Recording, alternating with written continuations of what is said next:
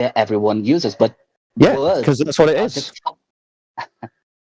So you're Okay, saying sea level? what about You're saying sea level is not level? well, there's a language barrier here, so I No, cannot. you just understood it. You agreed. Horizontal. Gotcha. But uh, the Earth is just too big, man. It's horizontal. Sea level. Do you know that How it's too big. light? Okay. Well, it Okay, can be okay. big. It can be big, but it's still level, horizontal, flat. Are you saying that uh, I'm saying the Earth is not a ball, my friend. we should able to not see horizon if we No, I didn't say anything about not seeing the horizon. let me try another one. Okay. Do you know that Okay, try another one. Okay. Do you know that flights over 36,000 feet, high altitudes, pilots and sometimes passengers can see a slight curvature on your horizon? Oh, can they? 36,000 feet. Oh, really? Google it. You sure about that? I've Yeah. googled that. That's not true. Oh, Not only have I googled it, I've been on a plane many times. Okay, I did too. But Okay, you saw the curve? I'm saying that I'm not I'm saying that Did you see the curve? cruising altitude, like I'm saying that over 36,000 feet. Yeah, over 36,000 feet, you see the curve in a plane. Okay, did you see the curve? I do you know the altitude? Dude, did you? Or did you not? Do you know? I didn't. But do you Okay, know? well, there you go. I guess we don't need to continue that then. You're the greatest living scientist, bro, alive right now, and Yes. scientific Yes. community has an issue with you, bro. They don't want to, they don't want to recognize you because you're such a genius. Oh, well, thank you. Yes.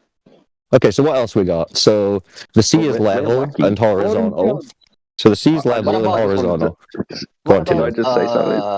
I just wanted What to about say, the Red Bull well, then, traders mission? wait a sec, bro. On that last comment that the other guy made, we're lucky that this has nothing to do with science. No, T-Dub, don't take it away from me. I'm the greatest living scientist, he said. Okay, sorry. That is sarcasm, bro. Number one scientist proving the flat Earth. Good stuff. Okay, so we got to. So let's just summarize. So the sea level is level. We've got that horizontal, so that's flat. Planes are treating the Earth as flat and motionless. And you were just about to say that if you're in a plane at 36,000 feet, you can see the curve, but then we asked you and you said, no, I didn't see the curve. Mathematically, according to the globe, you would not see the curve at that height. And then you just asked about the Red Bull jump. That's a good point, because you can go on YouTube and watch someone like Neil deGrasse Tyson explain that the curvature that they showed on those videos was a fisheye lens, and that from 120,000, from 120,000 feet, which is the altitude that they're at, he says you would not see any curvature of this globe because it's too big. So what you need to understand is the globe story that you believe in is not, it looks flat on the ground, but you can go to a certain altitude where you can see the curve. Their story is it looks flat on the ground and there's no altitude that you can go to or send a balloon to that could ever witness the curve. Only we, the government, a few people in NASA or Roscosmos could go to a place where we could see a curve. That's their story. So don't get it confused by thinking you're supposed to see curve at some altitude. No, you're not. And anytime you think you do, you are in conflict with the globe model math. So there you go. It's not a few people, actually. Not a few people in NASA. Yes. So according to the story, It's not. the only people who could claim to have been far enough away from the Earth to have seen it as a ball. Oh, it's- calm down, calm down, calm down.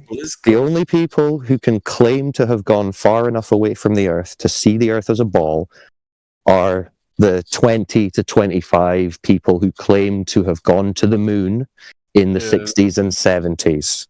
Okay. To the Okay, moon. mathematically, okay. that's the story. That's the story. So, People to the moon. You're now claiming people to the moon. no, I'm not claiming that. That's the Because- story. No, but My there's greatest the story my now. Because I was thinking that we was claiming about can we see the Earth from the from the space, but now you're claiming about we can see No, you can't Earth- see the Earth Earth from anywhere from- but Earth. Earth from the moon, right? No. Earth- No, that's what they claim the Apollo astronauts did. Hmm.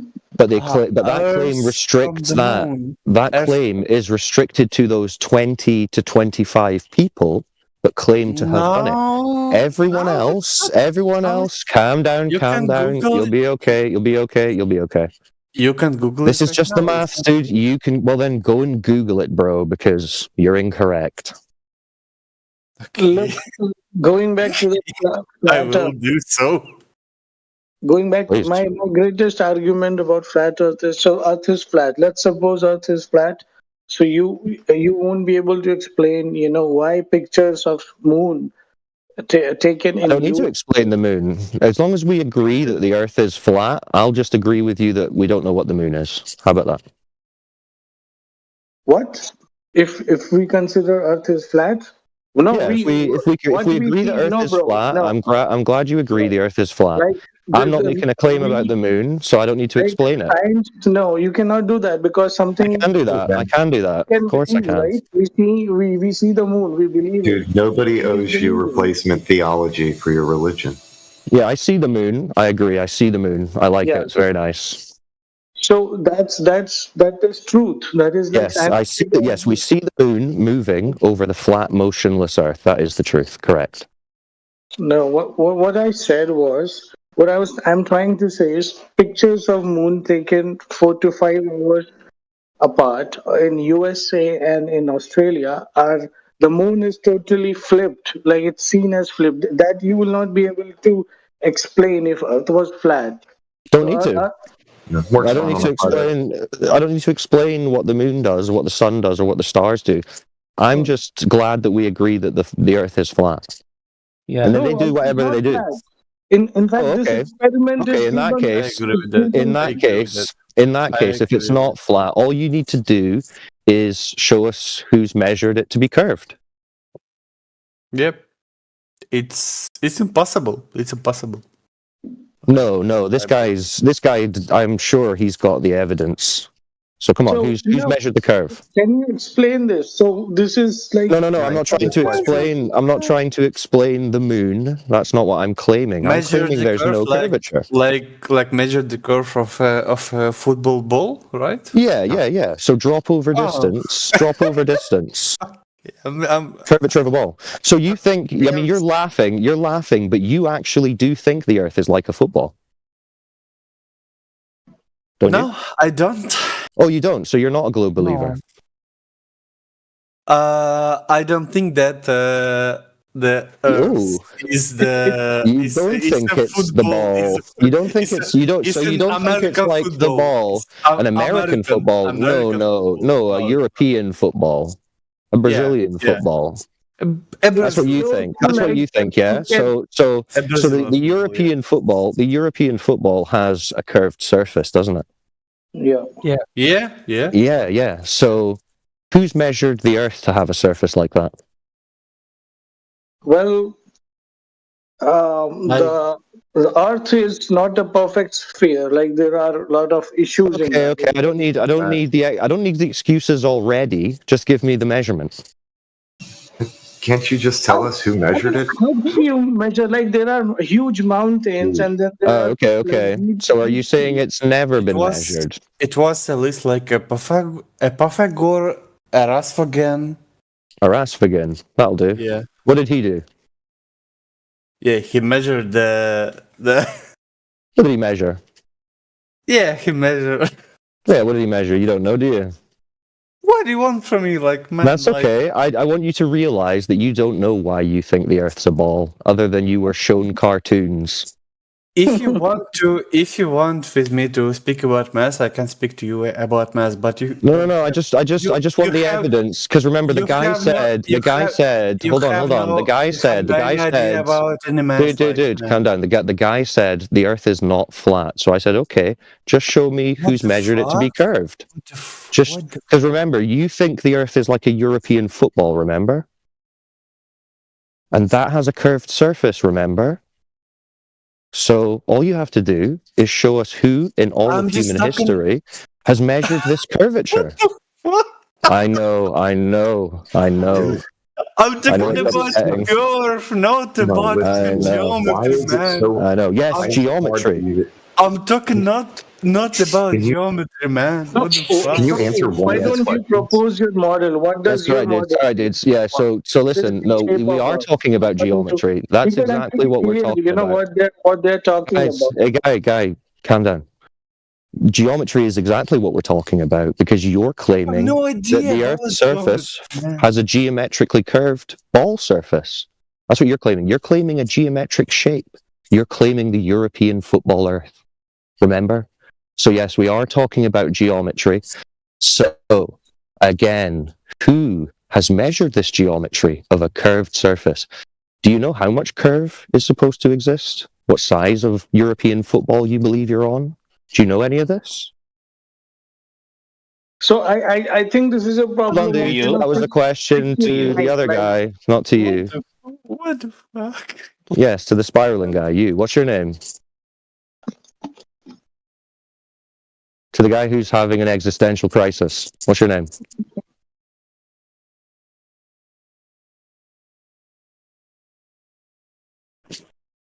I think Tom, what's his name, chat? What's his name? Let me. The other guy said about the moon. You didn't explain why Yes, the I'm. moon Because I said is I'm not upside explaining the moon. down. Yes, because I said I'm Why not. not? I'm not trying because I don't need to. That's not my argument. But Is my argument about the moon? When did I bring up the moon? No, it's It not is because. actually. Yes, it is.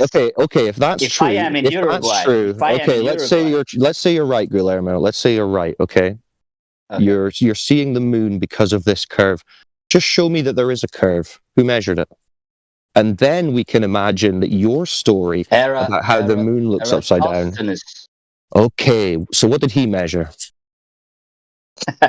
You wanted someone to say Eratosthenes.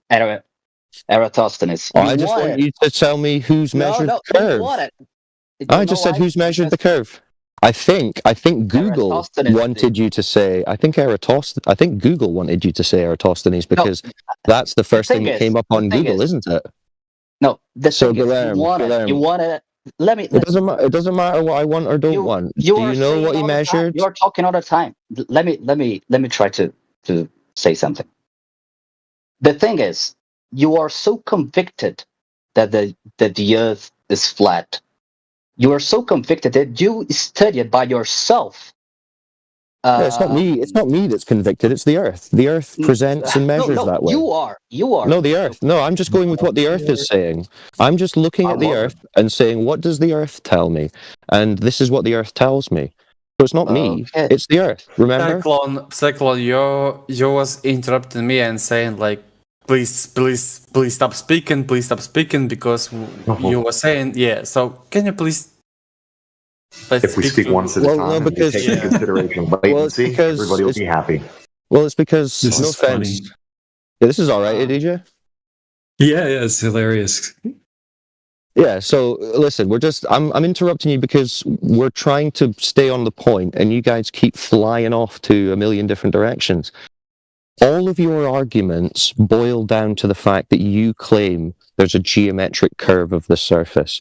If you don't have that geometric curve of the surface, none of your other arguments work. So let's start with that. And then if you can evidence that's the case, then I'll listen to your other arguments that assume a curve. Okay, so you got to Eratosthenes. You got to Eratosthenes. So what did he measure? Because you're saying he's measured a ball Earth. So is that the case? Measure what? Okay. But whatever we say, you will not be No, convinced. it's not So about what you the thing say. is, It's not no, about no, just what no, you say. It's no. about what you can It doesn't evidence and matter. It verify. doesn't matter anymore. It doesn't matter anymore Okay, because so you're the not thing saying is, Eratosthenes. you keep interrupting everyone. Because again, you are again deflecting from the point. You No, just you claimed are. Eratosthenes. You are the one who are keep interrupting anyone. You are the one. Yeah, to stick him to the point, because you need to stick to the point. Well, the point The is, thing is, you claim curvature. okay. You're claiming a Okay. European football, remember? Can you? No, Bro, I. let him It speak. wasn't me. Like, no. Okay, The burden of proof. I'm leaving, but I'm leaving. I just want to tell something to finish. I What? believe that the thing is that you want to believe that the earth is flat. You are so convicted that That's the earth is heavy flat. projection right there. That- Yeah, that's a projection, dude. That's a projection. No, Because come on, guys. Let me finish. Let me finish. go You're on, so finish your convicted projection. that He's you already study it by finished. yourself. You study by yourself evidences that supposedly would prove that the earth is flat.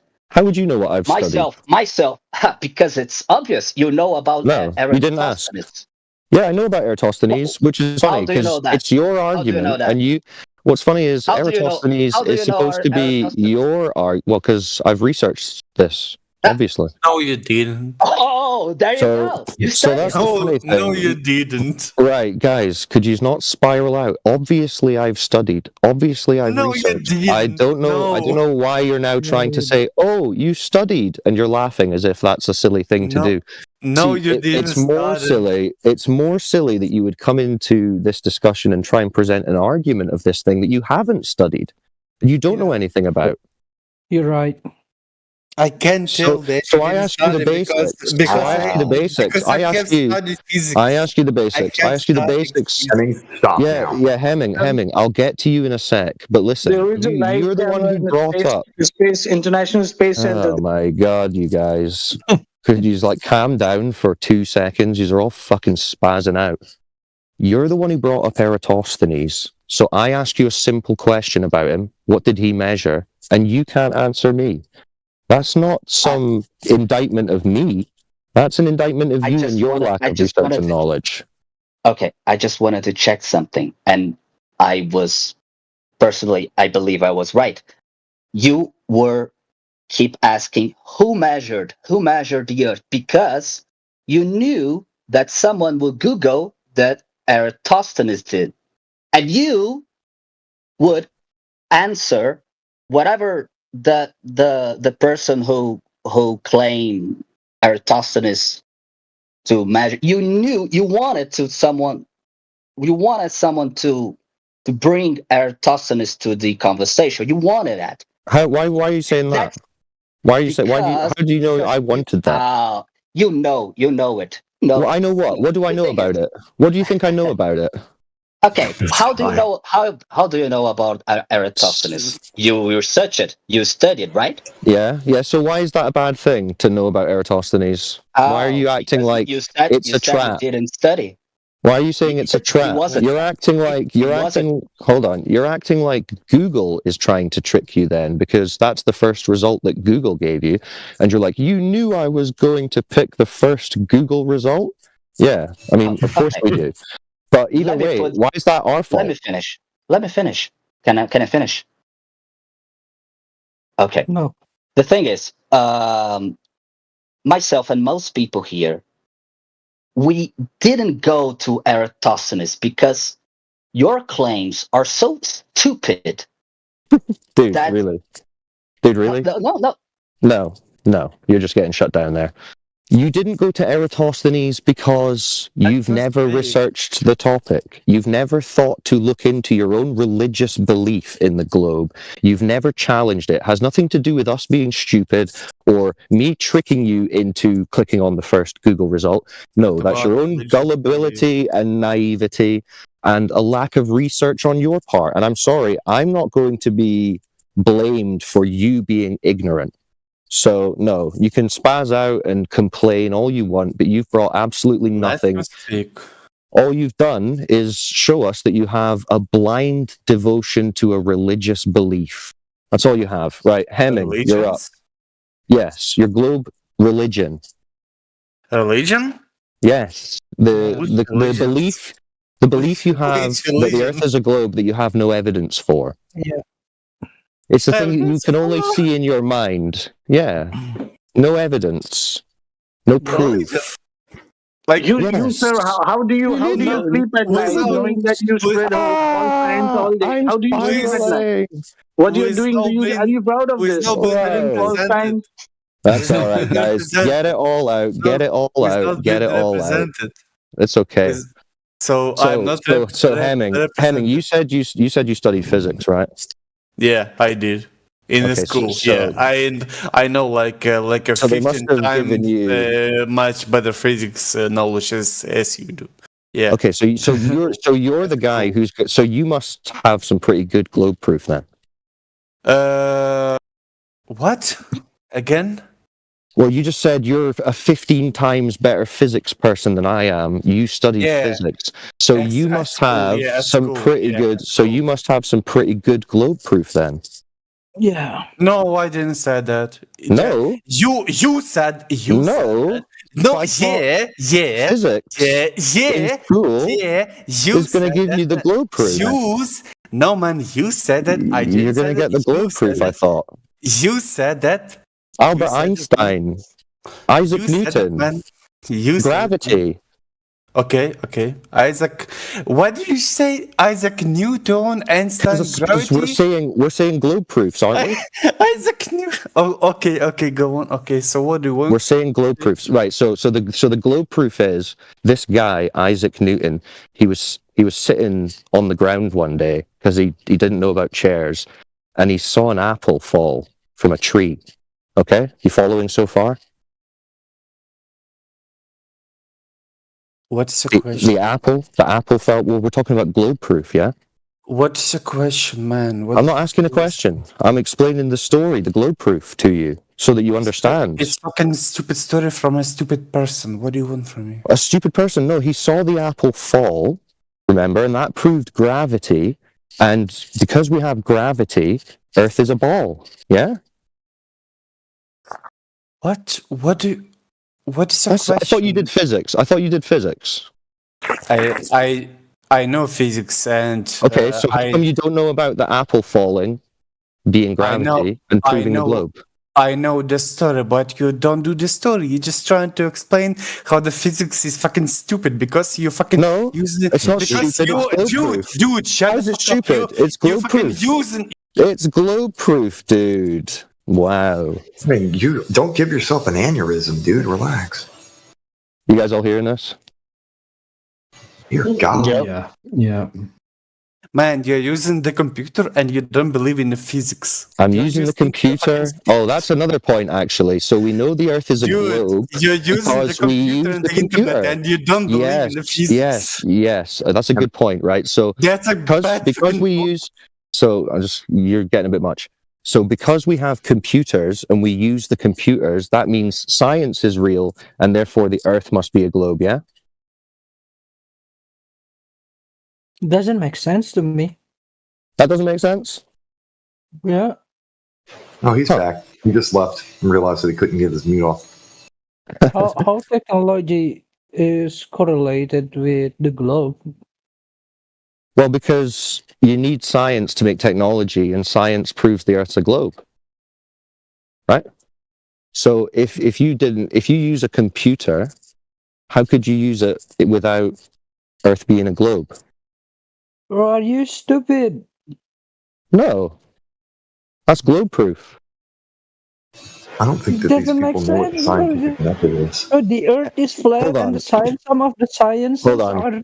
Hold on, Hemming. Hold on. Maybe I'm not saying it correctly. It's fucking Hemming, insane that you can't believe that. Hemming. You need to explain to this guy because he doesn't understand how computers prove the globe. Could you explain it to him? Explain him to what? The The computers. computers that prove the globe. Computers prove what? The globe, because of the physics and the science. That's you, the one who was trying to prove to me that it's not fucking true that the computer system fucking exist. You was talking to me. You was trying to prove to me that the Wait, computer no. it's not fucking exist, man. Computers don't exist. Fucking Oh man, my you god, fucking- this guy's hilarious. Listen. Really bad right now. Wait, what do you mean the computers don't exist? He disappeared. I think he left. Oh. Dude, I think you Cackled broke too it. loud and it disconnected him. Oh my god. It's too much fun. It's too much It fun. is. Yeah. All right, who's Sorry. next? Yeah, Who sorry. else has the It was globe actually evidence in here? A normal person got caught in the crossfire there. Who was that? He's like, that sounds dumb. Yep, welcome to our world. Do we have anyone wanting to present any evidence of the globe? So far, everyone has failed.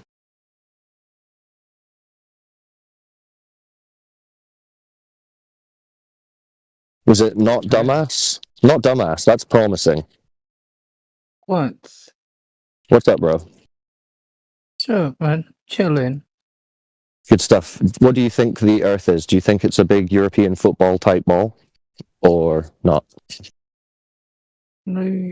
I think the Earth is a bowl-shaped thing. You know, bowl, a soup bowl, not A a soup ball. bowl.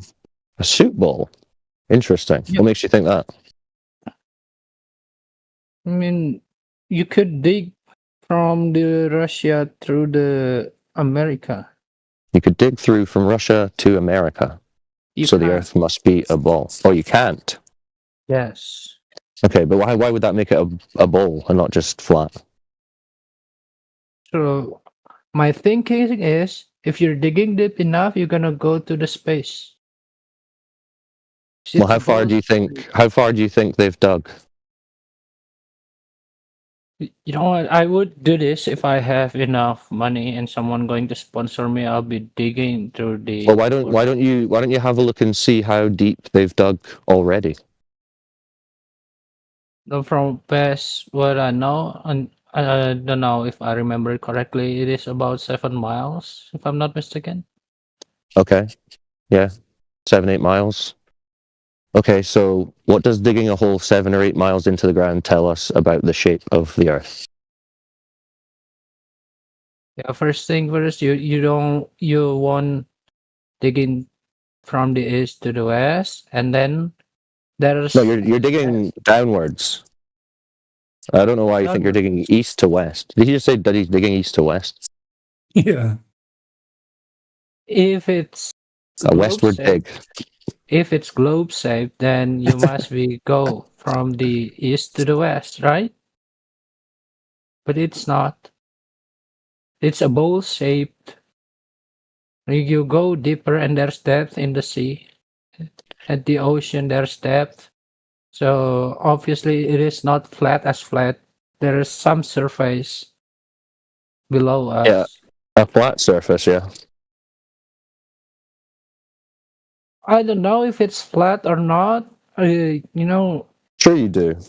That's why you're studied- pretending that you think it's a bowl. you know, some lands are deeper on the other countries and some are just more shallow. You know what I mean? Yeah, dudes, Like it's- are you gonna have a serious conversation? I'm being serious. Are you No, you're making not. fun of me? Don't waste my time. Bro, it's a bowl shaped because there's Bro, relief. the only You thing know, bowl relief. shaped is your hair. Now shut up. Go on mute. I'm being dead ass. Like Yeah, how dead ass people- retard. We're not doing that. Either be serious or put yourself on mute. Or we'll help you with that. It's your choice. Okay, if it's not bowl shaped, then what do you think about the Earth? It's observed, measured, and practically used as a flat topographical plane. It is flat at the top, but not. it's just normal. flat. No, Yeah, all the Yeah, bodies yeah. of water. Do you know what the word level means? It is something that you have to pass in the game, a video game. No, as in a geometric term. Oh, in the term of geometric, then it is something that define the height. Height. Maybe you should look it up. It means like a flat line, horizontal. No side being higher or lower than the other. Even. Yeah? You understand that? No. Can you elaborate more, please? It's not much more to elaborate. Just open a dictionary. Do you know what a dictionary is? It's something that you have to store your words. Yeah, it's a book Not that a- tells you the meaning of words. Yes? So get a dictionary and look up the word level.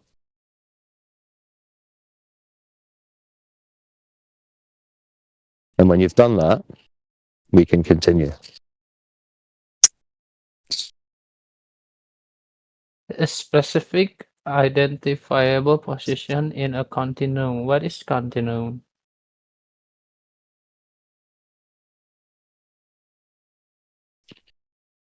Is it a space? A non-spatial. No. So there's no space. Am I right? Now you're all over the place like every other one that I've spoken to tonight.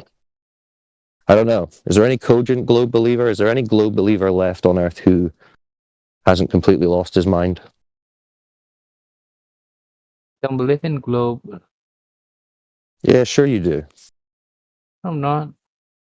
Okay, Fuck globe, what's the claimed radius of the globe? I don't know. That means you believe in it. No, I'm not. Yeah, because only the people who don't know anything about it actually believe in it. Well, I've been a flat earther since 2011. Nah, you thought it was a bowl, remember? But the top surface is flat. The top surface is That's flat. alright. That's alright, dude. Maybe you should just listen for a while. It's not pizza shaped.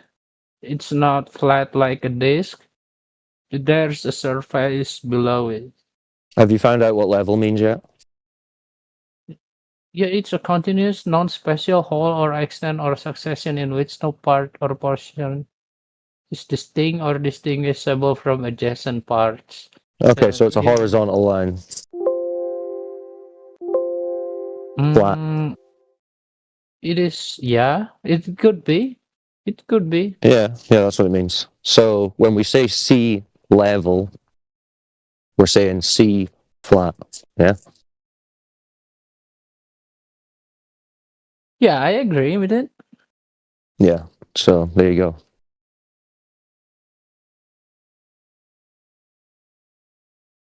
Yeah, but the depths are varies. Simple. Flat The, de- Earth. the depth. No. Well, listen, Mhm. the depth are varies. Doesn't matter about the depth.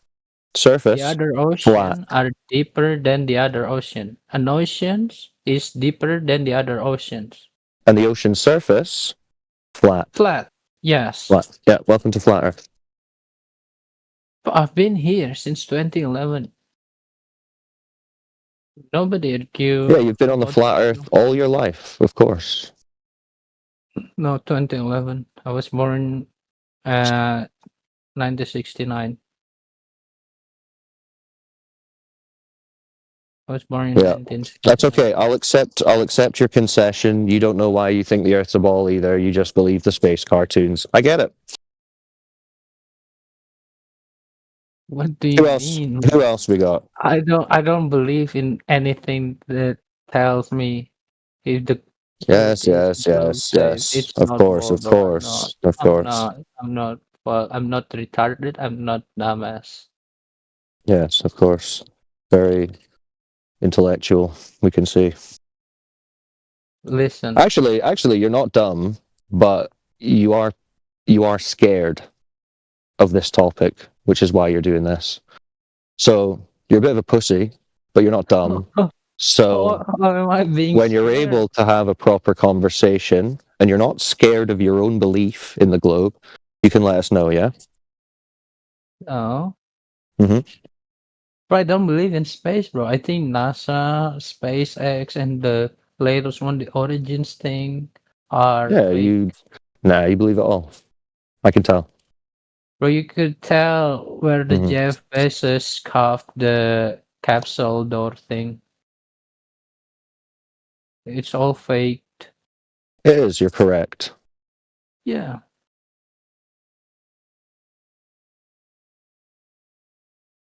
I think the universe is real, but the Earth is fake, and the space is not the space that they have been showing us.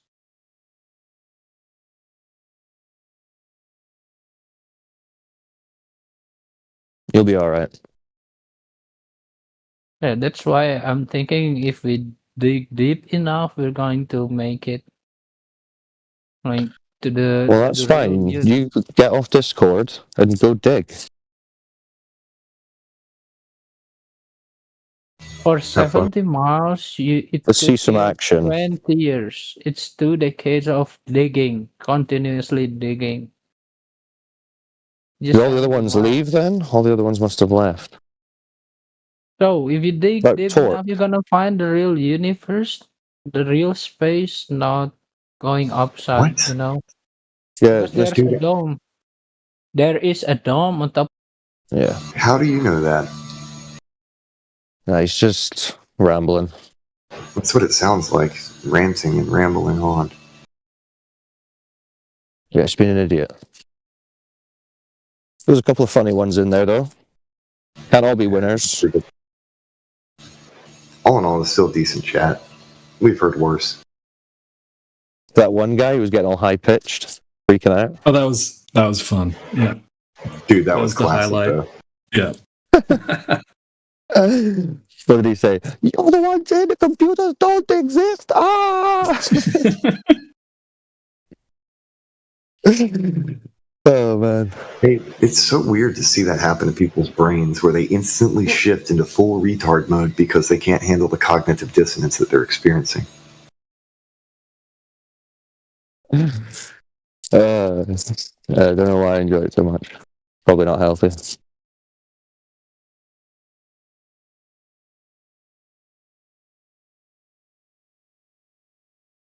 Having an interaction like that, though, must make you self-reflect for any normal person. Maybe that occurs.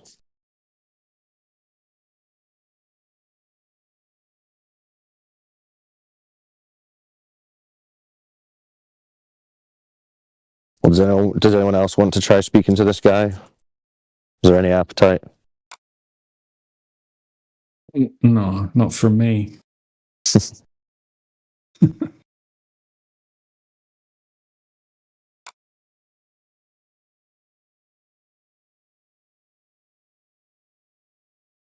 Yeah, it's just a weak tactic of not engaging with the topic of conversation at all. Like, he's already heard enough to realize that he couldn't possibly make an argument for the globe, but he's not ready to actually confront that realization, so he's just going to bullshit and pretend he thinks it's a bowl, and then realize that sea level means it's flat, so just pretend you've been a flat earther for 20 years. Just crazy. –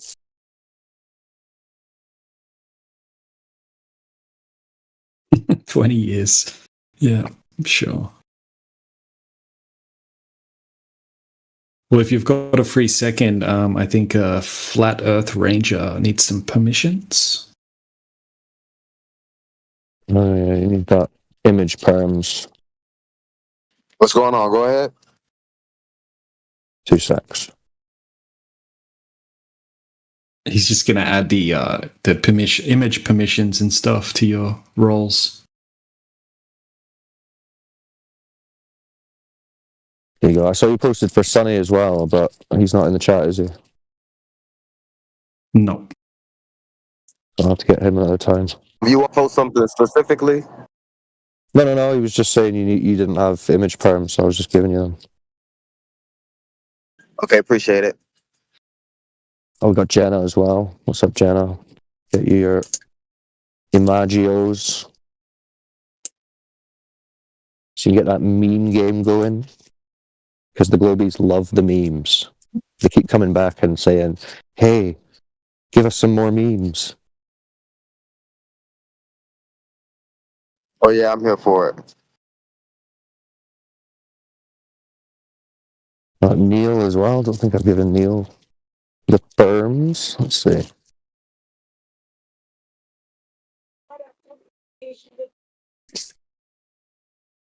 Here you go, boys. I'm expecting some good memes. Like you meme it.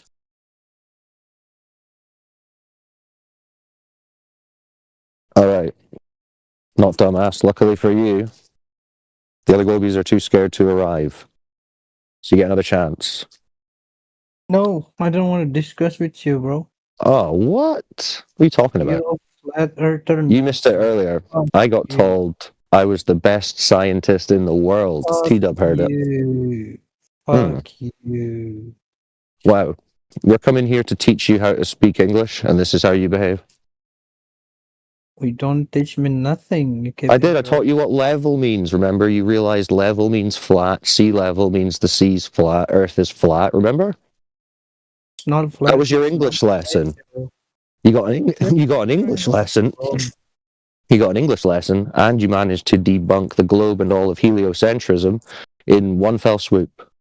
So I would say a thank you is in order. Have you said thank you to the Mr. President? No, like you owe me a thank you. Why would I? Because I taught you the meaning of level and at the same time made you realize the Earth isn't a big spinning cartoon ball in space. That's a favor. You owe me an apology for calling me a dumbass. when You I owe me a was thank you. a Well, you dumbass. you thank me first, and then I'll apologize. Then you muted me. What the fuck, man? Fuck you. Are you recovering from that, by the way? Are you okay?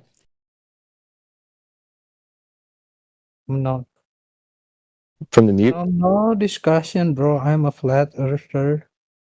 I hope you've got health insurance for that mute. Oh, just because of my accent, you're assuming that I don't have a health insurance. That's racist, man. Oh, wow. A victim of mutes and oppression. You truly are the number one victim. It's been a really tough run for this character. I feel for him. Yeah. I don't. I hope it Funny gets to me. better. It's been trampled and stepped on and abused and Well, I'm trying to help the guy out. I'm teaching him English. I'm teaching him that the Earth's not a spinning cartoon ball in a horrifying, never-ending vacuum. And this is the thanks I get. He's swearing at me. He's using English against me as I'm teaching him. So you're the victim now. You know what? I think the flat earth thing is only for white people. You're not allowed to have a free thinking as a non-white person. Wow. This is disgusting. You are the number one victim, dude. That's racist. You're Don't let anyone tell you right. otherwise. Wait, Don't let anyone what? tell you otherwise. That's such a stupid statement, dude. No. I think he's going I'm a somewhere. flat earther. I think he's going somewhere with this globe proof. Globe proof he said you're racist. And if the Earth wasn't a ball, racism wouldn't make sense. It would be different. So racism wouldn't work on a flat Earth. So Earth must be a ball because of racism. What in the hell did I just tune back into? And this guy's bugging. I'm not. This talking to you, is I'm muting this myself. is the Glober's newest proof. But that's the Racism. newest argument is racism. Racism, yeah. Wow.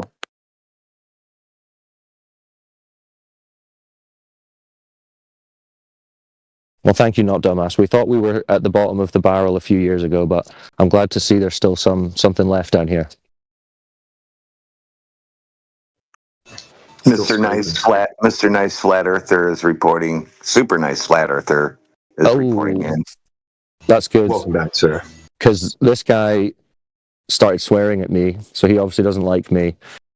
Not dumbass. Do you want to speak to the nice? Do you want to speak to the nice flat earther? Yeah, we can't have you swearing at people. I think you should teach him how to be nice. I Wow, can't. my favorite flat earthers here right now. This is crazy. What's up, Heretic? What's up, Rattler? I feel like Oh, the Cyclone guy. You can just call me Mr. Super Nice Flat Earther. I've changed. Don't worry, not dumbass. I'm gonna go on mute, and Mr. Nice Flat Earther is gonna speak to you because he's the nice one. Like, just be Okay. nice, but like the truth ain't nice. Good No, they don't want to. Don't talk like that in here. You have to be nice, and you can't offend them with truth. That's very mean, and their feelings get hurt. Oh no, their feelings. Well, it's crazy because I was just teaching him English, and then he started lashing out. Well, you taught them very quickly. Oh, you want me to do it more or what? You No, need to calm Radlin's down. gonna Why are speak you to so angry at Cyclone? What did he do to you? Why are you mad at him? Let's talk about this. Let's share feelings. Yeah, what did I do? Oh, you did a lot of things. You've done me dirty. Just because of No. my accent, you'll be assuming things and you're projecting. You're the real glove believer here. What is this? I don't know. I don't think I did anything. I think that was unwarranted, and now you owe me a thank you and an apology. You need to Because allow remember, someone. I told you about Thank you. level. Thank you. Come again.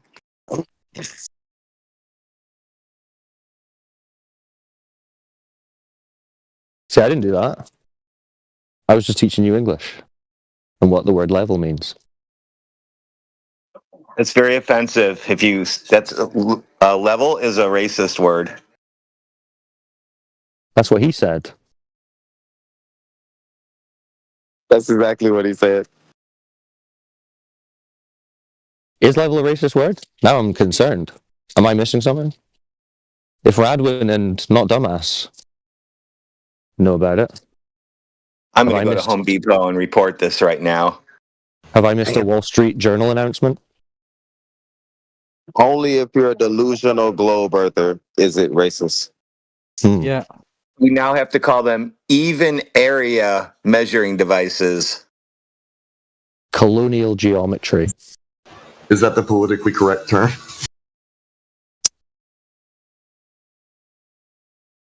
I'm coining it now. Colonial geometry. How dare you oppress us with this flat surface?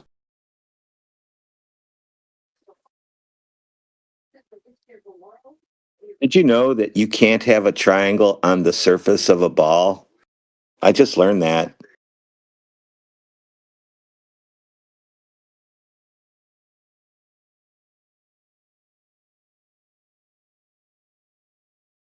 Not dumbass? What do you think? Triangles on a ball?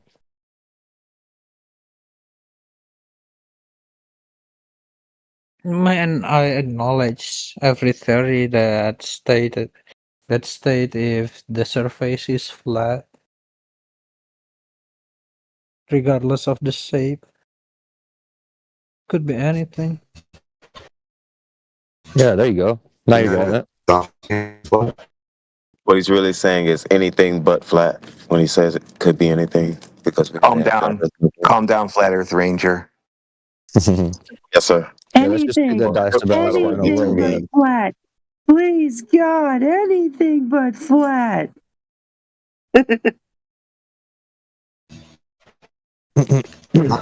down, Jedi. Calm down. Do you know? Is Oh, I said, as long as the surface is flat, it's true, regardless of the shape.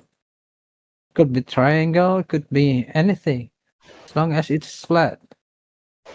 Is not a shape. Can we tone it down in here a bit? I mean, Is it? can we get people to so we can understand everybody? It's very chaotic in here right now. You need to stop yelling, Radwin. Stop yelling. I'm sorry. I'll tone it down a bit. Yeah, you're acting aggressive. Yo, chill. I'm sorry. It's always.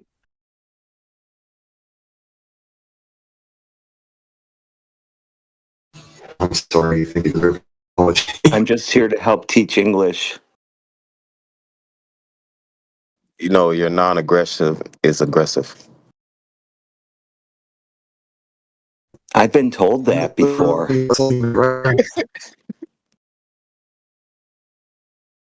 I know all my helping verbs.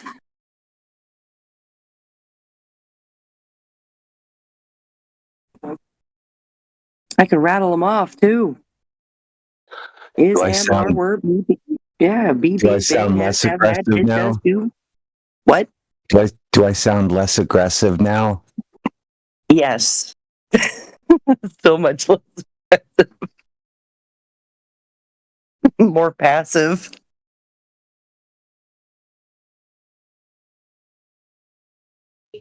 Thank you very much. You are very welcome, good sir.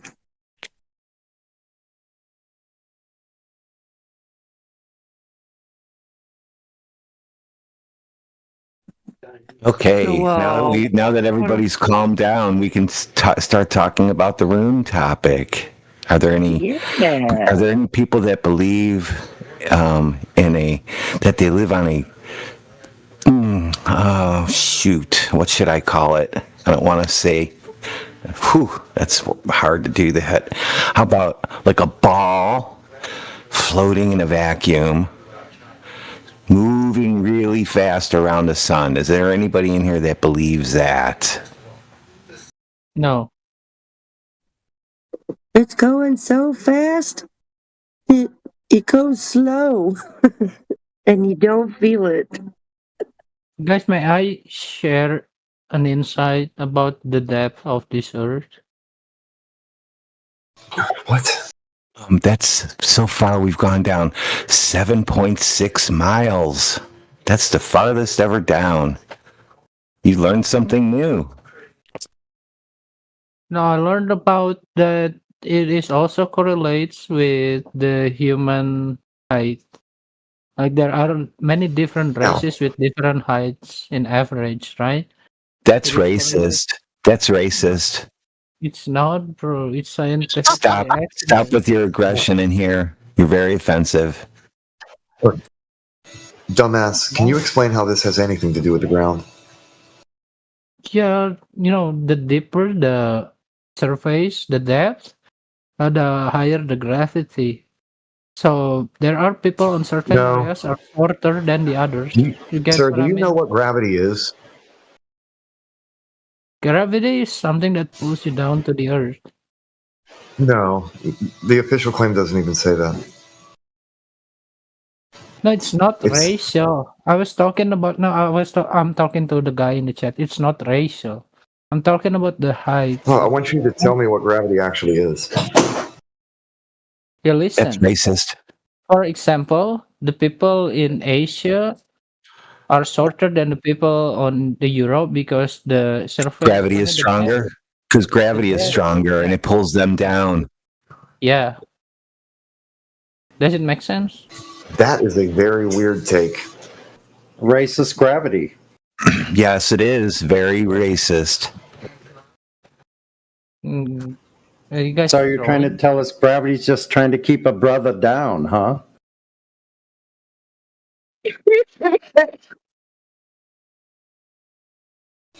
Y'all wild. No, you can't keep a good dog down. Wow, wow, wow, wow. Yeah, we're waiting for not dumbass to tell us what gravity is. You haven't explained it yet. Why are you yelling? Am I yelling? Yes, I feel offended. No, really, am I too loud? I can turn it down. Okay. Why am I yelling?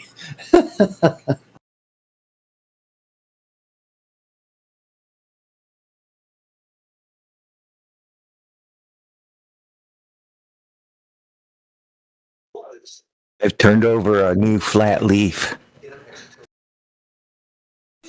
Hey, not dumbass. Do you know what a fictitious force is? Or a pseudo force? I checked my settings and I'm not too loud, but that could be something. You're loud and clear. You're coming in clear. Okay, Sonny. good. You're good, man.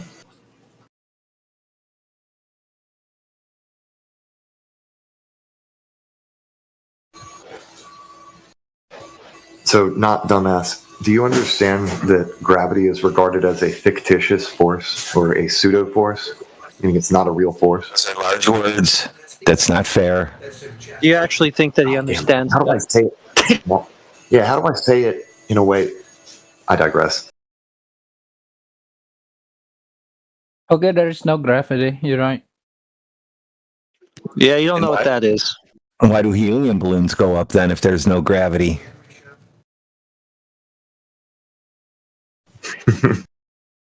I was just theory crafting about this.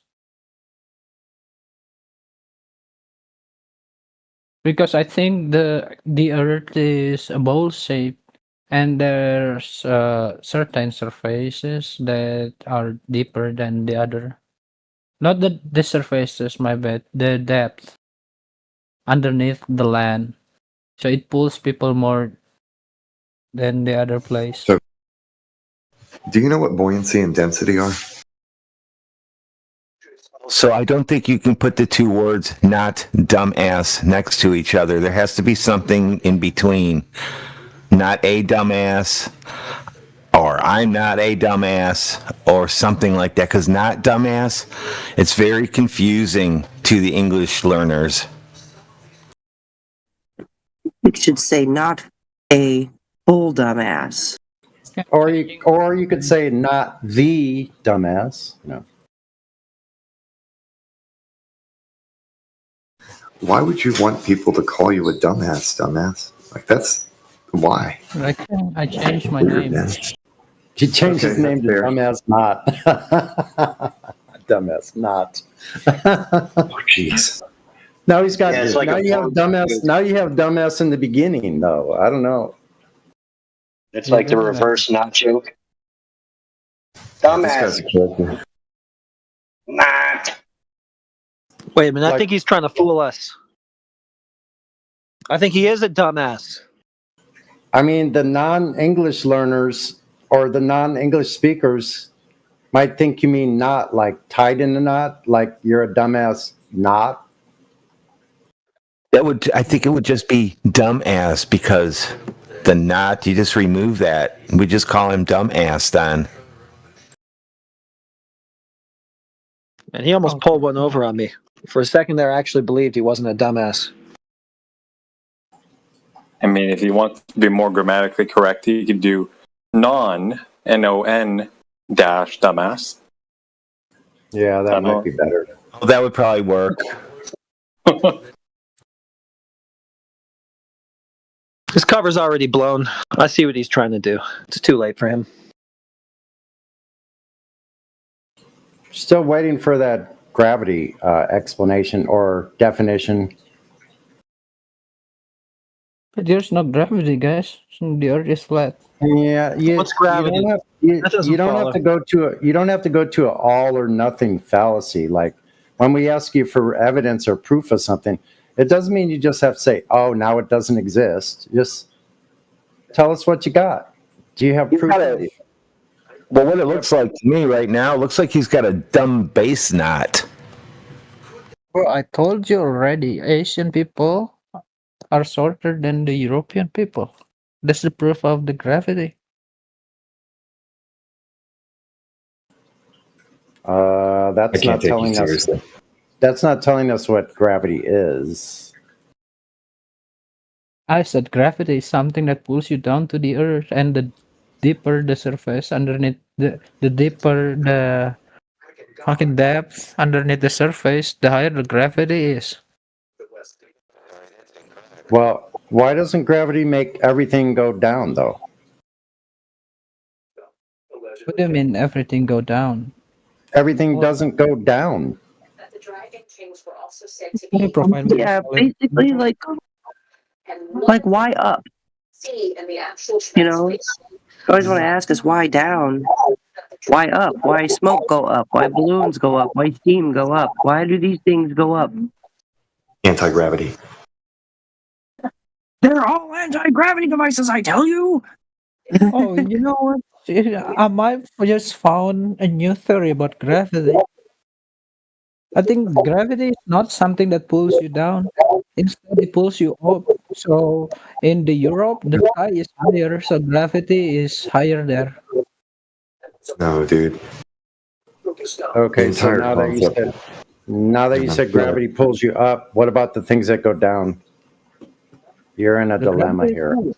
The sky is lower there.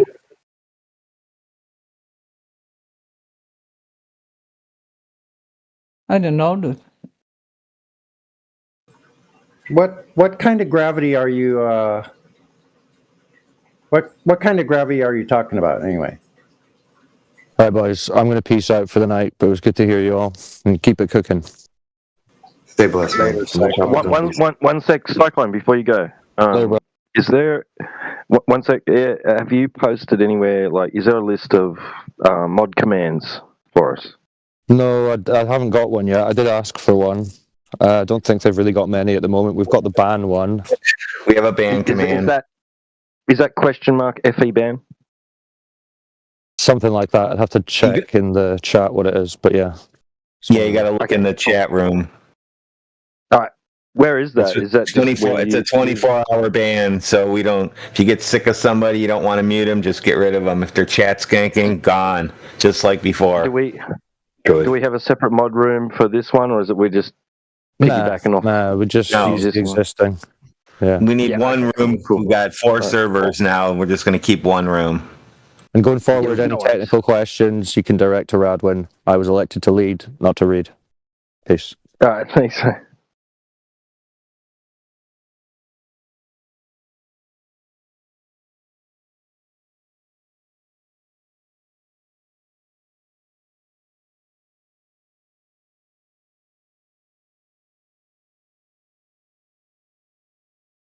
It's been raining like crazy all day. I believe that's part of the gas cycle. Gases go up, and then they come back down. They go up and come back down. Well, I'm going to calm down. I was getting excited.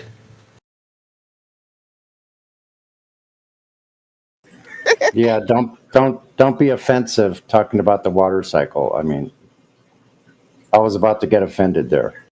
The water cycle's racist. Yes, it Talking is. about water vapor going up. That could be get people excited. You know, that could be triggering.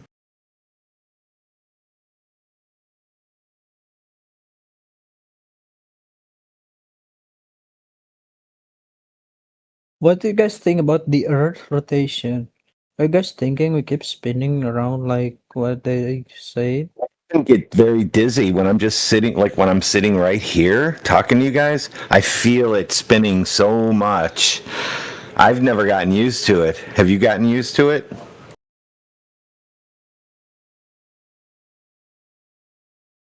Do you feel yourself spinning, dumb bass snot? That's the knot. That's when somebody actually ties a knot in their bass string, and you're like, "That's a fucking dumb bass knot, dude." You don't do that. You just wrap it around and click over once, and then it's locked in. But he makes dumb bass knots. Damn.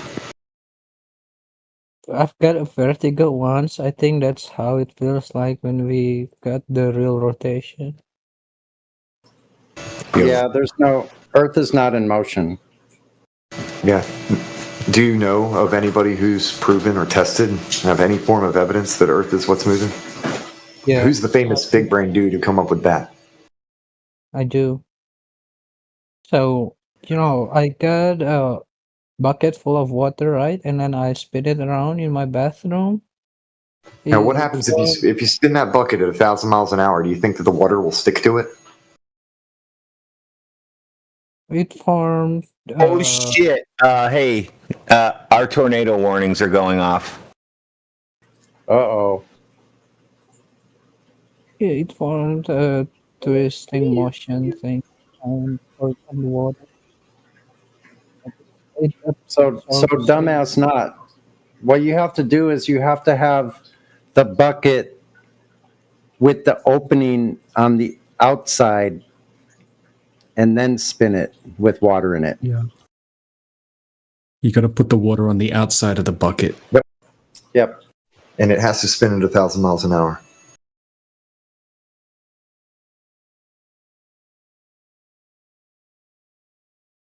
Interesting. I should do that. Do you feel the Earth spinning right now? Give it a try, bro. Hey, you know what? I'm going to swim at the pool. 1,000 miles an Okay. hour, spinning around. I hope it could balance the speed of the rotation. So No. technically, I'm not moving, right? If I do that. Yeah, we're not moving. This is why the Earth is regarded as the inert reference frame. It doesn't move. The Earth is flat. If it moved, you'd have some name of some famous dude that proved that it's moving.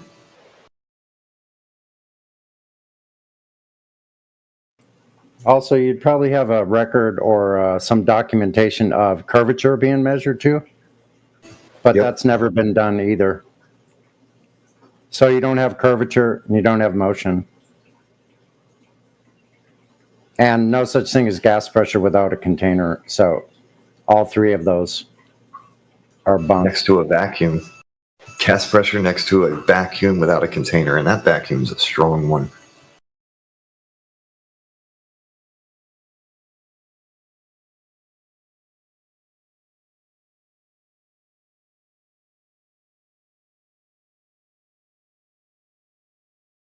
Welcome, human being human.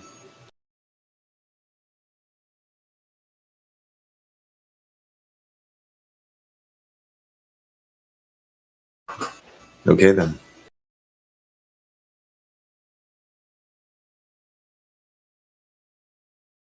Good evening, fellas and ladies.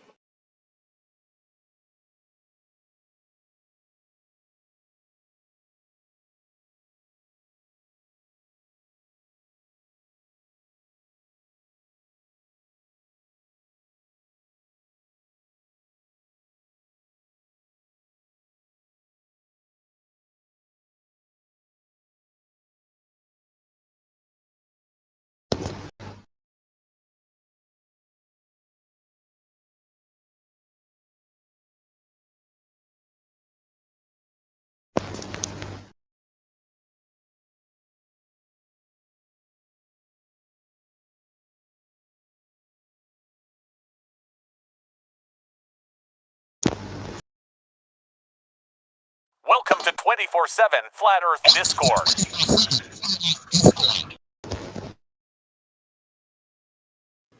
That's right. What was that?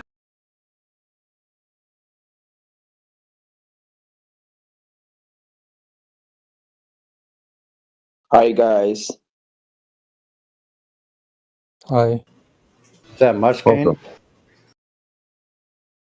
No, it's not Mushkane. It's Mussane. It's someone else. Mussin, something like that. Mussin.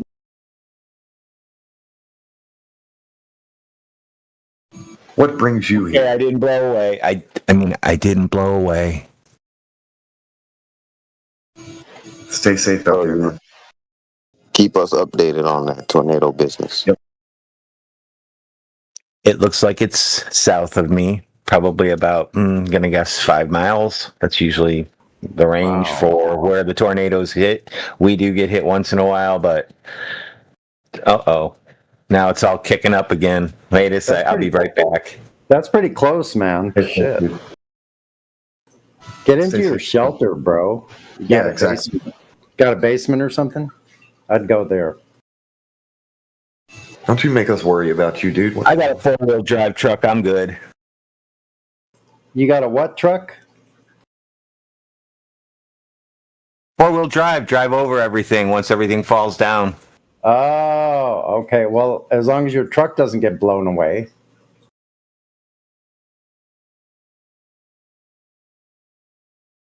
I can see Radwin running in his 4-wheel drive truck, running away from the tornado.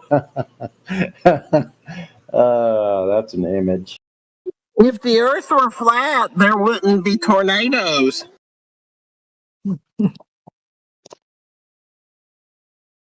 That's because the Earth is flat, actually. Yeah. No, the weather, it looks like it's on a flat earth, and that's how we know that it's actually a globe.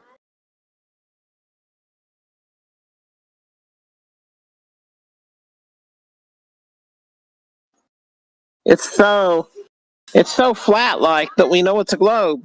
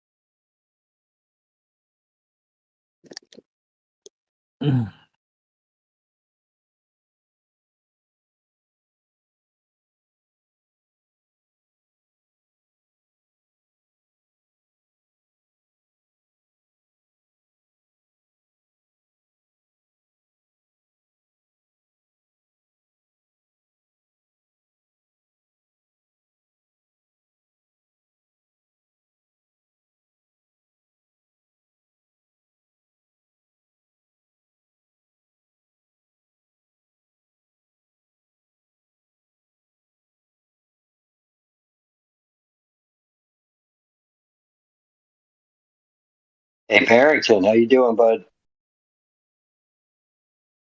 I'm well, sir. How about yourself? Hanging in, just trying to get these kids ready for bed. There you go. You had to run off to a couple things earlier when I abruptly departed.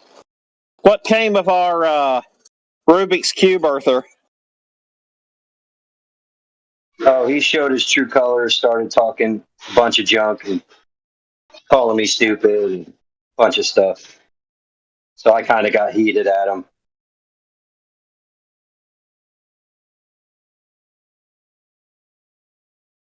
Well, good.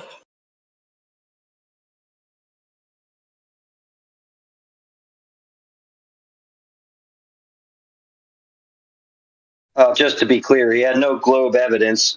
I asked him if he even knew what the radius of his alleged ball was, and he couldn't even present that. So, yeah, of course not. And he just after. Then he Googled it. He Googled that. I asked him the distance between the Earth and the Sun, the alleged distance, and he had to Google that too. And I called him out on it. Then he just resorted to name calling until Secret Asian man came in and saved the day and bam. Did he do that man a favor? Bestow a kindness upon him? Secret Asian man.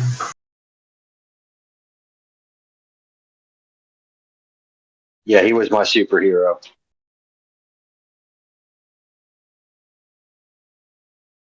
Yeah, shortly after he was banned, some other Glober came in and yeah, he was arguing gravity was proved by Cavendish experiment, and there was no talking to him. Then Cyclone came in and spared me that because I had an emergency with my daughter, so I had to go take care of her. So that was basically what happened after you left.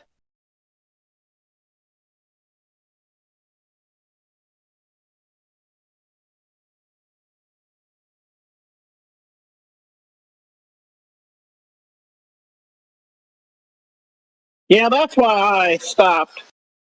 Or I shouldn't say stopped. That's why I didn't engage that fellow once he started talking about the Rubik's Cube Earth.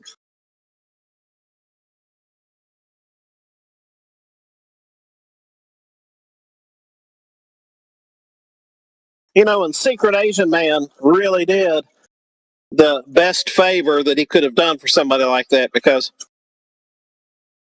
once we're rebroadcasting on YouTube, that it would be such a shame that sometime down the road somebody were to hear that, to hear him going on and on. So it's really a good kindness that we do to them when we give them a little 24-hour pause to regroup.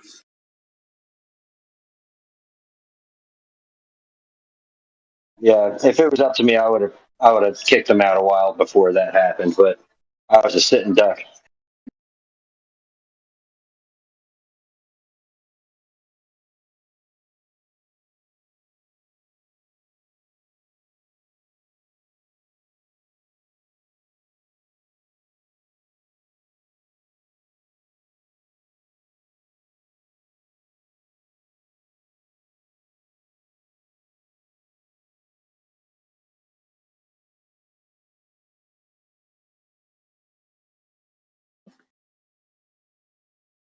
Yeah, see, I didn't want to encourage him, but I was just about to ask him that if in the middle of the Rubik's Cube Earth, if there was a guy controlling some levers like an eraser head that was making the cube Earth spin in circles, and that's what was making the gravity.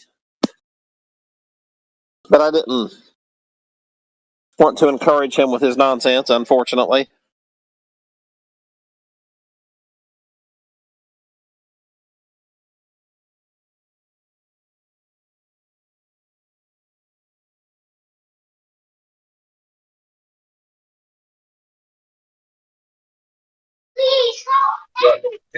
It was kind of strange that there was like a couple guys that came in. They both had the same profile picture. One had a different border around his face. I was wondering what was going on with that. But there was some decent. There was some decent like showing of like five. I mean, Cyclone crushed these guys' arguments, but there was really nothing going on like as far as like decent arguments. They didn't have anything. Just looking at the sky and the luminaries, assuming that the moon's phases were the shadow of the earth or whatever. There's nothing really to write home about. But yeah, the one guy that came in said that a good one here was that he said there's only white flat earthers, which I thought was pretty hilarious. Yeah, too bad we can't get Gen CBR1 and some others around him then. Mind you, Flat Earth Ranger was right in the room when he said that. And Secret Agent Man has been here the whole time.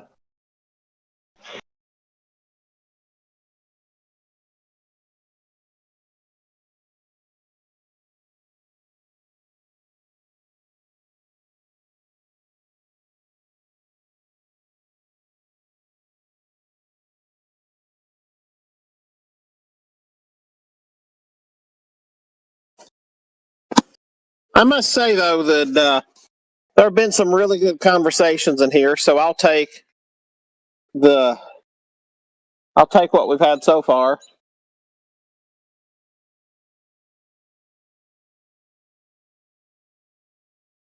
I mean, out of the 200 and something thousand, 100,000 members of this channel, I would hope we get somebody in here soon that's willing to have a conversation and provide some evidence of the globe.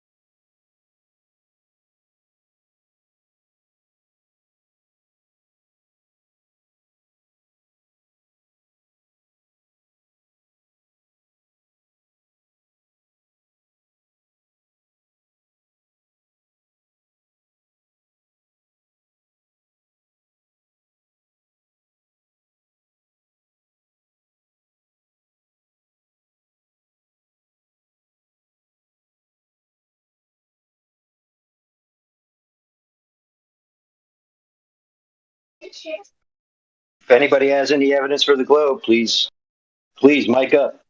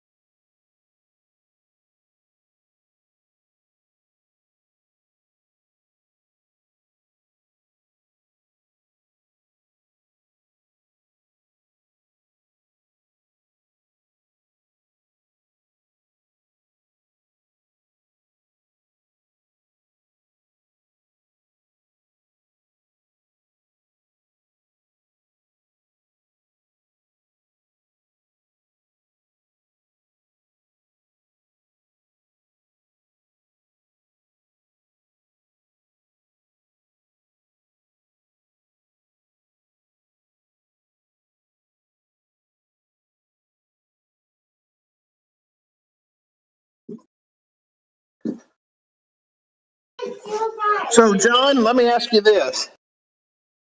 What's your quote favorite, unquote, proof that the GTs you'd like to use?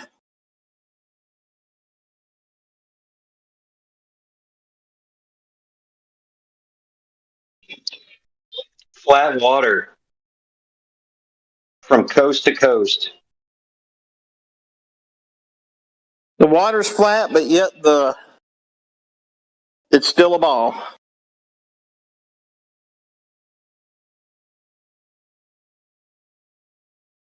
That is a good one, my friend.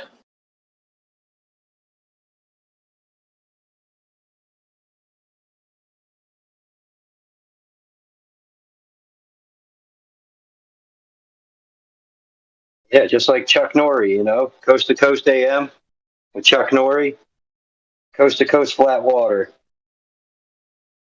Yeah. I think my favorite is when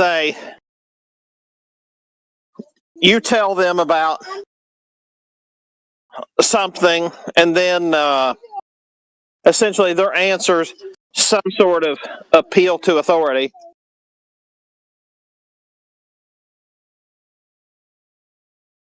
I love what Cyclone said, government space cartoons.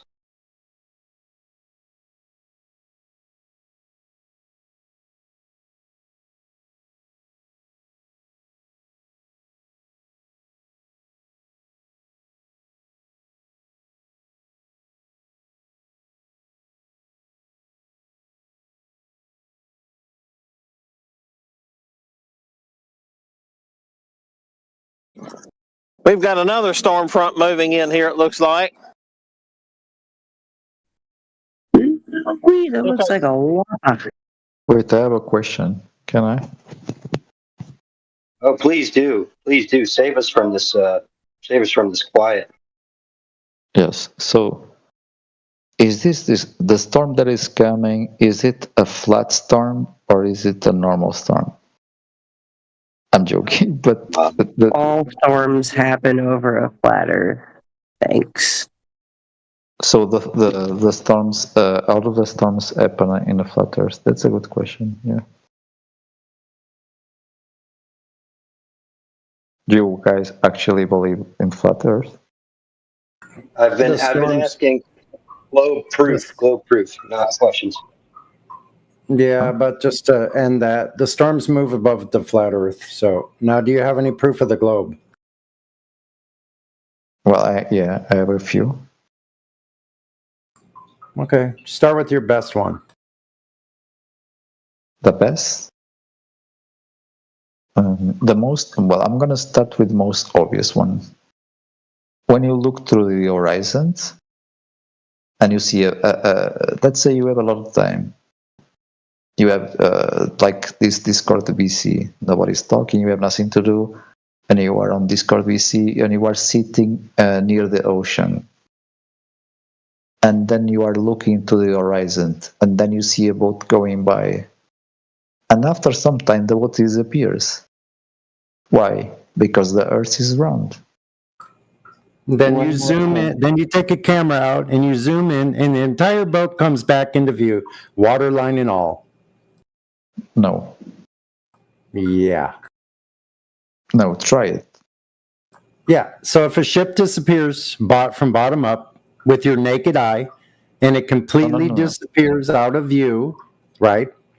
Disappears out of view. Yeah. Yeah. And then you bring out a zoom camera. You can zoom back in. No. To the boat. You will. It comes back you will not all see the way to the waterline. Yes. I can tell you that is not showing up because, well, of course I'm not talking about a couple of hours. Let's say you were there for like, I don't know, the entire day. If the Earth was flat, then the motion of the moon would not be circular as it is now. It would head directly to the center of the Earth.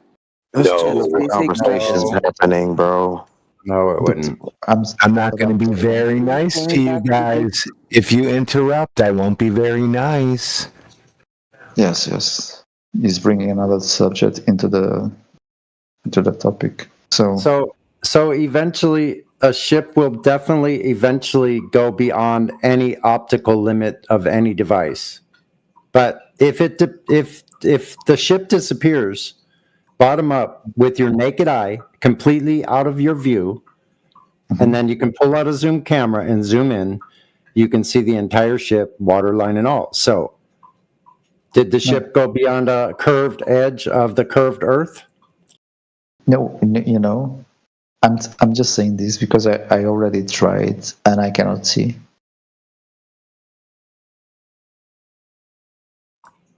Okay, so did you start out with a zoom camera or did you start out with your naked eye? Well, in my naked eye, I couldn't see, but when I'm using a camera with a powerful zoom, still not there. But it depends on how far. It depends on how far away it is. Eventually, things will disappear bottom up and completely go out of the range of any optical device. I'm not talking about that.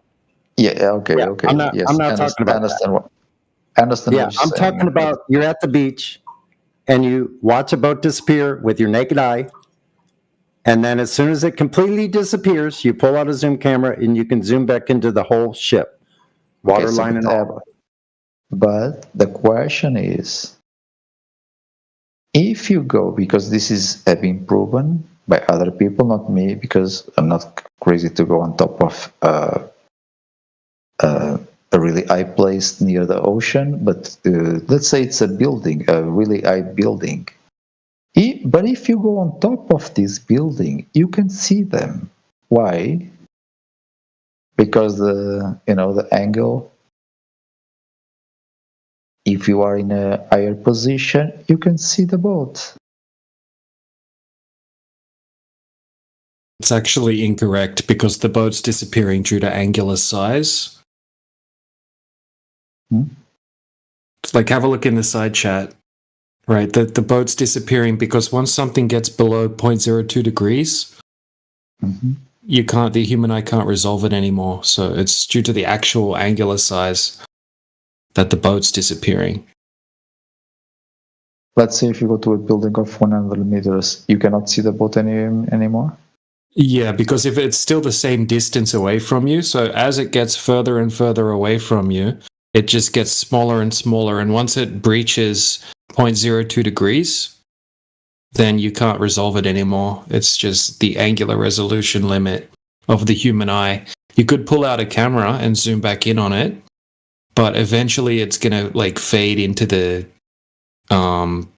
opacity of the atmosphere. But I'm saying that it's possible to see with a camera. But with a camera on the ground, you cannot see. But if you go above, let's say 100 meters, you can see. Yeah, it is possible on the ground, right? So have a look in the side chat. Here, I'll repost it again. 1 second. So this is a giant ship. Now you can see that when he's zoomed out, okay, here it is. When he's zoomed out, you can't see the boat, right? And then he zooms back in and you can see the whole boat again. This is from right at the, like a few foot off the surface of the water, 6 foot or something. There's lots of examples of this as well. Sometimes it appears like it disappears bottom up, like if you've got ocean swells or if you've got a particular type of miraging effect or something happening like that. But most of the time, this is what happens. Yeah.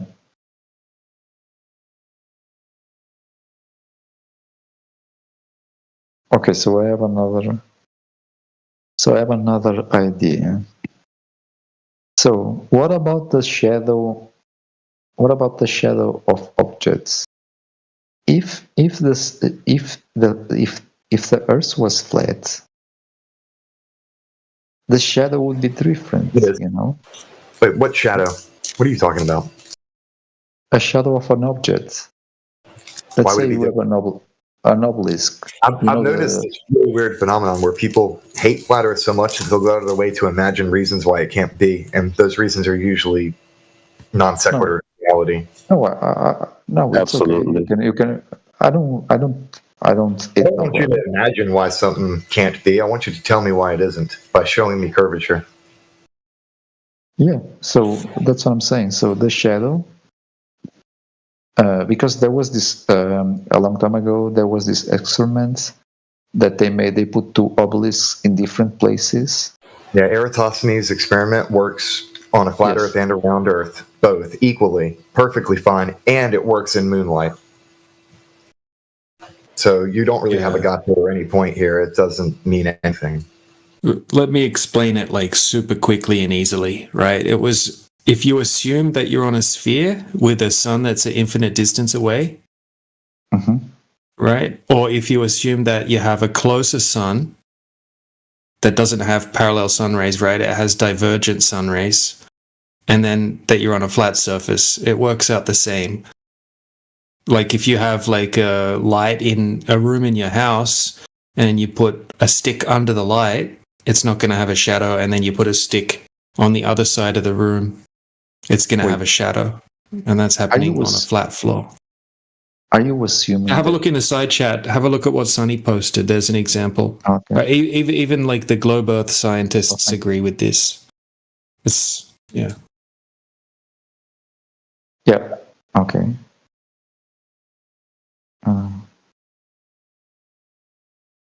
Hello, guys. Welcome. I want to ask 2 questions, if you don't mind. Yeah, just hold on a second. We're just chatting to Axion. Yeah, but wait. You're next in line. No problem. Yeah, but so it was only he was only able to do his calculation because he pre-assumed that the Earth was already a globe. He wasn't trying to test if the Earth was a globe. He was just using some mathematics to try to calculate a circumference, that's all. So he assumed that the Earth was a globe, and he assumed that the sun was an infinite distance away, and that the sun rays come in parallel. Now, based off those assumptions, he did some mathematics, and then he came up with the supposed radius circumference value of the Earth. But it was only because of the assumptions that he made. Okay, so yeah. So wait, the question is: Are you assuming that I don't know the sun? How does the sun work in a flat Earth? Does it move around just Hey, the sun Axiom. moves.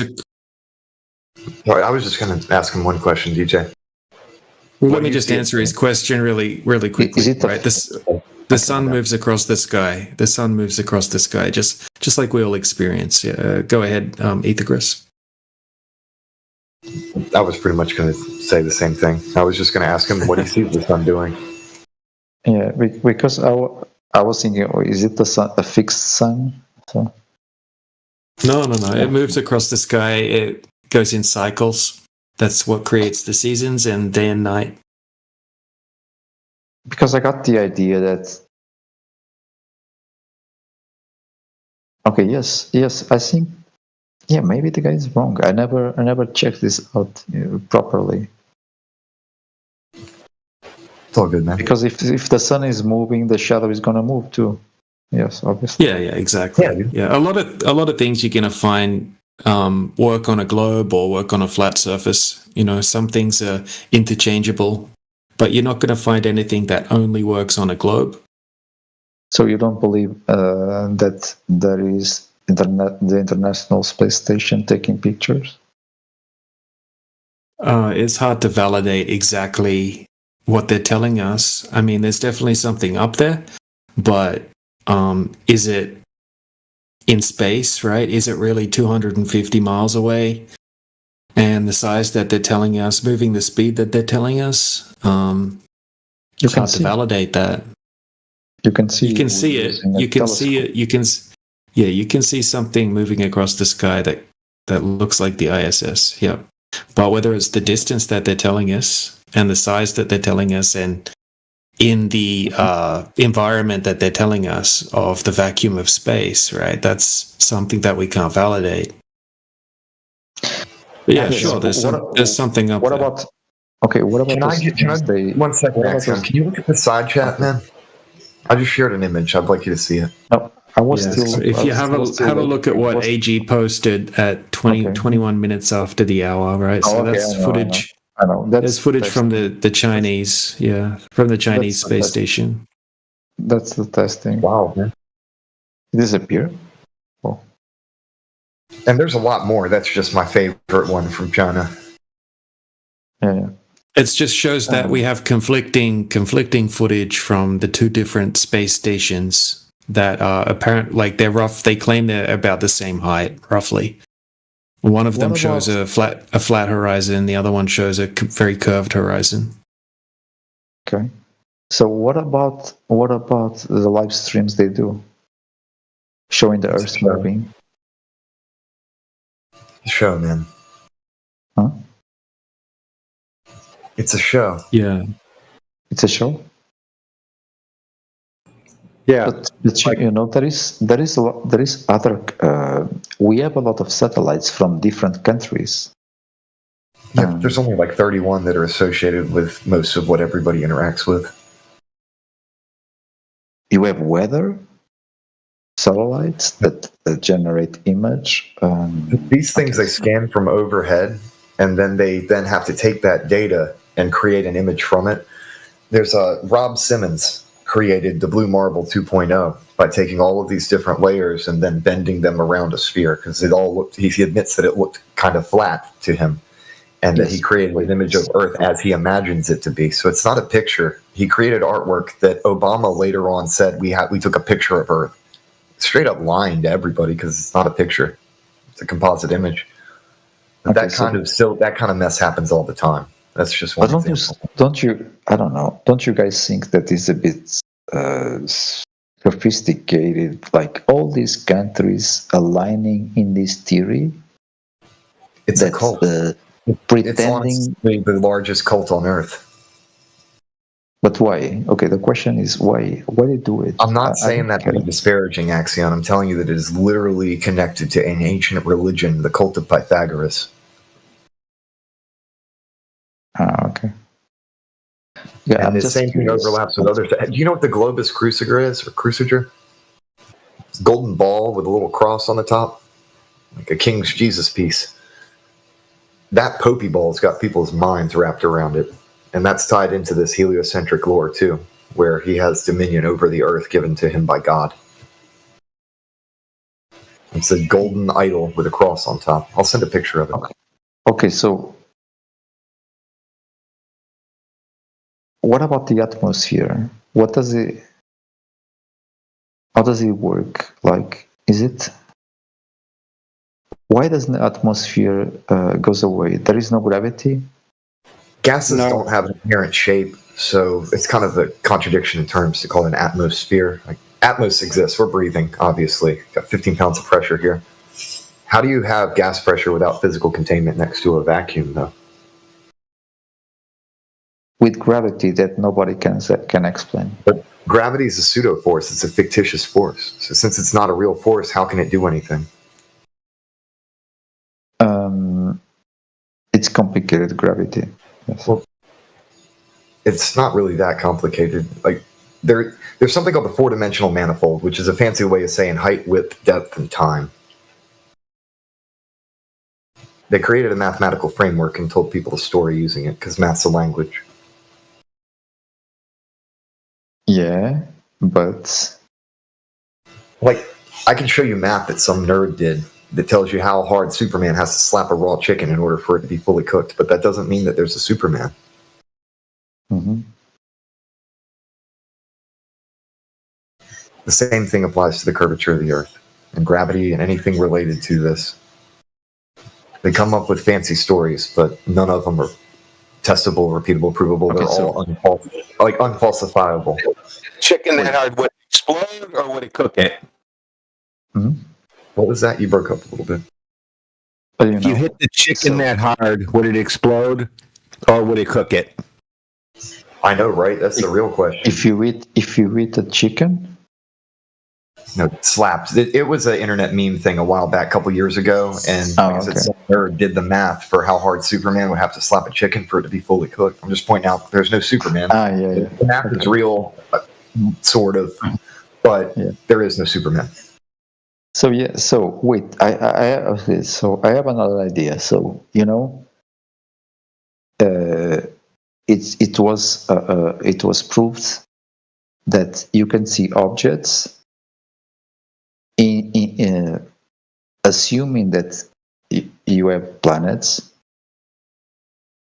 It has been proven that we can see objects that are when we can see the light of objects, so we can see them.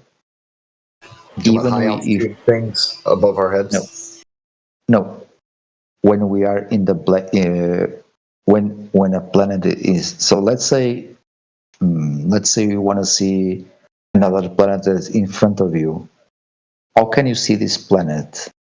Because the light is bending to the planet gravity, space-time, and the light is bending, and then you can see in the back of another planet, you can see the other one in front. This is proven. This has been proven. Story. This is what I'm saying. It's unfalsifiable, though. So you can't. There's no way for anybody to debunk your story. Their options are, okay, man, or cool story, bro. But they can't actually debunk it. That's what unfalsifiable means. I think this has been proven because it's according to this to Einstein theory. No. No. Math's not a force. It has no power to do anything. No, I'm not talking about the math. The math, it was gravity that is bending light, and then you can see something that is not that is that you cannot see if the object is in front of you. You can see it because. But if you use a laser, no, it's going to bend too. Well,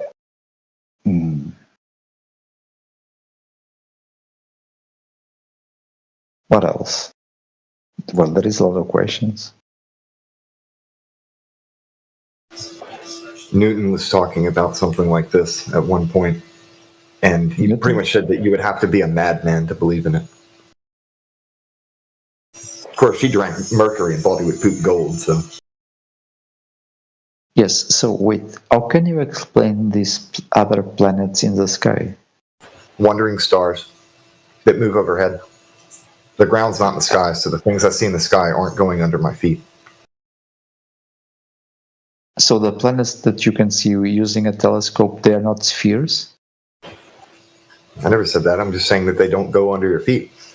All right, for example, you can have a puddle, and you can float bubbles over top of it. The bubbles are spheres.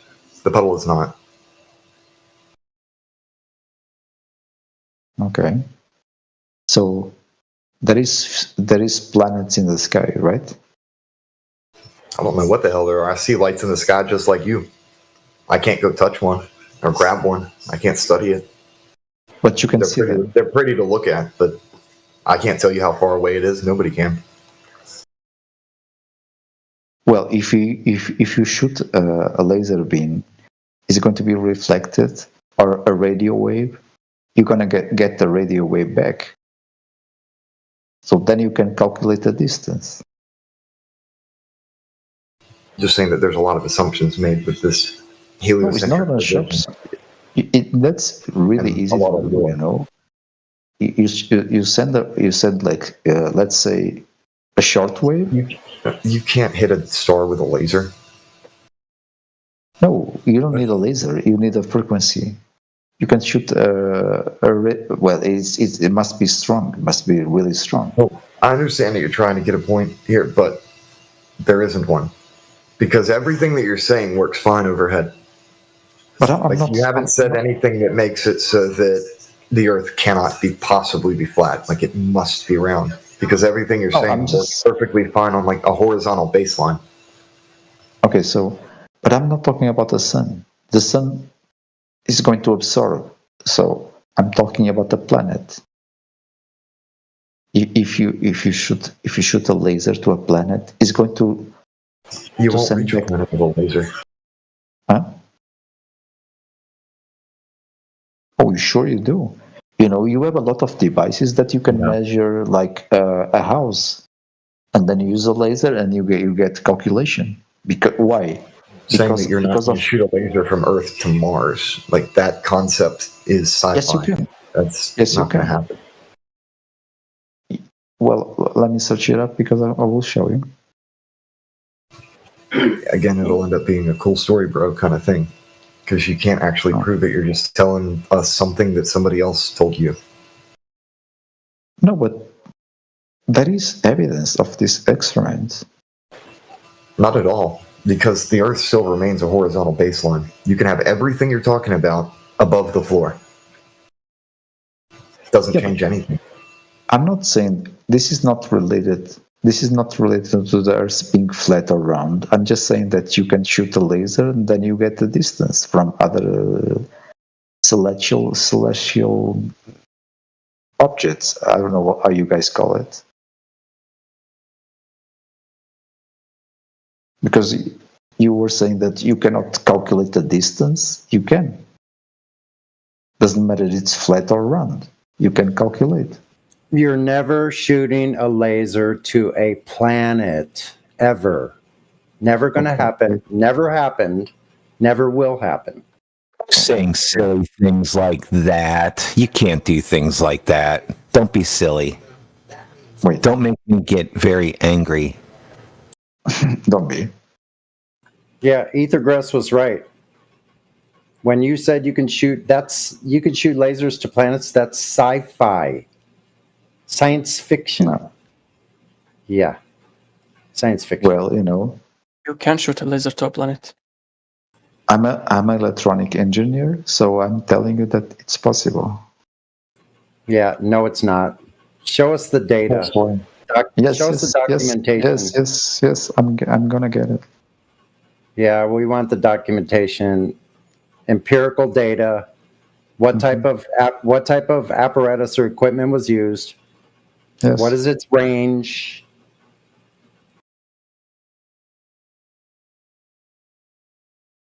You're in a server teaching people English, and you asking them for all that stuff is just, they don't hear that. They just hear. Dude, I'm telling you, I'm an electronic engineer. Learn.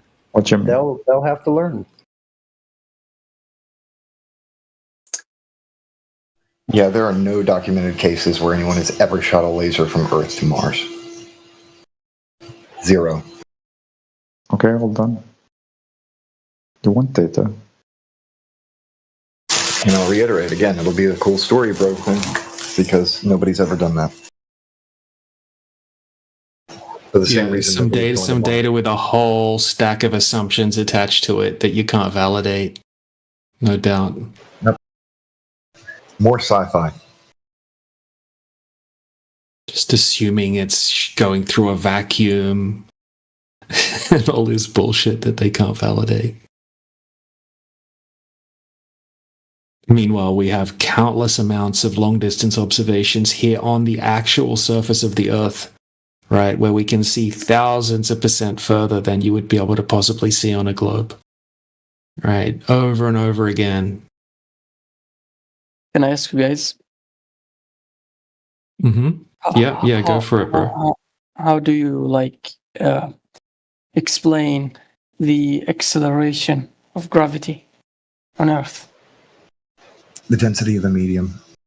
It's buoyancy and density. Do you have an experiment for that? Go drop something on the ground. Okay, yeah, but it doesn't explain. Now find something that floats and drop that in the water. And then take a helium balloon and let it go.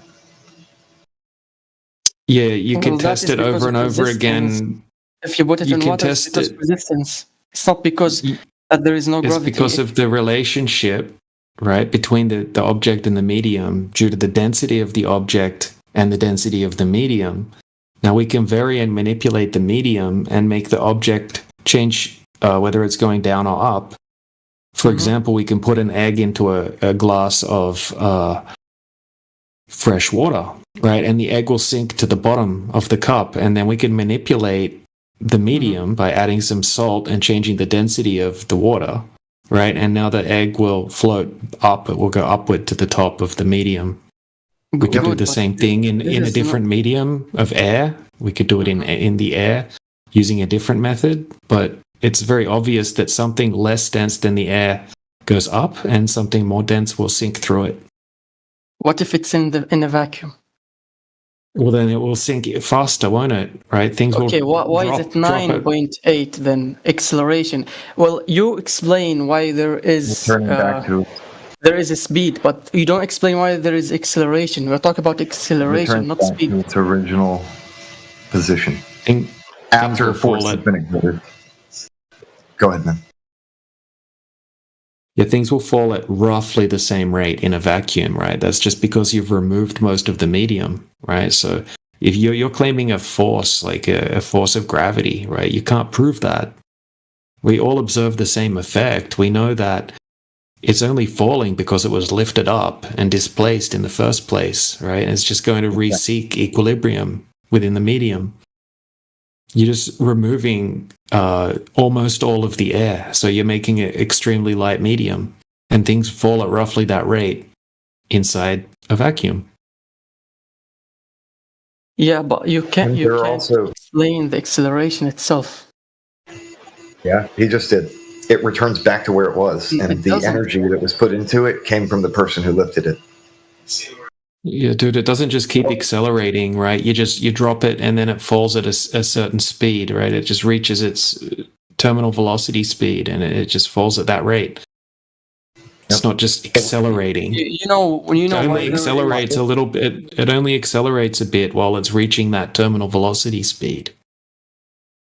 there's a reason why a lot of folks are stuck on this, and it's because they've been trained their whole life to believe that if we didn't have gravity, they'd float off into outer space.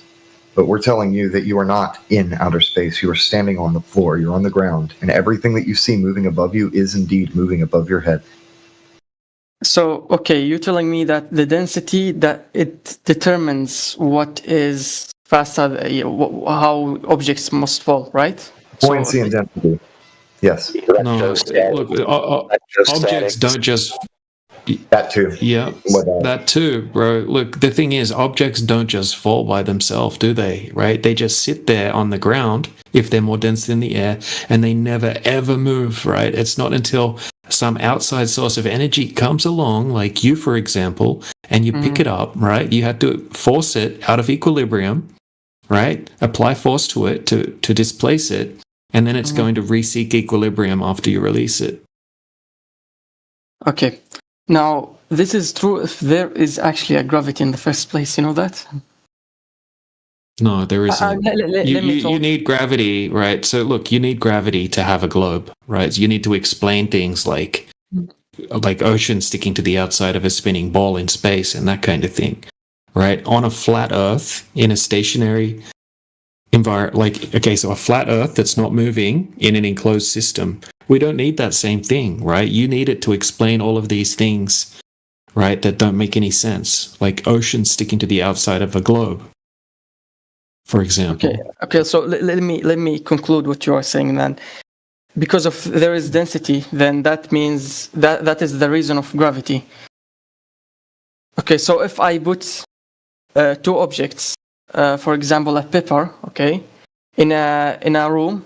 That room is without air, without any, anything. Okay, it's a vacuum. Okay, and I put, for example, an iron. Okay, yeah, and a feather. How about you add a feather as well? Oh, yeah, a feather as well, no problem. So they're gonna fall. Yeah, because there's no resistance, right? You've removed most. It's probably okay. Now here is my question: why down, not up? Why down? Because so we can confirm that there's two primary vectors, right? Okay. It was already down, right? It's just reseeking equilibrium. Yeah. You're more powerful than your gravity. Wait, what? But yeah, look, this is what the conversation usually comes down to, right? Like there's two primary vectors, up and down. We can agree on that, right? Okay. We can test that. Yeah, and I would say that nobody knows, right? Nobody can prove scientifically why down is down and why up is up. No, the we can problem explain. is with your theory. The problem with your theory, if what you are saying is true, the feather and the iron and the pepper, all of those objects, they're gonna just stay as they are in the vacuum, literally. That's what's No, gonna happen. going to sink. They're going to sink. Yeah, why they sink? Why they go down? Because they're more dense. Because they're more dense There than is the no medium. density. Dude, Yeah, there is. You aren't listening. He's already told you several times. Yeah, so the things that you drop... Hold on a second, bro. Right, so the things that you're dropping are more dense than the medium.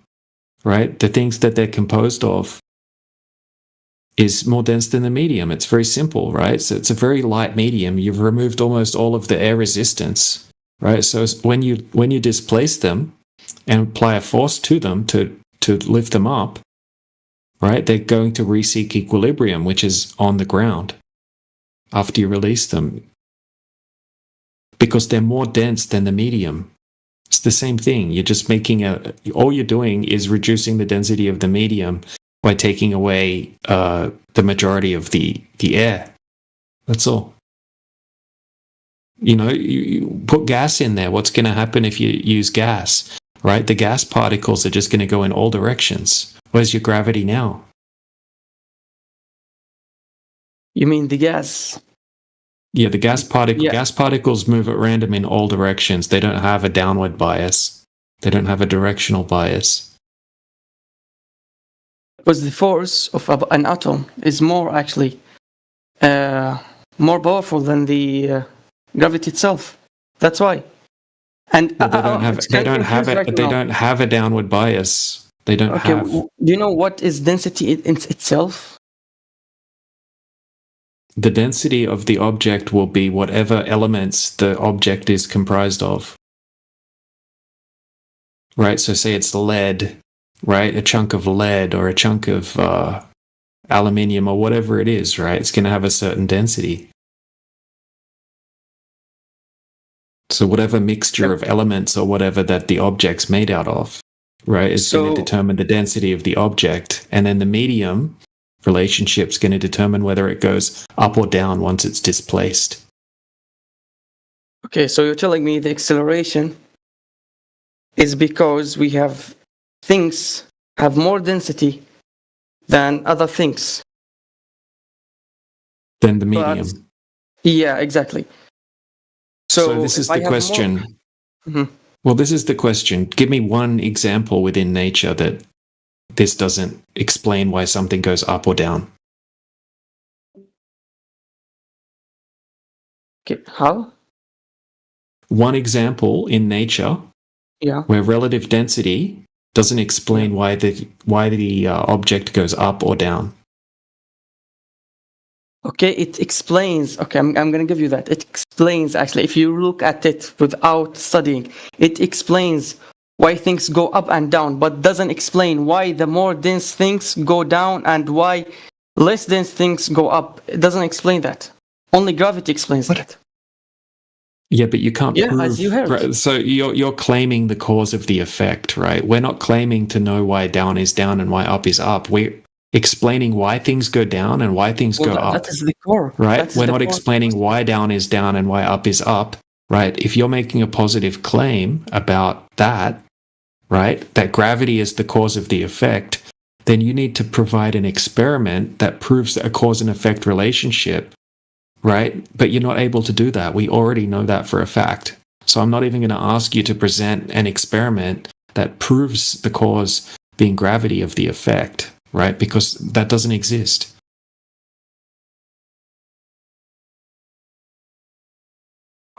Can I speak? Sure. I mean, the other guy can respond if he wants to. I mean, I said that you don't have an experiment to prove the claim. I already know that. Well, I remember one. I was listening and I was thinking about something. So, what about the GPS location system? Because you need to GPS to find the coordinates. You need the ground positioning system. That one. Mm-hmm. Oh yeah, that's ground positioning system. No, it's GPS. You have satellites. You need 3. Yeah, but you're making claims about the satellites that you can't validate. Why? Well, you're claiming that the satellites are in space, right? Yes, because you can see them. Yeah, and that they're orbiting around a globe, right? So you're going to need a globe, and you're going to need a vacuum of space, right? So you're going to have to, like, those things are required. Well, hold on a second, right? Okay, go ahead. You're claiming those things are required for your claim to be correct. So you need to validate the distance to the satellite, right? What medium the satellite's in, right? And that it's over a spherical Earth. I mean, those things, you're not going to be able to prove those things. Yes, but I can prove that you can use the same system in different locations, right? Yeah. So because you're not able to validate where the data's coming from, right? How the data's acquired. It could be coming from ground towers, for all you know. I know my GPS chips use ground towers because it says it. Okay, wait. But so if it's in ground towers, how can you use this system to another country that is far away? Well, 99% of communication's done via undersea cables, right? That's a fact. Now, you can have repeaters as well. Yeah, you can have repeaters over distance to... Repeaters? Repeaters, yeah. Like repeaters, one station shoots the signal to another station, and then to the target. Are you saying that these objects that you can observe with your eyes, you don't even with naked eye, you can see, and besides this, You can What use objects are you talking about? You're thinking that you can see satellites with your naked eye. some you can, Right, but you're claiming that. but you see a small thing, obviously. Yeah, you see a little light in the sky. Yeah. Right, but you're not able to validate what the distance to the object or how big the object is or anything like that. You can use radio frequency, and you can even communicate with them. That's how GPS works. GPS sends a signal. Sorry. GPS gets a signal. Sorry. Gets a signal from 3 different locations, and then it triangulates. And this same system works everywhere. So it's not the same satellites; it's different satellites. But if they are, you're making claims, but you're just making the claims, bro. Stop making the claims and provide evidence for the claims. We all know what the story is. We know the story better than you know the story. Yeah. What I would need from you is the size of the satellite. Let's see if these lights in the sky that you think you are seeing and they're supposed to be satellites is true.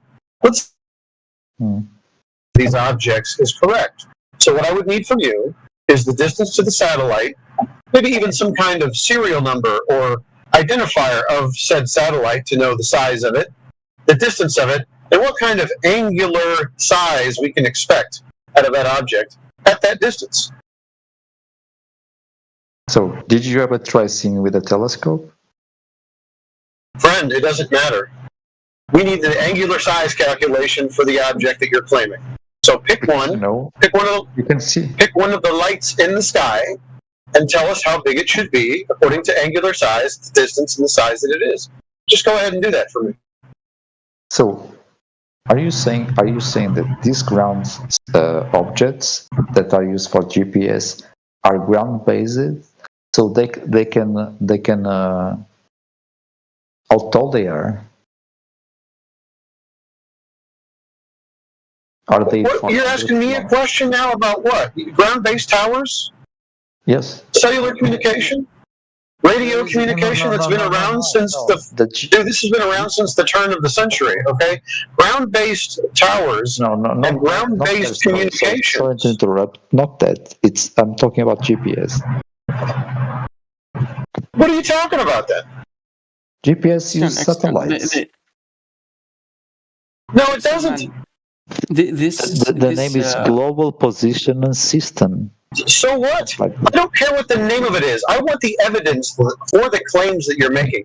I myself have actually never seen any of the satellites that you're talking about. When I look, dude, I'm not getting mad. I'm just telling you. You are making claims, but you're not actually providing the evidence. Please don't repeat the story that we already know. I already know the story that you're telling me.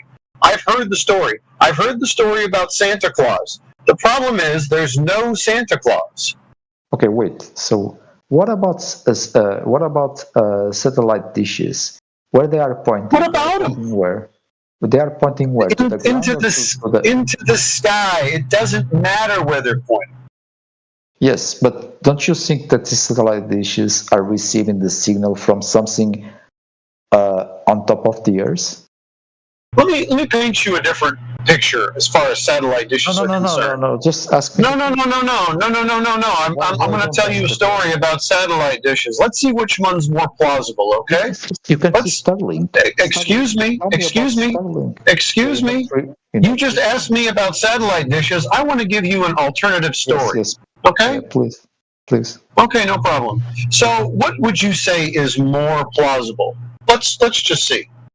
Is it more plausible that there is some sort of machine or technology that is falling around the Earth that, by the way, hasn't been measured to be a globe, so falling around a non-existent sphere in a second law of thermodynamics violation called space, right? At 17,000 miles an hour, give or take, unless it's geostationary, but that also requires a flat Earth, but whatever. And then you are getting satellite TV from this geostationary piece of technology that is exposed to one of the most harsh environments known to man. Or is it possible to bounce radio signals off of the surface and then receive them in the dish. Yes. So yeah, but how do you explain this ground? You're saying that there is no satellites? No, I've never seen a satellite. No one has provided any evidence of a satellite. They're actually not able to exist in the way that you imagine them, these machines that are falling around the globe because of gravity, which also doesn't exist. So all the things that you're telling me, the story, all of the things that are compounding, none of them exist. Okay, None of them exist. I understand what. Okay, so there's So the question. There's no globe. Wait. There's no globe, right? There's no globe, no gravity, no space. I didn't speak about globe. I'm just asking you a question. So. But wouldn't it have to be a globe? Wait. If these satellite dishes are pointing to the sky, so and they are getting a signal. Where does the signal comes from? Like I told you, is it possible? Because I actually don't know the answer to that. But is it possible that there is an easier way to do this type of communication without there having to be some kind of machine falling around a globe, tethered by gravity, which neither the globe or the gravity actually exist? Did you? It's difficult to explain gravity, you know. I know, because it doesn't exist. It does. It exists. It's you. Okay, can you get me I want you to get me a sample of this gravity. Where is it? There is no samples. You can see. Guys, you need to prove that, not us. I'm sorry, but I asked you a question. Wait a minute. We need to prove the non-existence of something? No, I'm sorry. You have the positive claim. You have the burden of proof. Get me a sample of the gravity somewhere, please. No. I'm not talking about gravity. So I'm talking about. Can you explain how you can talk with radio waves to these machines on straight lines? Sky? Yeah, there's straight lines. Straight line communication. Radio waves travel in straight lines. Okay, so whatever. So you can see them with a telescope. Did you guys ever use a telescope? I've never seen any satellites with a telescope. I want you to give me the distance. Give me one of the satellites. I want to see it. I'll get my telescope out. We'll find it. International Space Station. Exactly. Okay, the International Space Station. So this piece of machinery that you believe is hurtling around the ball Earth that doesn't exist, tethered by gravity that doesn't exist. Excuse me, I'm not done yet. So you think that this machine being hurtled around the Earth at 17,500 miles per hour around a ball that hasn't been measured and doesn't exist in space, that's not possible, tethered by gravity that doesn't exist, you think that's actually what you're seeing, do you? No. Okay, good. To see it. I'm just telling you to use a telescope and see it by yourself. Okay, and what will that prove to me if I see this blip of whatever it is in the sky? What's that going to tell me? You can see it very clearly. You can even see the name of United States there. No kidding! I want to get me a photograph of this, please. No, I'm not. Yes, I can give you, but you don't believe. Give me the photograph. You're going to say it's fake. I'm telling you. Just give me the photograph. Well, we are going to do the math that it takes to see whether or not this is even possible. So we're going to go by the size of the object and the distance that it's at, and we'll see if the angular size matches. No. The angular size matches? What you mean? Okay, no, but you're just saying that. I want to see the evidence. I want you to do all the math for me. Go get me the math and the image and the size, and we'll see if it's true. Yeah, obviously you're gonna see it for a while because it's. Friend, I just want you to go do it. I don't want to hear any more of your stories. I don't want to hear any more of your excuses. I want you to go ahead and get me the distance and the angular size, and we'll see if it matches up. We'll see if it's even possible to see an object at that distance. What is it, 120 miles from the Earth's surface? Something about the size of a commercial airline jet at 120 miles? Good luck with that. Yeah, 250 miles. Oh, excuse me, 250 miles. So what you want? You want what you want to see? You want to know the distance? What you want to know? Yeah, what's the distance of the ISS? What's the distance of the ISS? That's all? That's where we're going to start. We're going to go. You're going to do all the math for me, and we're going to see if this is possible. But what math you want? Because just tell me now. We're because I'm going to figure out what the angular size of the object would be at 250 miles. You and me together. Let's go. Okay. Are you sure you can do the math? No, this is your claim. You're going to do all the math for me. Oh, okay.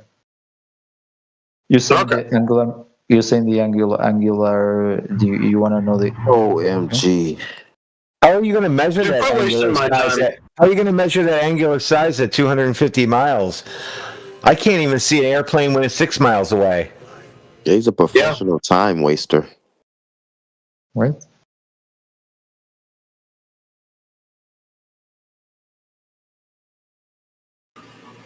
So the ISS is supposed to be the size of basically like 2 jumbo jets. So and so do you think you can see 2 jumbo jets at 250 miles when you can't see a jumbo jet after 5 or 6 miles? Yeah, I was talking. It was a telescope. You can't see a aircraft beyond like 5 miles. I said we're using a telescope. You can't follow something in the sky. You can't follow something with a telescope moving at 17,500 miles an hour. The end. I can't even keep my camera on the moon because the moon moves so fast. That's funny because I saw it many times. Yeah, do you know how fast the ISS would be moving across the sky? So you don't own a Nikon P900. Go ahead and get one. Set it on moon setting, so it just automatically just sets up the zoom and everything. And then when you point to it, get it all lined up and walk away for a minute and come back and tell me where the moon's at in your screen after you zoom in. Yeah, you can constantly have to keep adjusting. I've had that problem. Exactly. That's what I said. You can't even follow the moon. You can't follow the moon. You can, but you need the sky tracker like I have and set it on moon setting, set it all up, get it pointed to the North Star, get everything working, and then it'll track it and keep it right in the center. And I can just hear it zzz, as the motors are turning. So can I ask something? 1 second. No, you're going to get the evidence. You're just going to get the evidence for the things that you claimed. Excuse me. Excuse me. Are you the guy that's still supposed to get me the angular size calculations? Yes. Okay, go get them. I don't want to hear another word or claim out of you until you get the information I asked for. Okay. Relax. No, not relax. You're going to go get it. Yes, I'm taking care of it. Yeah, okay, no problem. I don't want to hear another word. Go ahead, DJ. I think maybe High Chimera wanted to ask some questions, or if we got anyone new in here. Yeah, Dino, welcome. Iris. I have another question since the last question. I'm gonna do research about it, and I'll come back. Well, can I make a request? Can we potentially talk about the thing that the topic of the channel, which is the Earth? Yeah, it's about the Earth. Okay. Yeah. Now, if you go to north side of the Earth, if you believe it's a globe, okay, then you're gonna see stars moving, counter clock, okay, like east to west, from right to left. Exactly. Yeah. So if you go to northern part of Earth, it's gonna. I'm sorry. If you go southern part, it's gonna go clockwise. So why is that happening? East to west as well. Still turning east to west.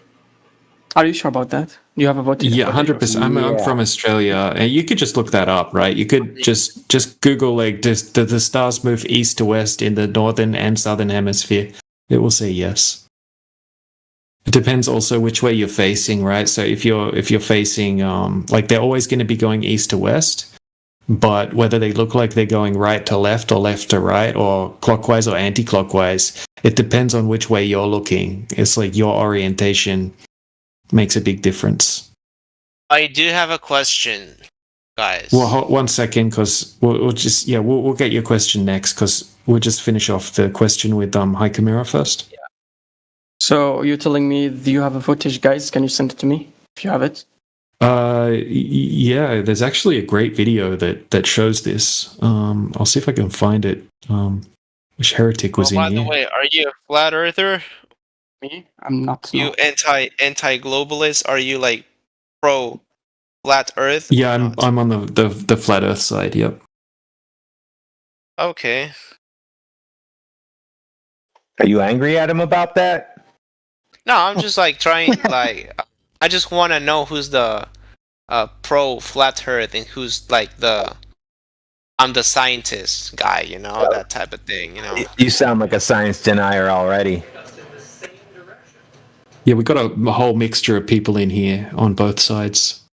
I mean, but for real, like, who's like really thinking that the Earth is flat, and who's just like joking? You mean around? just like we experience? We know it's flat, so you're asking us if we're flat earthers. We're the ones that are going by reality. What reality?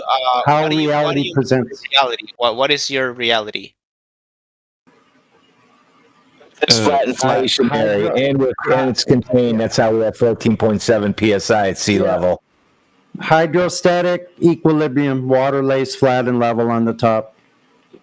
You know, well, just 1 second, right? Because a lot of people have a complete misconception of what we're claiming when we say the Earth is flat, right? So just quickly, we're not claiming the Earth is a disk planet floating around in space, right? No one's claiming that. We're not comparing a globe, which is an object, to like a flat planet. So it's not like that.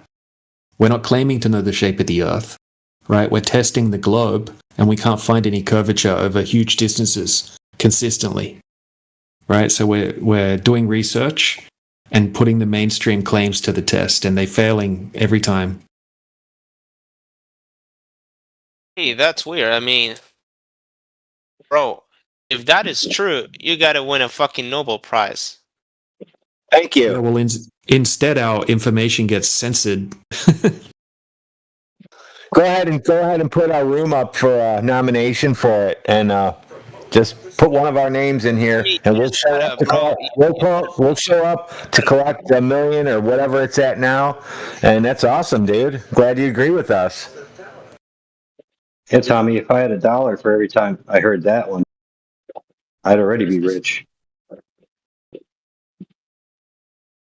If So, this yeah, shit look, is true, bro, you're gonna be. I mean, if this were true, Well, you should think about this. Well, it is true, and we can go prove for the it. fucking Nobel Prize.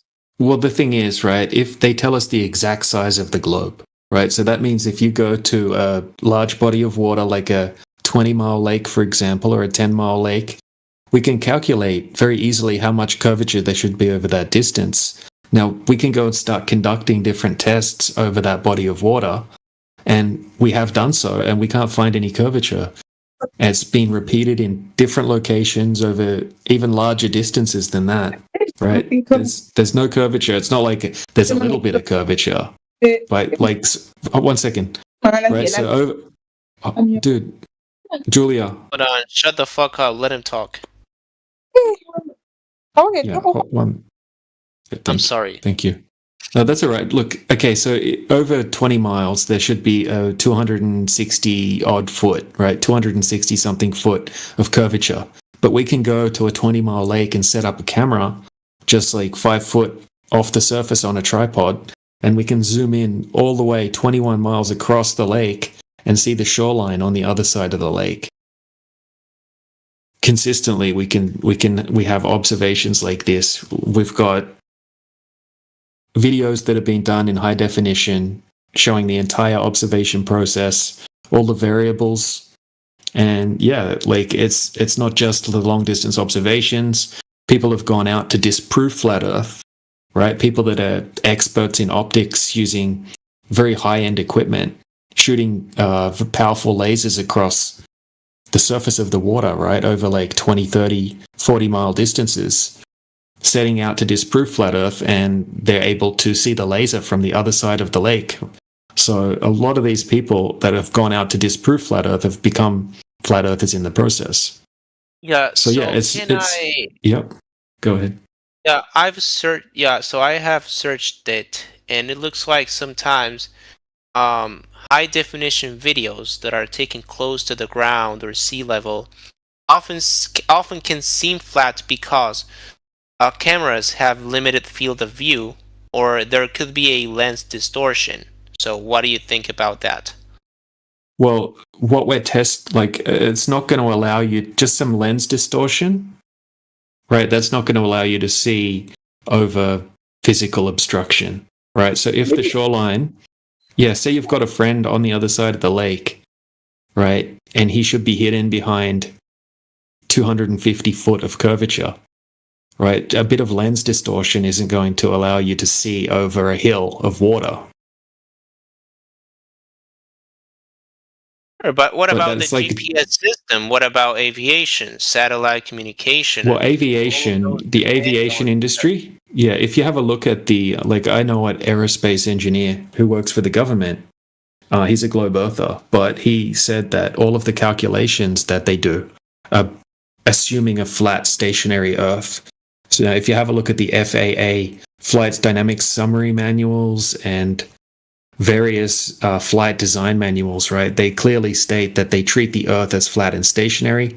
There's tons of pilots who have done interviews who are flat earthers as well, and they say that they're trained to treat the Earth as flat and stationary. So the Earth is generally utilized as a flat stationary plane, just like we all experience.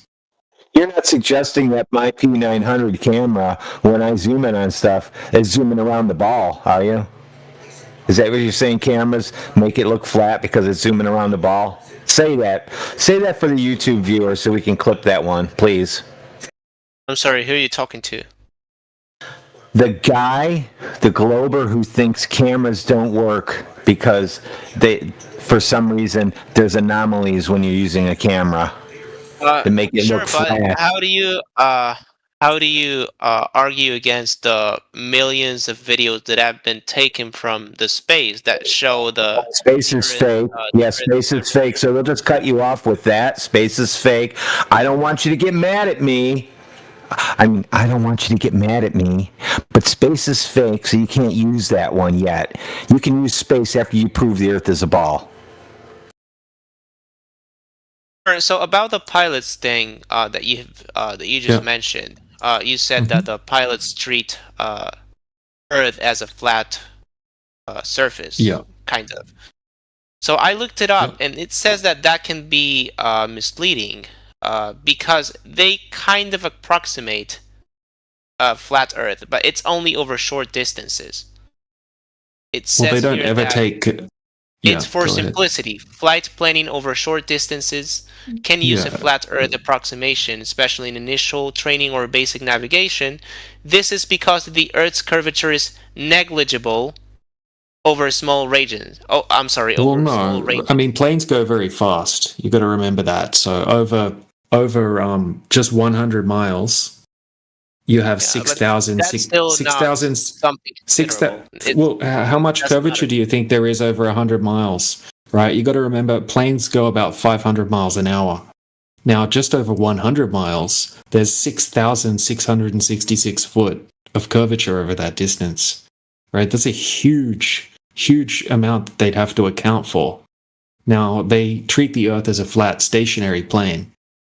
Right, and they say it's for simplicity, like for simplification purposes, but how convenient, right? A plane designed to fly over a flat plane is training the pilots to treat the Earth as a flat plane. You know, I mean, that's just the facts. I mean, and there's tons of pilots that are flat earthers as well.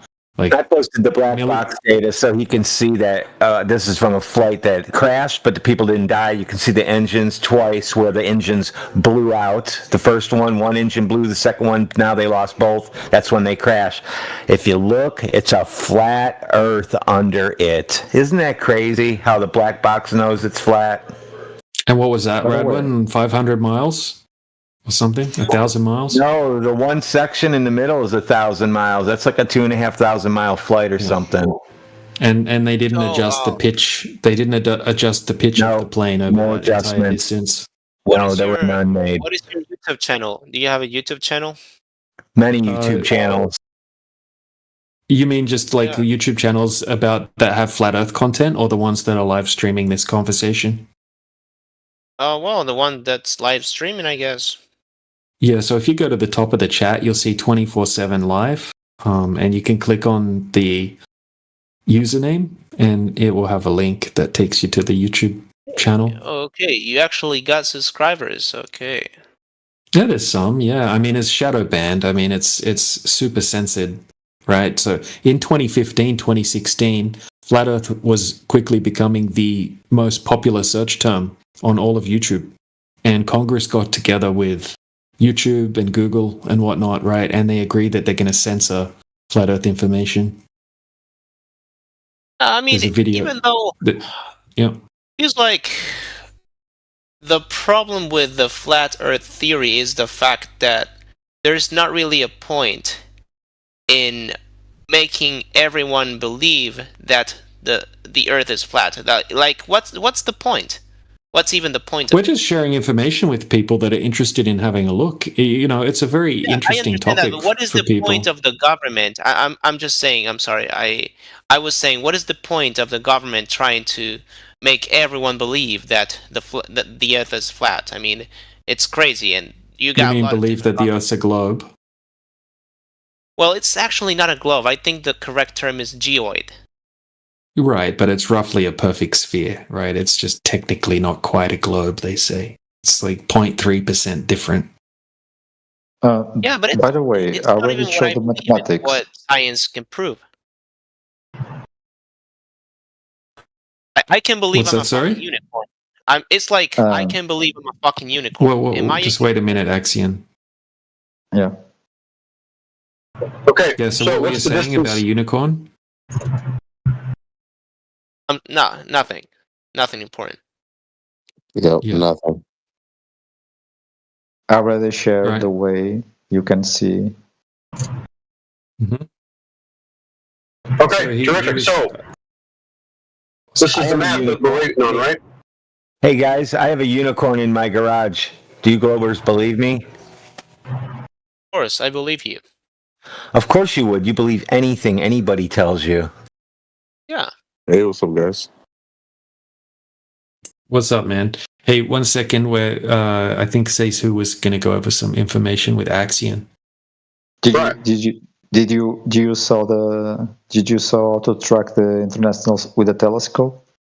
No, I wanted you to get me the distance to it and the angular size. Did you do that? Did you get those calculations for me? Yes. Yes. Okay, what's the distance?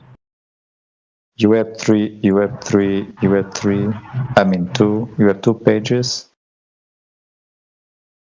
What you 2 want to know pages the of what? distance? Yeah, what is the distance to the ISS from the surface of the Earth? Look, you can read. No, I'm actually driving right now, so I'm going to ask you kindly to get me the information. 6,371 6,371 what? kilometers. Kilometers. Yes. Okay. So, at that distance, with the size of the ISS, how long is the ISS, or how big is it? The fuck is It's visible. It's visible for 5 minutes. Excuse me, how big is the ISS? Look, I didn't calculate everything about the ISS. You came in here to interrupt the conversation and you didn't get what I asked you to get? Yes, I did. Put yourself back on mute and get those calculations. I don't want to talk to you again until all the math is done. Calculations are in the side chat. He's not asking you. Don't shout to me because I'm not shouting to you. Be polite. No, I asked you to do something. You came in here and interrupted people. I was thinking that you did the task that you were supposed to do to make sure that the angular size is accurate of the ISS. I don't know why you're talking over me now. That's quite rude, right? So, you interrupted people in a conversation and you have not gotten the information to support your claim to this point. So, very rude. In the side chat. Okay. Listen, I'm driving right now, so you're going to have to give me the numbers. You have the distance. Now, how big is the ISS? How big is the ISS? What numbers exactly? Wait, I can do the calculation, no problem. But exactly, what do you mean by calculations? I want to understand. You mean you want to compare if it's in the footage. Well, I wasn't talking to you. Why were you bouncing in here trying to do something when I'm talking to somebody? There is a billion calculation you can do on the ISS. No worries. No worries. So we have the distance. No worries. We have the distance. Now, what is the actual size of the ISS? So, as I understood from you that we have the actual size of the ISS, okay, which we can search it up, and you want. You guys haven't even looked at this yet? Okay. Let me talk. Relax. Please. All right. So you want. These are the things that I already asked for. Hold on a second, both of you. I've already asked specifically for the things that I wanted you to get, and you apparently did not listen. That is also rude. Why are you being so rude to me? Let me know when you can listen. Didn't answer. I wasn't the one who asked for. You didn't ask me. If Okay. you asked me, I would. I'm gonna give you what read you to want. you. Okay? Yeah, so you're the white knight now that's helping the guy that won't get me the information that I'm looking for to support his What claim. information you want? Tell me what the. I just told you distance, and then I want you to get me the actual size, and then I want you to calculate the angular size of that object at Yes, I that have distance. everything. I already have the data. Don't be rude. Okay, so how big is the actual size of the ISS? Don't be rude. Actual size? The size? Oh my gosh, yes, the thing that I've asked for four times. A lot of questions. Oh wait. Four times I've asked for this in the last 3 minutes. My man, I just want to understand what calculation exactly you need. Okay. So I've already told you 3 times. Okay. Tell me if I'm saying is true. Okay. If it's true, if what I'm saying is what you want, then I'm gonna work on it. Okay. So you want the size of the ISS, which is, for example, point B, and the Earth, which is point A, and the Sun, which is point C, and you want the distance. Holy cow! No, I didn't ask for any of those things. What? English is an If you want to do the calculation, I can do it, no problem. But just tell me what calculation exactly. Give me the angular size of the ISS. You're done here, sir. You don't have to talk anymore. The white knight here is going to do your job for you since you failed at it. Okay? So, Mr. White Knight, you're done, sir. I want you to go on mute now, or I will mute you. Okay, you guys don't want to listen. As you want. You have a hero now that's going to save you. You failed. Now the hero is going to save you.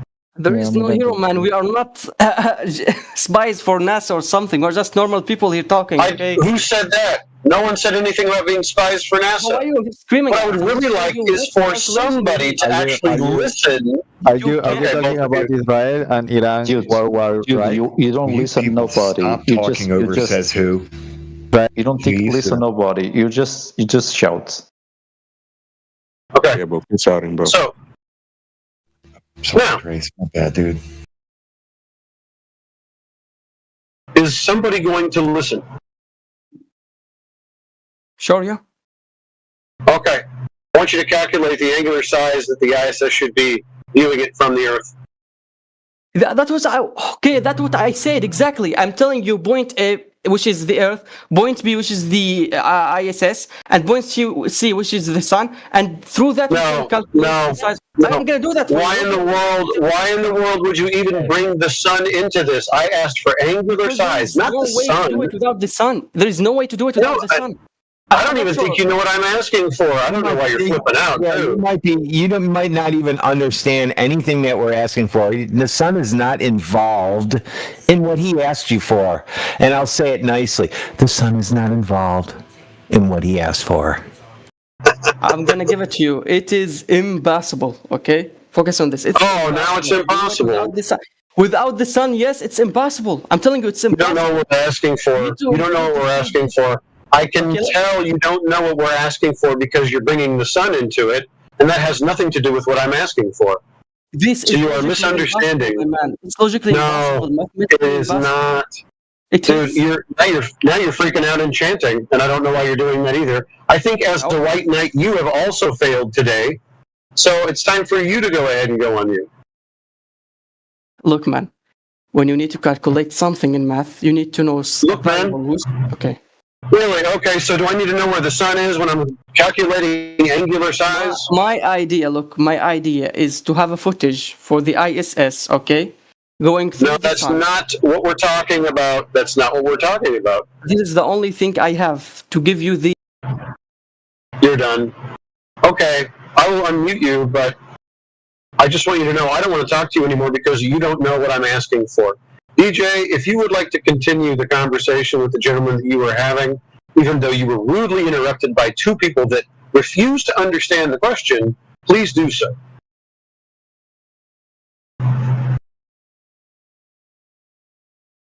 Alrighty. Do we have anyone that wants to ask a question?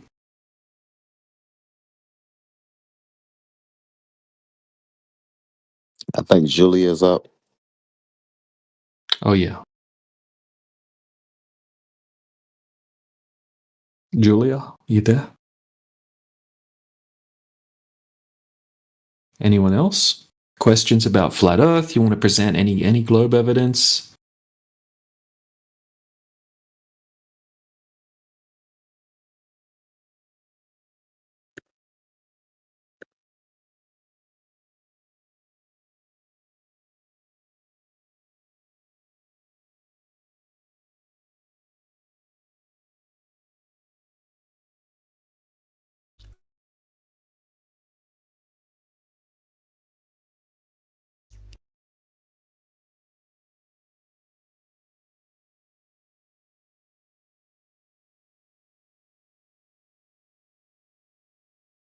All right, well, I'll present something and we'll see if anyone wants to ask questions about it. Okay, so this is a 21-mile observation.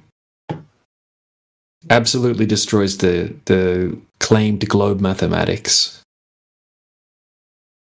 specifically the curvature and the distance to the horizon. Right, so we must have a particular distance to the horizon based off the height of the observer, if the Earth's a globe, and we must have a certain amount of curvature over a certain distance, right? So 21 miles, you would have to have 293 foot of curvature.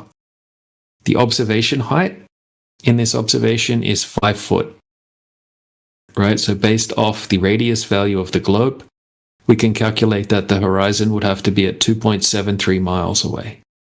Okay, so a small clip from the full-length video is in the side chat. What we can see in the observation, right, when he zooms in, you'll see that there's no horizon whatsoever over the 21 miles, and we can actually see the shoreline on the other side of the lake. Now, behind the shoreline, we can see a small town and a giant white smokestack. Okay, so the shoreline itself should be obstructed behind 230 foot of curvature, but there's zero curvature present, zero horizon present. This is impossible on a globe, right? We can also see that it's extremely clear conditions, right? There's no miraging effects or anything like that present.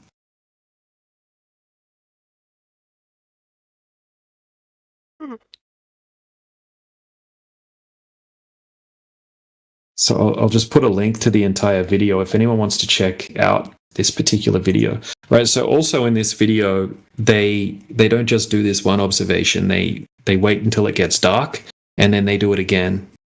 And even at nighttime, you can see across. You can see all the lights on the town that should be hidden, and you can see the lights reflecting off the water on the other side of the shoreline. And then they actually take high-powered lasers and they shoot the high-powered lasers across the lake towards each other. Right. So there's one guy on each side of the lake, 21 miles apart, and then they shoot the lasers across once it gets dark, and they can both see each other's laser beams. Right, so those laser beams should basically hit the water at 2.7 miles away, right, and not be visible beyond that distance because of curvature. So I'll post the full video. So this is just like one of many observations that we have.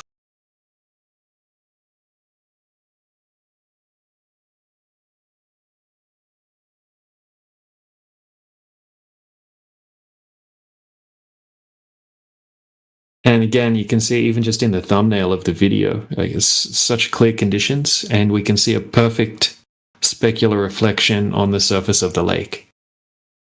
Right? That's like a mirror, basically. We can see a perfect mirror image of the mountain in the background. Right? Once again, showing that there's no curvature over that distance, right? So there would have to be 293 foot of curvature over that distance. You wouldn't be able to have a specular reflection. Because to have a specular reflection, obviously you need a flat surface, a mirror-like surface.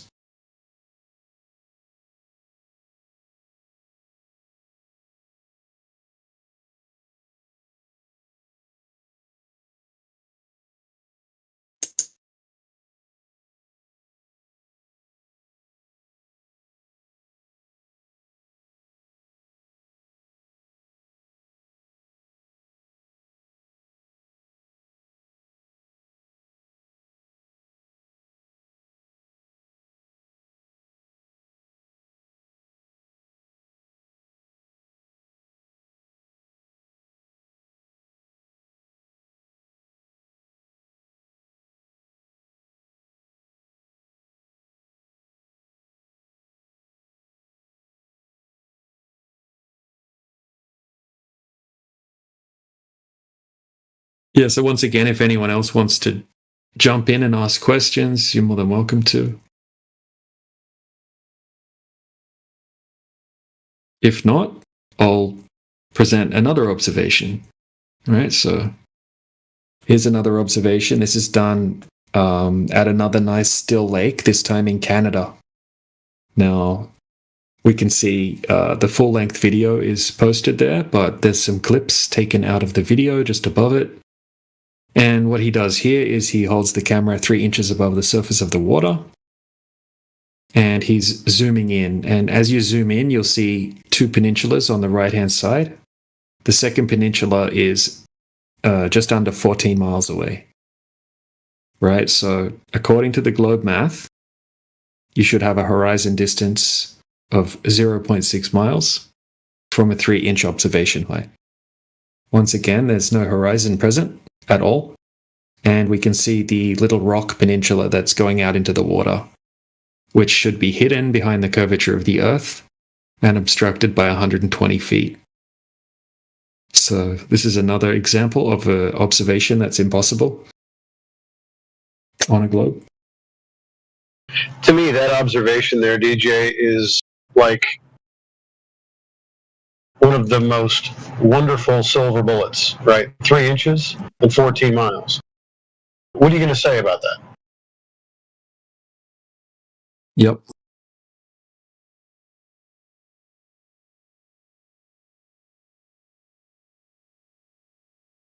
I'm going to say welcome to Flat Earth. Exactly.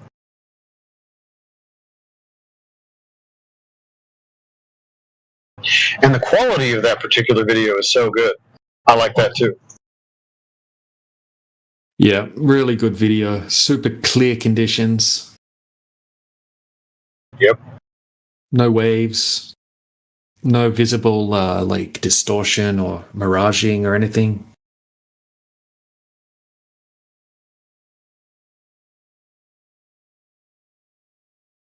So yeah, anyone that's looking at this observation, right? Like when I say the horizon has to be at 0.6 miles, right? It has to be there if the Earth's a globe. There has to be a physical horizon line there, right? And anything that goes beyond that would have to start to become obstructed by the curvature of the Earth. Right? That second peninsula has to be hidden behind the curvature of the Earth, right? Over the 0.6 mile horizon.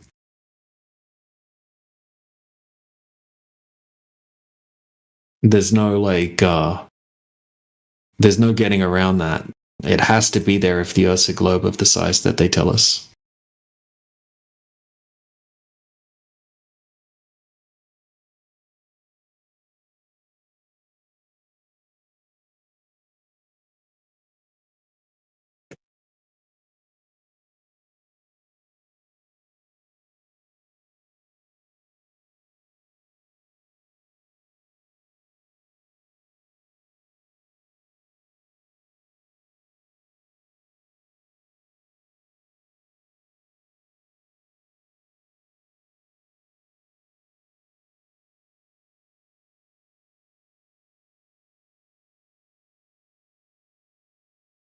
Is everybody calm down now?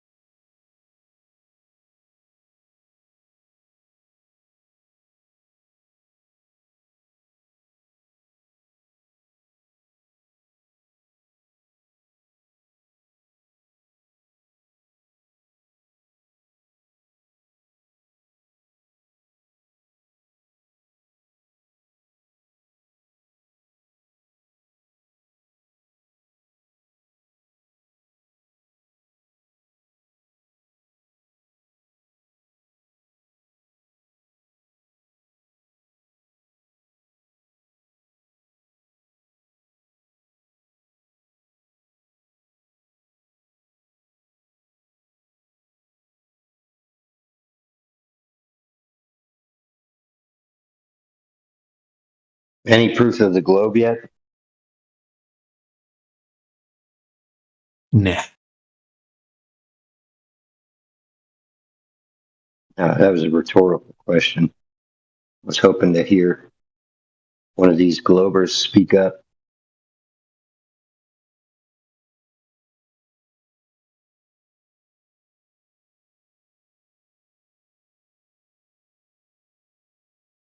How we doing, Drace?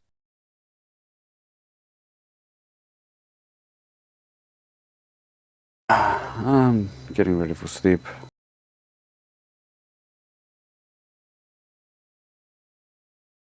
Sounds relaxing.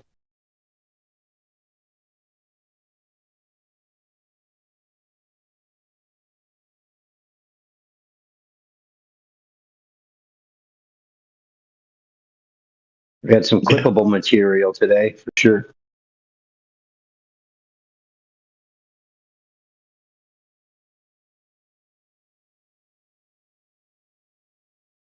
Yeah. Julia, you were hot micing earlier. I'm pretty sure maybe you had question. But if you want to ask anything, just open your mic. Feel free.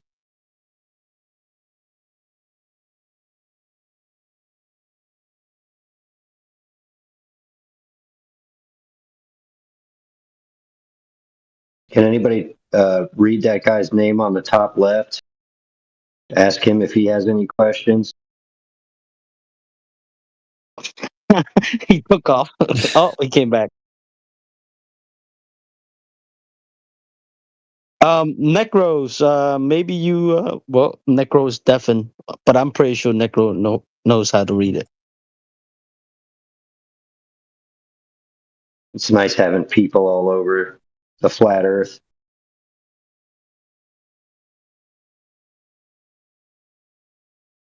Definite, bro.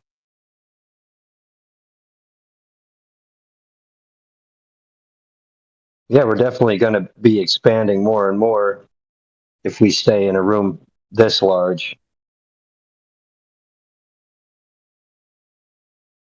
Yeah, definitely. Yeah, So, definitely, EAU no.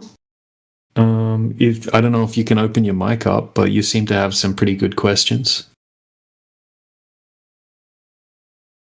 But yeah, what's up, man? Yeah, hello. Can you guys hear me? Hello. Yes. Okay. So Welcome. I do.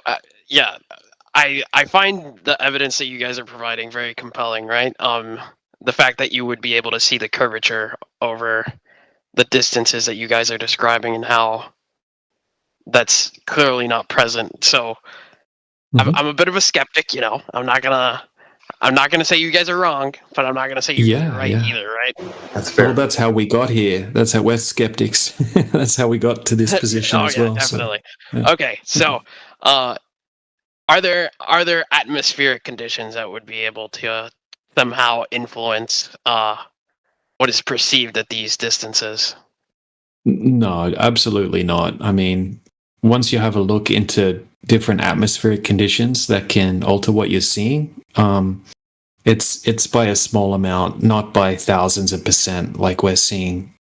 Like for example, standard refraction, right, would just make the horizon 7% further away, right? And then extreme refraction would make the horizon up to 15% further away. So it would take it from, say, 2.7 miles, where it should be, and make it appear like it's like 2.9 miles away or something like that. Not completely make the horizon disappear and all of a sudden, you know, you can see over 293 foot of curvature and everything looks perfectly flat, right? There's no type of atmospheric conditions that can make that happen. And when you have more extreme atmospheric conditions, you have miraging effects and you know, they're super obvious. Everything's like distorted and blurry, and you see some crazy things in the distance. They have specific characteristics. Okay. And my second question would be, I mean, fair enough. That's a really good answer, actually. So second question would be, how do you guys explain the stars, or the sun and the moon? We don't usually speculate about things we can't validate, but what we do, we all observe the same thing in the sky, but most people were taught a specific story about what we're looking at from a young age, right? Like how big they are, how far away they are, all that sort of thing, that they're in a vacuum of space and all that sort of thing, right? What we say is that they move across the sky in patterns, in repeating patterns, right? In cycles. So I would describe the sky like a big clock. Like we can use it to work out months and years and different cycles, all sorts of different things, right? It's very handy. So, you know, the stars all rotate east to west, and they reset back into the same positions roughly each year. And then there's planets, which used to be called wandering stars by the ancients, right? They do the same thing, right? They move around us east to west, but they take their own specific paths, different to the stars. And then the same with the sun and the moon, right? They also take their own specific paths. And then we got the sun, which is, you know, responsible for day and night, obviously, and the seasons. Right? So the particular path or the cycle that the sun's taking means that it's moving over the earth, just like we see it doing. But at certain times of year, it will migrate slowly, you know, inwards and outwards, right? So sometimes it will be summer in, say, Australia, but at the same time the sun, you know, is lower in the sky in Europe. So it'll be winter in Europe, and then 6 months later it'll be, you know, summer in Europe, and then it'll be cold in Australia. So at midday, when it's summer, the sun's right above your head, right? When it goes over your head at midday, it's right above your head. But when it's winter in Australia, right, the sun's, instead of being above your head like it was in summer at midday, right, it's like much lower in the sky. But someone in Europe will see it directly above their head. So yeah, I don't know if that makes sense, but it makes a lot of sense once you think about it, once you look into it. Okay, and I think this So is more mainstream question, right? Yeah. Usually people will bring up satellites, but I myself question satellites to begin with. Yeah. So I mean, if you Google and try to find a photo of a satellite in space, right? All that's going to come up is a whole bunch of cartoons of satellites in space, like obvious CGI cartoons. Now, we're not denying that satellites exist, but we need to remember that 99% of all communication, right? Like the way we're communicating right now, and almost all communication is just done via undersea cables, right? It's like 8 times faster than any capability of a satellite, right? So it's obvious that people would use cables, and that's the way that communication works. Now, there's definitely some satellites in the sky, but whether they're actually in a vacuum of space orbiting around a globe, right, that's something that's very difficult for us to validate, or for anyone to validate. We know that NASA's has a massive satellite balloon program, right? NASA's first satellites were literally Echo 1 and Echo 2, which are just big balloons, basically, with satellites attached to them. And 1,000 miles up. Yeah, and they can stay up there for a long time as well, and they can maneuver them around and all that sort of thing, and they can get them taking advantage of wind currents and things like that. And NASA still launches tons and tons of these balloons all the time, right? And NASA's actually the largest consumer in the world of helium. And so Echo that's some 1 and 2 interesting. traveled the same speed as they say that the ISS is now. Those 2 balloons went that speed.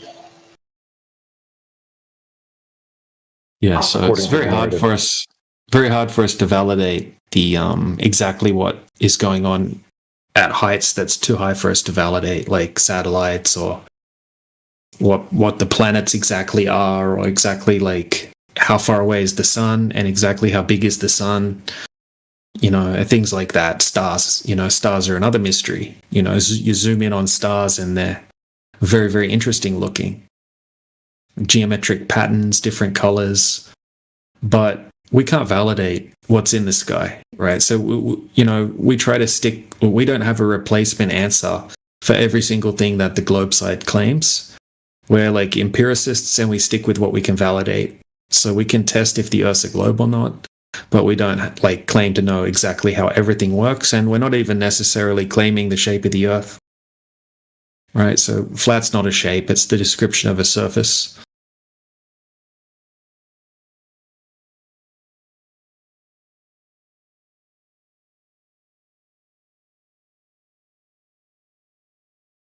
Oh wow.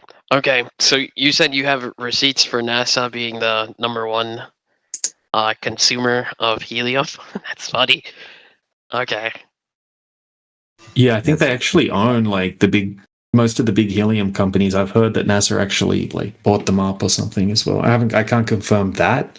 I'd have to look into that a bit further. But yeah, they definitely have a massive satellite balloon program that's not hidden. They admit that. And there's tons of footage of your satellite balloons, being spotted through telescopes and things like that, and also tons of footage of them being launched as well.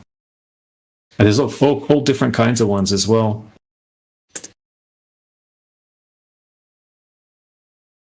I hate niggers! Hey, please refrain from that. Somebody ban that asshole. Yeah, who was that? Did anyone catch that guy's name?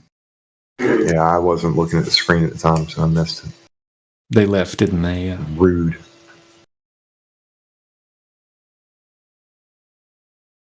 I guess they won't last long anyway. Well, if that was their entire argument, then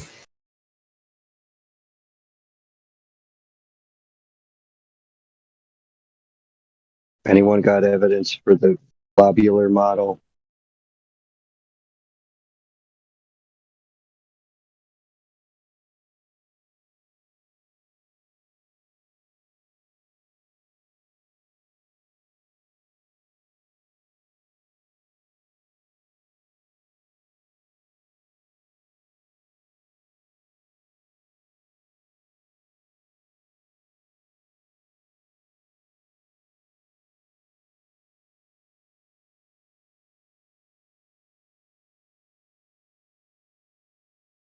We truly appreciate all the cordial speakers that have come into the room today. Anybody else have any serious questions or commentary or proof of the globe?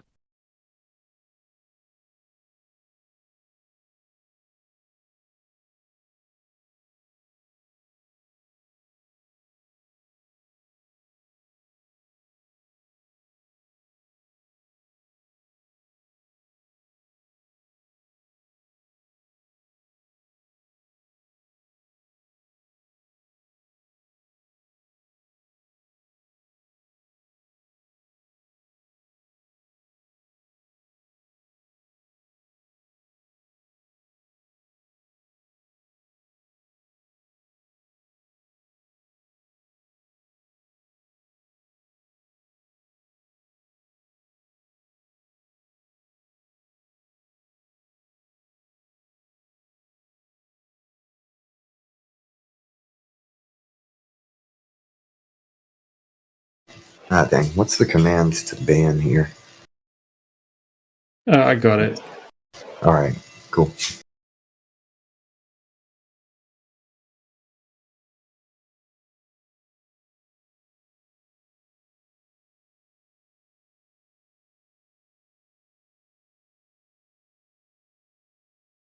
Cool. Double ban.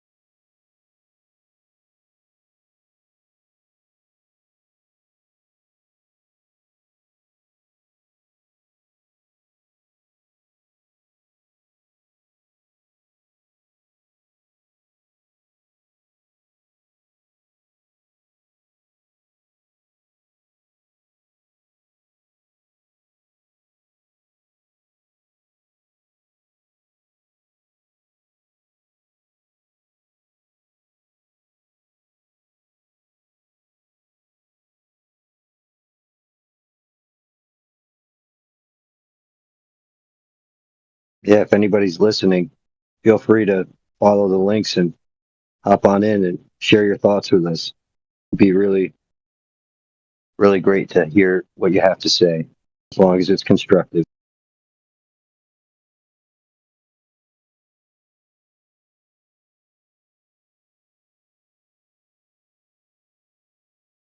Yep, and we also have a home server, right? So if anyone is interested in joining our home server, you can click on Cambo Beats, click on his name, and there's a link right there in the profile.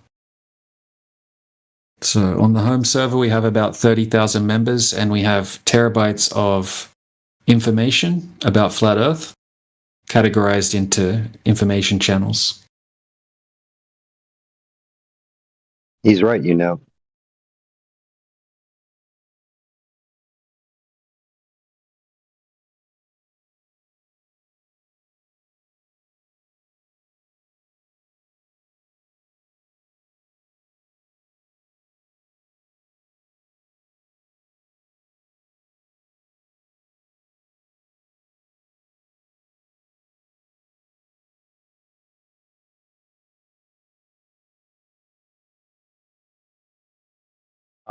You guys have literally sent me down the rabbit hole. I can't believe it. Okay, well, I thought of another question, if that's okay. Yeah. Okay. How do you guys explain the tide? I understand that you guys don't deny the fact that the moon exists, right? Everything you can see, you No. believe in, which is, fair. Yeah. So, But exactly what is the moon? We can't validate exactly what it is. I mean, the moon's actually quite a big mystery once you look a bit more into it. Even though it's one of the things we can see more easily in the sky, there's a lot of mystery to it. But yeah, with the tides, we don't really have a good explanation for the tides. But yeah, it could absolutely be something to do with the sun and the moon. Well, I Could I have got something to do for with. you. Awesome. Because I've gone into this. Let me see if I have a GIF for it. Yeah. So the tides circle the amphidromic points. The amphidromic points never rise or fall. So regardless of the position of the moon above those points never go up or down. So that destroys the idea that the moon is pulling on the water causing tides. It's simply a correlation because we see a correlation with the tide height and the moon. However, we also see a different thing, which is the pressure systems that move over the Earth also seem to correlate with the tides to some degree. So if you have high pressures and low pressures pressing on top of the surface of the water, naturally you're going to have differences in the height of the water.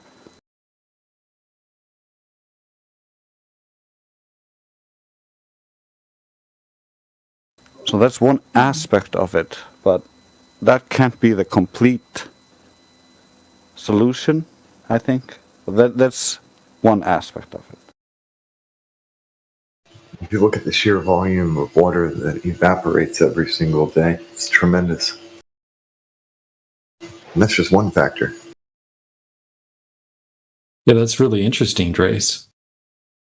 Definitely stole all of those animations. The way Drace just explained that was great. That was awesome. And there's also a bunch of inconsistencies, in the way that they explain how the tides work on the globe side as well. Yeah, there's certain points at which there's a correlation with the moon, and there's other points where it's not correlated or connected at all. There's also places on the Earth, like Drace kind of spoke about briefly, but there are places on Earth where there are no tides. And the phenomena of the tide is kind of interesting. It is, a raising in the water level twice a day in certain locations, right? So a raising of the water level to be connected to a body that is, a certain distance away from the Earth, supposed to be having some kind of tractor beam, which they call gravity, which is also a complete farce, pulling up on the water, is kind of an absurd notion.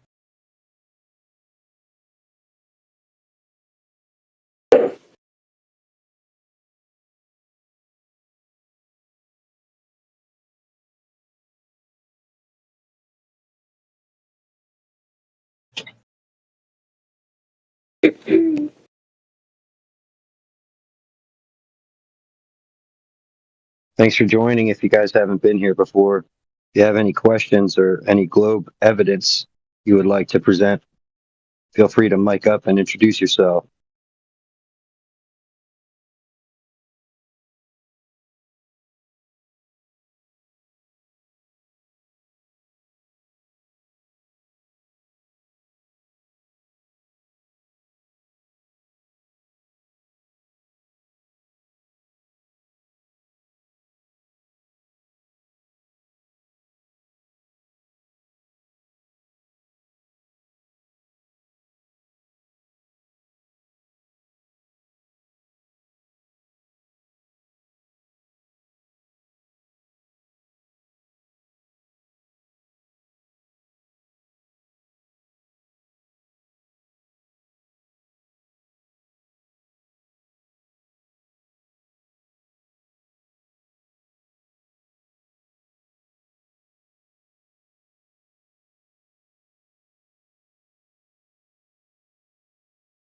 That was a good question about the tides,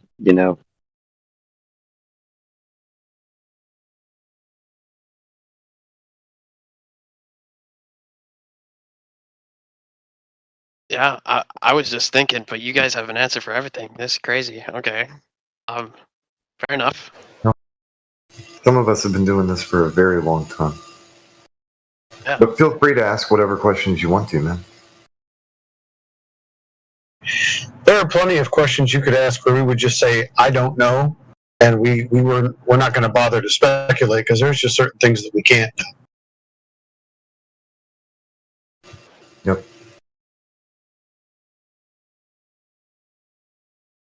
But Anything that's too. Go ahead, DJ. Well, I was just going to say anything that's too high for us to validate, or anything that's too far for us to reach, it falls into the speculation category. We don't usually make very specific claims about things we can't prove. We don't want to do what the Globe side does and speculate and, throw out a bunch of claims that we can't back up. Yeah, I was always very skeptical of somebody who had an answer for anything with no basis behind it, other than a trust me, bro. But you'll see that in the heliocentric model. There's an answer. These guys know what was happening 11 billion years ago, and they'll present it to you as they know it as a matter of fact, with no evidence to support their claims. So it's a slippery slope when you just trust people with no evidence. This is why we like requiring people to cite their sources. Like, provide us a citation. If you're going to make a claim, you're going to have to prove it. It's a good way to do it. So take, for instance, your question about the tides. We're not going to make any positive claims as to actually why they occur. We did compare the idea or the story behind why the heliocentrists would say we have tides, and when compared against reality, it is found to be inconsistent, if not patently false. So we can say, well, we tested it, and reality doesn't bear it out. But really, what's going on? Really can't say.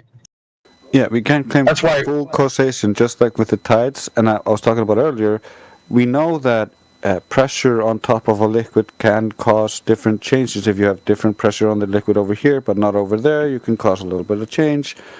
And all these different factors we do know have some effect. But can we say it's the totality of the effect? No. Because we cannot independently verify that by any means. All people can do is assume based on the little information that we do have about how things operate. And that's what they did in the first place with the tides. They assumed, because there was correlation with the moon, that it was caused by the moon, and then they just kept on with that assumption and try to stack onto it because the tides don't match to the moon's motion. Some scientists are like, well, the water must be sloshing around in the ocean basin, and that's what causes the tides. So it's all just theories. 99% of the globe model is theory. The rest of the thing is just observation that everybody else sees. You see the earth is flat, you see the sky above you, and then you just assume everything else.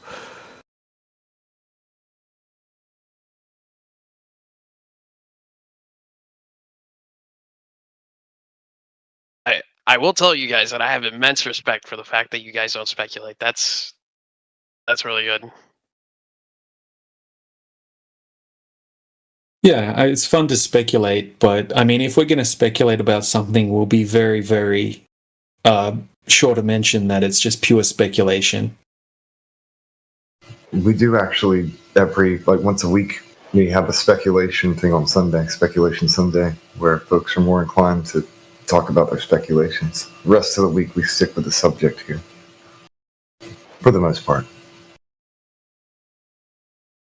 But that also allows us to, you present your idea, you speculate about something, and then everybody else goes like, wait, but what about this? But what about that? Yep. And then you realize, oh wait, yeah, that was wrong. Now I understand this better than I did before. So it's a learning experience. Yeah, it helps strengthen arguments.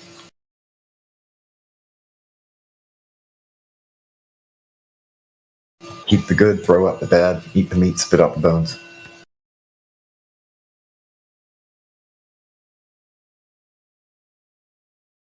Yeah, when it comes to the the question of why would they lie?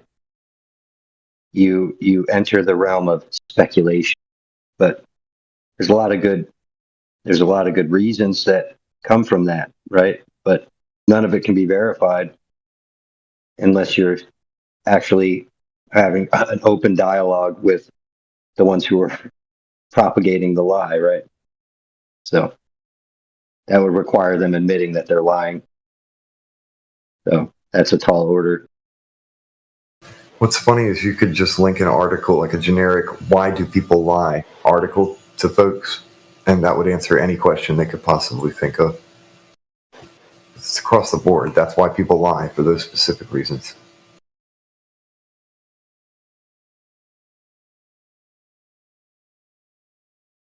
But to ask why would they lie is very specific, pointed, and usually with the intention of trying to debunk anybody claiming that there was dishonesty. Meanwhile, we've got a ton of NASA bloopers, and they are hilarious.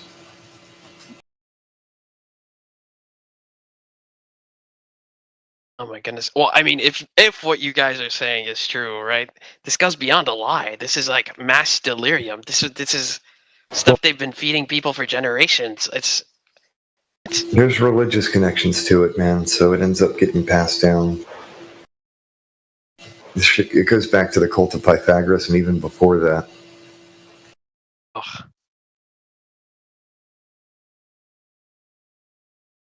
So, how are my favorite flat earthers doing? Doing well, thank you, Tommy. Welcome. Yeah, thank you for welcoming me. How are you doing today? I'm good. I'm just like interested. I want to get knowledge. I want to understand how I've been lied to all these years. Fair enough. But if somebody's told something and they honestly believe it, and then they repeat it to you as though it's the truth, are they actually lying or are they just deceived? They're deceived, just like me. Yeah.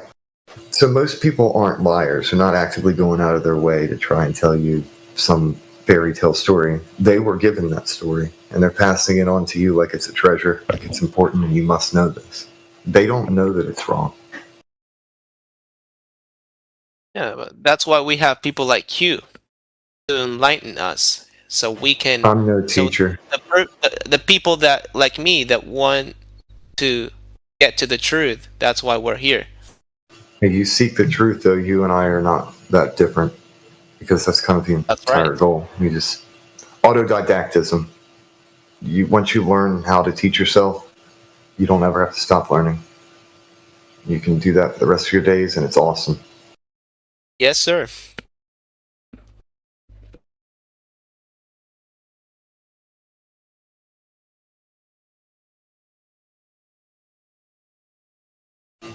Mostly that's what we really want people to do, is learn about critical thinking and what fallacious reasoning is, and just do better. We're not trying to push our worldview on anybody. It's just, hey, here's some information. What do you think about that? Let you decide. Don't take anybody's word for anything either. Fact check everyone.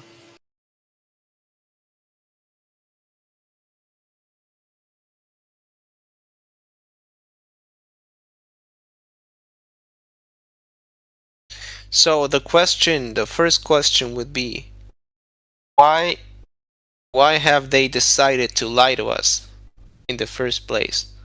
I'm talking about the NASA, the government, everything related to this big lie. I don't think that's the first question. The first question would be, how does the Earth measure?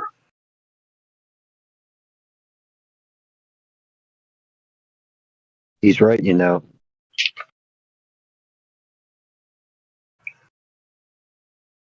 I guess we have to find out if anybody was lying in the first place. Yep.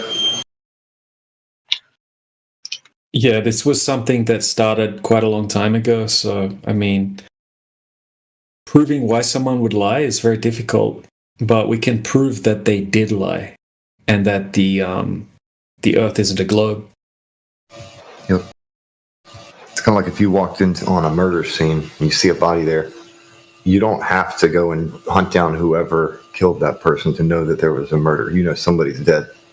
I don't need to know who killed that person. They're dead. They're gone. And for the same reason, I don't need to know why somebody lied or who did what when it comes to this. I just know that the official narrative is wrong.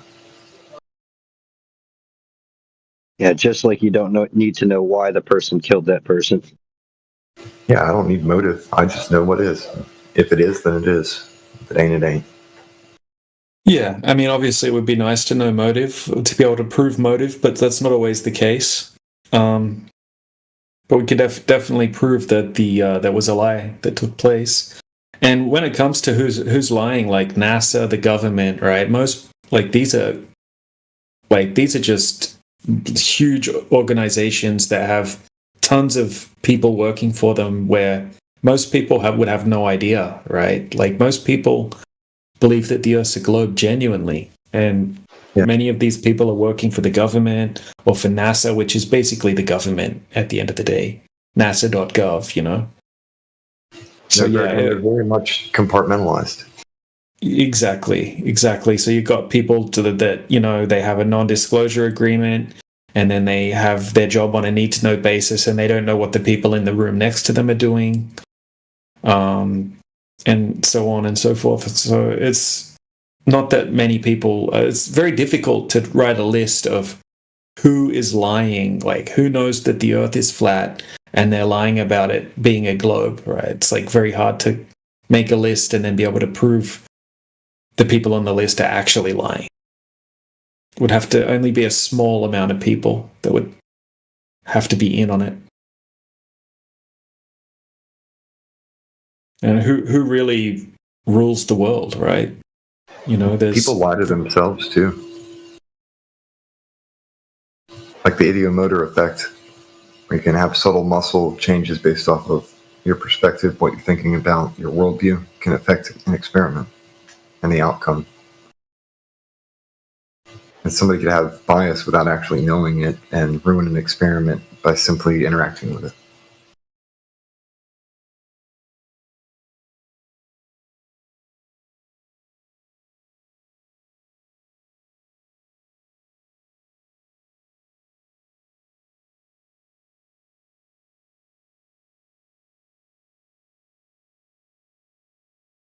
It's driven by confirmation bias.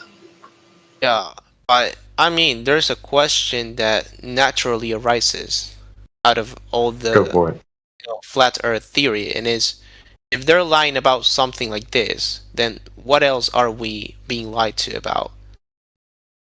Yeah, it's true. You know what I mean? If you think the fake this news is is just the bad, tip of the iceberg. If you look at it, have you seen the Sinclair script? Like, there's videos on YouTube about it. It's called the Sinclair script, where all these newscasters are just repeating the same exact thing. It sounds really creepy when you that's the listen to them all creepiest together. thing. yeah, I why would watched they do it. that? Yeah, it's crazy. It's just like very scary. It's disturbing. And it's Yeah. definitely a form of mind control. Mockingbird.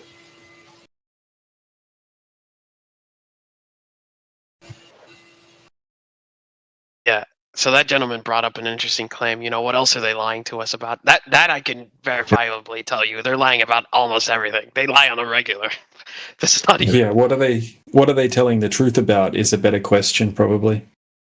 Exactly. And when you see like how bad the fake news type stuff is, imagine how bad history is. Dude, I just saw it. Oh my god. It's written by the victors, and almost all of them lied.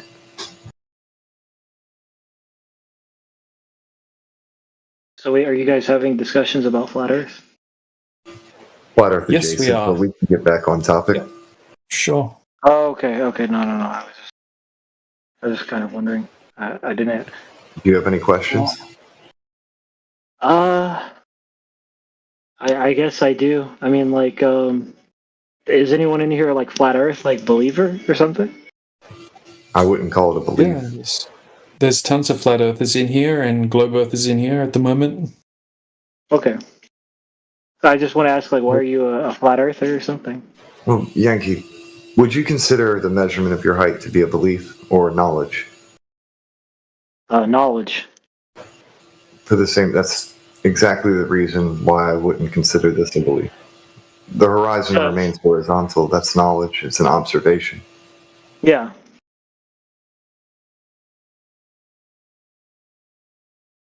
So, like, I'll ask you guys a question. It's like with my own thing. If I see like, if I'm like 40, how tall do you think the Earth is? Tall. Like the horizon. How tall do you think the atmosphere Wide? is? You Like mean the, wide? Oh no, the sky. So like, how tall? Oh, no idea. There's no way to test that. We can only get up to a certain height. We can only send weather balloons up to a certain height as well, about 120,000 feet. Okay, so, so then you would see the balloons like getting like very high, and you start seeing the curvature of the Earth. So, how would you guys? Yes. No, if we send a weather balloon up with a rectilinear lens, which is a type of lens that doesn't distort lines, like a GoPro lens or something like that, right? They distort straight lines. So yeah, when we send up a weather balloon without a fisheye lens on it or without a wide angle lens, it's completely flat from that height. Probably got some clips here we can chuck in the side chat. Actually, I'm sure someone will pop some in there. But that doesn't necessarily prove the Earth isn't a globe, right? So, you know, even mainstream scientists like Neil deGrasse Tyson, right? He's gone out and done shows where he says that from the height of the Red Bull jump, which was 129,000 feet, he said you wouldn't see any curvature from that height anyway. Well, he it said would look inverse. That's what he said. It would look inverse. No, Kind of he like- said from that height. This is what he said word for word, and I'm going to put the clip up as well, right? He said from that height, you don't see the curvature of the Earth. That stuff is flat. That's what he said word for word. And on top of that, right, they went to a higher height than that, right? So they had the Virgin Galactic flight that went up to 300,000 feet, right? So more than double. Well, or just a bit less than double, actually. Anyway, then we had the Blue Origin that went up to 350,000 feet. So Neil deGrasse Tyson came out after both of those happened. And once again, he said they're very deceptive in the way they portray the footage using the wide-angle lenses, and that he did the calculations and he doesn't think that you'd be able to see the curvature from even 350,000 feet up. So... Well, like... That stuff is flat. Okay. So if I were to say like I was 40,000 feet up in the air, you know, on an airplane, and I saw the curvature of the Earth, what would you say that is? Impossible. Well, not necessarily. I mean, yeah, it's not the curvature of the Earth, but you know, planes have very thick round glass windows, like triple layered glass. So I mean, you're looking through like a spherical thick glass lens to begin with. I mean, I fly a lot. I mean, I've never seen any signs of curvature. The only time I would see like curvature before. But also, you've got to remember this. You got to remember this as well. Like, you see in a circle. So, if you have a large field of view and you pan your eyes like right to left, you can see the same distance in all directions. So you kind of see in a circle of vision at the same time. So someone that thought the Earth was a globe, right, might think that they're seeing the curvature of the Earth when really they're seeing in like in a circular fashion, right? Like, here's an example. If you went out into the ocean and you're on a boat, right, and there's nothing else around you, just ocean, the furthest distance you can see all the way around you, right, if you plot that out, it's just going to make a big circle. So you go up in altitude, you can still see in a big circle, right? Just to see the same distance in all directions. So someone could definitely mistake that as being the curvature of the Earth, I guess. And also you got the window to take into consideration. But I mean, I don't know. I've flown like super long flights quite often, and I've never seen any curvature, but maybe some windows are different. I don't know. Yeah, I I have seen a slight distortion at the edge of the window, like I posted in at least in some of the airplanes I've been on. And if you go in the chat, you can see it. I posted it. And then there's also the lemon illusion, where straight lines can appear curved, especially when you have this kind of small banding at the edges due to the curved glass. You end up seeing a curve where there isn't a curve. There's also wishful seeing, which is if you believe really strongly that you should be able to see a curve from an airplane because you've heard that you should be able to see a curve from an airplane and you believe that you're on a globe, then just like a hypnotist can make you see the apple or the onion as an apple, and you can bite into the apple and it tastes like an apple, your belief can be strong enough to impact your visual or your memories after the fact. So I would highly recommend that now that you've been exposed to this, you go, next time you go on the airplane, look at the horizon, not near the edges of the window. You can also look through the window when you're on the tarmac, and you can see the slight distortions near the edges sometimes. And but look at the center of it, and you can take something flat and put it up against the window and see that the horizon is flat. It's not gonna start curving at that height. And if it did, then the Earth would be so small that you wouldn't be able to fit America on it. Well, again, what I'd say is this is like, I did not when I observed the horizon. Okay, I was not looking at it was not near like the edges of the glass. Okay, it was actually in the center of like my view. And another thing is I was not expecting it. At this time I had like clear skies, and to be fair, like for the most part, I don't really see this.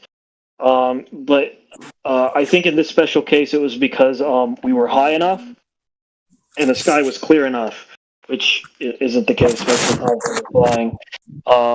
That I was able to see the horizon, and I wasn't expecting it, and I thought this was like a really cool thing to see. That being like the curved horizon. But again, that just doesn't because work, I started, bro. That doesn't work. see, like, Mathematically, the horizon couldn't be curved at that height. again, even okay. Just because you start seeing the unless beginning you're claiming of the ball is so tiny that like all of Europe, Africa, like Australia, Japan, that those things don't exist to you? Like South America doesn't exist? I never said that. Well, if the ball is so small that you're seeing it curve from an airplane window, then that is how small it I'm is. saying you can get high to a point where you start seeing curvature. It doesn't mean that Well, you shouldn't be able to see the curvature from that height in the horizon, because the horizon is first of all an optical phenomenon, not a geometric phenomenon.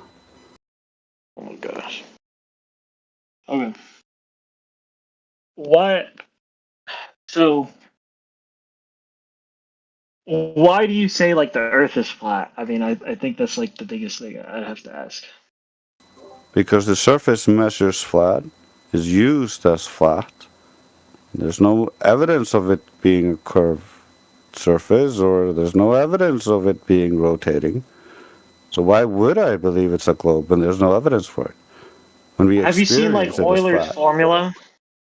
Have you seen Euler's formula for for solving like the specific problem? I could probably show it to you, where pi was used inside of his argument. What does the formula have to do with anything? Well, essentially what I was trying to get at is like they were trying to solve a specific formula about how much light could you see from a lighthouse, like from a specific point if it goes X distance far away. And what Euler figured out is like it doesn't go infinitely on as people say it does. It actually goes in a circle. But if you zoom in enough, it appears as if it's a flat line. And so that's what I'm trying to get at with you is like something can be so big that if you if to your natural eyes it appears to be like flat. And another thing is this is like No, that's incoherent.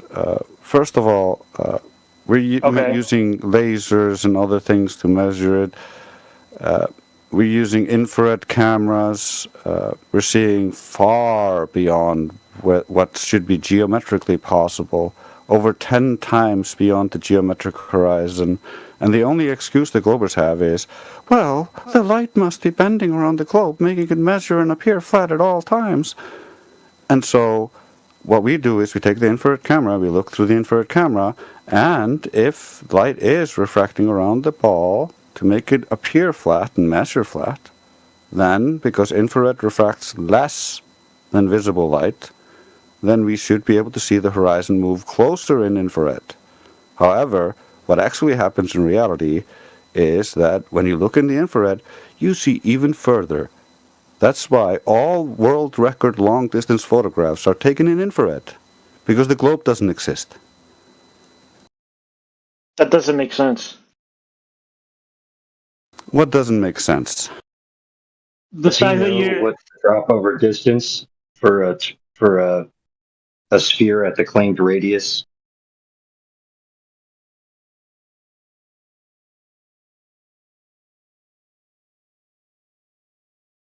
Yeah, this is like undeniable, mathematics based off what we're given by the globe side, based off the radius value. Yeah, literally your entire cosmos was conceived based off the radius value. Did you know that? It's the Well, now I beginning of do. your cosmic ladder. Okay. So what about this is important? Well, the radius value, when we go out and test reality, right, for the characteristics that must be present for this radius value to be correct, right, we can see magnitudes further, right? There's no validation of the radius, right? It just exists on paper, in theory, not in reality. Like we can see, for example, if we go to a 20-mile lake, it should have just under 300 foot of curvature. But we can zoom in across the surface of the water and see the shoreline on the other side of the lake. There is zero curvature. Then we can go do it on a different lake, in a different lake, in a bigger lake. And this has been done over and over again and documented. And it's not just the observations. There's many more methods that are being used. The list goes on and on and on with the evidence against the globe. So what would you say about ships disappearing across the horizon? Growing up on the east coast of Australia, in a section called the Gold Coast, right? Tons of cruise ships, tons of fishing boats always going out, right? I grew up at the beach quite often, fishing, surfing, boating, and watching the boats going out while I'm sitting there waiting for waves or whatever, right? You're sitting there kind of watching the boats go out. What happens most of the time, right? The majority of the time is the boat will just get smaller and smaller, and then eventually you'll see it start to disappear, because you can't resolve it once it gets below a certain angular size, or it'll just kind of fade off into the opacity of It doesn't fade off. It doesn't fade off. No, it does, right? Yeah, no. What it does is that at first the hull disappears to begin with. No, that depends on the conditions, my friend. No, my friend. Yeah, let me finish it depends on the explaining. conditions. Let him finish, and we'll go over that in the end. Yeah, I was going to go over that as well. So just what happens most of the time, I said most of the time, right, is that it just disappears due to angular size, right? So you can't see the boat anymore, but you can still see the horizon. Now, what we've realized is we can zoom back in and bring the entire boat back to view, unless there are certain conditions present. Now, sometimes you can have ocean swells. It's very common. So as you have the waves in the foreground, right? And as the boat goes further away, the boat gets smaller and smaller, and it disappears behind the big waves in the foreground, right? So even if they're not huge waves in the foreground, it's kind of like the concept of how you could kind of put half your hand in front of your eyes and block a mountain or block the bottom of a mountain in the background, just on a different scale. So, that's one of the main reasons that it can make it appear like they disappear bottom up sometimes. And then there's also certain weather conditions where you can have certain types of miraging type effects, like sinking, for example, where, it's defined as something that would normally be visible on the horizon, looks like it sinks below the horizon. So sometimes that happens as well. There's also some compression effects that, depending on where they happen, if they happen at the bottom of what you're looking at, they can compress the bottom down until it becomes too small to discern, so you lose that bottom information. Okay. Yankee Zulu, do you see the side chat? No, I do not. I actually don't. Have a look in the side chat. Yeah, there's a ton of supporting GIFs and things like that people have been posting. So especially the one that Miguel posted at 28 minutes after the hour. It's like a giant ship, right? And when he zoomed out with the camera, you can't see the ship at all. But when he zooms in, you can see it again. That's what happens, most of the time when you have clear weather conditions. But sometimes it does appear to fade off, just fade out, right? Because sometimes you don't have a long visibility rating. You can check the weather report. Sometimes the visibility is only, 5 miles, 10 miles because of fog and things like that. Or just a lot of dust and things like that in the air sometimes. Okay. I mean, there is the possibility from that, but I still for the most part, when a ship is disappearing off the horizon, and again, I don't think this is the best argument for it, for a global Earth. I mean, dude, you still have Eratosthenes' method, that argued from the specific shadows of the stick that it laid. Yeah, we understand. Eratosthenes had shadows. He looked at the shadows and assumed the Earth was a ball.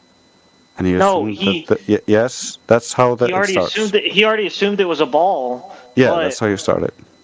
You assume it's a ball, and then the shadows land differently on that ball based on the light being all parallel.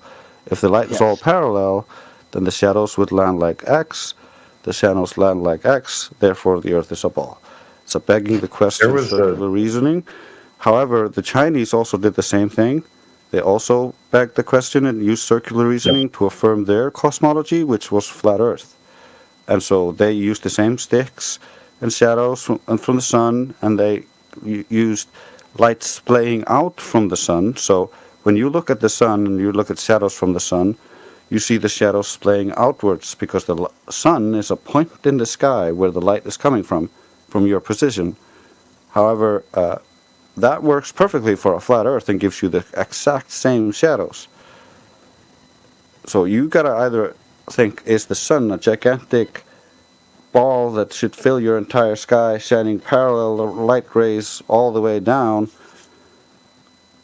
but it's so far away that it shrinks down into this tiny point, which is just you have no evidence for any of this? Or is it just as you perceive it and how the shadows show it to be?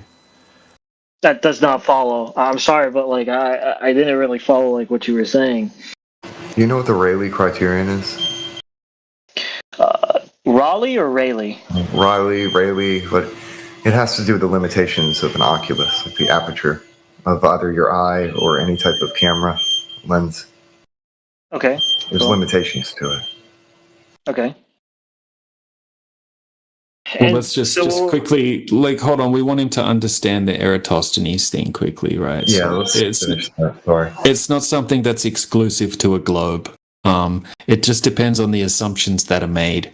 Now, you could do the same thing, in a room in your house, right? You could have a stick under the light in the center of the room, right? It's not going to have a shadow, and then you can put another stick towards the edge of the room, and it's going to have a shadow. Now, if you went ahead and made the same assumptions that Eratosthenes made, and you assumed that you were on a spherical floor, right, a curving floor and you assumed that those sun rays from the light on the ceiling were coming in parallel instead of diverging, then you could do the same math that Eratosthenes did, and you would be able to calculate the circumference of your flat floor, right? Just based on the assumptions that you made.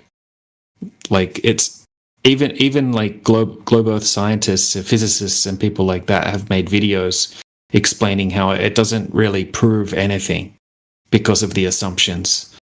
You know, it was only because of the assumptions that he was able to use his spherical mathematics, right? Because he did, he did his maths based on a 360-degree object, the globe that he thought that he was living on. So, I mean, it's not something that, it's not like a flat Earth proof or a globe Earth proof. It's just, it's a flawed test. Well, that's all. Eratosthenes was not trying to argue for,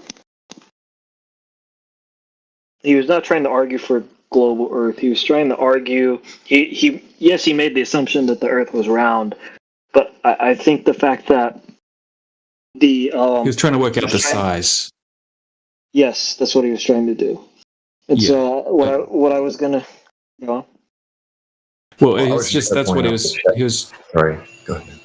Yeah, he was just trying to work out the size, but it was just based on his assumptions that the Earth was a globe and that the sun was an infinite distance away with parallel sun rays. So it's just big. If you take away those assumptions that he made, the same thing works just fine on a flat Earth with a closer sun with diverging rays coming out of it in all directions. So, he was trying to affirm the globe because based on how big you assume your ball is in the beginning, that changes everything. Okay? So he already had the presumed size in the beginning. No. Well, the actual circumference of the Earth that he actually had come up with was actually according to modern scientists was considered almost accurate to I know. He had the same thing. They actually derived, this dovetails perfectly into what Rayleigh was talking about. They derived the size of the globe from the diffraction limit of the human eye. So we can calculate, based on the diffraction limit of the human eye and how far away the horizon is, the optical horizon that appears in your eye due to perspective and how your eyes work, optics. And so we can calculate, based on the diffraction limit of the human eye, how far away the horizon would appear. And that turns out to be about 3 miles away for a 6-foot observer. That's exactly the same size as the globe, and that's the exact same thing they used to derive the globe with Al-Biruni. And so all of it is just looking at the horizon, not understanding optics, and then assuming a globe. And from there, they got the size, which Eratosthenes tried to reify. And this is not, they don't even know if Eratosthenes existed, because there's no actual prime first source material left that has him. He's referenced in 2 manuscripts. That's all. And from there, they base everything. So it's bro, he needed the size to begin with. If you blow up the ball to be the size of the sun, the distance between Syene and Alexandria is so small that it's effectively a flat surface. And then how come there could be different shadows? Unless you're gonna say I want to add this. At night, you can see the same shadows with the moon. Interesting.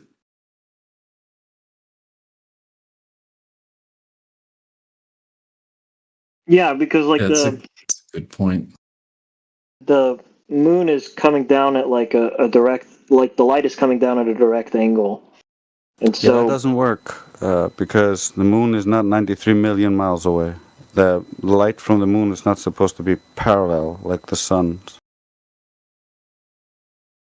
And so you're saying the moon is coming in at an angle? The light from the moon is it's like the light from the sun. It's divergent. It's not parallel.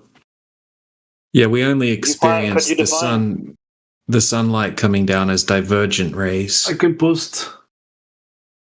Let's see. Yeah. If someone can post some things, that'd be good. Let me see the divergent rays like these ones.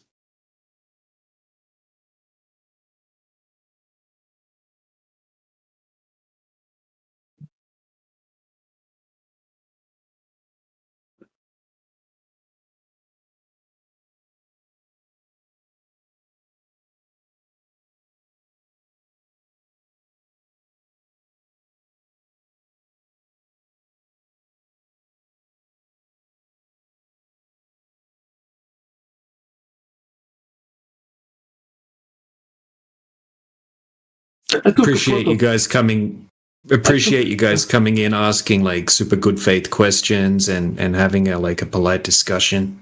Sometimes people come in super angry and rude and don't listen to any answers, so appreciate that. Yeah, this I did actually. There was a day it was raining, but then it stopped it, and there's some clouds passing by, and I could see this divergent rays, and it was a hole in the middle. I took this photo. I think I did burn the lens of the camera of my cell phone because it was too hot. And I have another one.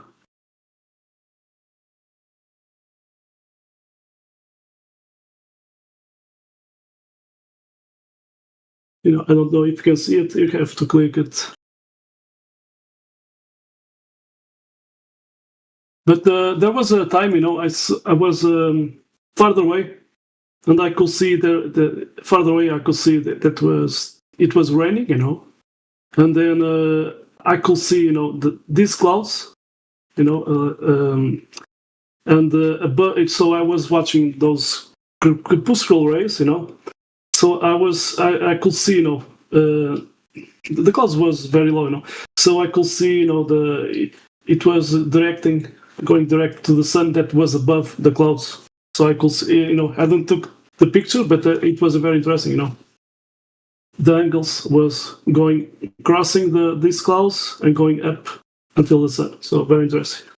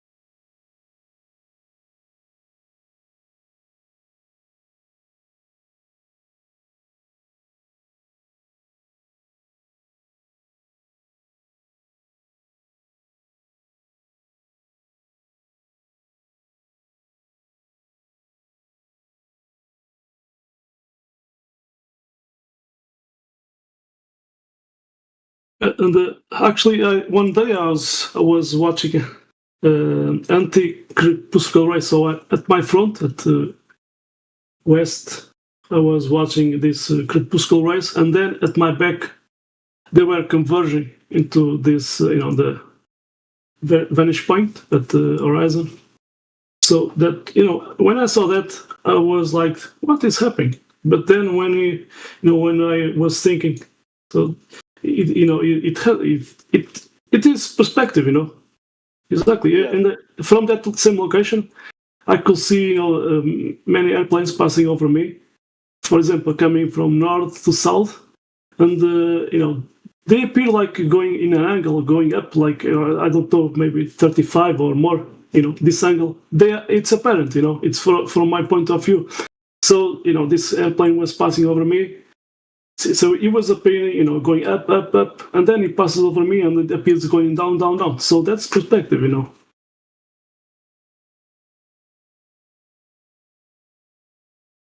I saw, for example, at West. So I'm from Portugal. So sometimes there's these airplanes going from many directions, coming from Spain. So I saw one day, for example, looking at the horizon, above the horizon, an airplane passing by, and he was leaving, a straight, let's say, chemtrail or contrail. So it was horizontal, parallel with the horizon. So that was very interesting.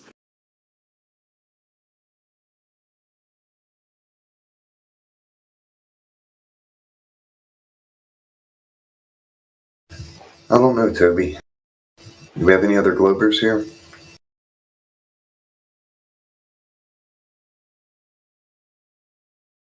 There's still a couple. By the way, I just realized that the only reason they think light is parallel is because they believe the Earth is a globe. And so when they see the light move in the sky, move across the sky, that entire time the light is in the sky, the light is always parallel to them, even though the angle is always changing, and it clearly is not parallel relative to your location. It's just parallel in their imagination on the ball.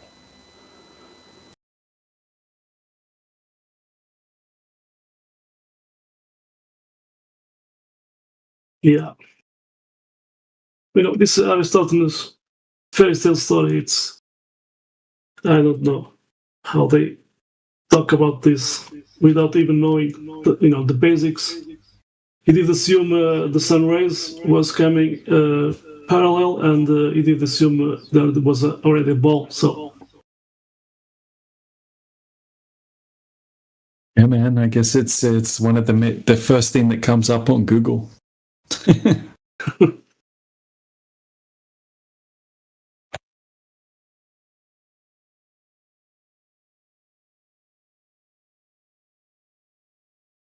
of course, you have to have this at the same time in the mind, because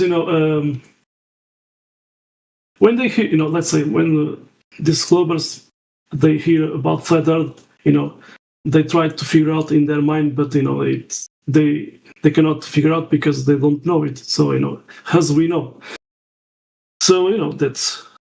So to them, it appears that it's ridiculous, at the first sight. But for example, I saw a guy. This how you say? He's a known guy here in Portugal. Speaks on TV, etc. But he did an article, a web page. Trying to debunk flat Earth, and the guy just, what he did, the guy just went to Google and searched it. He thinks that he's gonna figure out what is flat Earth by searching Google. And he did post some memes, a flat disk in space, those propaganda bullshit, and so the guy doesn't know what is flat Earth. He just did a search at Google, find some stuff, and he did this article, but it's a crap.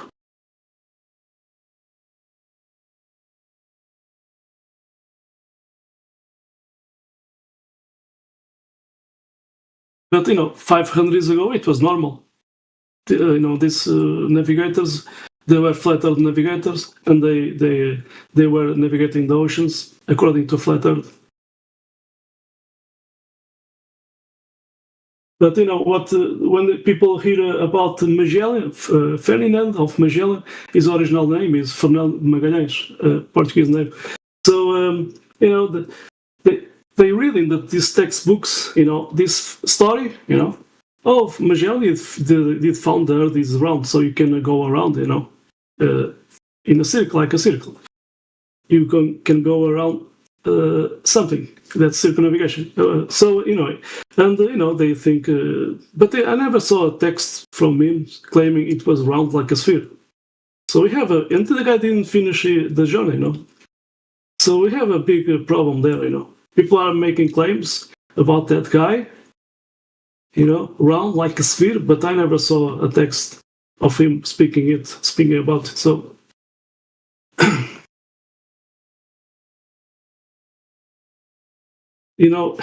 at that time we have a Portuguese flat. The first time I hear about flat Earth was actually on Portuguese public school. Flat Earth. So at that time, we have this Portuguese and Spanish navigators, doing discoveries in the oceans, and they were doing to them it was flat Earth. It was normal. But then of course that Magellan already did stolen some maps from the Portuguese. He was a Portuguese. He did learn how to navigate here in Portugal, but at that time he had no job, so he went to work to Spain. Our rivals main rivals at that time, and he already had maps, to where to go. But of course, he had to figure out because at that time there were no complete maps.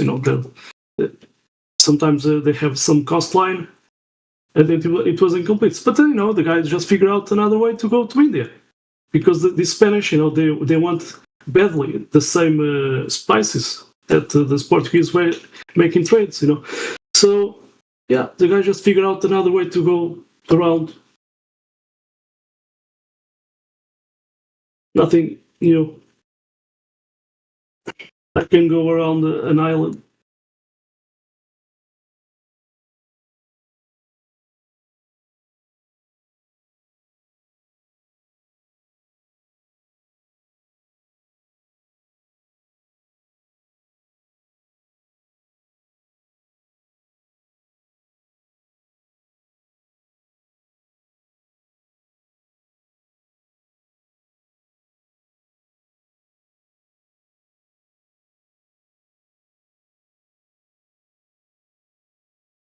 So after that, after that time, there was some kind of meeting, and at that time we have the power of the authority of the church, and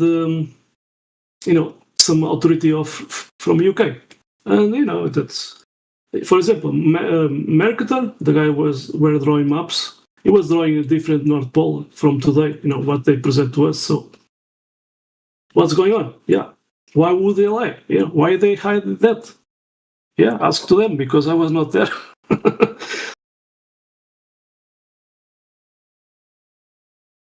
But I did found some, names, Portuguese and Spanish. So from the 1600s until the 1700s, there were people, even connected to the church, and they were. They were, against these new scientists.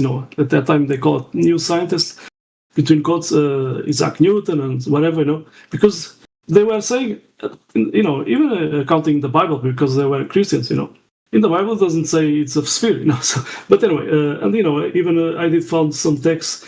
They were, talking about it. Maybe the moon has its own light. So it was very, from the 1600s until the 1700s, we have flat earthers. Question about this ball earth. Someone decided to change it to a ball earth.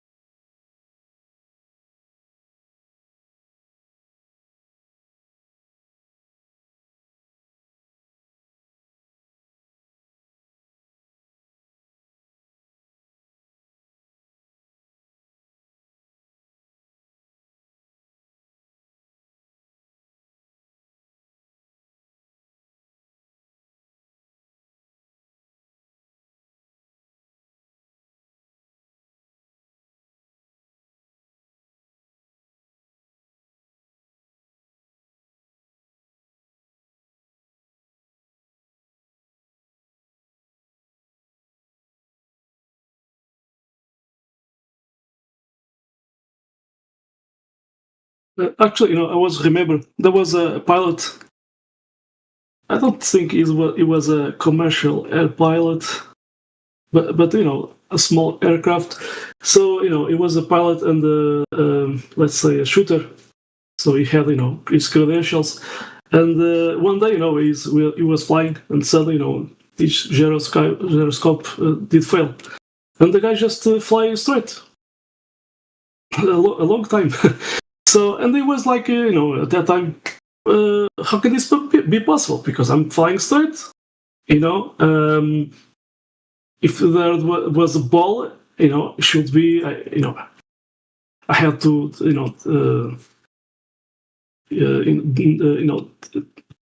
the nose of the airplane, the aircraft. I had to pitch down, and he never did that. So at that time he was thinking about that. Yeah, no, he's a flat earth guy. So, and he did talk about Coriolis. He never, as a pilot, he never learned about Coriolis to count any Coriolis. 0 hours. And in shooting, he did not account Coriolis either. But, there are some tables. He was accounting more, because of the bullet coming from the barrel, it spins the bullet. So it was talking about the Magnus effect.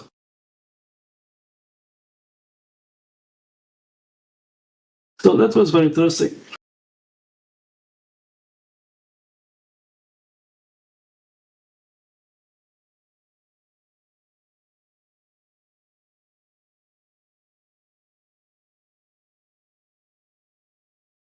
And we have a lot of people from Brazil, not from Brazil, but most, many countries, independent people, even civil engineers and wherever, surveyors, you name it. They were globers. They went to the field, to figure out if there was curvature on water, even on big lakes, even using lasers at night and even doing a surprise with a flashlight next to a laser. The other team was, at the shoreline, and they were saying, "Oh, I see the laser light, and I see another light." So it was a surprise. This was at the water level, the flashlight. Anyway, and they figured out there's no curve. It's impossible. No curve, no ball. And they were globals.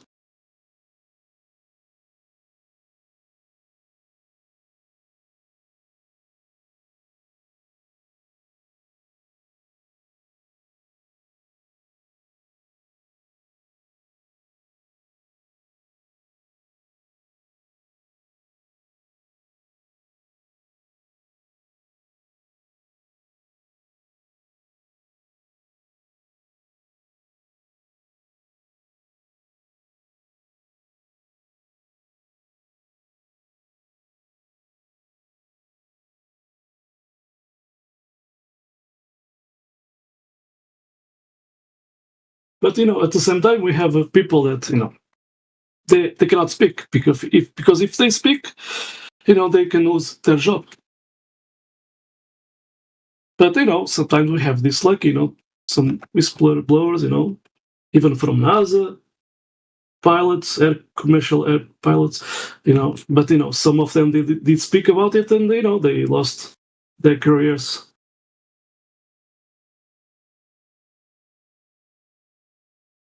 Some of them they talk anonymous,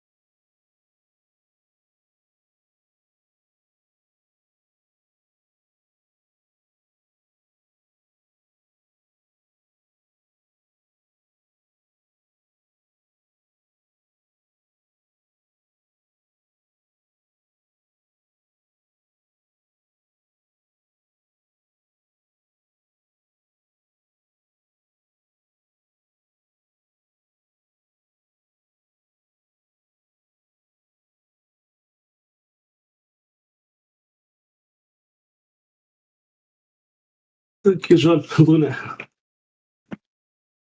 Well, it's about the truth, nothing more.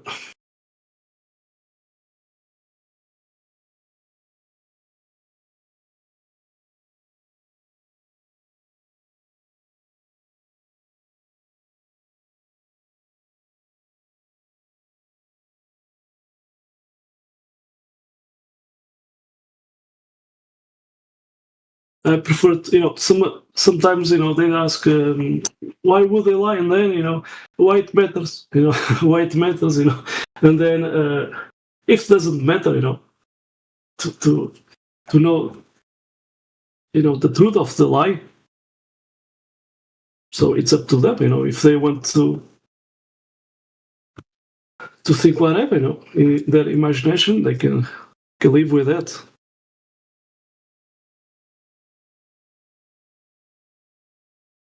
But I prefer to know the truth and live the truth. I don't care about fairy tales, fantasies.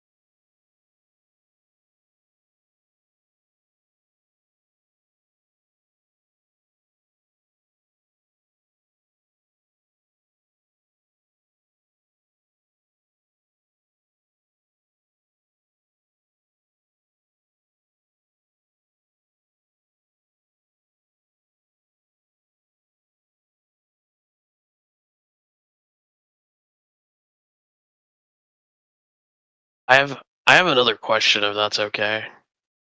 Ask. Okay. There was a gentleman in here earlier. I was just watching it on the live stream, but the topic of divergent light was brought up, right? And how the moon, if it's being hit by divergent rays of the sun, it wouldn't show up as it is, right? Because we see like a certain luminous property from the moon itself, right? If you let's say if you do let's say optical thing with divergent rays going in, reflecting on some kind of surface, you'll get a different result. Yeah, my question would be, do we know how divergent rays act in a vacuum? Because the whole global claim is that the moon is in space, and space is sort of like a semi-vacuum. There's a problem. You say semi-vacuum, and you did learn it's a vacuum, the vacuum of space. There's a problem. Yeah, I know. I know. We don't observe. I know how the claim is not. Here on Earth, you don't observe. Vacuums are not a natural phenomena. But when you talk, I can even post this citation. It's a simple citation. What is gas pressure from NASA? Let me see, just a second, from NASA. But what is interesting, it's you can learn this in physics. But let me see, just a second. But what is interesting, when we speak about gas pressure, and go look the definition. What is gas pressure? It says the gas particles are colliding with each other and against the walls of the container. So no container, no pressure. So and I can post this. It talks about the container. It's not for me. But we have people that don't want to accept this. They ask, "Show me the container." But the problem is that to have gas pressure, you need a container. Of course, inside the container, you can you can have I can post a guy who did an experiment, with a container, different gradient,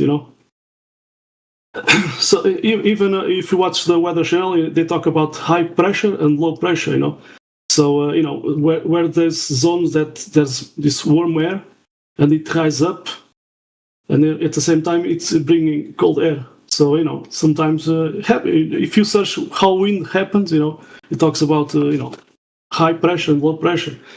Yeah, we can have a gradient, let's say low pressure and high, but if you do this experiment and you have a gas and you put a vacuum, in other let's say chamber, you have one chamber and then you have with the gas, and you have another chamber with it's a vacuum, and when you open in the middle, they mix, and that debunks this ball earth in space, this with this atmosphere around next to a vacuum. It debunks it. They can talk about this fairy tale. There's some kind of gravity. I never at school I never hear about this gravity holding gas pressure, because where is that experiment to prove that? You can say, oh, this magic glue Narnia stuff is holding gas pressure, but where is that experiment? So that's a big problem right there. And actually, so I saw a video. It's in Spanish. The guy did spend like 1 hour and a half talking about the cold energy, circuit from Tesla. And but at the beginning, the guy he did say, I did spend 1 month in a house of an astronaut, and he did said to me, this astronaut, of course he didn't want to say his name, so I don't know who is the guy, but anyway, he did say, this astronaut did say to him, from above we don't see Earth as a ball. That's very interesting, from an astronaut. And then he did said, there's a barrier. No rockets went out. So very interesting too. So there's a barrier. And then I did, 25 years ago, I did met a physicist guy, and the guy did speak about it, he didn't say flat Earth, but he was, there's people question about the shape of the Earth. There's people question about the moon landings and me fake. And the guy was a physicist guy. And he did said, that they did found the barrier. But he did stop it, because I wanted to know more. But at that time I was a global and I was not connecting all the dots, but I was interested. But he did stop it, because he was getting too much attention. And he did suffer before he did tell us something that did happen to him when he was at Brazil. Guys from, let's say, guys between quotes from America went to this guy to meet with this guy, to not speak about some stuff.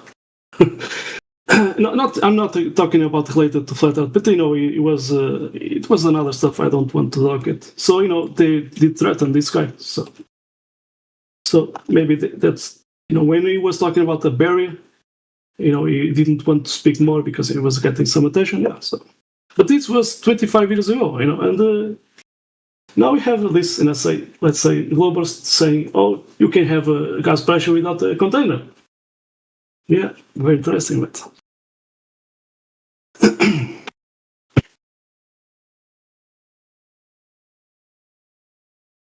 and we have space engineers. I can give you some names, from NASA. Speaking about flat Earth, even a guy that did programmation to satellites, at Antarctica. Interesting, but in his papers, it was read, it was writing there. You have to account a flat stationary Earth. Very interesting. In there, even military papers, not just military, but even NASA is speaking about it. It was more efficient. For example, there's some paper they say it's more efficient flat Earth model, accounting for satellites instead of globe Earth model. And there's papers where they say you have to account flight dynamics, you have to account a flat non-rotation Earth. So these were classified documents. There was a law at the year 2000. So from time to time they have to release some info. So these were classified documents because of what? Formulas? No, there are sensitive information that's classified. When it's classified, it has sensitive information. So yeah, it's very interesting. Even there's a document talking about the Russians. The Russians, 1952 and 3, something like that. The Russians were at Antarctica, and there's one page that they are talking near Sun, flat Earth, and firmament in one page. Anyway, and that was classified, and it's on the CIA website.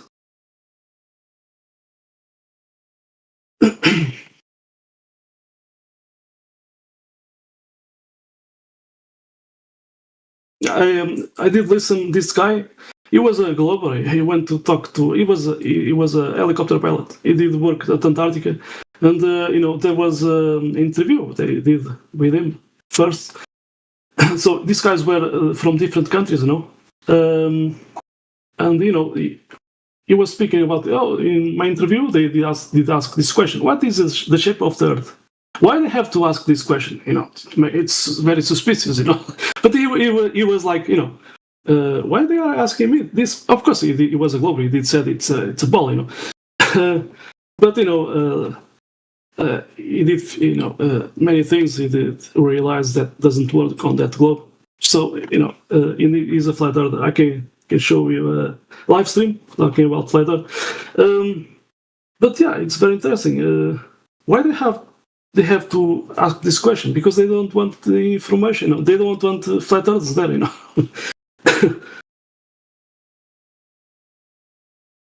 But he was. Let me see if I remember some info. Anyway, it was a long time ago.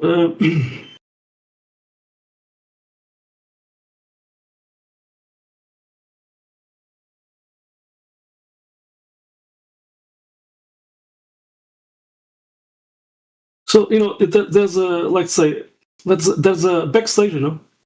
People at the backstage. They don't have this fight between what if the Earth is a ball or a flat.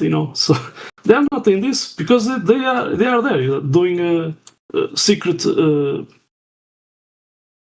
things away from the public, and that's it.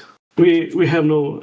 Sometimes there's some info, but we have no idea what's going on. It's a big deal going on there.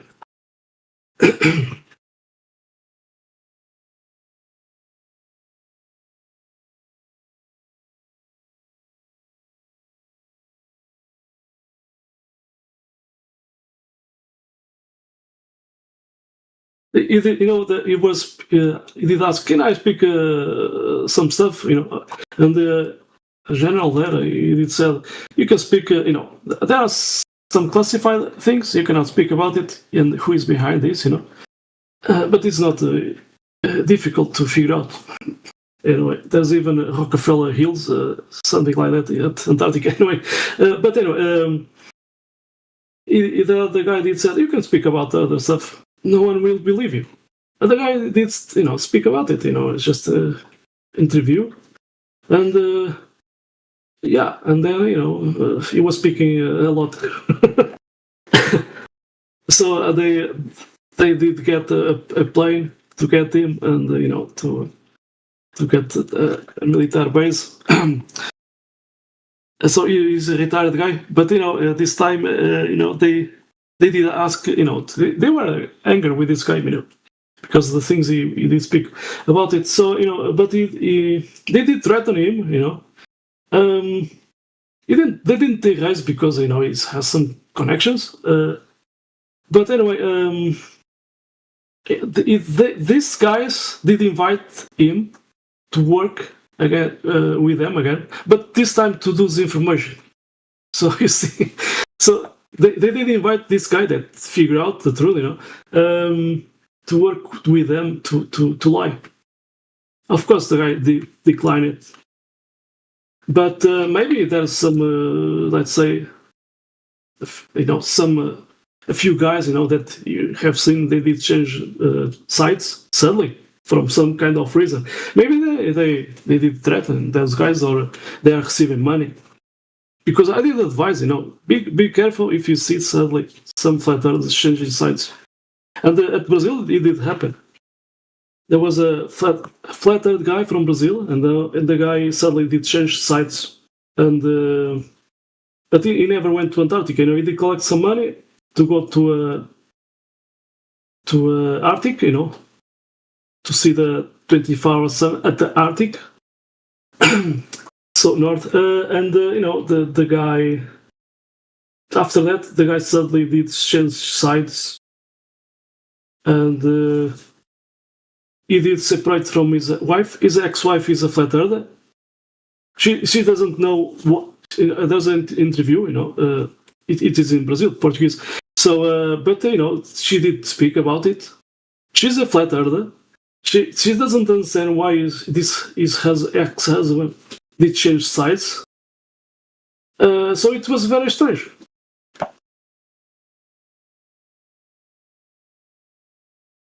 So yeah, things happen like that,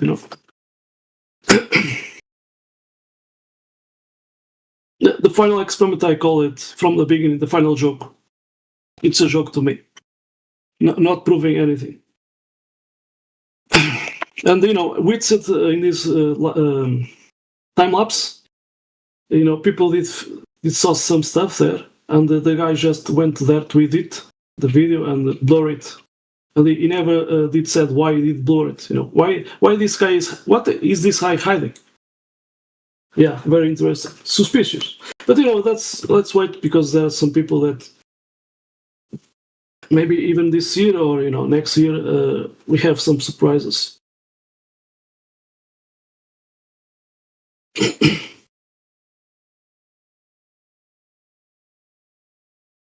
Anyway, let's wait. It doesn't prove anything. Even the sun, if the sun was doing an 8 in the sky, it doesn't prove the ground. It's this, what matters looking at the sky? At TV, on television, you just see CGI animation documentaries talking about space. It's all based on assumptions. They are making assumptions, and that's it. You see just animation, CGI animation. The space that you see there, it's just CGI animation, nothing more. And even I did believe that,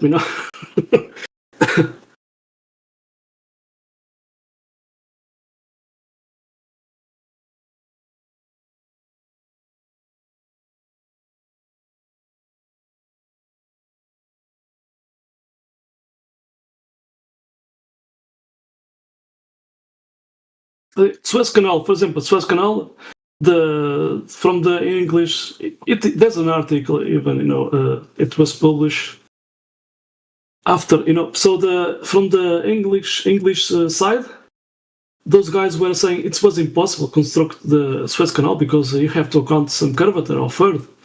And from the French side, the engineer de Lesseps, the guy didn't account any curvature. He did construct according to flat Earth, and there was an article talking about it.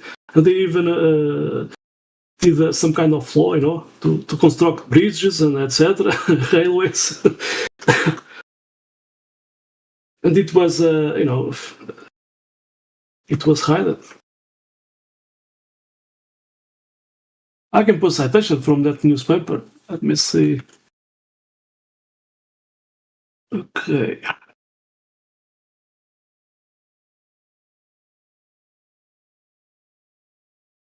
The things I speak, I have stuff at my background, so sometimes at Sundays you can hear some some people doing some speculation, but when I speak this guy or that, I have videos, I have stuff, So let's see, Suez Canal.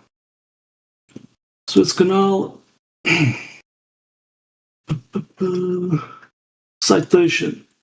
So this is that article from 1951. It's still available from website gov.au, Australia. It's there.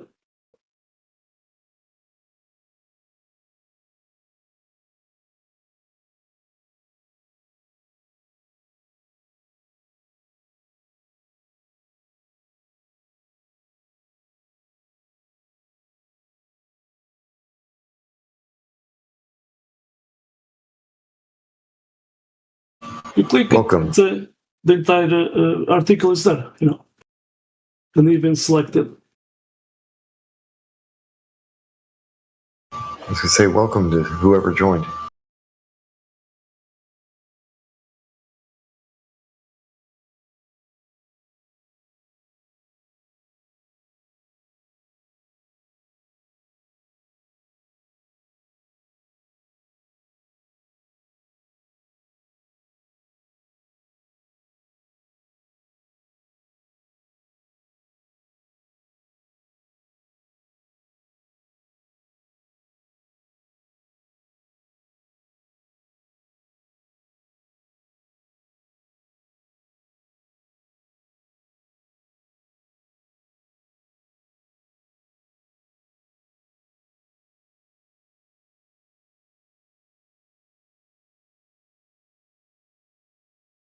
Are the Clippers falling down?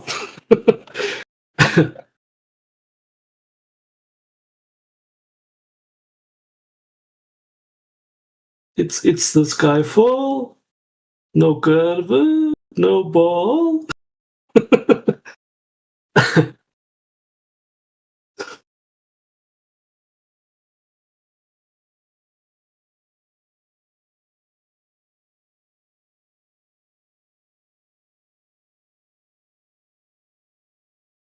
I can make some lyrics improvising.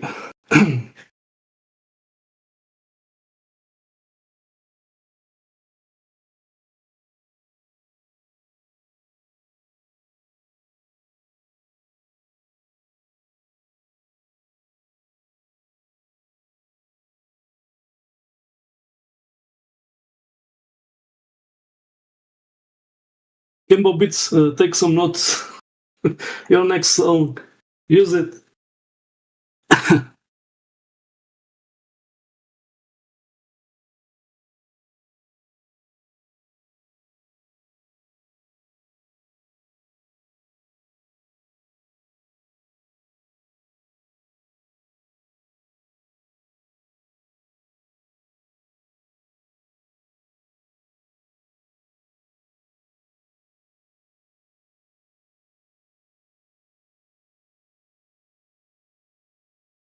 At 2015, I think, in that year, we had at Brazil, just at Brazil, there was 11 million people, flat earthers.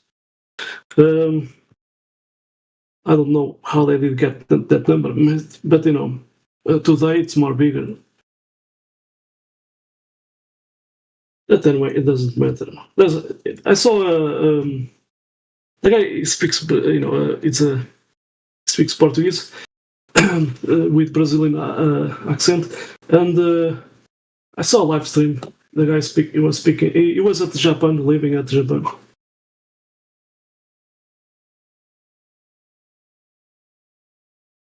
He's a Japanese guy. So we have a lot of different people living in different countries talking about flat Earth. But it's some of them they don't do live streams.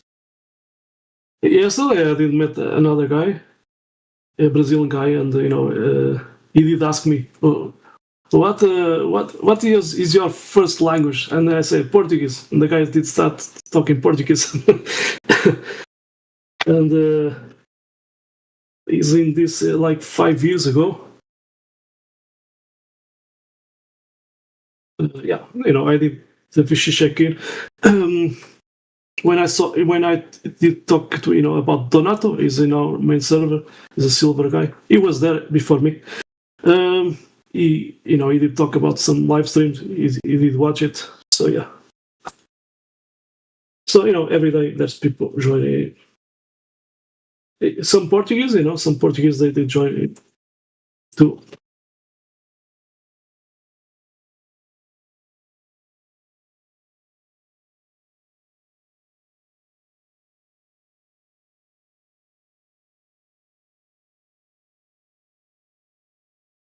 Yeah, that's a good one too. Je ne me sais. From the year the 1900s.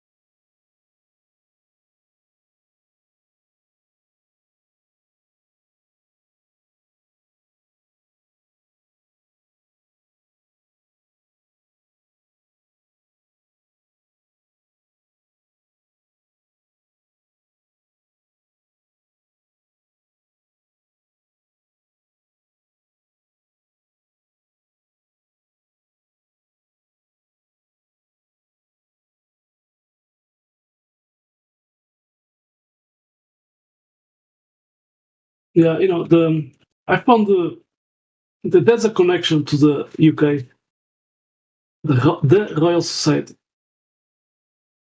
and Isaac Newton. It was on the Royal Society. Einstein, when it was, I did read this. Sometimes I see some documentaries, but sometimes I see some text. Speaking. I think I saw from Einstein. So the guys that were supporting him, it was the Royal Society. When he was doing observations about eclipses, the Royal Society was paying in the sky.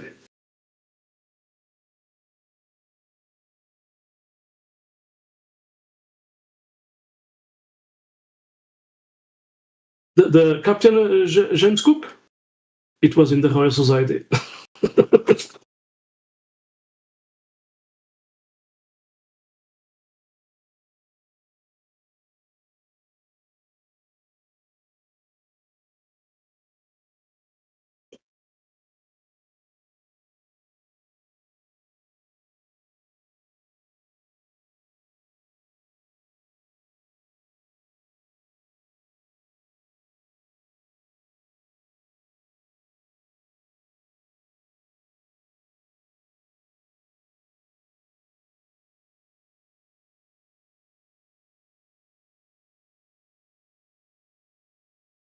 There's this map in the bottom. It says in possession of the Royal Society. No, sorry, the Royal Geographical Society. I don't know if it belongs to the same guys, but anyway, it's how to read that name? The Arctic section of Rush's world map in the Rome Ptolemy 1508. From a copy in the possession of the Royal Geographical Society. Very interesting. I never saw this on TV or at school.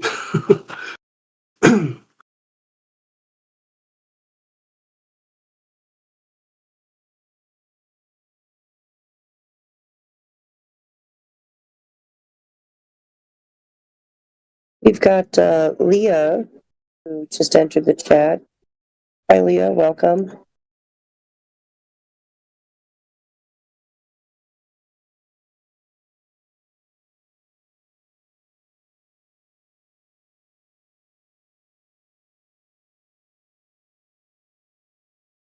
Welcome, Leah.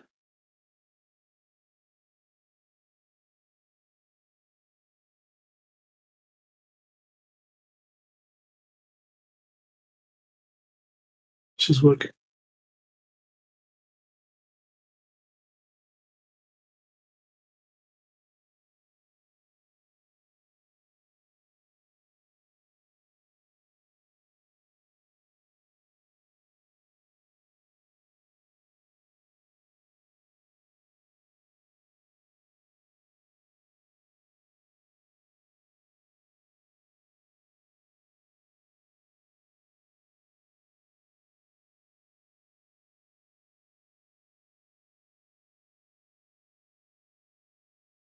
She is on politics and religion too.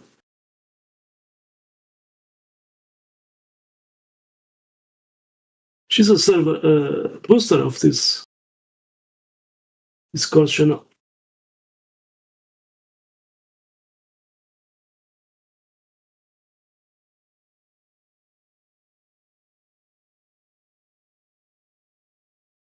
She has this interesting phrase.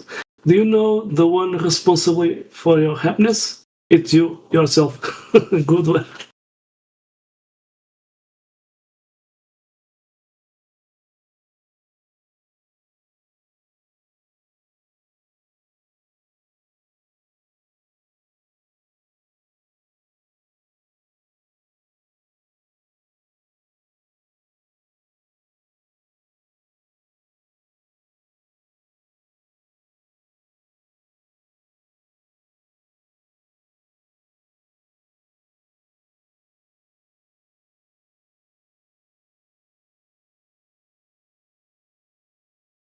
Maybe she can join in ladies' night. Wednesday, no, it's Wednesday. I cannot speak right now. Wednesday. Oh, sorry. Before Thursday. You mean when's the next? Yeah, when's the next scheduled ladies' night? Yeah, next week. Wednesday. I cannot say it. I don't know why. Wednesday. Oh, Wednesday. Yeah, I think Wednesday. some words. You know, sometimes because you have to, let's say, What's your mother language? Portuguese. You know, next to Spain. Portuguese. Yeah, exactly. I think there's some words. If you don't, you have to. There's some muscles in your face, so sometimes you have this difficulty because you have to work your muscles. In the other day, I was thinking maybe I don't know if there's some kind of voice therapy, to speak better English. Maybe there is, because of Practice course, makes yeah, practice makes perfect. You have to you have to try and imitate. You have to try and imitate the way people say things, right? It's almost like you feel rude if you try and imitate somebody precisely. Yeah. They'd be like, "Oh, are you trying to make fun of me?" The same So it's accent, almost like etc. Yeah. I get it. Yeah. So you almost have to imitate, make fun of them, Yeah. And then it's like, okay. They detect, when someone does that with some accent, faking it, they are, people, they are figuring out this guy is pretending. But maybe there's some exercises, to exercise these muscles because there's some words, if you don't exercise the muscles of your face, maybe sometimes you have this difficulty. Well, I know in children, you have to, like, if you're teaching a child how to say something and they're having trouble with certain words, it's best for them to see the mouth and the way the mouth is moving while the sound is coming out of the mouth. So that definitely helps if you're trying to create these certain sounds. And I mean, it's not just that, it's like vocalization and singing as well, right? So if you sing in your native language, it's going to be different for each language, right? And obviously, like the American scale is only 12 tones. Look in the Middle Eastern scale, like the Arabic scale, or like the Asian scales, the Hindu scales. There's 24 tones. So you have all those microtones. So they break things down into 24 notes instead of 12. So practicing all of these different types of vocalizations and stuff will definitely give you a stronger command over your voice. And yeah, I've learned that over the years, singing different styles of music that are not common here in the States. Yeah, thank you. That's very, helpful. I'm using a Blue Yeti mic, but I have noise suppression, and there's some in my PC I have some noise of the fans. But anyway, let's see if I change these fans, because when I speak, I hear myself, but when I go listen myself in the listen the live stream at YouTube, it cuts a little bit, at the end when I'm speaking. So or maybe I have to figure out some definitions on the Discord settings.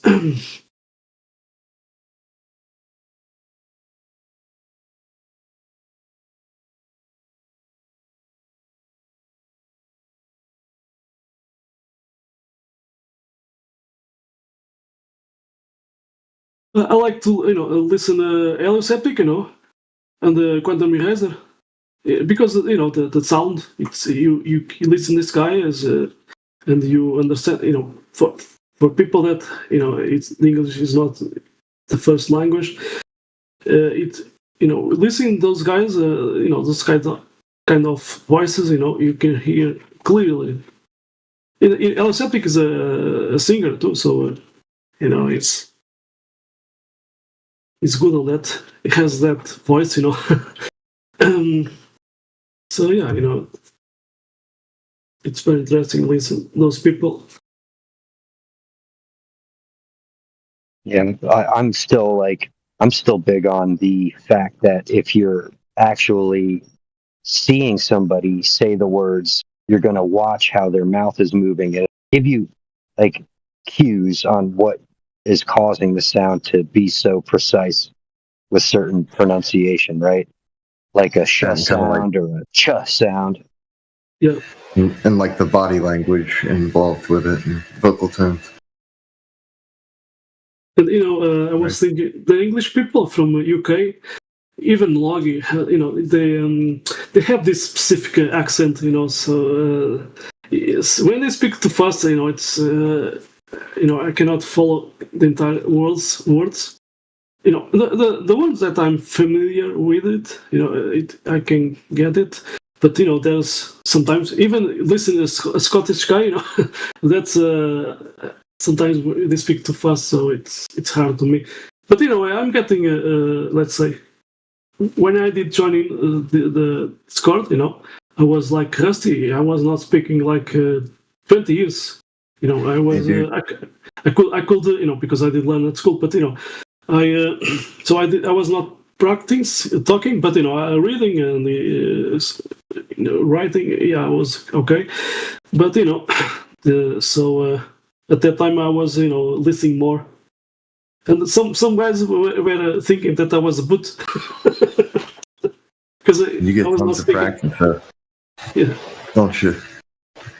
Hanging out with the bros, you've got tons of practice. Yeah, and you've improved a lot. Donato is a fighter from Brazil. He's in our main server, but he doesn't understand. He doesn't understand what people are speaking about it. Hold on, 3 people just joined in. Okay. Oh, never mind. 2 of them just left. I was just going to say welcome. Yeah, I mean, if you're listening to us, welcome. If you're thinking of joining, come on in. If you have any questions, we would love to hear what you have to say. If you have any globe proof, please hop on in and present what you believe proves that the Earth is a spinning ball hurling through outer space at unbelievable speed.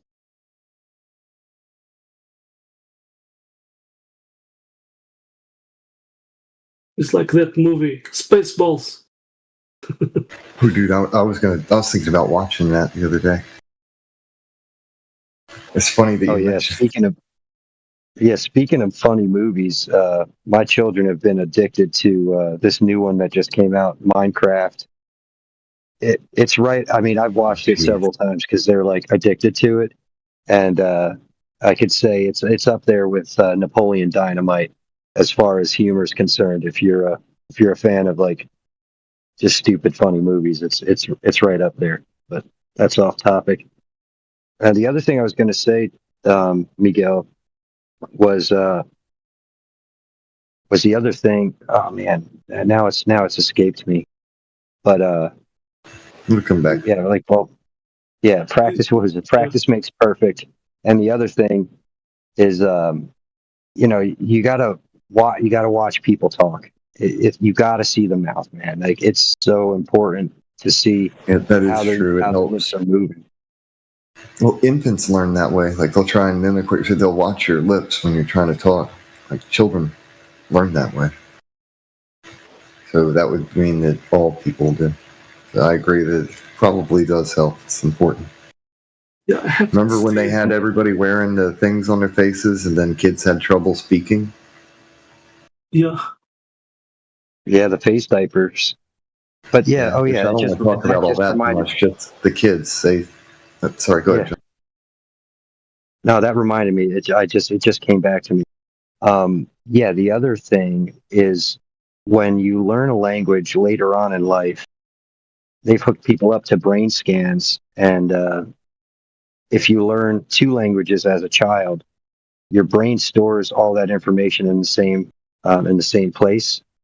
But when you learn a language later on in life, the brain has to communicate with a different part of itself. So the more that you utilize that, the more that you utilize it, it creates new neural pathways between the 2 areas of the brain where the language definitions are stored for each word, which is pretty, into the weeds of the science of it all. But it's just another thing to give yourself a little break because you're doing pretty well to be able to think in both languages. So that's definitely impressive. Thank you. We got quite a few bilingual people around here. They're really good at what they do, and they're pretty damn good at English. At least our people understand them, so they're good.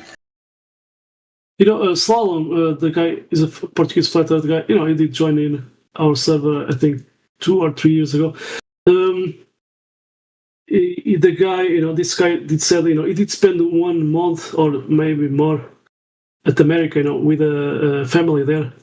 And he did say, I understand you, because it makes all the difference, The time that I was there, with the presence of, those people speaking English, you get a difference, learning directly from them. So maybe, even watching the way they speak, using the muscles of the face. So yeah, it's interesting.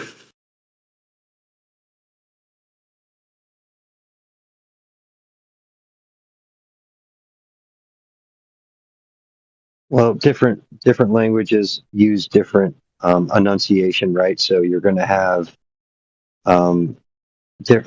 people with certain native languages have vowel sounds or certain consonant sounds.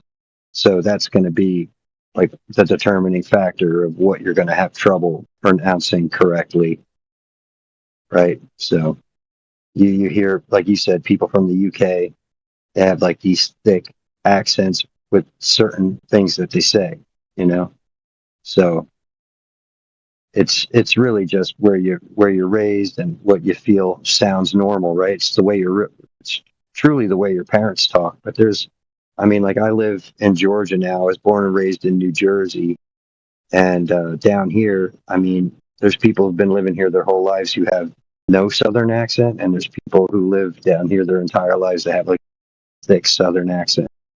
And yeah, it's just interesting to see how certain people growing up in the same area just kind of learn how to speak based on the people that they're surrounded with. So it's pretty interesting. I was, as you were speaking, I was thinking about people from Texas.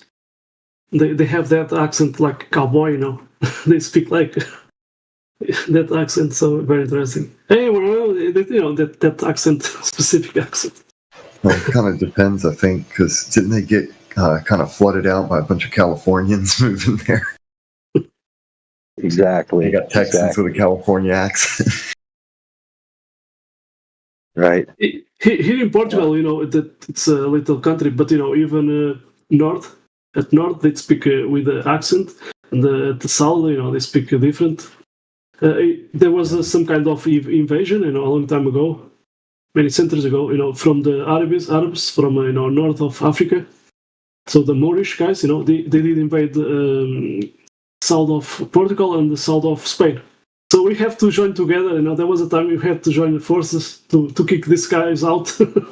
So so there's many regions. They have these names starting with AL, from the Moorish, because their god was Allah. So there's many names, villages, you name it.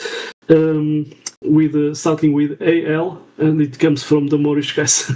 But they speak differently. A guy from that region from the south, not the southwest, because southwest it's Algarve. That region, many tourist guys from UK and Germany. They got there to spend vacations because it's hot weather.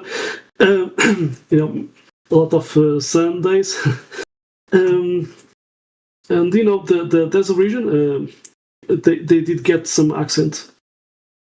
And some Brazilians they talk something like they are talking there, and the people from Mozambique, Angola, those countries were colonies of Portugal. So they talk differently.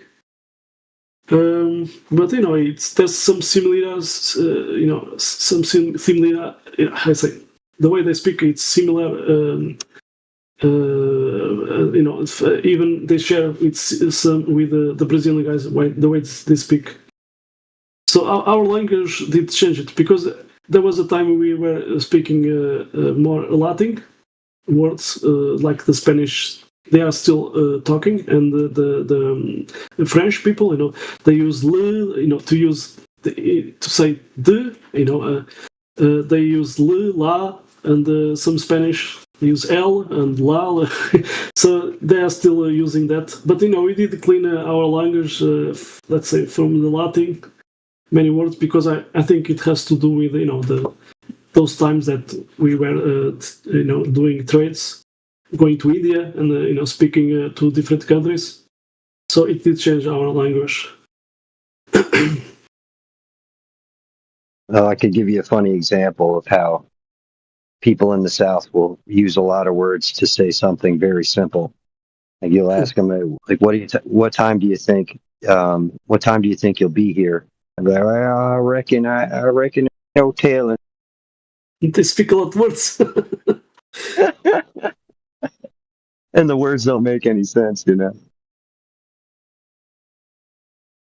So, yeah, if I tell you I reckon, that means, I believe or I think.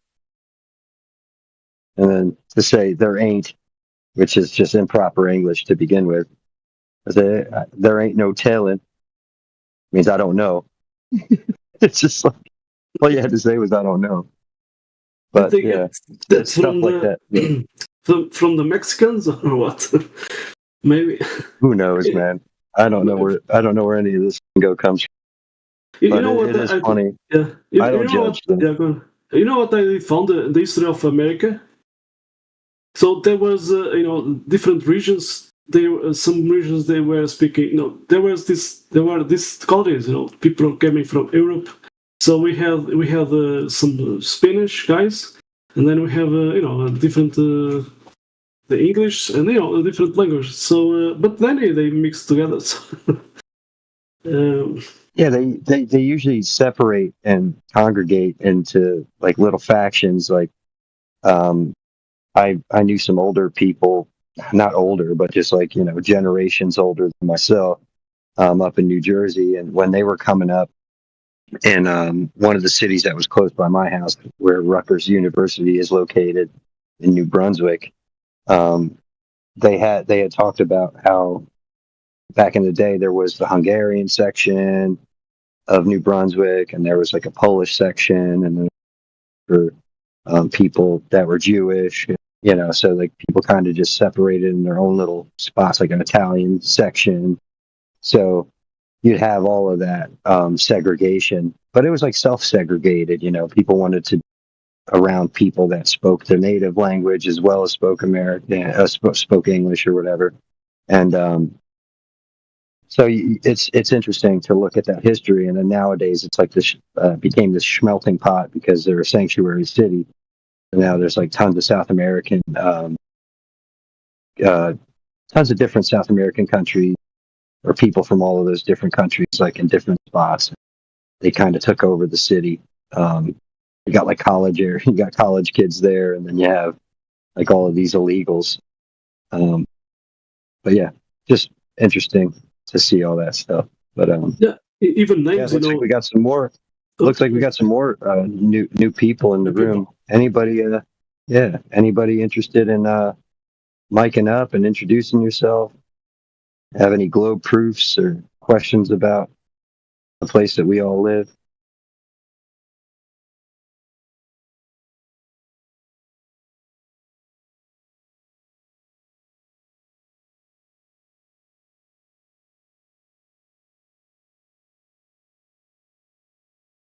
For example, I was Los Angeles.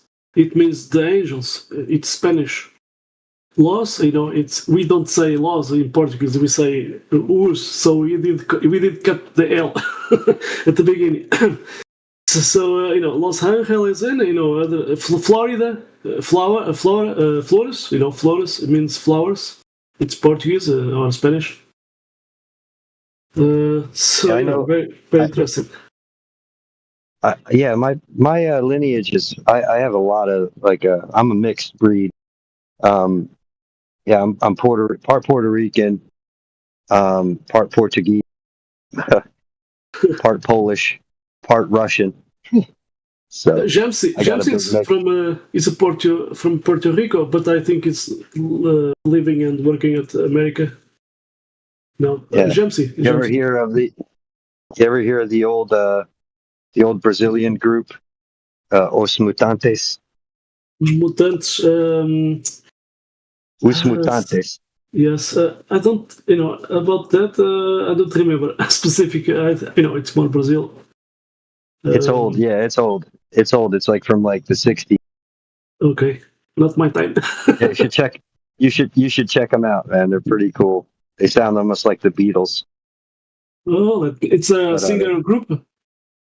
Yeah, it's a music group. Yeah, they're good. They're pretty good. But yeah, man. So Miguel, how long have you been a proponent of the flat Earth persuasion? From 2016 or 2017. Okay, so you got in pretty early. Yeah. I was talking to J.E. earlier. He said he got into it. He was convinced back in like 2008. Wow. By his friend's wife, who was from Brazil. Awesome. I thought that was a pretty interesting origin story. There's there's some dates from 2012 2012. I saw some other guys speaking about flatness on water from 2012 and so on. So it's very interesting. Yeah. There's been a lot of us who've at least asked questions related to it, like flat Earth adjacent stuff, before we ever ended up here. But I'm pretty sure that most of the people here, the mods especially, been doing this for a long time.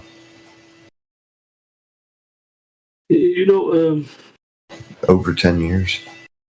Well, as I did said, the year 2000, a very interesting year.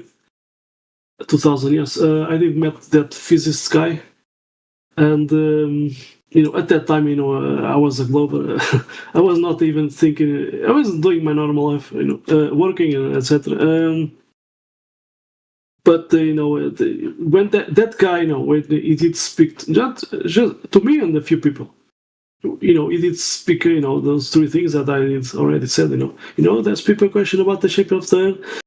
There's people question about the moon landings being fake. They did found the barrier. But I was not connecting all the dots. I did let's say memorize, and I was studying barrier. What is this guy talking about it? So I was more interested, but the guy didn't speak more. But then I was not connecting the dots. That's it. But I did memorize it. But yeah, that guy was talking about it. Questioning about it. But yeah, anyway, it's not normal. It's not easy. Let's say it's not easy to sadly to wake up to flat Earth. It's if you sometimes there's some Globers they join in. I did talks, did a VC check-ins with some of them. They did confess. Some of them. The first time I did join this server and I was a troll, but and I was banned. And then I did start to think about the things that you guys said. And it was making sense. So this time it's not for me. It's some people that did join in. So that time they did another account to get more information, to know more. So that's you just very, very interesting. You just had to get over the cog just a little bit before you headed forward. Yeah, I think, but most everybody did.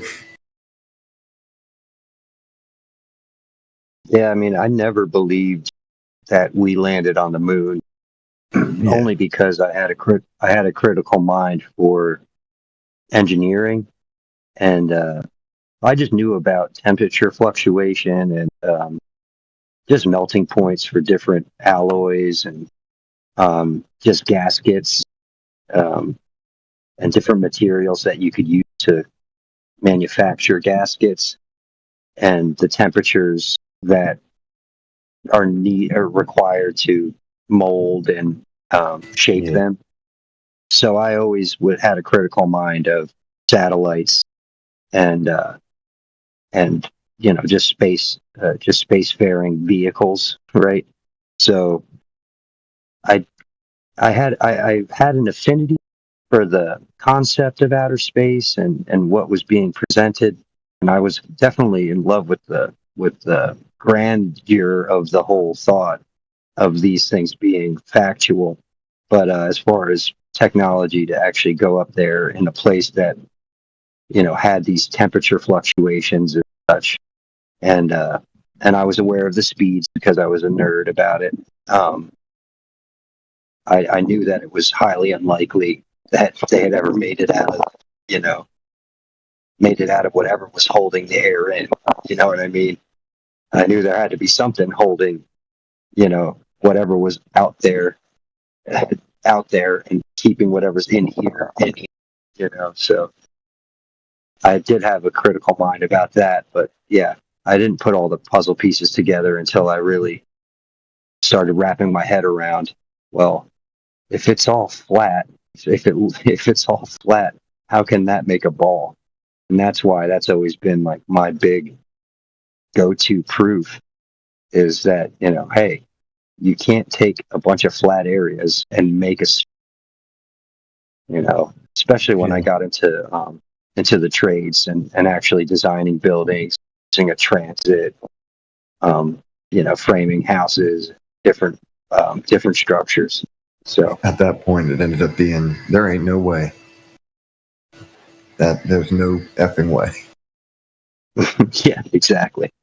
At that point, yeah, there was no turning back for me. And you know, I've had a lot of friends, family, and colleagues call me out of my mind, and that's kind of how the conversation would always end. I'd just be like, "Hey, you tell me how many flat areas it takes to make a ball, and I'll get back on the spherical globe train with you."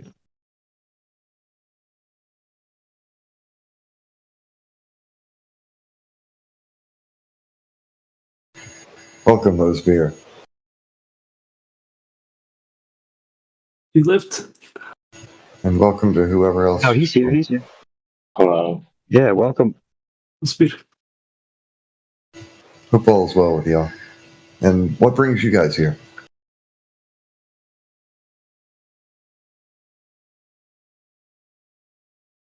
Yeah, did you hear us? Did you hear us on the live on YouTube, or were you just perusing through the different rooms and saw that we had a kitschy title?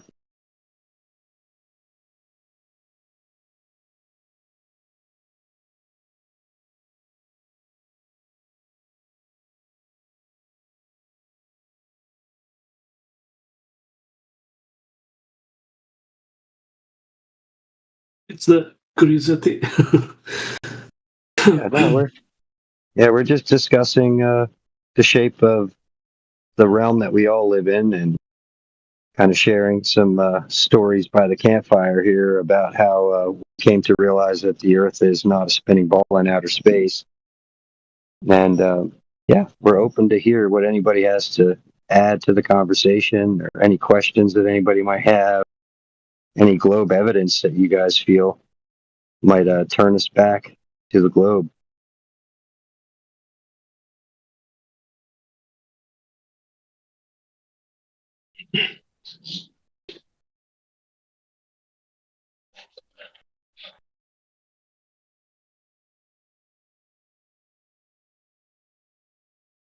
Oh, you know, we can talk a little bit. You know, in my case, you know, I was remember. To me, water was the main thing. You know, water, not the sky, not some fairy tale talking about this pseudo force, gravity, this magic glue. But it was water, and by traveling by train, the coastline of Portugal. You know, when you go from Lisbon to the capital of Portugal, and going from Lisbon city until Porto. So there's a coastline. You can see the ocean far away, like 1 minute, something like that. But of course, you know, I saw some Brazilians before. You know, it was a little video, like 4 minutes or 5. I was just watching, you know, some maquettes. How you say, you know, in architecture, you know, they to construct these little models of you know, the building, etc. But you know, it was yeah, it was, when I saw that, you know, it was making it was an out of scale, you know, model. But you know, it was a concept. But you know, it was I saw, you know, the water flat level and the continents in the same plane of existence. It was making sense to me, because I did use a water level on a construction, so it was making sense to me. So and then but you know, then I saw ice around, and I was could that be possible? So you know, I left that question. But anyway, then I was doing my normal life, and 1 year, maybe 1 year after that, I was traveling by train, and that coastline, and I was watching to the ocean, you know, that window. And you know, it was not from a television, not a photo from or a video. You know, there is some lens problem. So you know, when you see with your eyes, it was a clean day. You know, yeah, it was. You know, you see the horizon. It's a perfect level But, and I was traveling. Wait a second. I know they construct these railways level. And I'm watching the horizon like 1 minute. Where is that curve? So, and then, I just wake up. And then I remember, at school talking about flat earth. So the Portuguese flat earth navigators. So at that time, I was, thinking about it. So I was thinking, yeah, those guys were right. So, and not just that, remember using a water level on construction, and it was like 20 meters on a big wall, and it was a surprise to me when I saw my coworker doing that. So it was a big surprise at that time. So, if you come to many things, yeah, it makes sense. There's an up and down, and the way they construct buildings, it's vertical and horizontal, and that's it. Farther away, 25 miles, there's another buildings, and they are vertical, has same vertical those buildings farther away. So you can see the Michigan, you see like 53 miles away, and those buildings far away, they are vertical. So it makes sense. It's the reality there that we are living. Yeah, I was doing some calculations the other day, just pondering about things. I mean, I know a lot of people here think in the terms of like meters and kilometers, but here in the States, we're all about miles, and so the number 24,901 miles is 1,031,000 feet. Sounds like a lot of feet, right? But when you look at an exponential curvature calculation, it starts to make a lot more sense how much curvature you should see over distance. Yeah. So when you start hearing numbers like, okay, just under 300 feet of curvature over 20 miles, people are like, oh, well, that's not that much. Well, you got to remember, that's only 20 miles. Still got 24,000 to go, So it's like, 23,000 and change to go. And if that number is going to increase exponentially, then you know that you're going to get there faster than not get there.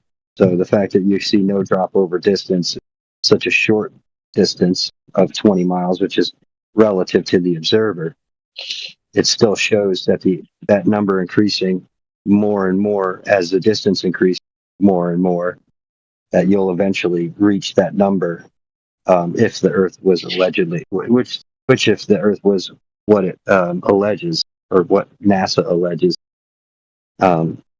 it does start to jive. So not seeing any curvature for 56 miles, realizing that now you're in the thousands, that's when people should be like, well, this whole thing is just dead. It's dead on arrival.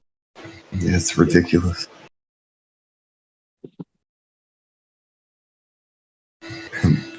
That's what I call it too. Like I'll say the globe's dead on arrival too. So it's funny that you say that. When we present the Black Swan is a starting point to them, to see the numbers, calculation, and the Black Swan accounting 1 foot of surface height, accounting the horizon at 10 miles, just beyond the second oil rig platform, just accounting 10 miles, doing the calculations. That means the radius, that radius, 59 miles, is 67 times larger. So that's just 10 miles, Accounting 10 miles. The Michigan, okay, the skyline, Michigan, you see 53 miles, but with good weather conditions. It's not a mirage. Even these days it's a lot of hot here in Portugal.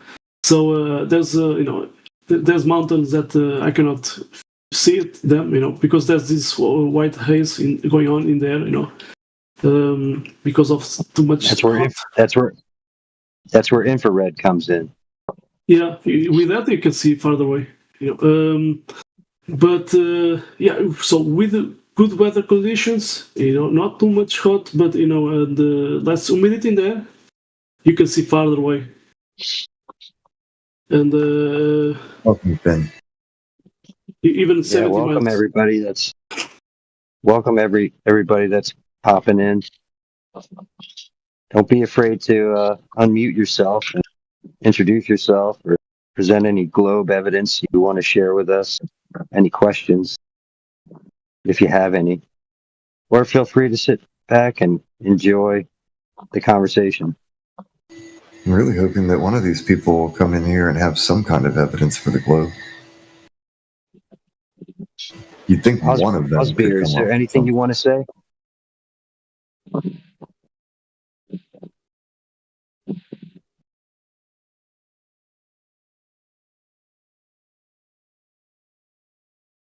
Yeah, no need to be shy. No one's going to bite you.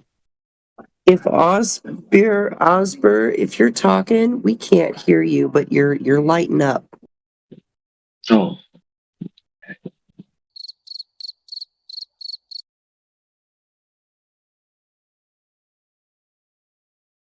Sometimes that can be resolved by leaving and rejoining.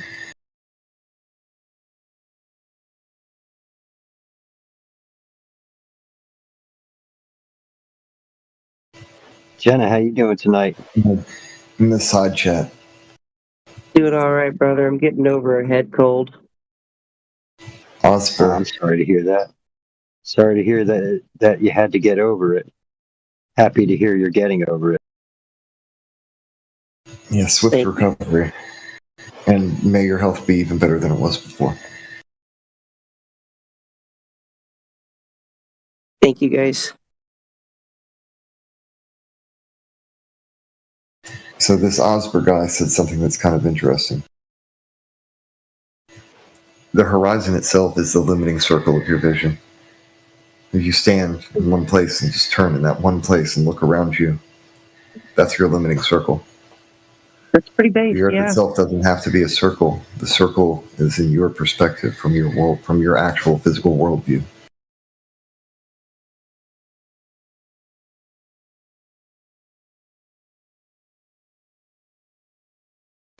Well, to say it's definitely a circle is kind of... You don't know that.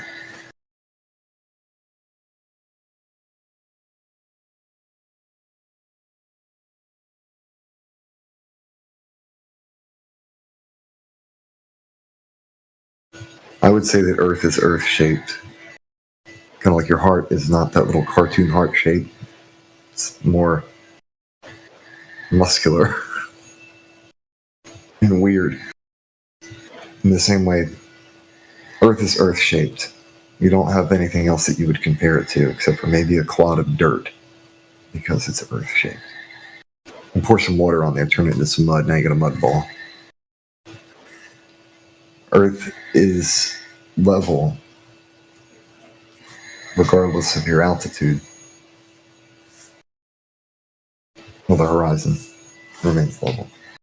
God damn, I need to just get off the mic. I like to say that, but I say the Earth is flat.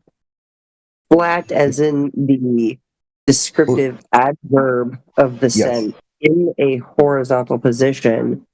And that horizontal position is 90 degrees to vertical.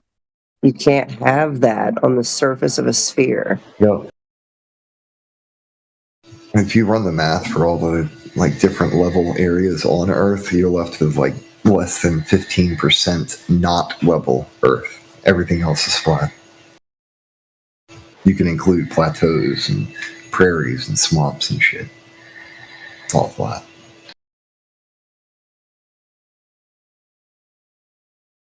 Yeah, when I discuss this with people, I like to say, oceans are flat and they're 70% of what they call Earth. Yeah. And it's motionless, It's not moving. So exactly, dude. It's treated as it's the Earth reference frame is literally treated as an inertial reference frame, not non-inertial. It's not moving in any of their math and any other stuff for all flight dynamics. They treat it as a non-rotating stationary planar surface. All of them.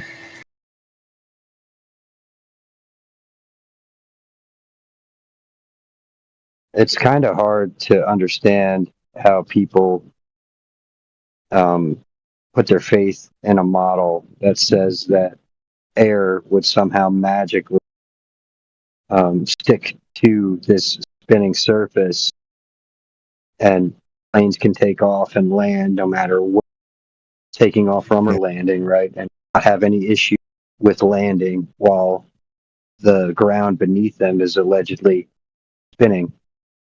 You got the 1,000 miles an hour thing, but then also the speed that it's going around the sun and the speed the sun's going through the cosmic void, all that shit. Nobody takes any of that into account. None of these. Yeah, there's a gentleman in here. Yeah, there's a gentleman in here earlier. His name was Cat. He was in love with, physics and all of these theories. He was being very selective in this. I mean, Wolfgang tore him apart. But at the end of it all, I mean, he was citing. Oh man, which experiment was he bringing up? Oh man, he was bringing up an experiment that wasn't even designed to prove gravity. Cavendish. Remember the name of it? Yeah, the Cavendish experiment. Yeah, thank you, Joe. That was it. Yeah, that was the one. Trick. Yeah, exactly. Well, they now use electromagnetic rings, but they used to pull on a string to keep the precession going. Yeah, well, I mean, and the whole argument, like he brought up Cavendish because I explained to him, I was like, Oh, never mind. I'm sorry. That's not Cavendish. My bad. That's the fuck all. I said first. Yeah, I said, I said to him, I was like, well, if gravity's strongest at its at the surface, at the Earth's surface, I said, why is it that air is free to go whichever direction it wants, and I could, have any type of gas and it'll go and rise up, argon, neon, fucking helium, and he's like, oh, well, he's like, that's all because of gravity. And I said, well, do you know the definition of gas pressure? I said, what's holding in our gas pressure? And he said, outer space, the vacuum of space holds in our gas pressure. What the hell? Oh my God. Sounds like that dude's never vacuumed a floor before. He said it creates a barrier. I said, no. I said, where are the molecules that are going to hold the gas molecules in, dude? I said, a physical barrier. Gravity's just magical. He just couldn't wrap his head around the concept of like a solid container. So honestly though, I have no issue using the word gravity. Like that's not a problem. People try and use that as a gotcha on all flat earthers, and I'm like, gravitas is the weight or seriousness of a person, place, or thing. You're talking about the weight of something. That's it. Yeah. But they don't like that, especially when you tell them gravity is a fictitious or pseudo force. Sorry. But what is gravity? Weight. It's if you scrutinize what is gravity, it's just you are watching something moving. So you can measure it, something moving from some altitude, let's say from some height until the ground. You can measure it, so it's a measurement. They say 9.5 something, but it's just a measurement of something moving. Measurement of passage through a medium. Yeah, but the gravity they then speak about it. It's not there, so it's you cannot have you cannot have gravity to everything because I mean, you can You could like straight up show them all of the proof, all the citations, everything, absolutely without a shadow of a doubt proving that gravity is a fictitious or pseudo force. And they won't listen. They'll reset like 8 seconds later.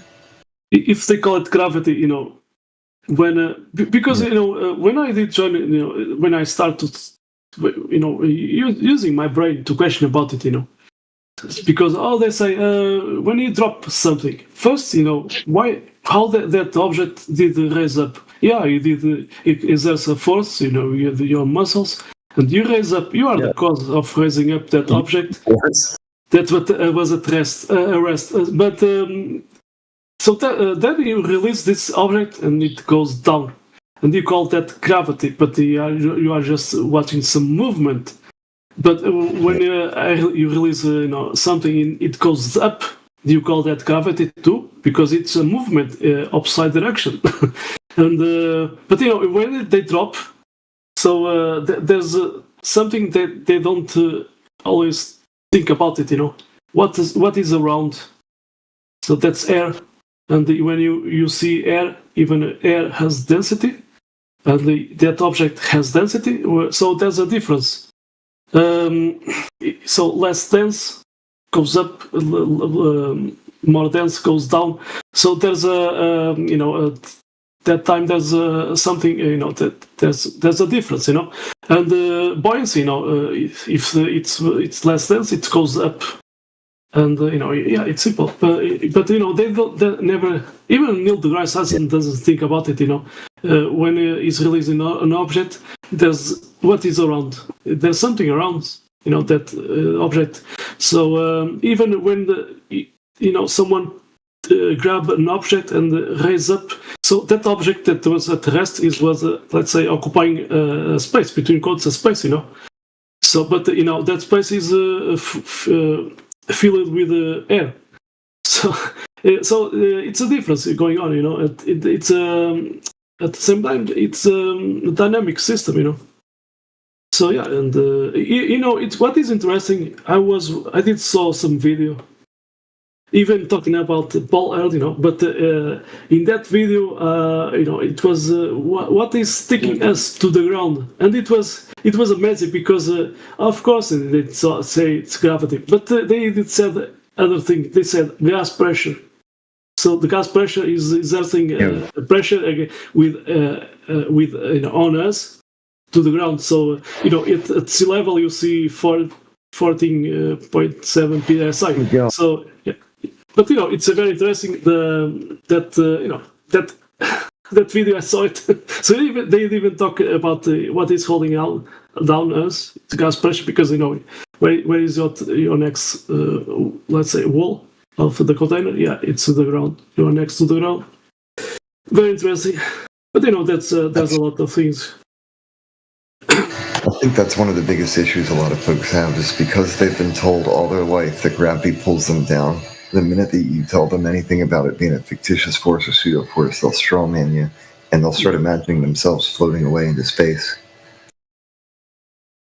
Yeah, I mean, yeah, it is pretty funny. But when I think about gas, it always brings up the lighter gases in my mind, right? And I saw a really interesting video. I'm not sure if you guys are familiar with the Flat Earth content creator who has a channel on YouTube called Flat Out Truth. Have you ever heard of that channel? Yes. Yeah, his name's Terrence. Yeah. He's a cool guy. I've talked to him a couple times. He did a really cool video about electromagnetic and how it excites gases and they glow. Right? So have you ever seen any of that stuff? I have seen many videos from that guy, but at the moment I don't remember. Maybe I saw it. Yeah. You should look at his channel and see if you could find that. Like he did one where like he had containers filled with like glass containers, clear glass containers filled with neon, argon, all the different noble gases, and he would put an electromagnet. He had a electromagnetic field generated, right, and he would move it close to the containers of gases, light up. And what was interesting about the colors is they match sky. So his theory is that the sun has electromagnetic properties, and the daylight that we see is a mixture between the sun's light, which is emanating light itself, but it's also exciting the noble gases, or the atmo, whatever you would like to, whatever you prefer.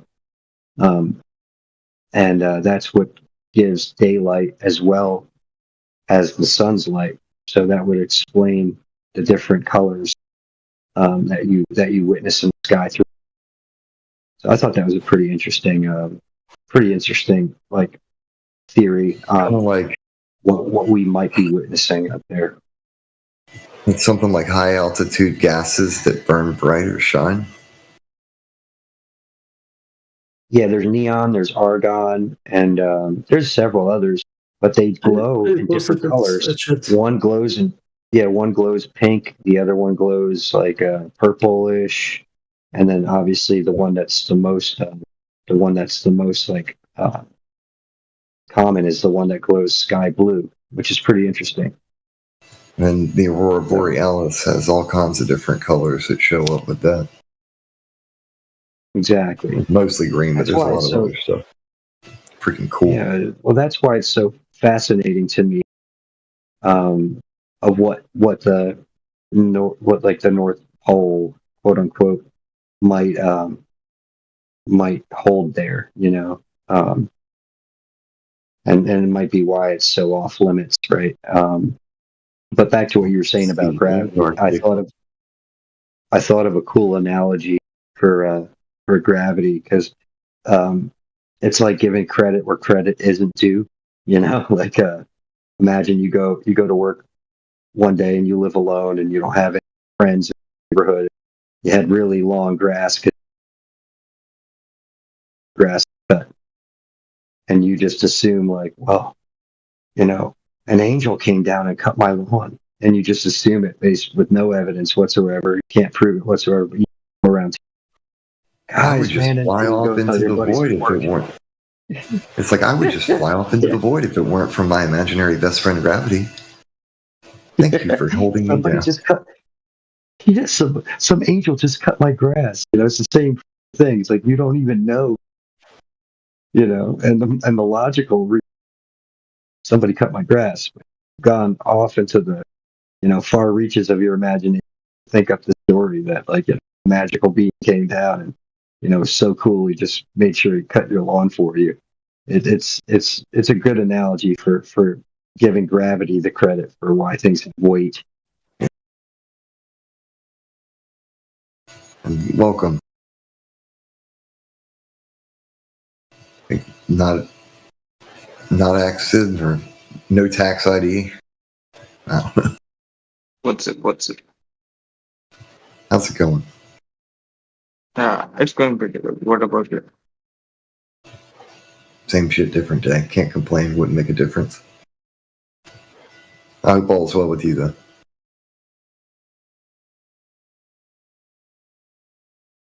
What were you guys talking about? Earth and Earth adjacent stuff. Things related to the Earth. Oh, like Mostly the ground. Okay.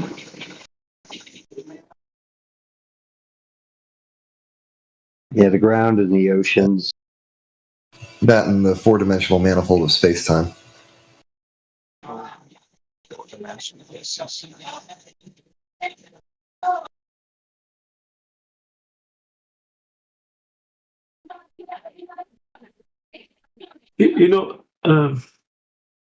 These two words, flat earth, in Portuguese, with that word flat, it's how you say, we don't say flat, we say plane. You translate it, you use that same word, plane. So we say terra, earth, plane. So, but if you if, would if it you be trans- Planet if you Terra or plane, Terra Plana? What's your thought on the flat triangle? Earth, plain Earth. Yeah. But if you translate flat, it gives you yeah. If you put plane, it gives you more flat. But so there's another word that we use instead. Let's say in that place of flat, you say achatado. If you put, I'm gonna post in the chat. If you put this word and you translate to English, peraí, achatado. What's your thought about the Bermuda Triangle, brother? If you put this word and translate it from Portuguese to English, it translates to flat. But to us Portuguese, instead of flat, we use this word. But instead, when we say flat Earth, we say it differently. We say plane Earth. So it's if you go look at the definition of plane, it talks about flat. So yeah, it's but it's very interesting. Plane Earth. It makes sense. We are living in the same plane of existence. But you guys use flat to a flat tire. So we say sometimes you use plane, but then you use instead in the place of flat we say achatado. So anyway, but very interesting, because flat Earth is that there's mountains, valleys, but they are in the same plane of existence. In the you have your floor at your room. It's a main flat, but if you can put some mountains and valleys, the main thing it's in the same plane of existence. So Yeah. Hey, real quick, Miguel, I posted something in the side chat. I think it lines up with what you were saying. Terra, Portuguese, Earth, and flat, it's plana, it's meaning flat, level, smooth. I like that what you said applies to all the other Latin-based languages as well. Yeah. But this word achatado, if you translate from Portuguese to English, it gives you flat. Very interesting. Yeah, like planet is like the feminine version of plane.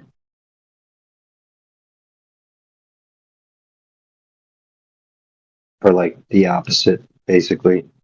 Yeah, the opposite gender.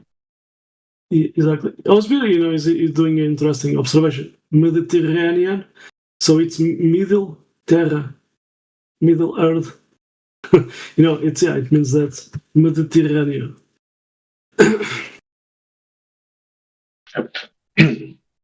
It's also Latin. It's a Latin word. But... Yes. Medi, it comes from you guys use middle. So yeah, half, middle. Half. Very interesting. That's the observation. So Mediterranean would be Middle Earth. Yeah, Terranean, Middle Earth. Yeah, basically. Yeah.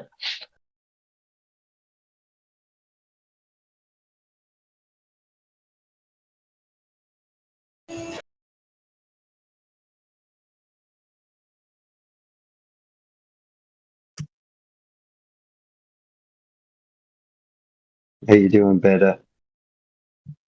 Oh, not good enough. In and out. Like the franchise. Yeah, it's like a revolving door.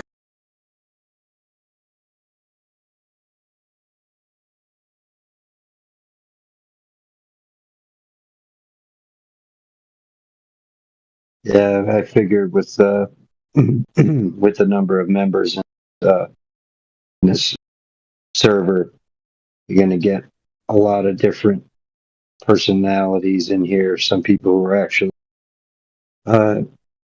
sincere and wanting to have a conversation, as well as those who are more predatory in nature, working in some third world call center, lurking to try and gain trust in scam people out of dollars. So definitely have to have your eyes peeled for that sort of thing in a room with this many individuals. Yeah, of course. To me, the bigger warning would be the name of Discord itself. This place is disheartening.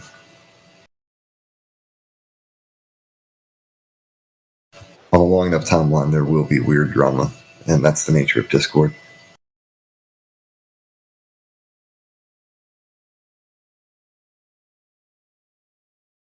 Yeah, I had a strange friend request today, and a message attached with asking for money. Some bleeding heart story about somebody's family member who's dying. Whatever you can donate would help with some strange link. And I'm like, oh my god, here it comes. Nothing's worse than TikTok, though. Started my TikTok. I don't mind helping folks in need, but most of those things you're just talking about, scams, and they'll put up pictures of like children or like some orphanage thing or something, and yeah, they'll take all the money they can get from you, and they're using somebody else's pictures to do it. Yeah, I mean, I have an X account. I have an account on Twitter or whatever, X. I have an account on Instagram, Facebook. I have my TikTok. And yeah, on every single account, it's like nonstop scammers trying to get you from like all different angles. You got to be so savvy. You got to be so savvy. Yeah, for sure, man. The internet is nothing like what it was when we were all younger. When we were all youngins, this place has changed drastically and dramatically. Yeah, I feel like right now people are sleeping on the shadow governments like AI use. I mean, it's that to me is the far more scarier aspect of all of this. Is if this is what they've released to the public, what do they have? Exactly, dude. They're like 50 years ahead of us. Exactly.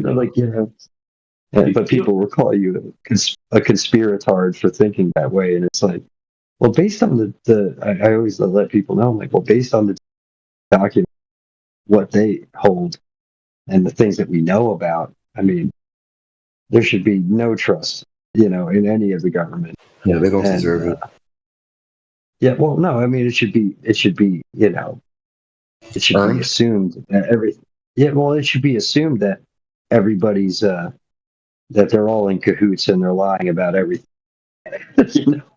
Like this whole conflict going on overseas and all this other garbage. I mean, it should be assumed by every single person that not a single one of them should trust it. And here we are. Yeah, you should we should assume that NASA's being honest. Any of the space agencies are being honest because no one can keep a secret. It's like they're called secret societies for a freaking reason.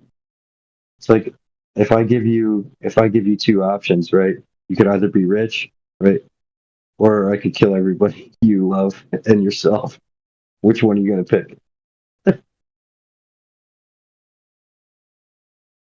I think people would be easily swayed to keep whatever secret and spew whatever garbage you want them to when left with those two choices. So, I mean, it's kind of silly when I hear people look at me as someone who's not thinking rationally when I bring up all of these points and why I hold the stance that I do.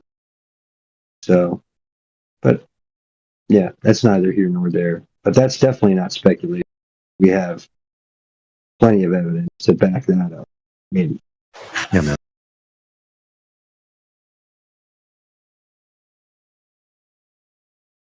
Yeah, but anybody listening that thinks that they could prove that the globe is the heliocentric model is 100% proven, it's a slam dunk, please hop in.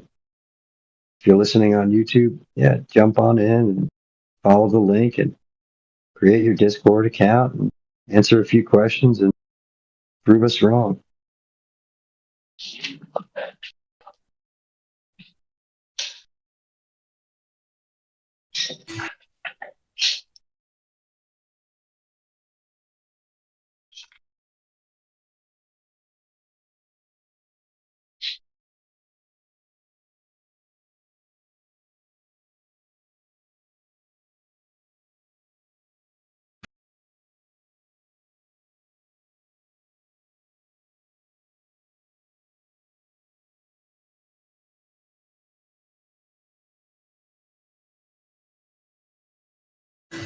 I should probably go to sleep.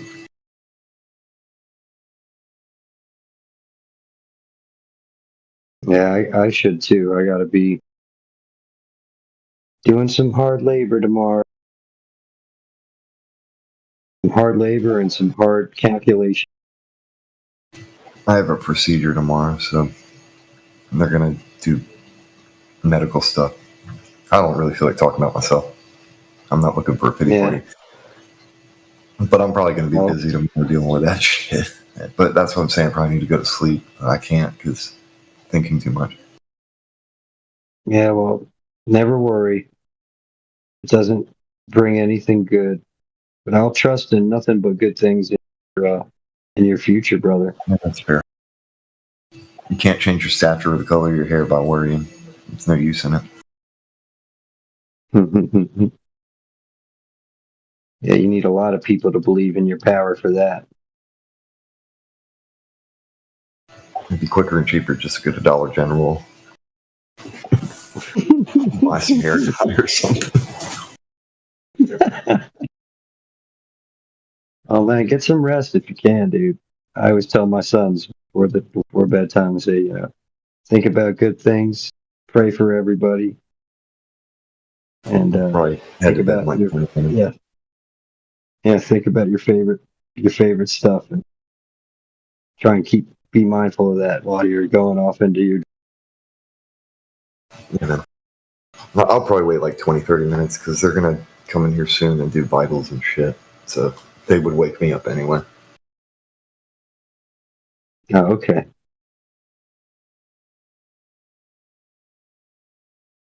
Where are you located, AG? North Carolina. Oh, okay. First in flight, man. There you go. Yeah, my older brother lives there. He's near Raleigh. It's a good place. When the summer can be the worst. Oh yeah. Damn hot here.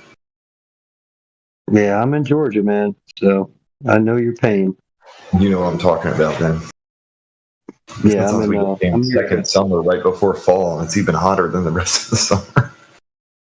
Yeah. I'm near Augusta.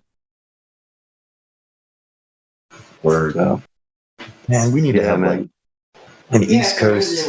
We need to have East Coast Flat Earth meetup. Nope, that would be fun. Yeah, mini convention.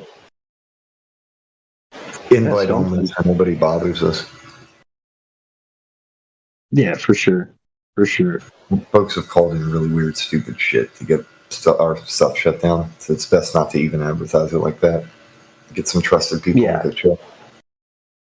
Yeah, for sure. I met Jake the Asshole did a meetup probably, I don't know, I think it was like, I met him in 2017. Came out, he did like a road trip across the country. Back in the day.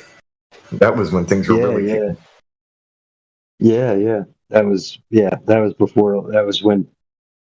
when Eric Dubé was dressing up as Patricia Steer and making fun of her. Jeez. Oh man. That was some funny stuff. Yeah, man. Funny, I reached out to Eric and one of his comment section and one of that was like more like it was more philosophical and spiritual based, and he was basically kind of looking at it from looking at the world from more of a pessimistic lens, or through a more of a pessimistic lens. I offered some words of encouragement, and some words of the wisdom that I had kind of found over the years. Yeah, Dude, it's hard to avoid being black-pilled these days. There's so much negative information out there. And I don't think the world's gotten any more evil than it's always been. We just have phones now, and we can watch videos of horrible shit all the time. For sure. Yeah, but it's like but if you're looking at all of that stuff, and it's easy to miss the good things that are happening right in front of your face. You're too busy worrying about things that aren't even happening. Time flies, you blink and you wake up and you're an old man. It goes quick. For sure, man. For sure. Well, how old are you now? 38. Oh, okay. I got you beat. 42. The meaning of life, the universe, and everything. No, the thing I found kind of humorous about Eric Dubé's comment to my video was just like, yeah, man, if you ever want to have a conversation, let me know. He's like, that, but I said, fair enough, but he, ever since then, he's been, every time I comment on one of his videos, he makes sure he sends me a little like or a little response and stuff. I'm like, dude, I'm all down for conversations. It'd be cool. I don't mind. I make time. Talk a little bit. I make time to talk to anybody. I mean, I don't do the fanboy shit, but if I can talk to somebody who's kind of cool, that's cool. Yeah. Oh, well, I support people. If you had content, I'd go and like your videos. Why? Because I know it helps the algorithm in your favor. So if I'm going to if I want people to do that for me, because I believe in the in the concept of doing unto others is have them do.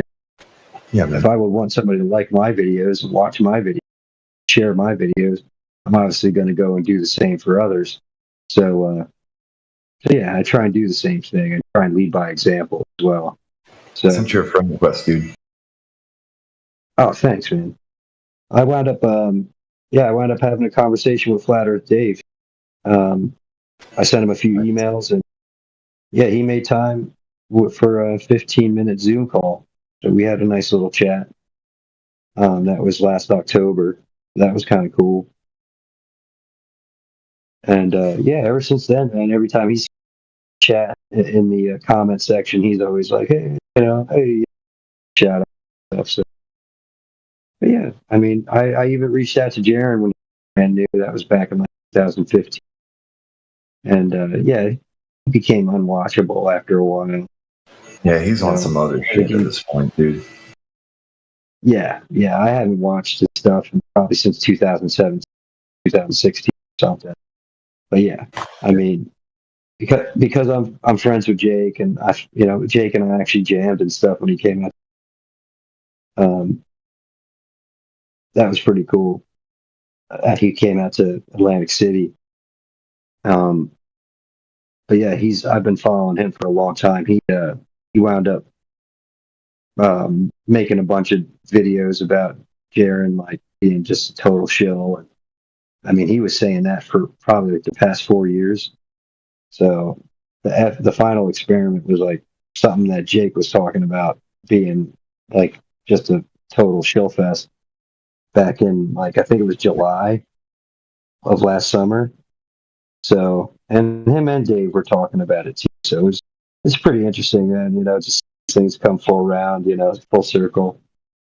What's funny is it's right in his name for Jaronism anyway. Yeah, if you look at the etymology for the word autism, it basically says selfism. The dude, his channel's name is Jaronism.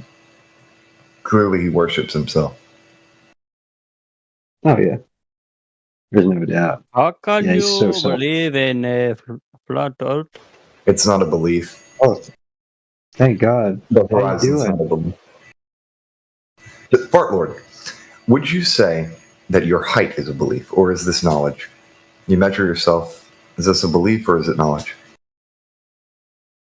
Sorry, I do not hear what you say. If you were to measure your height, would you consider this to be knowledge or a belief? Hey, measurement. does that? Introvert, please mute yourself. We're talking to this gentleman, Fart Lord. Hey, Fart Lord, did you hear that? Did you hear that question? It is neither. It is measurement. I take tape. I look at tape. I see tape. Well, if you were to measure your height, this would be knowledge of your own height, right? Knowledge. No. Yeah, you would gain knowledge from measuring your own height.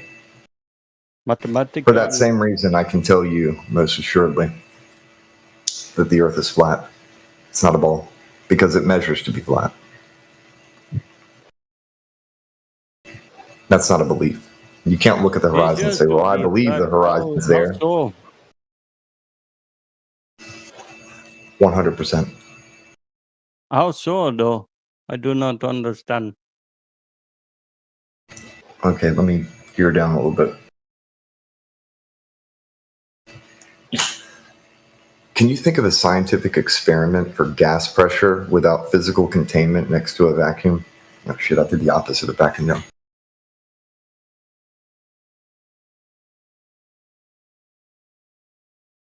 Sorry. I must I think he's trolling. No, I'm sure. I think he's trolling. I don't think that's a real accent. When question. It seems Ayoka, the guy from politics. All right, go ahead and ask your question, Fart Lord. No, I want to rehear your question. I did not hear. Oh, I was asking if you knew of a scientific experiment for gas pressure without physical containment next to a vacuum. No, I do not. I don't either, man. That's okay. So how are you breathing? How does that proof point of flat Earth? You're breathing in 15 pounds of pressure, like oxygen. You're breathing in air. In order to have gas pressure, you have to have physical containment, especially if it's next to a vacuum.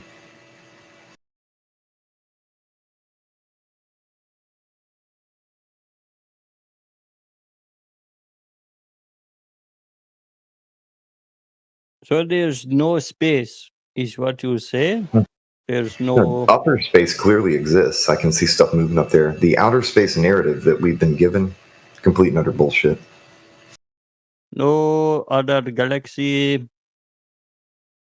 Nobody knows what any of that stuff is. They're looking at lights in the sky and telling you a story. It's just not lights. There's different measurements you can take. There's different spectrums of the light. They can't even tell you how far away the sun is from you. It's based off of an assumption. Yes, well, we They don't cannot. even know how big the sun is. We cannot take a tape measure to the sun. That is correct. No. But we can take it. We can measure the ground. Degree. We can measure the ground, and if the ground measures to be flat, then anything that's happening above our heads, non sequitur, doesn't really matter. All that stuff is still happening above our heads, and it's non sequitur to the ground. It has nothing to do with it. The horizon remains horizontal regardless of altitude. Well, if you're on a very big object, that would check out. I'm saying is you can go to any altitude, and regardless of what altitude, it's going to remain flat and level. And any curvature you see is from a wide-angle lens or fisheye lens that causes that curvature. It curves horizontal lines.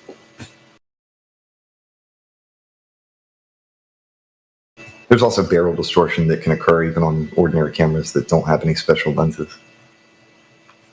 But all the space stuff that you see, they've got wide-angle lenses on these things. And I don't think that it's just for deception or anything like that. It helps with navigation to be able to see what's to your left and to your right. So why do they? Something like that. Why do they hide this? My personal speculation is because it's a religion. It's more of an ancient cult religion tied to Pythagoras. What is the benefit? There must be benefit.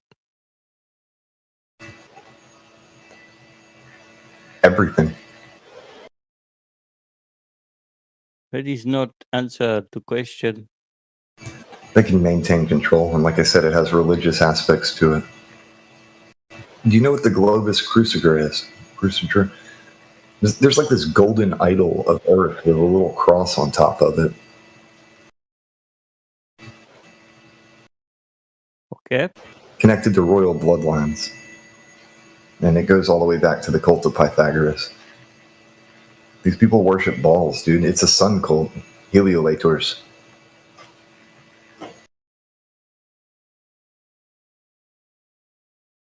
So how can if Earth is flat, but how can we calculate trajectories? I believe that's the word. Trajectories of comets, meteorites. Everything that you foreign see is moving objects. over your head, man. It's above us. Anything. It doesn't matter what you list, satellites and all the other stuff. Doesn't matter. It's all something that we see above us. And I know that the ground beneath my feet is not in the sky. But why is it a circular pattern which we can track in 3D? Think about this. Bubbles and puddles. You can have a puddle of water that's flat and level, and then above it, there'd be circular or even spherical objects that float. So that's also non sequitur to the ground, then. The Earth still measures to be flat and level. It's a horizontal baseline. There is a mass to objects in space, and we can track 3D. Yeah, they wrap it around a graphical user interface. What does that mean? They wrap it around.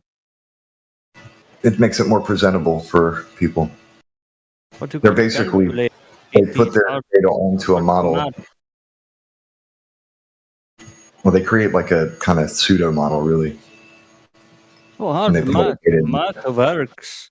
Wherever you put it, It works because they took everything from the horizontal baseline and wrapped it around a ball.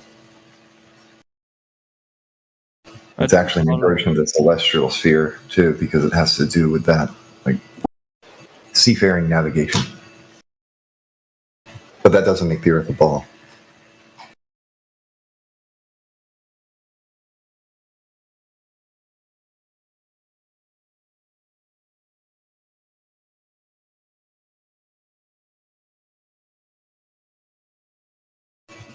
Can you think of who measured the curvature of the Earth? Like, who throughout history proved that, like, what was the first guy to prove that Earth is ball?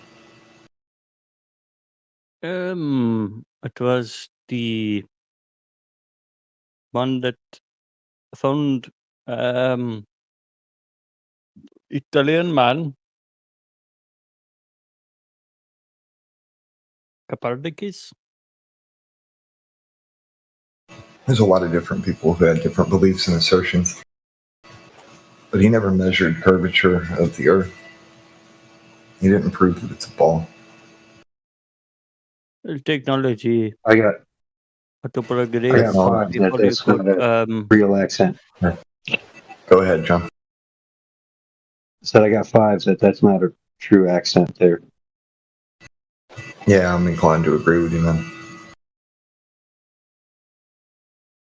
I was born in Tanzania, but my father is Indian, and I went to school when I was 13 at Melbourne. You know what? And I If you're hope- telling the truth, good on you, man. It's just, I recognize Discord's a bit trolly, and there's a lot of folks on here that don't tell the truth. my accent does not make sense because it is a mishmash. I moved Hey, a you're lot. good, man. You're good.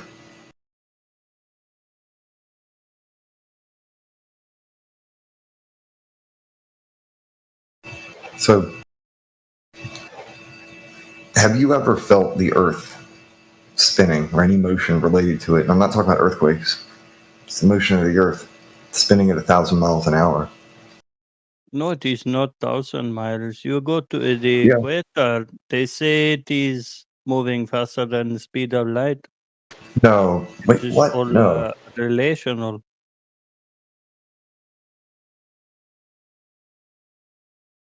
For example, if you go on plane, you jump, you do not fly and hit back plane. Because you're already in motion. Object in Because motion you has a are tendency to stay in motion. So if you're in a non-inertial reference frame and moving forward, it will have certain effects. If you jump that is backwards against correct. it, you will too. You Because you cannot can jump jump. backwards and you'll go further. You cannot jump at the bottom of an elevator fall. This has They're to do with streaming this to his non-inertial comedy reference channel. frame. Sorry, no. You heard, AG? What was that? I said he's probably streaming this to his comedy YouTube channel or something. Maybe his No, I do TikTok. not have YouTube. Okay, Well, that's why we a lot of we should take you seriously with a name like Fart Lord. That Well, is yeah. my name. But a lot of folks do come to these chats in order to be able to help practice speaking English and stuff, and it does help. I'm curious. I do not wish to poke or prod. I'm just curious. You haven't done anything that's insulted me thus far, so. Dude, you're a very smart good. man. I do not wish to insult. I'm curious.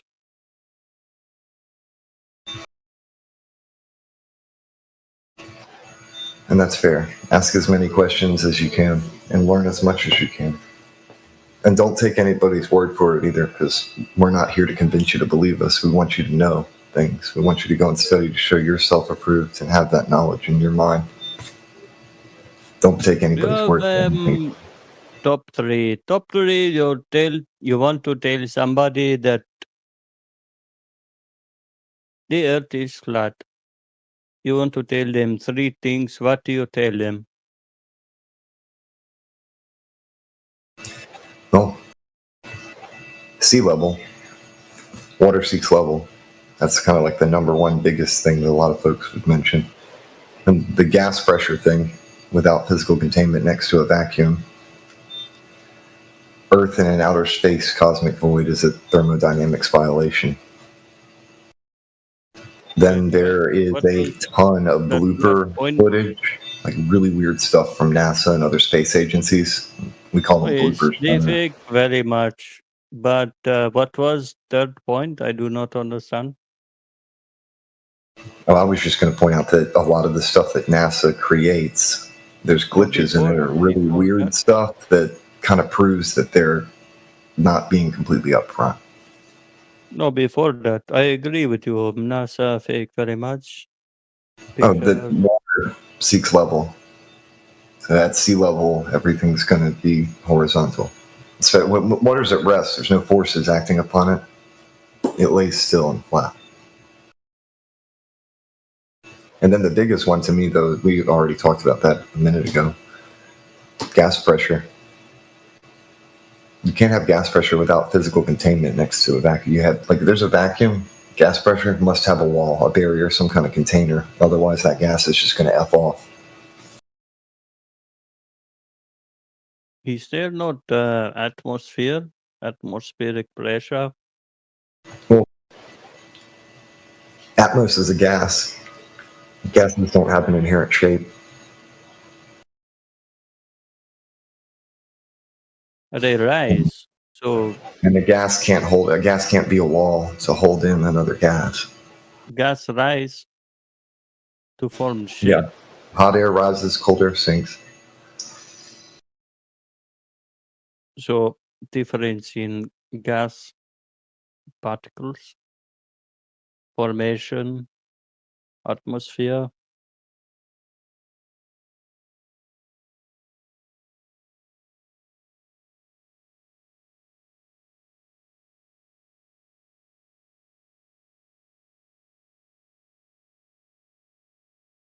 Yeah, the word atmosphere was coined in a way where it basically automatically assumes that Earth is a sphere. Like I said, gases don't have a shape, so you can't have a sphere of gas. I guess you can put gas in a bubble, but on its own, gas has no shape. It's going to conform to whatever container it's in.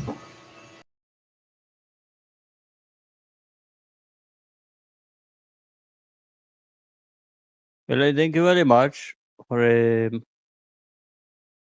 telling me very many things. Hey, dude, feel free to come back and chat, man. Anytime, we'll be here. All right, thank you very much. I must go. Thank you. Yes, sir. Stay blessed and watch out for zombies.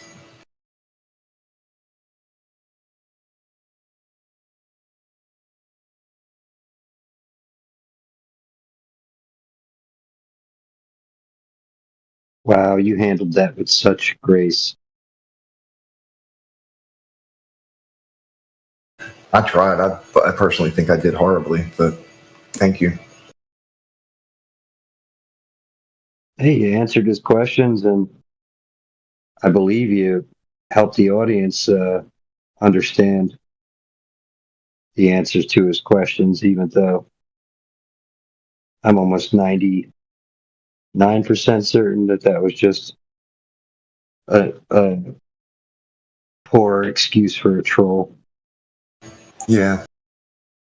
Well, sometimes those situations can offer kind of a sounding board to bounce ideas off of and let everybody else listen to, or just pass information on. I do But I like hope this that one you guy's. and I hope he comes back. Yeah, yeah, in his real form, with his real voice. Um, yeah, I do like this one guy's handle, melancholic.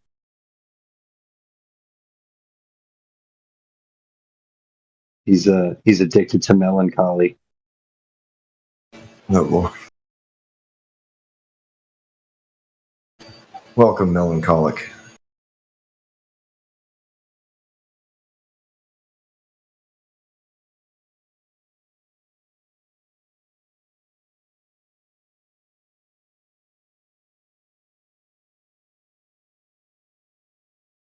I mean, it has been an entertaining as of late. Anyway, we've touched on several topics between Miguel and you and myself, I think.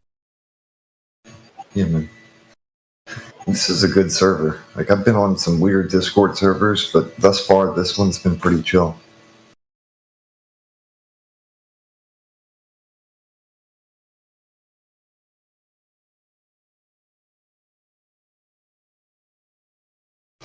Welcome, Christian JS.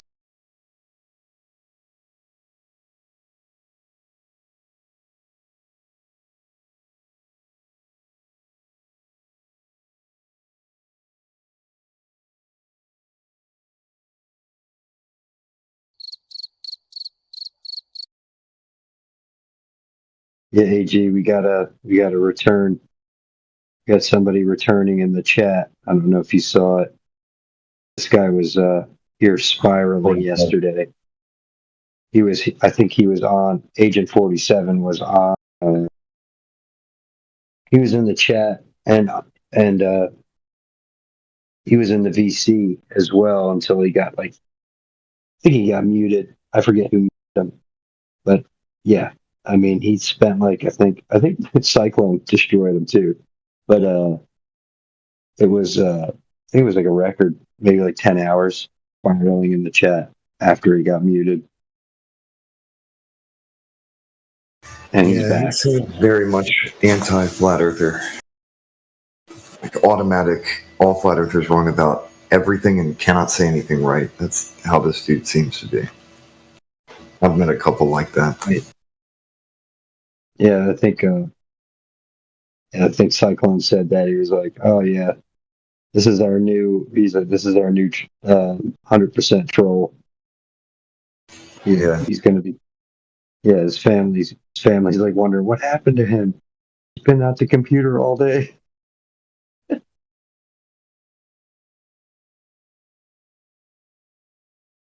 Get absorbed by the internet. Who's Funk Stevie who sings that Earth is flat? What's up, Gentry? How are you doing today? Me?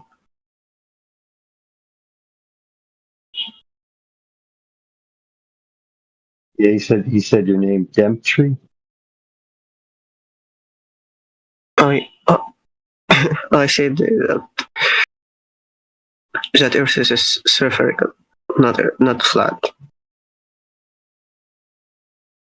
It's spherical. Who think that the Earth is flat? It measures Okay. to be. So, according to you, it has curve. Yeah, show it.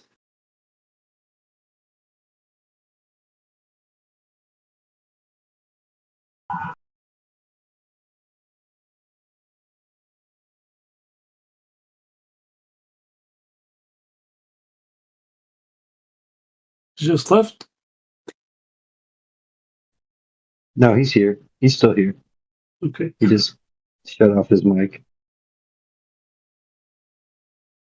So, Demptree, what's your best globe evidence? You said you believe it's a sphere and that it's not flat. Why do you believe it's a sphere? Science. I am engineer, by the way. It's impossible to be flat. What's flat The to oceans you? are flat. What? What's flat to you?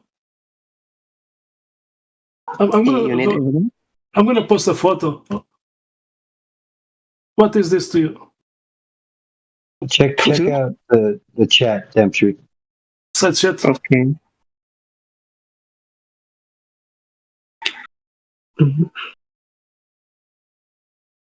Mm. What is this to you? Curve? No. Is the water level or is the water curving? That's what you say. What You you see? say- Yeah, reality. Yeah, you say that's flat because it's Yeah, What you see is it's a flat. following The Earth is Earth-shaped. like a light waves from the sun. What? You see if Is the sky Light the ground? Is the sky the ground? You are talking about the curvature of Earth. So we are talking about the ground. Why you are jumping to the sky? you Maybe you see a bird in the sky and you think Earth is a bird, right? right. That which we see moving above our heads is indeed moving above our heads, and at no point does it fly underneath our feet. The Earth's not in the sky. The ground is not in the sky.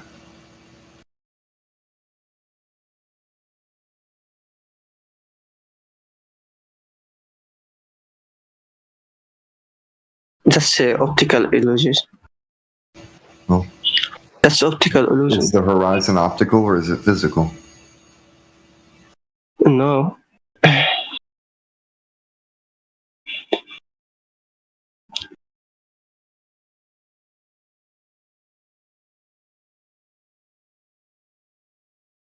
So according to you, what is flat is optical.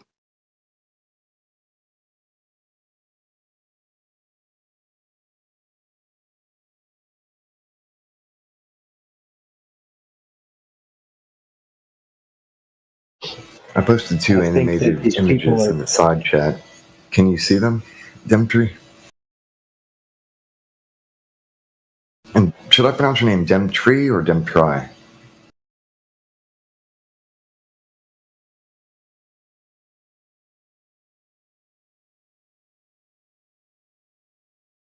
You know, AG, what I feel like a lot of people fail to realize is that So if you claim that the it's Earth is a not- big ball, how Russia is Hey, too why do you have to Demptree? Just cut me off. He was almost done speaking, dude. Can we talk one at a time? Like everybody kind of take turns. It'll make it easier. Yeah, so what I was going to say was the bigger the ball, the more curve you need. So it doesn't matter how big the ball is, you're always going to require curvature. Never on a ball are you going to see flat surfaces. There's no flat surfaces on a sphere.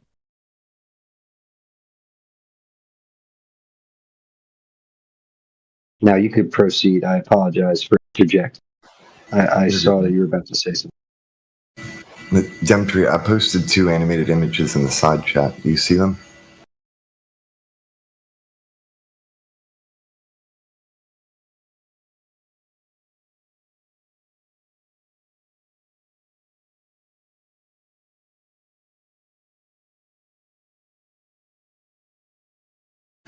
One is from White Sands, New Mexico.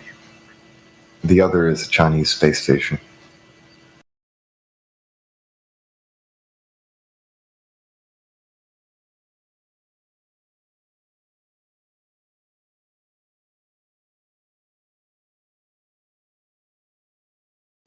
In 1946, they sent a V-2 rocket up there and took a video. And the booming announcer voice narrating the propaganda insisted that that is curvature that you're looking at. When it flatlines on that image, he claims it's curve.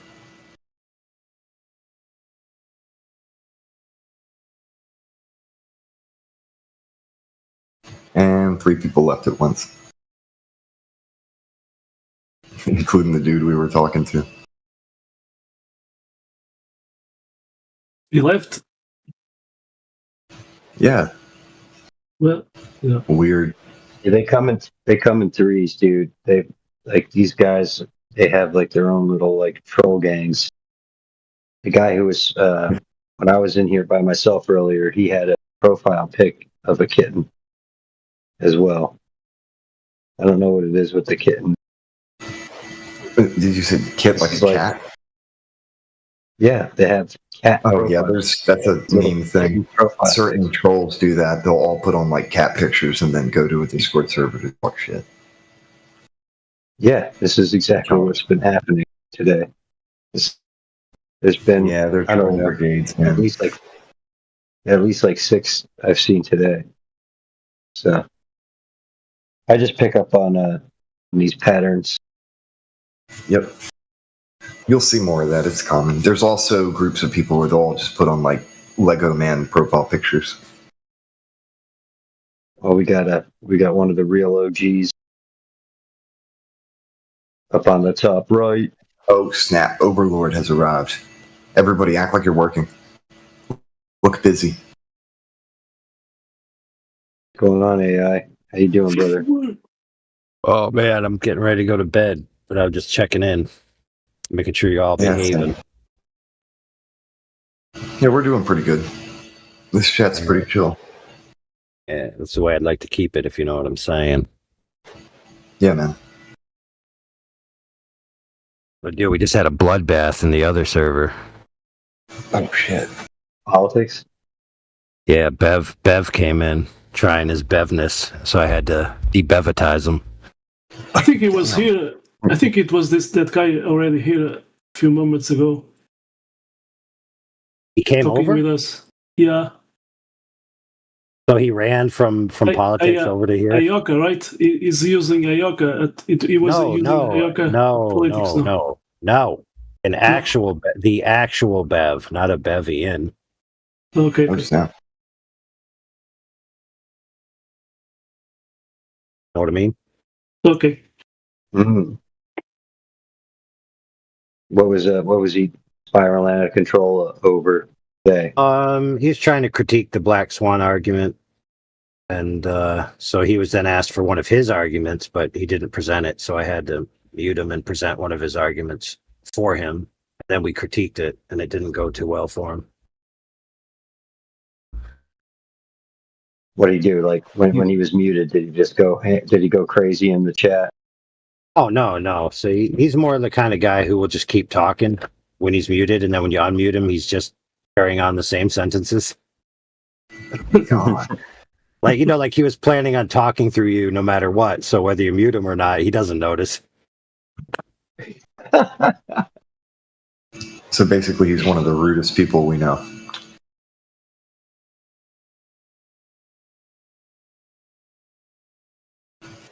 So he is a weird dude. Classic. We had some guy in here I think he was doing a fake accent. His Probably. name was Farts. What was his name? Fart Lord or something? Yeah, Fart Lord. Yeah. Yeah, unbelievable. He had a thick Indian accent and he said he was from Melbourne, Australia. He didn't understand anything we said to him. The Antarctic Treaty. Yeah, it was a feeble attempt at a troll. Yeah. In all fairness, AG answered all of his questions with grace and dignity. So Because the premises aren't at least whoever was listening got a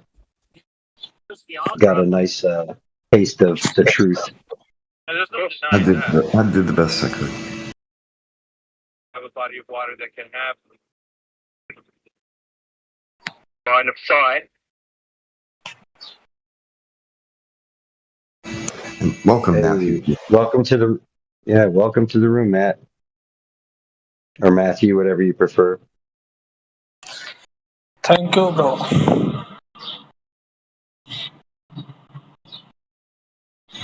Okay.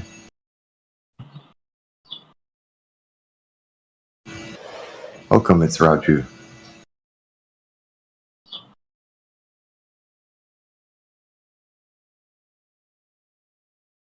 Yes, it's Raju. Welcome.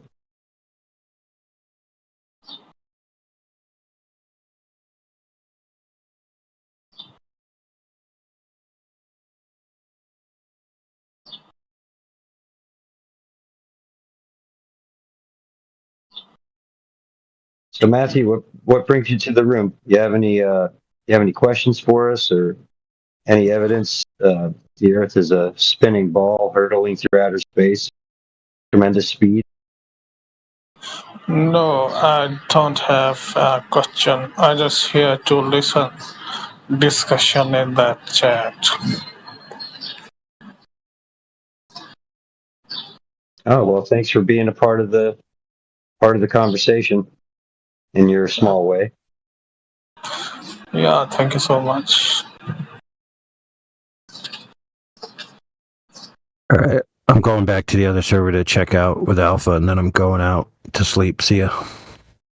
Stay blessed, man. Take care, AI. Watch out for zombies. Yeah, have a good. Yeah, have a great night.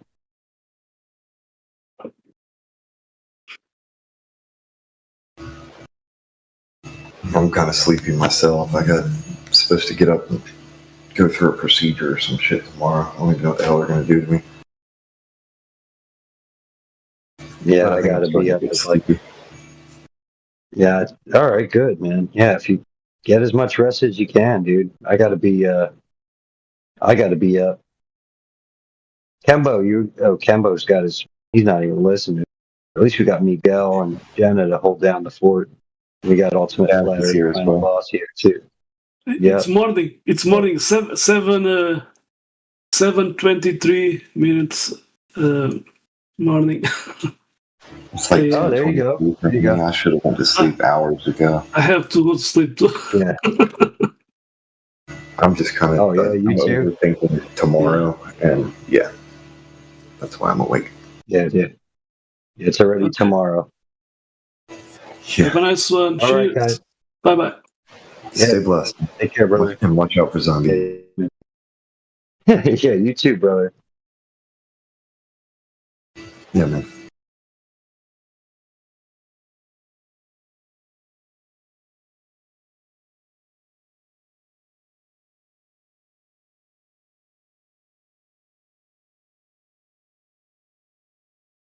If nobody wants to talk, I mean, it's going to be tough to have a conversation after, brother.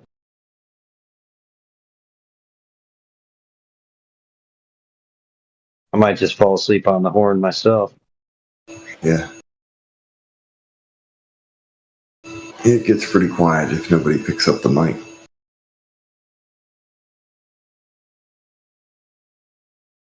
Yeah, it's tough to do a monologue. I try to avoid them.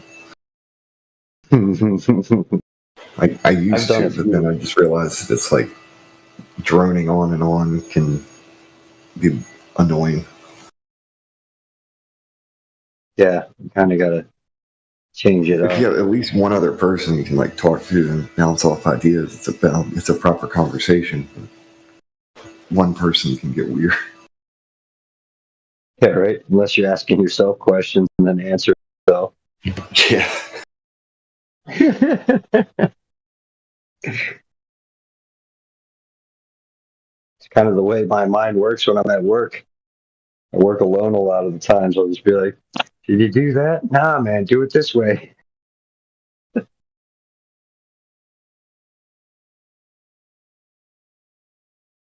Yeah, I'm always problem solving, running into different things. When I go in to do like these renovations, looking at what some other guy built, 20 something years ago and what he was what he was thinking.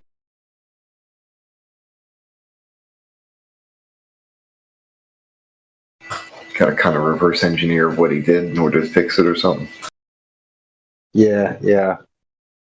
I was thinking of a nice business name for that called like Fix and F Ups. I've seen some stupid stuff, man. Yeah. I was doing a job like last year. My buddy had bought a house as an investment. I want to take out this window. I picked up some siding side where the window was at, and I'm like, yeah, sure. So whoever, like, he took out the window and he put a piece of plywood where the window was. The existing siding was there. He's like, yeah, all you got to do is peel off this thing, put some new siding, replace it, right? And so because he didn't even peel off any of the old stuff, he only just took out the window and put a piece of plywood there, put some framing. So I go and I remove the siding. There was no sheathing underneath the siding. It was just studs, tar paper, and vinyl siding. Damn. Yeah, that's what I said. I said, what? And it was a nice house.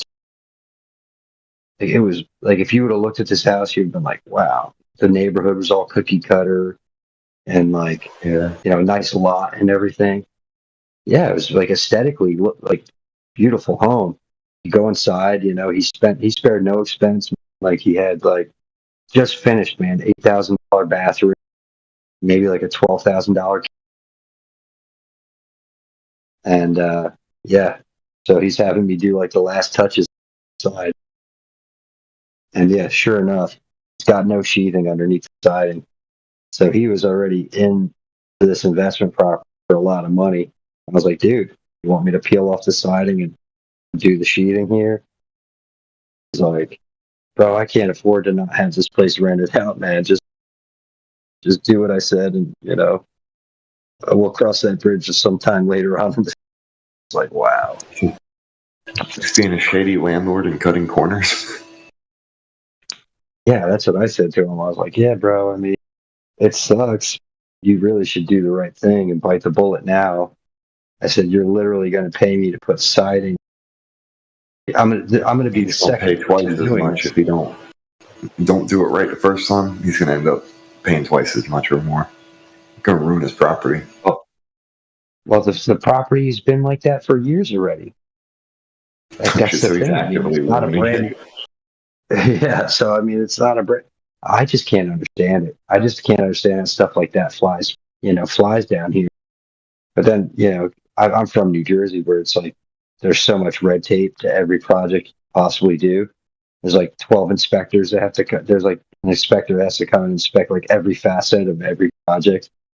So it's just like some of this stuff I've never seen anything like it. But down here, it's like the amount of new homes in the past 40, 50 years, it's like astronomical. So you could see how things like this would fall through the cracks. Just a lack of enforcement. You know what I mean? But yeah, just pretty interesting stuff that you see down here. But yeah, so that's just one. That's just one tiny job out of like thousands I've done already. So I run into all types of stuff. But yeah, that's where these conversations with myself happen all the time. Fixing everybody's mistakes and trying to figure out a way around it. But yeah, eventually I'm sure like once because he started a pretty big company. That guy who owns that investment property. So he's going to be rolling in it. I think like once the tenants, he has enough money to resheath that house. And he's a man with a conscience.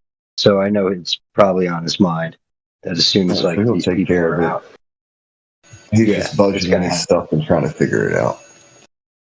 yeah, he's going to do it. There's no doubt. I know him. He's like OCD on top of it. So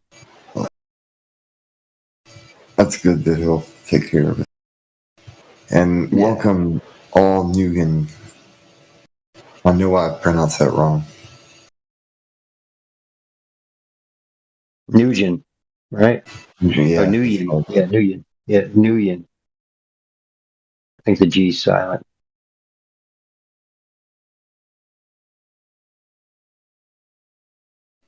Anyway, welcome. Feel free to speak up or ask any questions if you have any. We'll be chilling.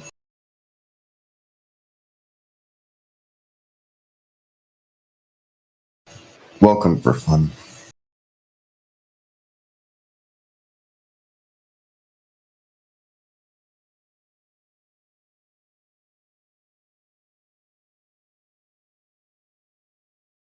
Hey, man. Yeah, Miguel posted some great stuff in the chat.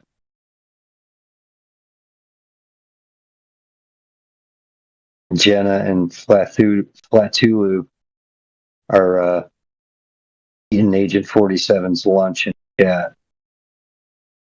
But he's spamming so much, like all the good posts are getting lost in the sauce. Yeah, that dude's entire MO is just to say nuh-uh to anything a flat earther says. All flat earthers must be wrong about everything. I mean, has he ever been in here? His post. Yeah, he was in here. Like I said, he was in the VC, and then he got. I think he got muted by. I think Wolfgang muted him, and AV muted him. So he's butthurt, and now he's going to go chat skank. Oh, dude, we got an enemy for life. He like tattooed like all flat earthers must fall on his chest or on his forehead or something.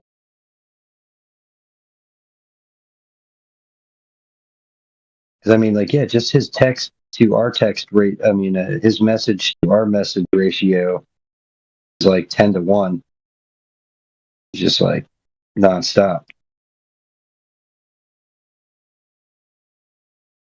But yeah, I'm sure Jenna will create some memes that hurt his feelings. Probably. She's good with that stuff.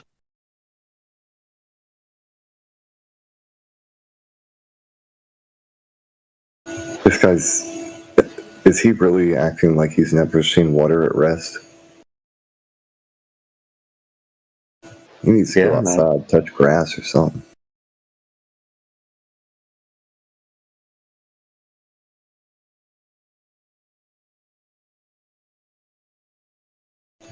He's just got shitty memes and doesn't understand at all the argument here. Cool.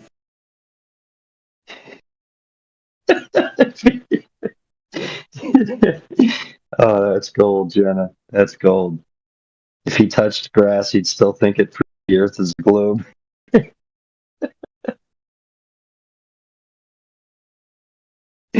Oh man, what a great meme!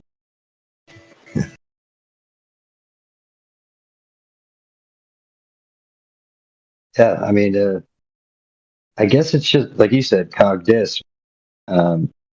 Just can't get their head around it. They can't wrap their head around it being anything but a ball. Because they've been assuming that all of the smartest people in the world all know, and they appeal to consensus. They appeal to authority. So that's basically their priest, college professor, the Neil deGrasse Tyson, like, oh, great smart one, the Mickey Okaku.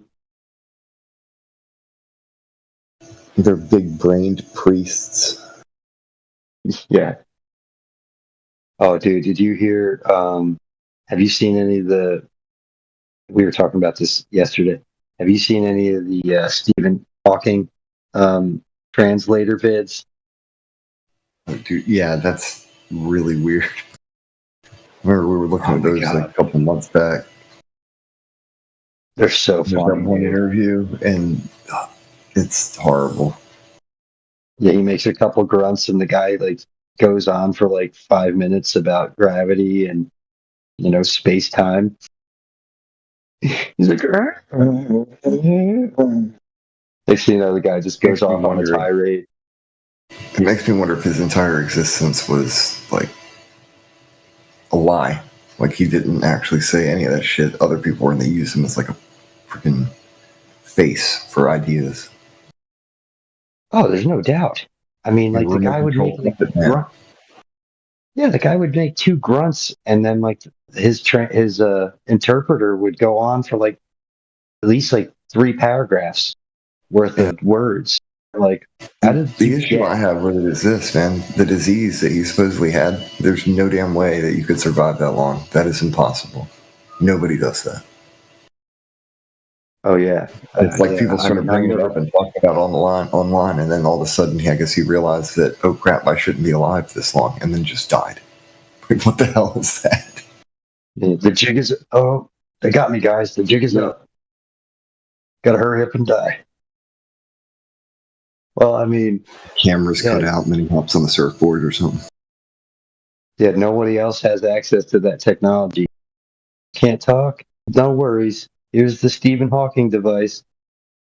It reads your freaking mind.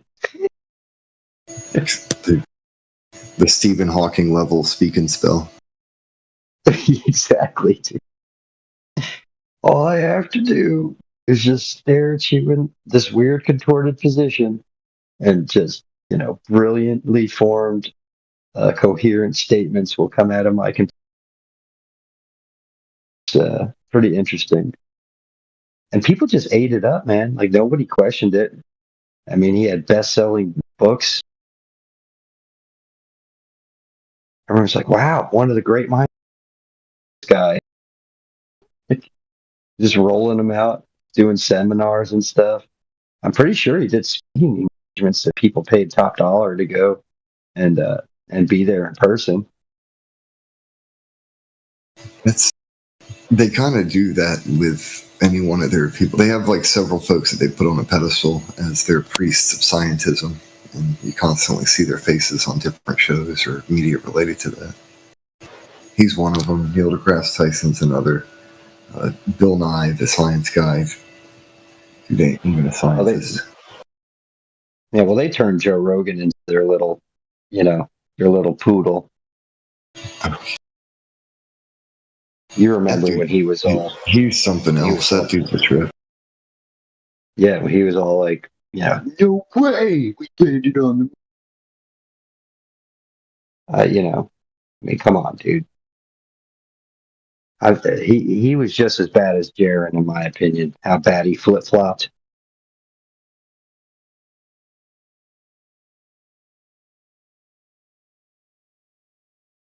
He went from being, there's no way we hold Neil deGrasse, bringing him onto the show and be, tell me how much of a bad boy I was for saying the Atlantic.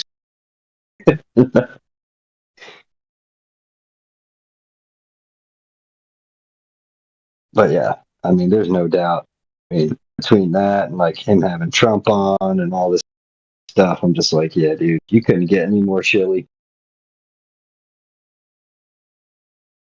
But that goes back to what we were saying earlier, where what I was saying earlier in regards to that. It's like, if they get a chance, if you have all this money, or we could just, you died of a mysterious airplane crash with your whole family. You know what I mean? Like, the mysterious death thing gets so much weirder when you start investigating the entertainment industry. Exactly. There's certain people, they do not like competition.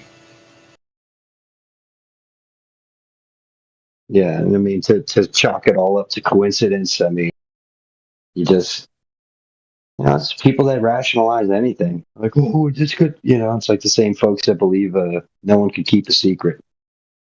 It's like, come on, dude. They print the money. You don't think they could print a bunch of money and be like, shut up, or we'll kill you. You want the money or you want to die? Oh, no one can keep a secret that big. In a compartmentalized organization, right? You don't have to know. Really, that's all need to know basis. NDAs, the average person isn't going to know any of that kind of stuff. Even working at NASA or anything, because they're all so compartmentalized. They've got their pet projects to focus on too. So they're not going to give a crap about anything else when they've got one specific thing they're hyper fixated on to get funding for. And they're certainly not going to cut their own hands off to try and get that funding. They're going to bend the knee and obey, toe the party line. Yeah, what's hilarious to me is like the family members of some of these smart, and they're usually really smart engineers, stuff like that, that work at on these projects for companies that are affiliated with NASA or subcontracted by NASA, stuff like that. Is like they do good work. They're engineering,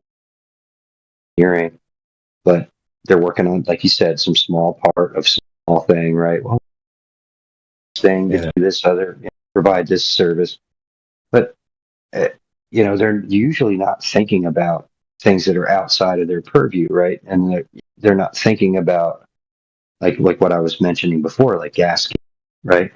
Well, what material can handle 1400 degree temperature swings? Nothing that I know of. What is the seal?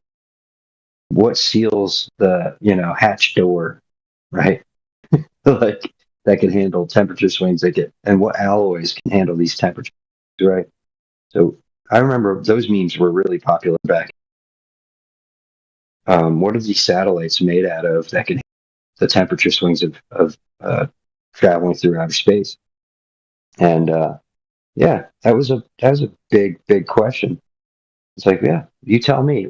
Well, if this metal has a melting temperature at this degree, then how is it up there where the temperatures can fluctuate between 1400 degrees? Yeah, and it's a lot more than that too. I mean, I don't have the numbers memorized verbatim, but yeah, I'm sure I could pull up some of that stuff, get it on hand. But at the end of the day, I mean, just having an engineer's perspective on alloys and different gasket materials, there's no way you're going to let a lie like that take over your common sense. You know what I mean? Oh, you're just not smart enough. It's like, well, what's the material then? It's like, give me a list. Give me a list of these specialty materials that no one else. It's funny because most of the time when folks start making claims like that, they're actually projecting their own insecurities. Exactly.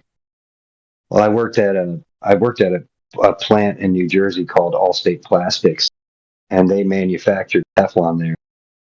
And one of the guys there, he was like, this stuff was used for outer space missions, and I'm like, oh, really?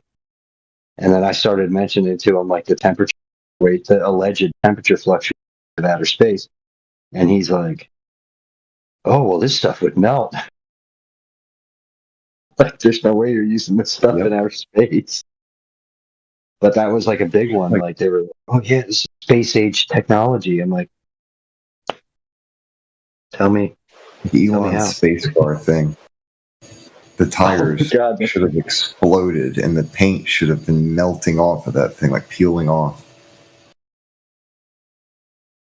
Oh yeah, that's the other stuff they just glaze over, like how astronauts to move their fingers or wear gloves in a vacuum of that magnitude.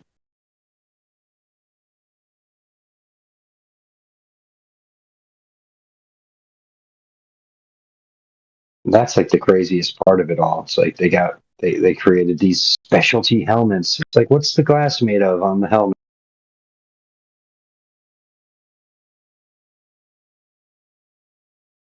And yeah, I mean, just the lander. The lander was the lunar lander was the original one. Oh my god, I do love Jake's shirt that he had printed up. You know, the lunar lander or homeless tweaker shelter. Yeah. But yeah, I mean, if people believe like the JAXA and the RAXA and all the different space agencies, different governments, it's pretty piss poor material, you know.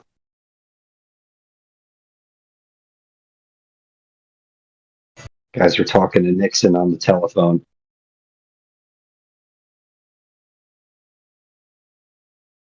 That was a funny call. It's like, oh yeah, you guys are just having a call. 250,000 miles.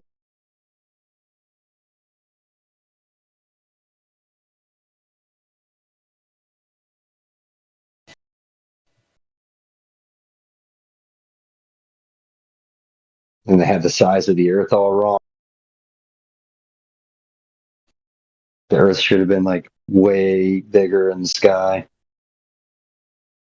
I mean, there's just so many just terrible fakeries, you know, like, and the fact that people don't even have to think about it. Why?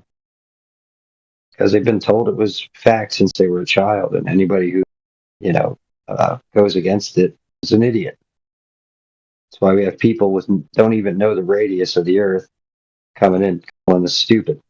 They have no clue how big this thing is. And yeah, I mean, all we do is appeal to authority, right? Worship their priests. But yeah, that's how we got on Stephen Hawking, right? But hey, G, did you ever like Neil deGrasse Tyson? Did you ever think, oh, that guy seems cool? It's like, no, I mean, I always wanted to smack that dude. I don't even know why. It's like kind of felt like the right thing to do. My gut. I'm not too impressed by any of these scientific communicators or any of their shit.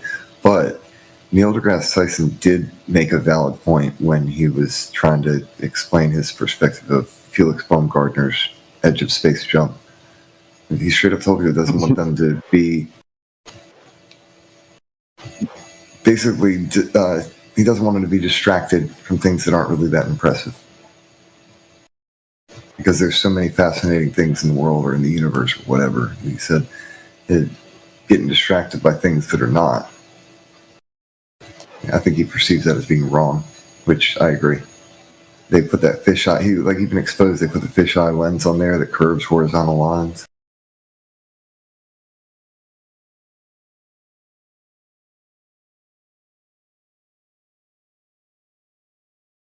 Yeah, but that was all part of a ploy to, again, like get people thinking the wrong thing. Get them thinking that, oh yeah, you'll never be able to see the curve. The Earth is so big, it'll always look flat. It'll always look flat forever. Like no matter how high you get. But yeah, I don't really like any of the scientific communicators because I consider them all to be liars. But in that moment on that one video, I think that Neil did good because that's a valid point. People shouldn't be distracted by things that aren't actually that impressive. Especially if it's a lie, like that curved horizontal line thing. No, that's not the curve of the Earth. You're lying to people.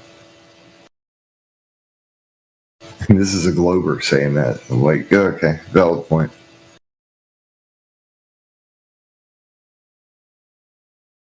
Here's a good question. Yeah. Have you? Yeah, hostile witness, right? I mean, have you ever been skydiving? No. Thought about getting into stuff like that when I was younger, but now I am not good with heights. Oh, I was 19, and there's this chick who thought it was like a great idea for we all worked together at a restaurant. Me and like I don't know, I think like it was like 12 of us all chipped in. I think it was like $180 per person.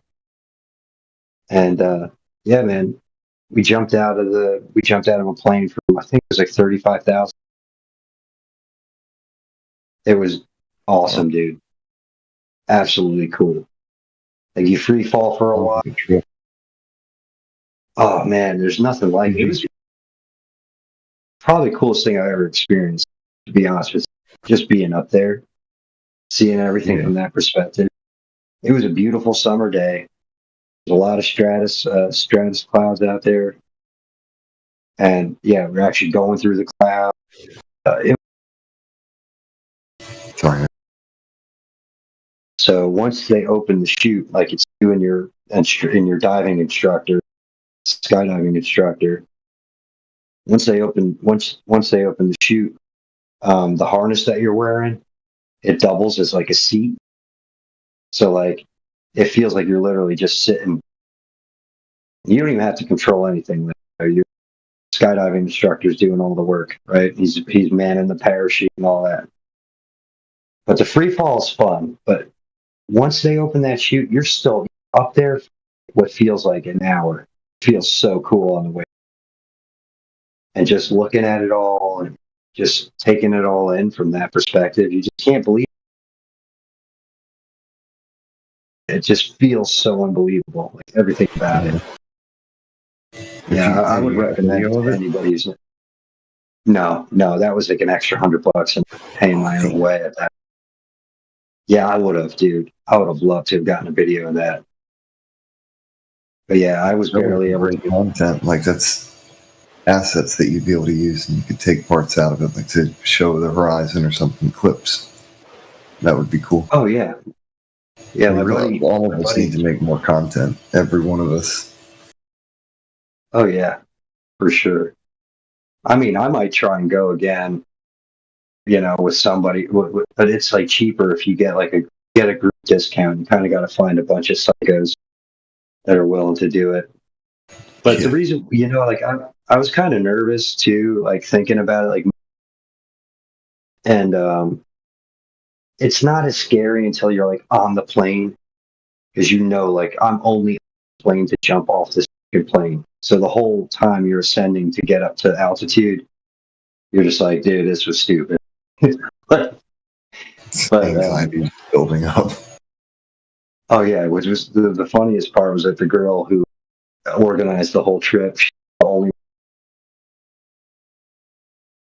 and then they finally got her to jump after, but she was the last one to go, and I was ready to go, right? So and my instructor, and he's like, he saw I said, yeah, you definitely jump out, no problem.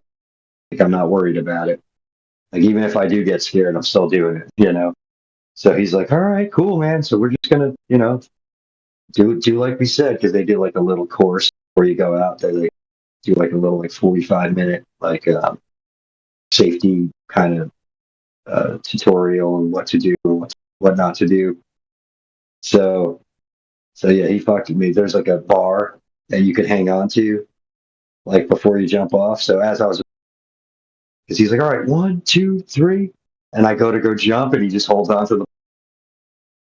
And I'm sitting there hanging out the back of the plane because I was trying to not even down or anything. So he had me sit there hanging out the back of the plane. And that was freaky. Damn. Yeah.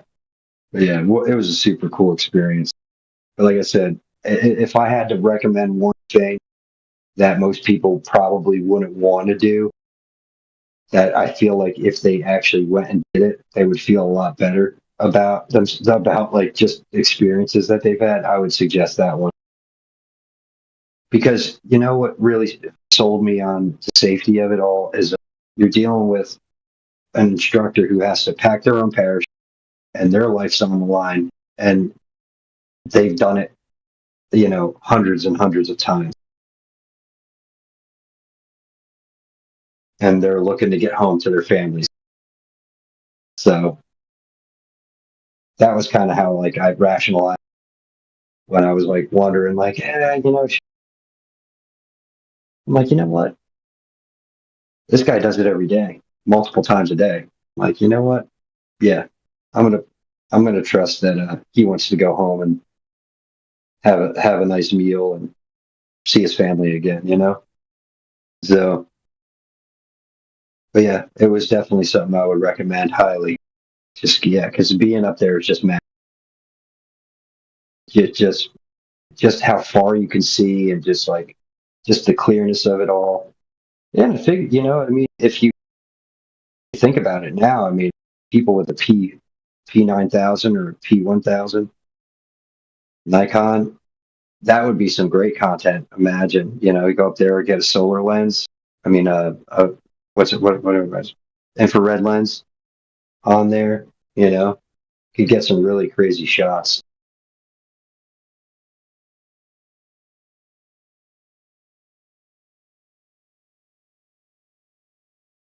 But yeah, it was like taking a pure MDMA or something like that. Straight euphoria.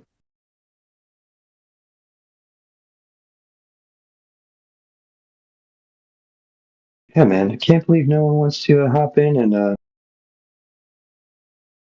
explain why they believe the Earth is so nice. Nice to hear from one of y'all. Too bad this captain guy in the side chat isn't here in the VC. I guess he prefers just to chat skank instead of actually talking to people. I can't imagine being triggered by sound. It's just the weirdest shit. But I guess that's how it goes. Most Glovers are triggered by colors, shapes, and sounds.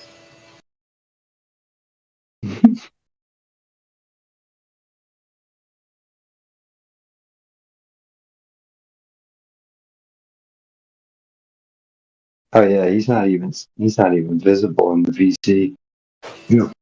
Came in, He's just afraid of jumped right hearing into a the noise chat. that might make him feel bad. Or he's afraid of getting muted as though that actually causes physical pain. These people are weird. Oh, it's better than joining the VC and then turning off the. Like the one guy sat in here with the voice chat deafened, like, I don't know, 2 hours. What are you doing in the VC? He wasn't active in the chat. He wasn't active in the VC. Joined, and I don't know. I guess he went on YouTube and started watching something. Or maybe he was looking at Flat Earth content. I have no idea.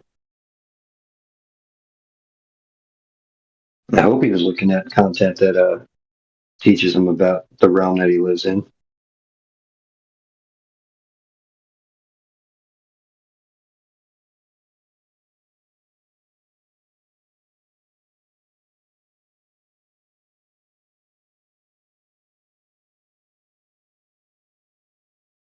Yeah, right now. So what do we got? I'm getting the picture ready. I'm about to school this kid on the etymology of the word gravity. Hopefully he learns something. Oh, nice. About to drop some truth bombs on him. I have no issue with the word. These people think that gravity is like kryptonite for flat earthers, and that's bullshit. Gravity is just the weight or seriousness of a person, place, or thing. Functions perfectly fine on a flat earth.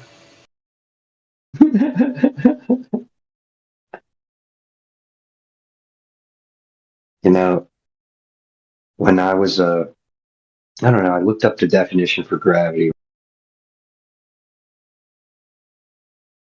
I don't know, maybe like 17 or 18 in one of the search engines back then. I have And, a video that actually would help out with this conversation. Sorry, I didn't mean to interrupt you. Go ahead. Yeah, no doubt. Yeah, but the definition back then was a lot lengthier than what I see today, and it was a lot more convoluted. They really like toned it down and like kind of made it a lot more concise.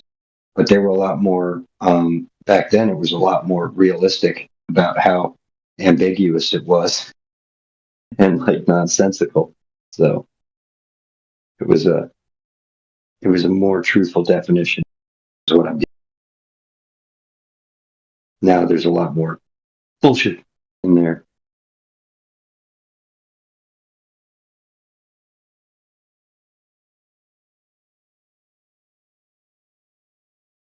But yeah, in that context, the word gravity, yeah, that definition.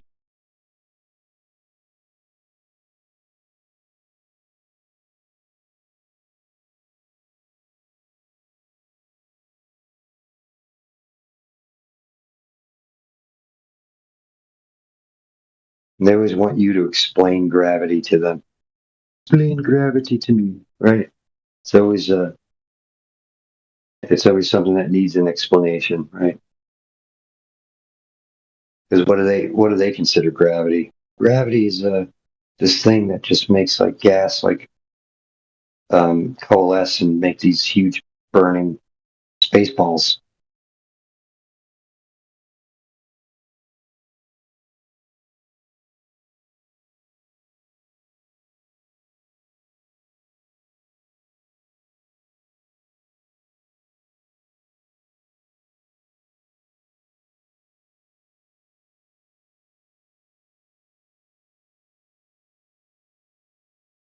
There we go. Frames of reference. And the V2 view is a good one too, because it's got the first video of a V2 rocket in America since they brought it back, and then I had the video of the first high altitude footage recorded from one of those. Combined them together and made it pretty cool video. No other editing. And then I uploaded frames of reference. There's some professors there talking about non-inertial reference frames and things related to gravity, gravitas, whatever. He straight up says that gravity is a fictitious force. Yeah, and it's old school too. And I mean, like, that's the thing. Like, I hope these people actually take the time to really delve into the content that you shared right there. Because like, that's back when information was like true, when you had people thinking critically, you know. Didn't have so many people telling falsehoods. There was a lot of people like pushing to get the truth out, like today. But I mean, think about how much harder it was to share information. Yep. Even just how hard it was for someone to get in front of a camera and record a video. He needed to know somebody who knew somebody. You needed to be ultra impressive. He needed to be ultra impressive to go. Oh yeah, there he goes with the side chat. Yeah, he's experiment. Experiment. Yeah, that might be the same guy, dude. Oh, he's got LGBT. Oh, that sounds pretty gay. Yeah, that sounds, yeah.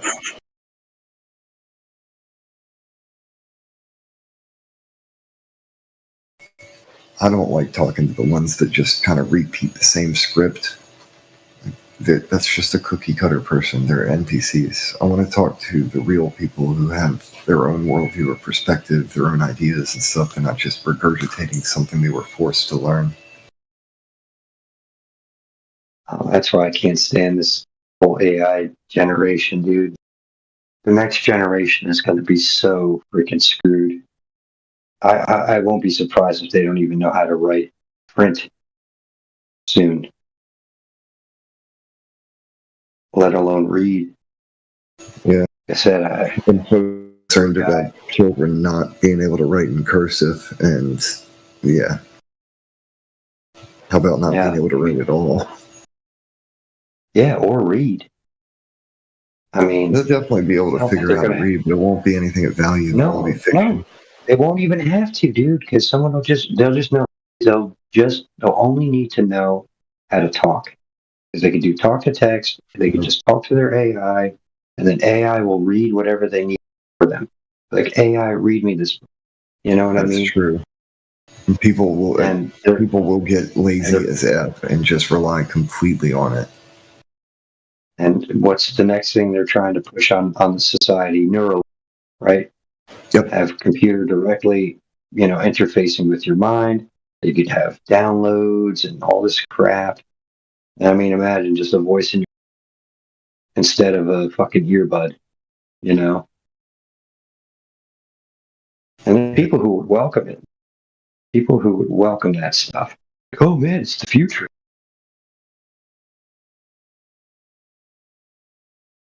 Like, just take my consciousness and, upload it into a machine, and then I could live forever. Like, oh my goodness. Yeah. And what folks don't realize is with that, they could copy you, but it wouldn't be you. It would be like a digital twin, and you would probably die in the process of being created. Yeah. I mean, the whole thing seems just not even feasible anyway. I mean, whatever the creator, that's for sure.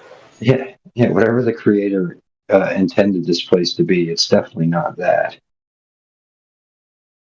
And well, it was supposed to be paradise until it got broken. Did you see that? Yeah, there was a clip. There's a bunch of brothers. They were doing an interview, and they were watching something, and they were reacting. Check on, and they're like, yeah, imagine having everything you ever wanted, God,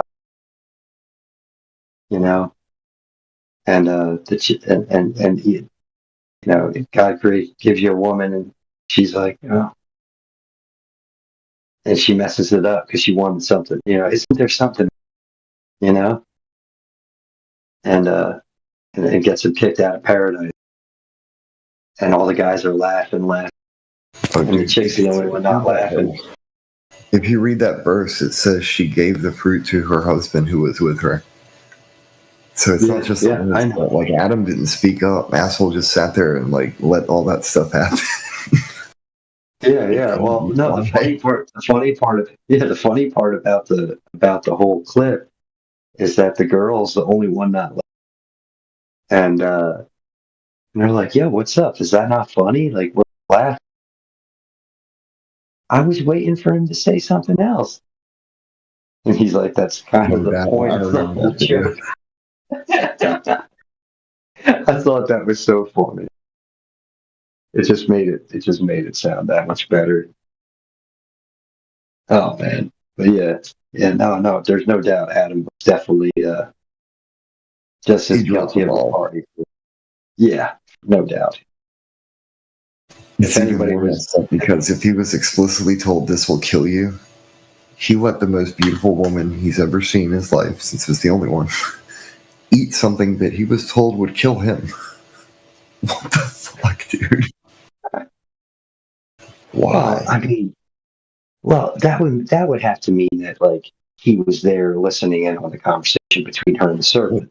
Yeah, it says she gave it to her husband who was with her. So he, according to that, he was just standing right there, observing the whole conversation, and still just went with it. Didn't try to stop her. Nothing. So that's kind of messed up. Yeah, I never thought of it that way.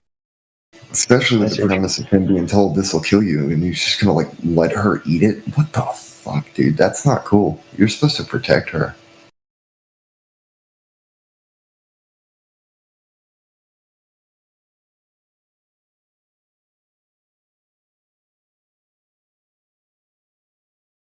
I love that they go down the line though, and the snake has nobody to blame.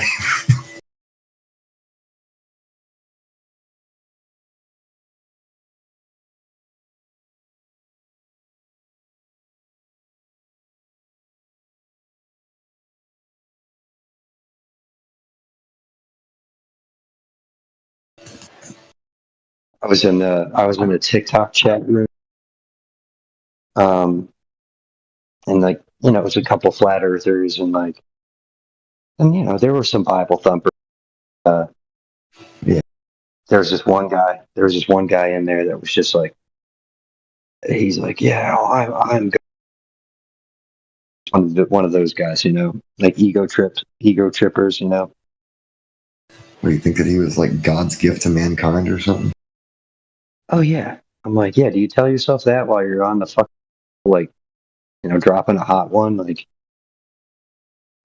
oh yeah, this is so godly of me. This is so godly of me, right?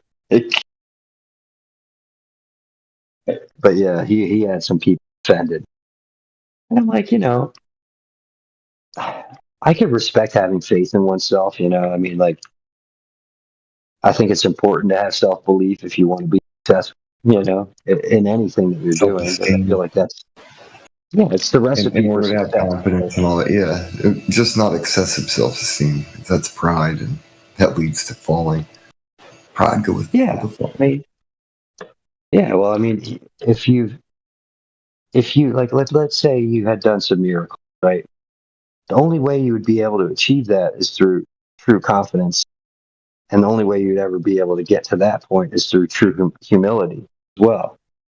So, with all the wisdom it would take you to be able to be capable of miraculous feats, you wouldn't be out there bragging about how miraculous. You know what I mean? You wouldn't be online. You're too busy working. Yeah. I mean, so but at the same time, I do feel like the Christian community does need kind of a rude awakening when it comes to how quick they are to like just not take any responsibility for their own personal power, as a group of believers, right? Like, they don't have faith in each other, and they don't have faith in themselves. They only have faith in Jesus, and that's like the common denominator in all different Christians that I've met, anyway. So yeah, I always try to express that Jesus had faith in his disciples, and he had faith in mankind, or he wouldn't have done what he did. He told everybody he loved them, and he believed in them, and I feel like that's like the huge. And he spoke in riddles, and he spoke in parables, So when I look at when I look at believers, I really I would really like to see them have the same faith that they have in Christ, in themselves and in each other, but not in a way that's prideful and arrogant, in a way that's humble and loving. You know what I mean? Like, yeah, and understanding. It's a package deal, dude. So, yo, Heretic, what's up, man? Welcome back. Oh, nice. We got another OG MVP. One of the managers is in the house. Everybody, quick. Make it look like you're busy.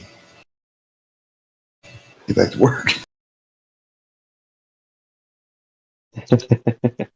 I was just leveling the oceans, making sure they're still doing their job.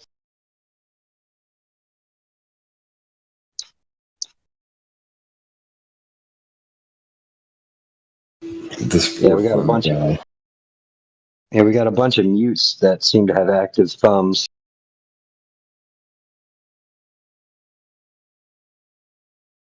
They think voice chats are a spectator sport, but it's okay. Trying to fill the airwaves with positive messages of flatness and good things to come. I'm just reading the side chat. It's funny to me when people invoke the word belief or believer.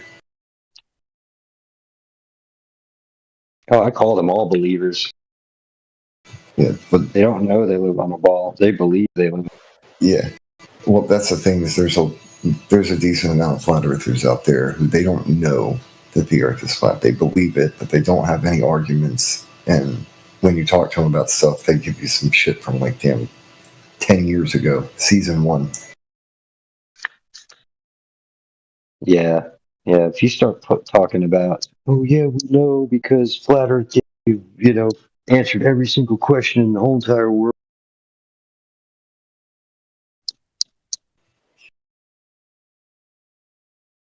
Yeah, that's my number one critique about. They expect replacement theology. Once you burn their cartoon, they want you to replace it with another cartoon. Yeah, well, that's what I can't stand is somebody's going to say, oh, I have all the answers. Don't worry. Oh, I could explain that. I could explain this. I could explain that. I could explain this. It's like, dude, how? How can you explain any of it? You know? So. And one of the most humbling things that anybody can do is just accept the fact that I don't know is a perfectly reasonable response, perfectly reasonable answer. It's okay to say I don't know. I mean, I'm ignorant of what most people in the world had for breakfast. I don't sit here crying about it. Most of the shit we don't know doesn't even matter. So it's okay to say I don't know if you truly don't know. There's no need to bullshit. You got a bunch of bullshit artists in here who they try and freaking play us every single day and end up failing. Because they actually honestly don't know. They don't know their own worldview. We end up having to teach them their shit. Precisely right. But yeah, what were we talking about earlier about having? I think there's a psychological reasoning behind why the powers that be decided to put in place a education system that promotes an answer for everything type education system. Well, number one, it kind of curbs curiosity, right? If I tell you that most of what's known covers all the bases, you're not going to be curious about anything. You're going to be like only curious about, well, where do I go to learn about this and learn about that, right? You're not looking about discovery, right? You're not looking about testing, and you're not thinking about inventing and testing, and you know what other means can I learn how to uncover more secret truths, right? You're just like, all right, well, what book, turn me to what book I have to study, or what experiment I have to review, or and most people don't even go that route because they're like, if you're looking at something that's already been done and somebody's already gotten the credit, you're not going to say, oh, well, let me go recreate something that somebody else already received the reward for, right? So it kind of discourages people to even want to be a pioneer in information, if that makes any sense. Yeah.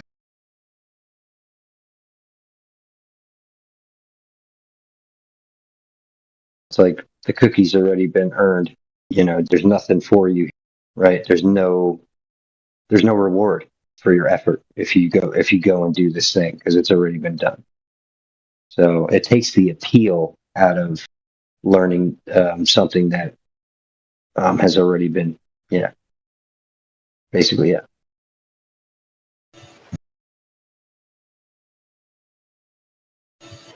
Welcome, Mike or Nick. Mike. Hope all is well with you, man. All good, all good. Thought I'd come say hi before I head out. Hey? Yeah, man. Thanks for stopping in, brother.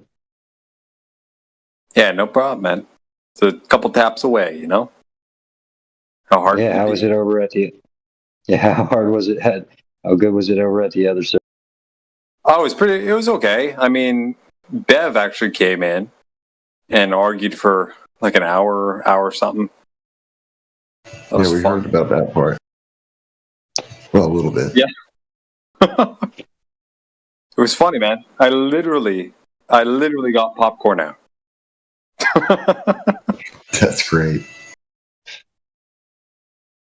You know. Yeah, I've been waiting for someone to voice up, man. No one's been saying much over here. We had a couple guys. We had one troll come in and then throwing on a fake voice. But other than that, yeah, just kind of been us. I couldn't get too many good questions. Yeah. Who's Torque? Over the past hour or two. Who's Torque? He's just been sitting here. Like I said, they think it's a spectator sport. Oh, yeah. Okay. Yeah. And we've Axion. greeted everybody. Yeah. We've greeted everybody as they come in, and they haven't even mic'd up. But we got some chat warriors even joined the VC, and they're just, spamming the chat. Oh, yeah. Punching away in the side chat on their keyboards. Oh, shit. For fun. He's got a lot to say. It's mostly this captain guy. Yeah, we had the guy, Agent 47, who was in here. I forget who. I think it was Wolfgang and AV tore him a new one yesterday. Well, technically the day before yesterday. Yeah, tore him a new one. We got a new lifelong enemy. Okay. Yeah. But that doesn't even make any sense what he's put. Bro, I am saying that if you are saying Earth is flat without knowing what is flat, and when someone asks, is your flat Earth is infinite or finite, how can you say it is flat? What in a non sequitur? Yeah. That presupposes that you have to know the extremities of the ground to be able to describe a surface attribute. That's stupid. Yeah, I mean, some of the stuff I've been hearing is beyond stupid. But yeah, 47's been that Agent 47 dude. T-Dub, did you get to hear any of him yesterday or 2 days ago? No, he was only texting when I came in. Dude, he is okay. total. Yeah, no, he was talking. Yeah, he got muted and then just freaking spiraled. And then when they unmuted him, it was AV. AV was like, no. And you could just see his blood boiling more and more. It was funny. But yeah, he's he'll be coming in every day, probably. The funny thing is we usually don't mute anybody unless they're being absolutely insane. They start ruining the conversation, talking all over everybody, cursing folks out, ad hom, slinging insults and the other shit. Of course you're going to. Well, that's what happened. And then they'll try and complain about being muted without apologizing for their behavior. Wait, which server are we in right now? It's like a victim. We're in the English server. This is the English server, and people are mudslinging. I'm surprised. Oh yeah, he had. No, I was saying in general it happens, but yeah, this agent guy, he is a weird one. Yeah, he was going on. I think I was putting him at maybe three messages to the entire flat Earth side of the argument, one. So I mean, he's been going just diarrhea of the chat.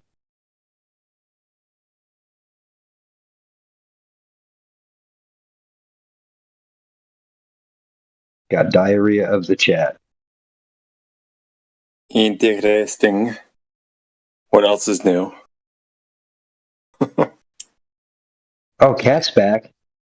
Hey, Cat, what's up, man? You got something that you want to add to the conversation?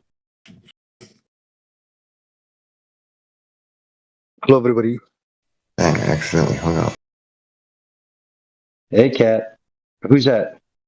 Yeah, me. Is that Silver? Hey, Silver. Yeah. How you doing, bud? I'm doing great. Thank you for asking. What are you talking about, guys? Is it about like flat Earth or? Oh yeah, yeah. Interesting. Yep. Talking about the shape of the Earth or the state of the realm, right? Yeah, You believe that's a that great idea to question science. That's all I'm gonna say. So I think a lot of people like take science as an absolute fact, but I think it should be questioned. Oh, okay. Do you believe you're on a giant rock ball hurtling through space at tremendous No, I don't speeds? believe in that. I'm not certain. Like I haven't taken an opinion yet on the shape of the universe or the Earth, but I'm not really convinced that it's actually a ball, spinning ball, basically.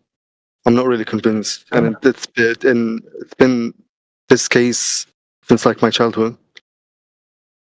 Because I couldn't feel it, and I couldn't really feel that it's actually realistic.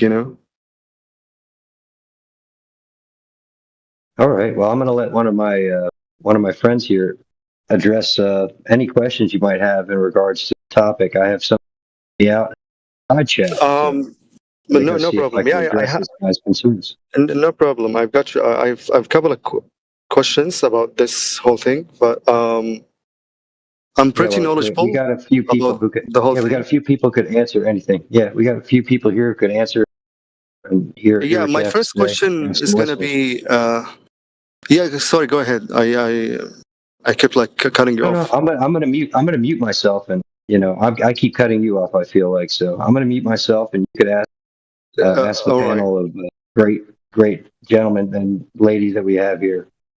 Any I got questions you. or Okay. statements you have? All right. Yeah, my first Nice to have you, question man. is gonna be. I think it's frequently asked. But to be honest, like I couldn't find a good answer to it. So yeah, here's my question. Okay, is the moon really? Yeah, is the moon really upside down in Australia? Is that a thing? Because like I've never been there, and mainly it's like only pictures, and I don't really trust pictures. So is it really upside down in Australia? If anybody can answer me. Maybe T-Dub could answer that because he's in Australia. But even if it were, right? Even if it were, what would that tell you about the surface of the ground? I'm kind of like curious as to why like it's actually upside down. Like I'm sure like it's not even if it is, it's not necessarily means that we live in the same model of NASA's. Exactly. But That's the thing. Yeah. A lot of like people it's would okay. come in here. A lot of people would argue that coming in here and say, "Oh, well, the moon's upside down" or whatever.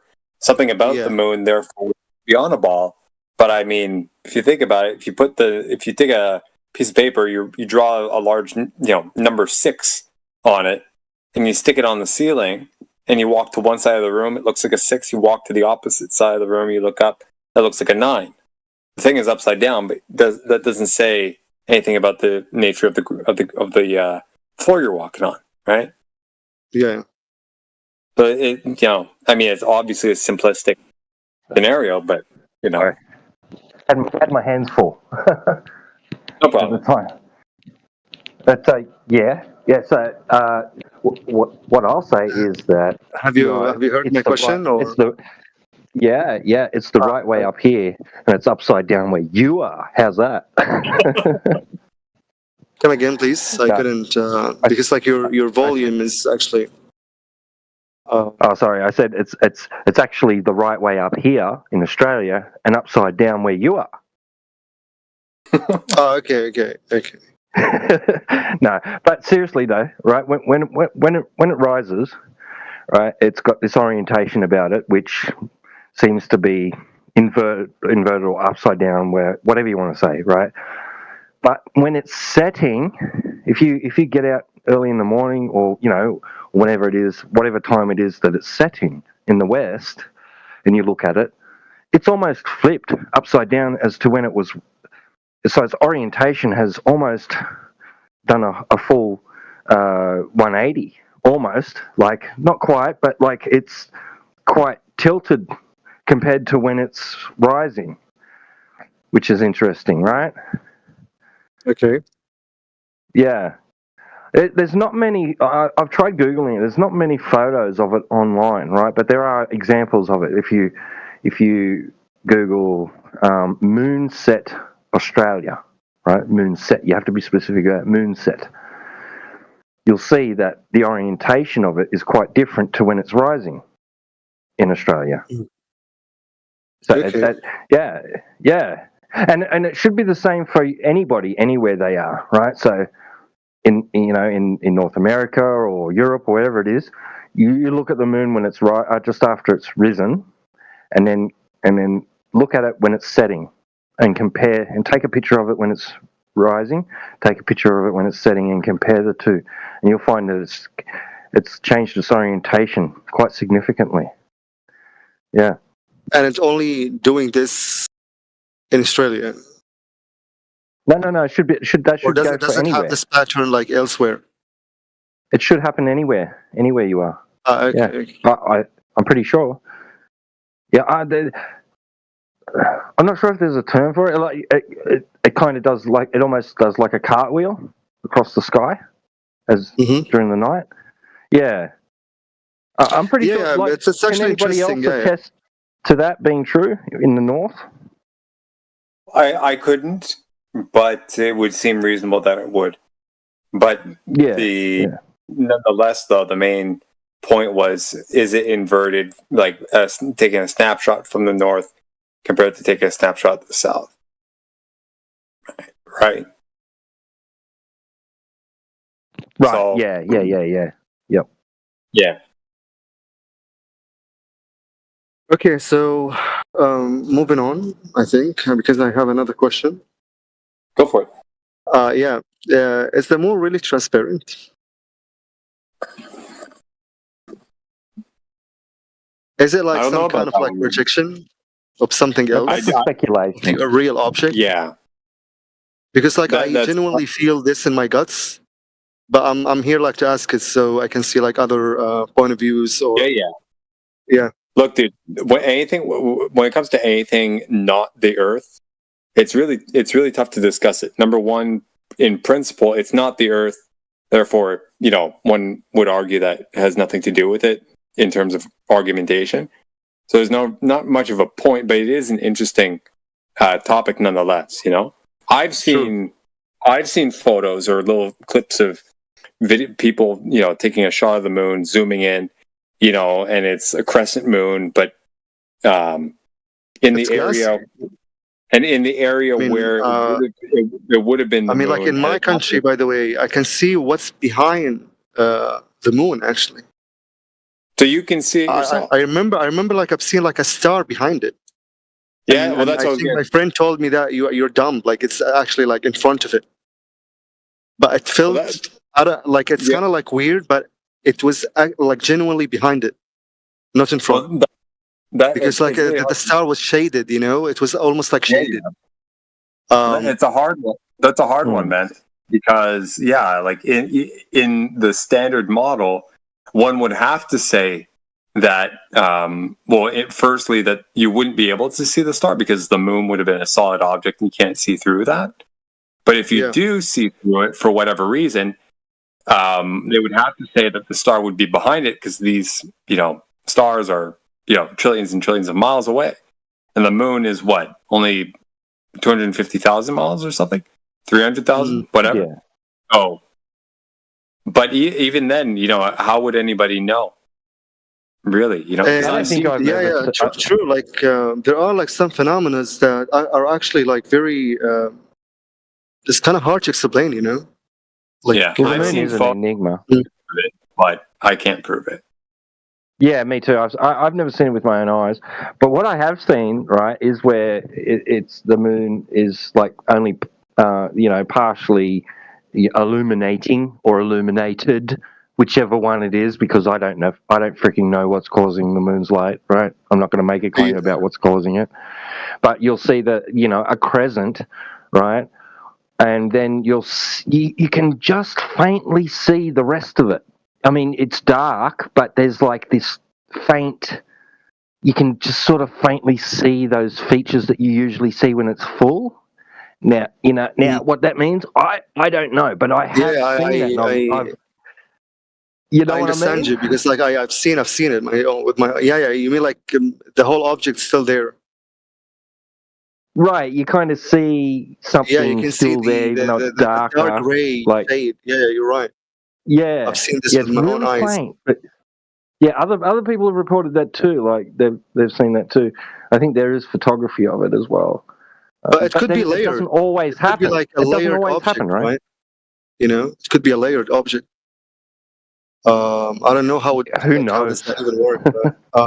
But I want to share something else. This previous winter, the past winter, I went to the sea and I've seen the sun, like in front of it, like a cloud, and behind it, like was another cloud, like a huge cloud. So the sun was like in between two layers, you know. So how the fuck does that even work, man? Like it's weird, right? Very interesting. Yeah, because They'll like say it's an a cloud illusion. shouldn't be behind the sun. Well, they'll say it's just an illusion. Like they'll just say it's a trickery of light. Even though light like and it shadows. sounded like Yeah. it looked really like clearly behind it. I've seen photography of it. Never seen anything like that myself. Like you know, myself with my own eyes or taken photos. But I've seen some interesting photography of that what you're talking about, and it does really look like there's pictures where it looks like the sun is like literally sitting inside the clouds, right? It's like, yeah, that's so cool. Yeah, I mean, just look at my profile picture. Just look at my profile picture. I took that shot, and you can see the rays are diverging. You know. Yeah. Well, when I see these kind of like images of the universe, I ask myself, like, is the sun within the atmosphere, or is it like a projection of something else? Or, and I know that I'm not the only one that is asking these questions. I don't think so. I don't think so, dude. I mean, I spent a long time. Well, long. I mean, relatively short, but you know, it was significant for the time. Put a lot into it. Just in, scoping out this.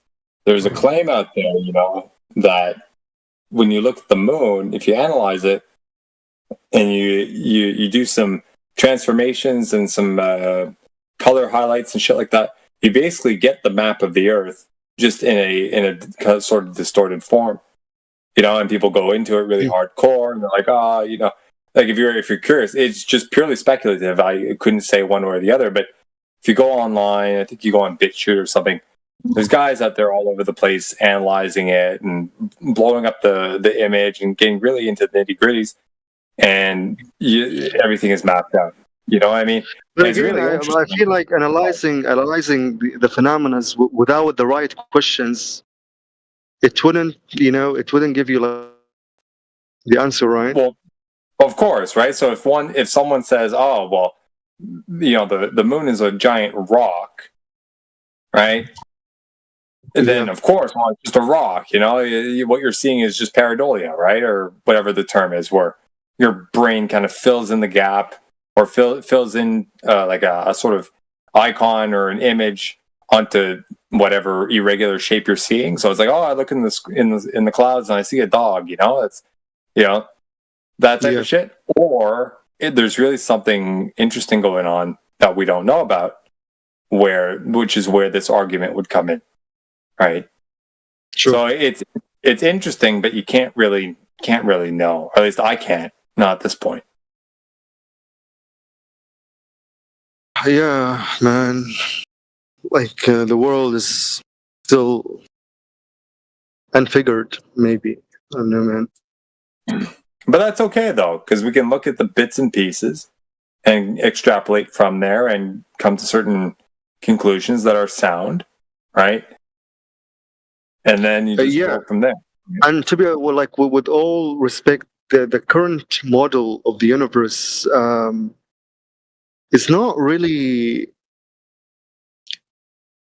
Like I don't know. I feel like it's actually it has like its own shortcomings. Of course, plenty. Yeah. There's so many. Plenty. Plenty of them. There are so many implications or assumptions built into it that have their own implications that people kind of just overlook them and just take them as granted, for face value, and then just run with it, and then everyone takes it for granted. Like It sounds like you have healthy skepticism. Yeah. And like questioning science now, will get you to be called names. Of course. But, in a way, there's a bit of an out for us because what we're doing here is not exactly like we're not investigating a scientific question. People say, this science proves the Earth is a globe. What do you mean, science? It's a shape. It's a geometric figure. Like, when do you form a hypothesis for what the shape of your table is? Even within the science community, like a lot of people say that it's not really a bowl shaped.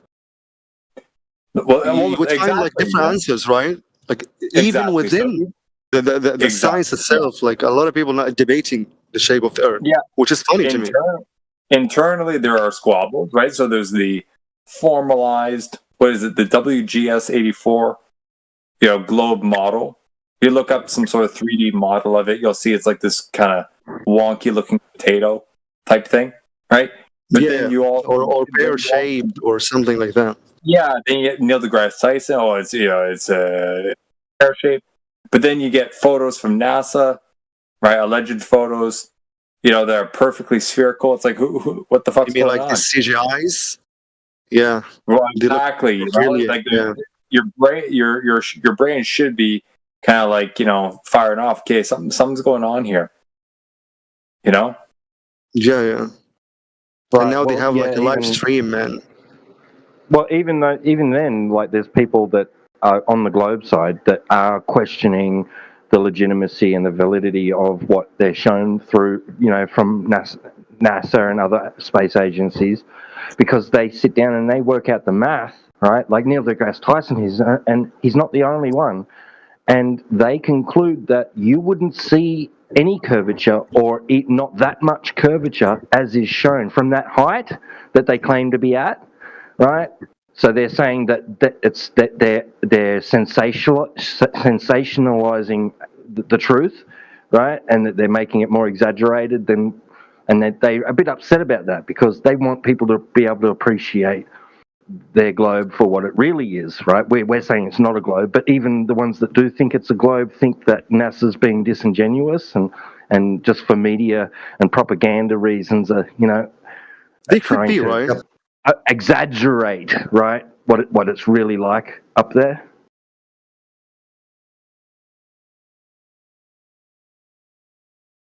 Too bad we don't have text suppression so that we can send this captain guy on his way. He's not going to come in the voice chat. He has no business talking in our side chat.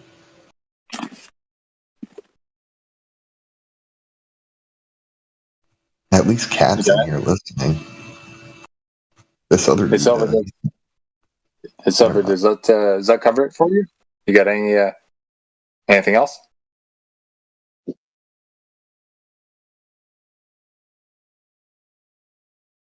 Mr. Silver. Yeah, come again, please. I'm driving, guys. I'm sorry. Oh, no problem, no problem. I was just wondering, like, does that cover it for you? You got any? Yeah. Come again. Got anything else? I think my connection, but please repeat what you said. Oh, no problem. No problem. I was just asking, does that cover it for you? Do you have any other questions or? Yeah, we can talk. No problem. I have like plenty of questions, guys. If you don't mind. Feel free, man. I mean, it's kind of quiet tonight, But also, I would like to, I'll throw it in the chat. If do you have access to the chat? Yeah. You wrote something? Okay. I'm gonna put something in there if you're at all curious. if something slips by this evening and it comes to mind later on, you might be in luck. I'm just going to throw a link to our site. I've got a little FAQ FAQ section in there. We just threw all this together because No worries. a lot of people have share the the link same with question. Yeah, I put in the chat. So That was what link? exactly. Oh, okay. So never feel mind. free I to. thought you were linking to the other server. I was going to try and warn you not to do that, but it's a different link. Never mind. Oh damn! Shit! I thought we could do that. We can't Done link this to few the times. home server, but you can link to other web pages, but don't link to the Discord server. It might get you in trouble, man. Oh, perfect. Not all. This is a link to our website. Yeah, you're good, man. Well, the cat just bitched about it. I already bookmarked it. I don't so you think can delete it has a link anywhere else. Sorry, Silver. My bad. I didn't hear you. Yeah, I already got the link. Don't worry, man. You can delete it. Okay. Well, I can delete it if we have to there, but or is cat just being a? No, I thought that you had shared a Discord link. Flat Earth and Discord. Like, you can't link to other servers. No, you can. Okay. I think you can safely. I think there's no problem with websites. Yeah, just not other Discord servers. It's just competition. Yo. Can you tell me what's going on here? Hold on a second. Yeah, we're just closing up. So yeah, Silver, if you have any other questions, I mean, feel free, dude. Otherwise, I don't really have a question, but I'm kind of curious to get to know your opinions on the. Oh my God, my English rusty today. It's okay. The Hubble or the thing that they observe the universe with. What is it called? Satellite. Hubble or something? Hubble. Their outer space telescope. Telescope, yeah, telescope. So, what do you think about that item? Do you think that it's actually like giving true information, or it's just like imaginative theories? You know, like what do you think about that?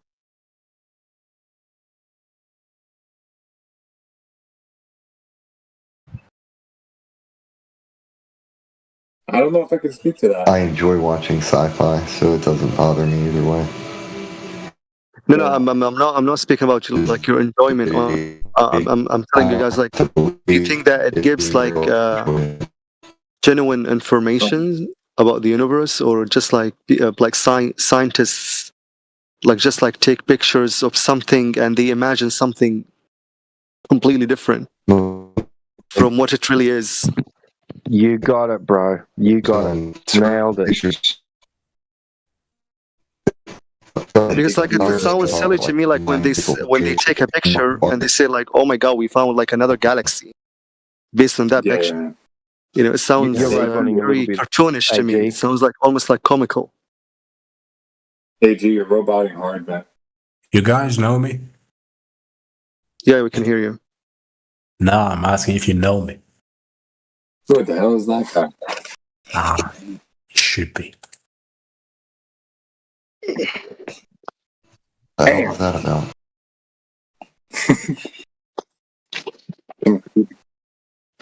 You're back. I'll see.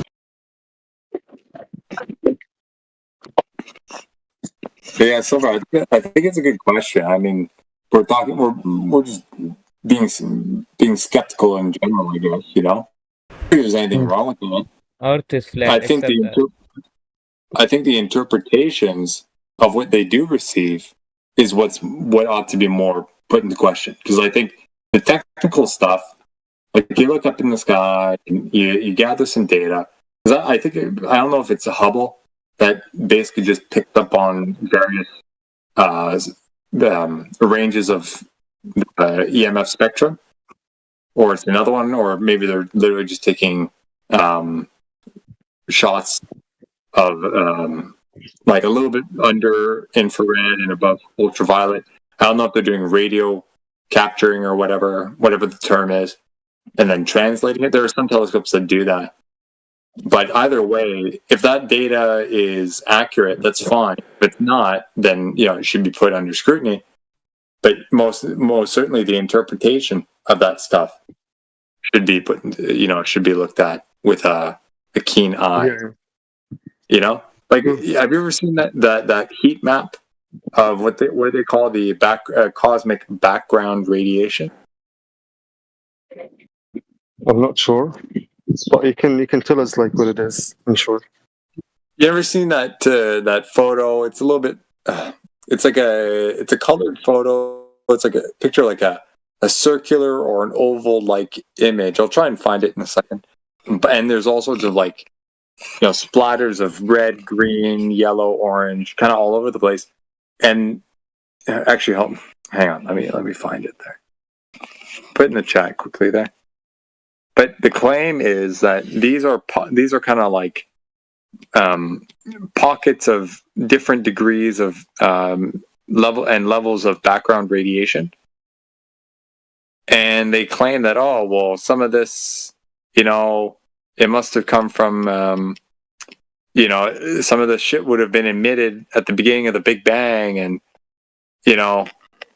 that means our universe is billions of years old and all this stuff. Those type of stories attributed to this, I'll put in the chat here, is where we're kind of like, how do you come to that conclusion?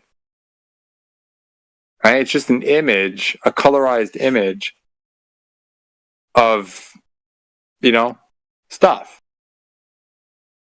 That's where it gets weird. You're like, how do you know this? How do you know that? Okay, you got these readings and you laid it out on a graph. Okay, thank you. But what does it mean? And that's when they start telling their stories.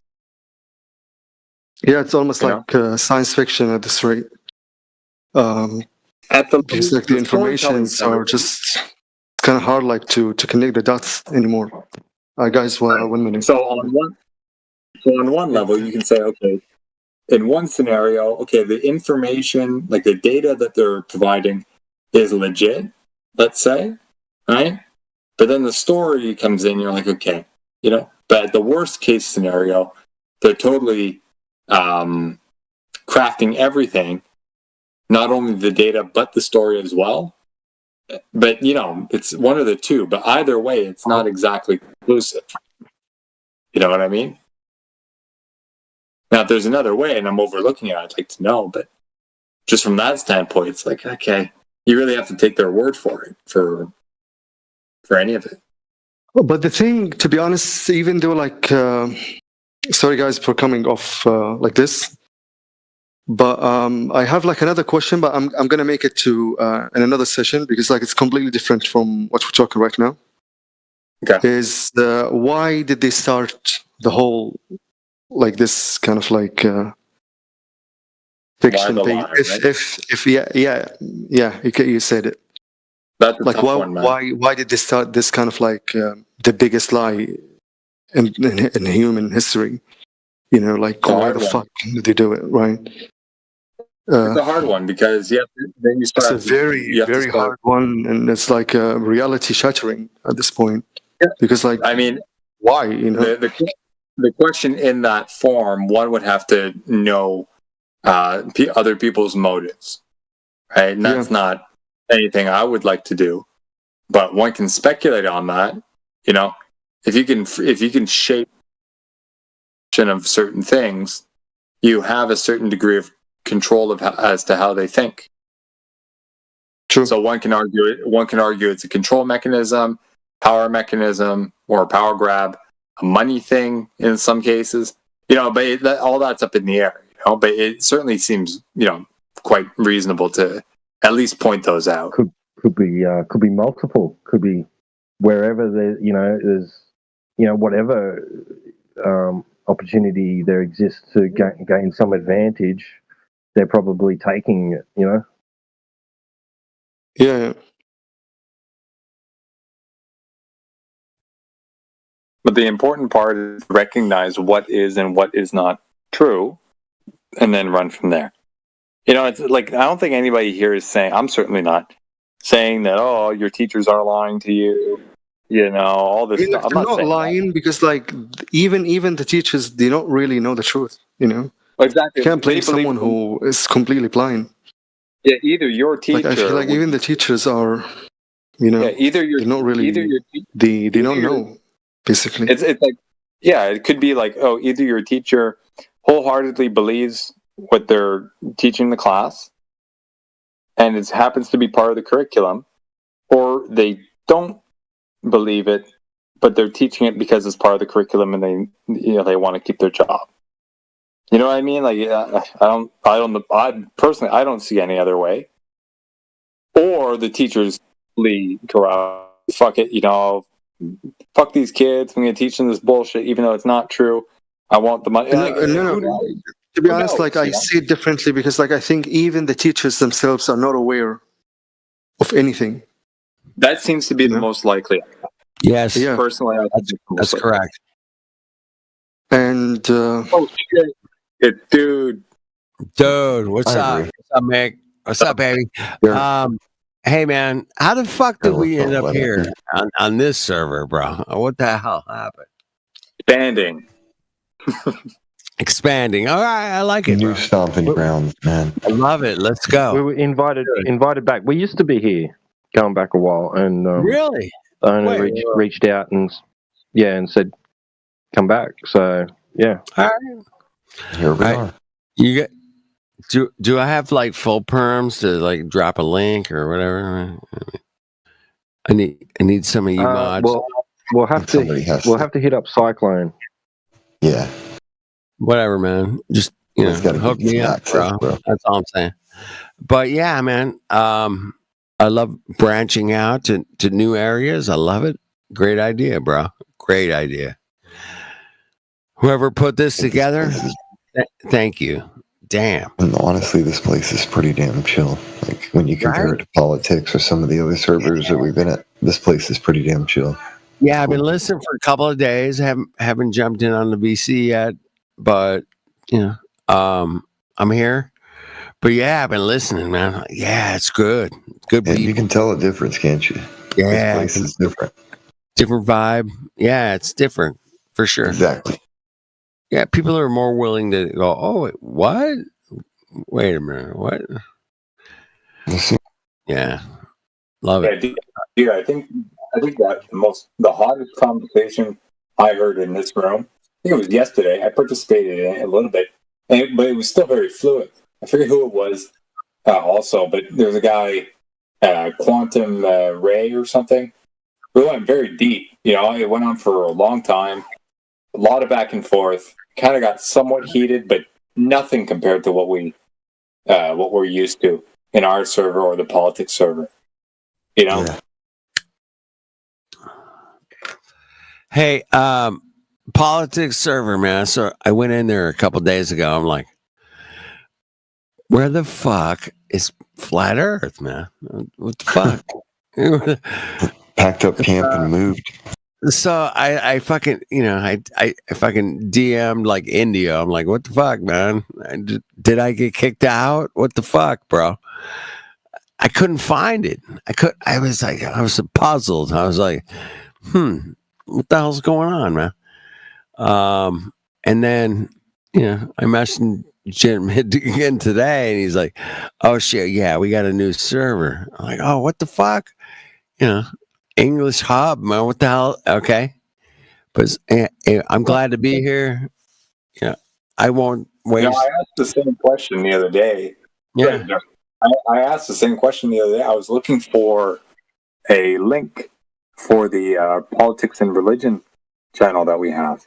Yeah. And because nobody was in there, I had to, search around. And, I jumped in to the channel all by myself, just trying to gather a link to be able to put on the website, because these links, these channels, they have URLs, with these numbers and shit. You click on it, pops up, and then say, oh, this channel, this server, right? But there wasn't one for the politics and religion one.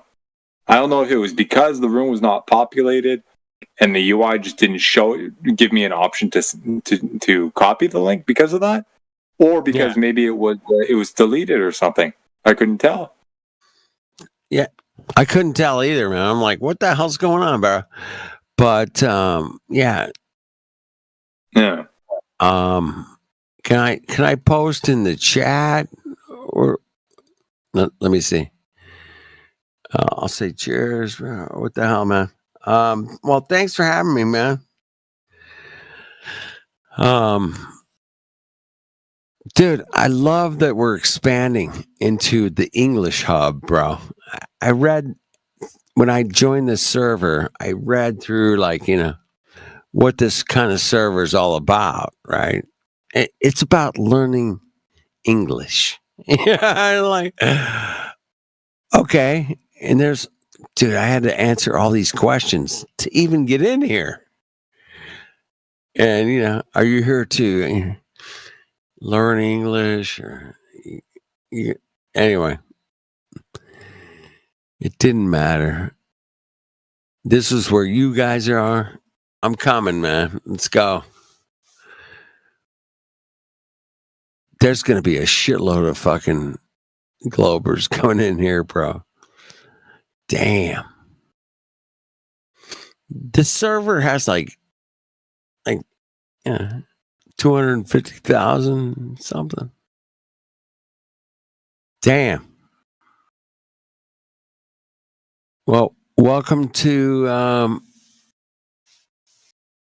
server number 3. Number 3. Might be 4. It depends how you look at it. I mean, there was one server that was started by, it was ODD and Karen B. I think that was the first one, right? Well, as it looks like from now, what we have, assuming the politics and religion one is still available, we have our server and 3 channels. Yeah. Right? Politics and religion, and this. But if you count all the other ones, I don't know how far back we go. I think there was only one other server of our own. Yeah, that's the the original 24/7 Discord was, but there was 2.0, man. Yeah, it got canned, right? That's the one I joined when Helio was still pretty active. That's when I joined. I think I was right. I don't know. Anyway, but then we went from that to politics, and then we went from there to politics and religion, and we would bounce back and forth between those two, in my opinion. And then now we're here. We went to politics, and now we're in the English hub. Oh, how dare you? How dare you, Mongos? You ruined my life. You guys ruined.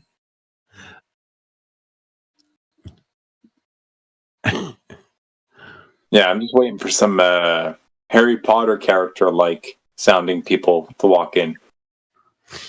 Yeah, me too, man. Just waiting. I mean, Jedi was enough, but we're here, right? So I heard there was a few high-pitched individuals in here earlier today. I don't know. I could be wrong.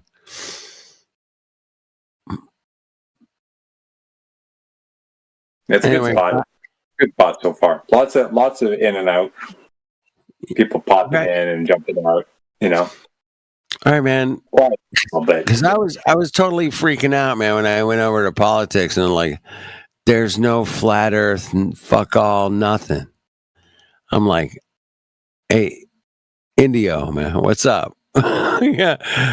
And he sent me the link to hit this place. I'm like, we got a new server. Okay. Got it. Yeah. Well, I just jumped in here about maybe a half hour ago, Yeah. I was in the politics channel for a bit. It was still popping, but it was like split. I think we were like 15, 20 over there, and it was a good 10 over here when I jumped in. Yeah. You know, so it's still good, you know. Hey, yeah. And so what the focus is of this server, dude, is that okay, so it's for people that it aids in people learning English, so they get to they can get tutoring, right?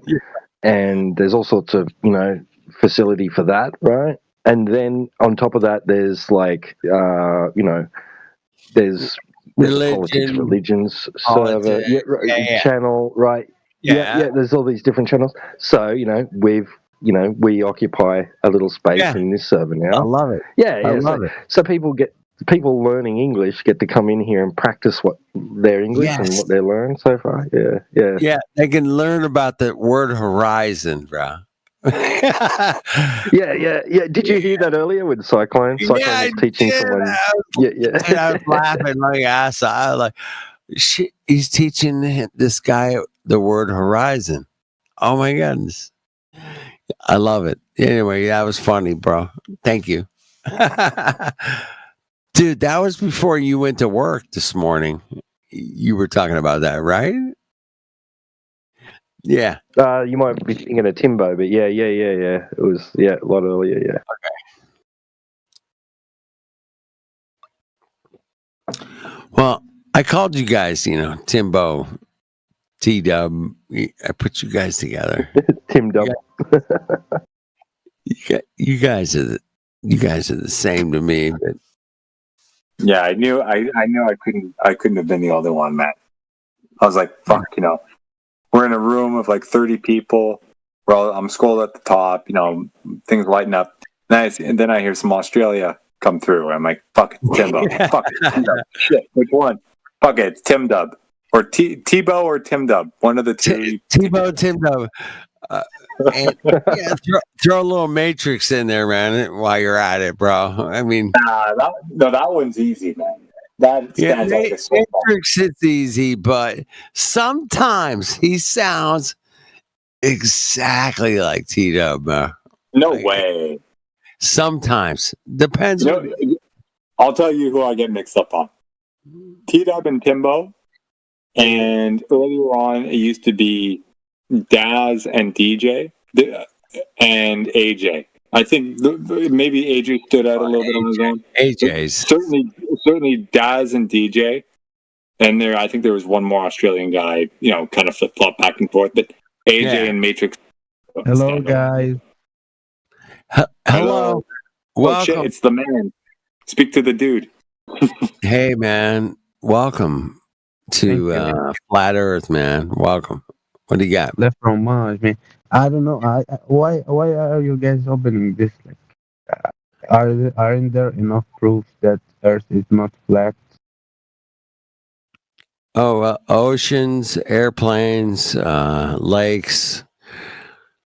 I mean, do I need to go to like the salt flats of America? Really? I mean, every single pilot that's ever flown an airplane ever has treated the Earth as flat and stationary 100% of the time. And if an airline pilot treats the Earth as flat and stationary, the Earth is flat and stationary. That's it. I think the reason is that the Earth is so huge that you won't feel its curve. Oh, you have a belief of some magical thing that doesn't happen in reality. That's like denying that fire is hot. If you want to deny that fire's hot, be my guest. But no, fire is hot. Fire's hot, right? 100%.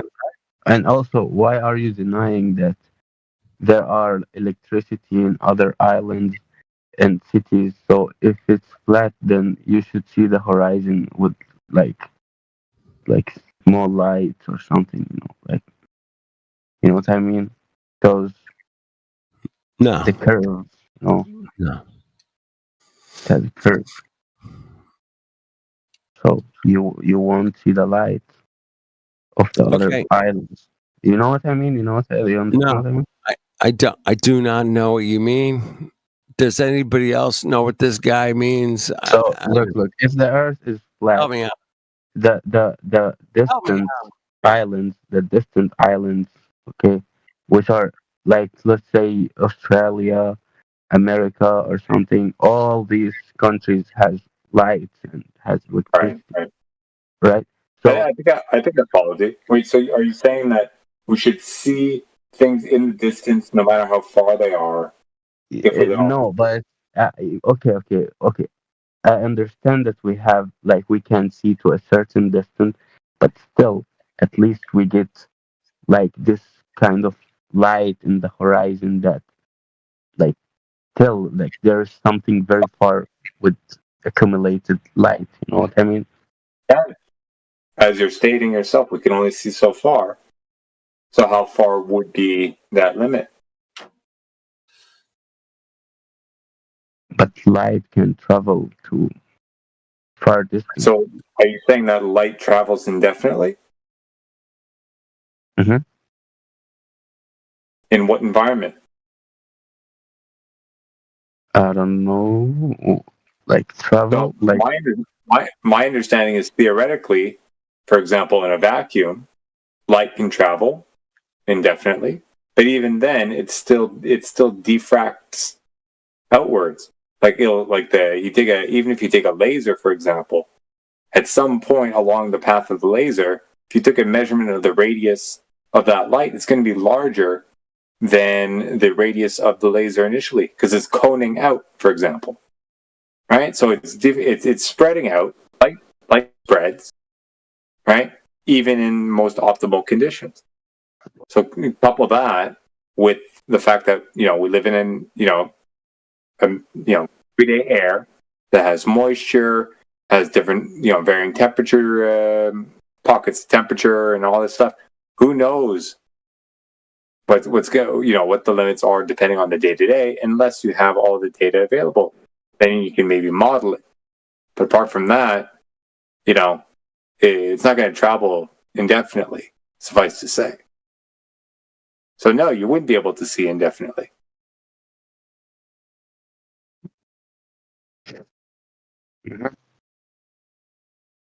maybe. I think But some would even argue that the maximum that you could see, even in like an average, air conditions or wherever that we live, would be upwards of maybe a couple hundred miles or kilometers, whatever the unit was. But that would be your max, and that would be in the most optimal conditions that we could have down here. Oh, okay, ciao. Sure. We'll take it.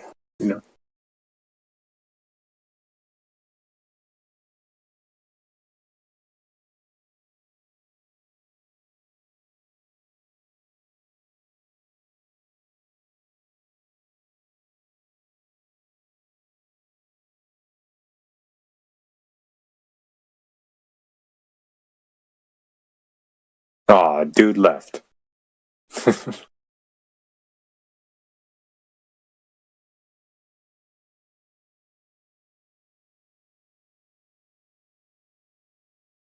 We got El Pro that just joined in. Welcome, sir, madam. Bye. Ciao. Oh, shit.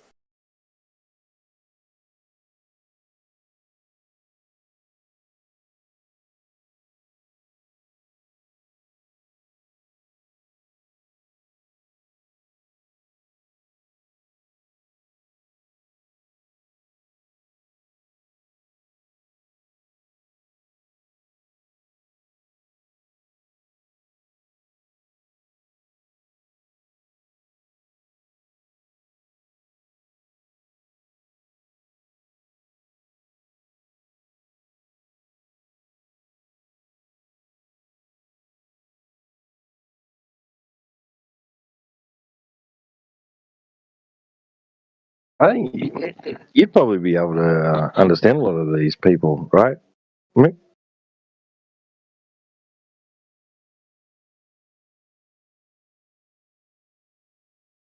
Oh, Mick take off too? Dang.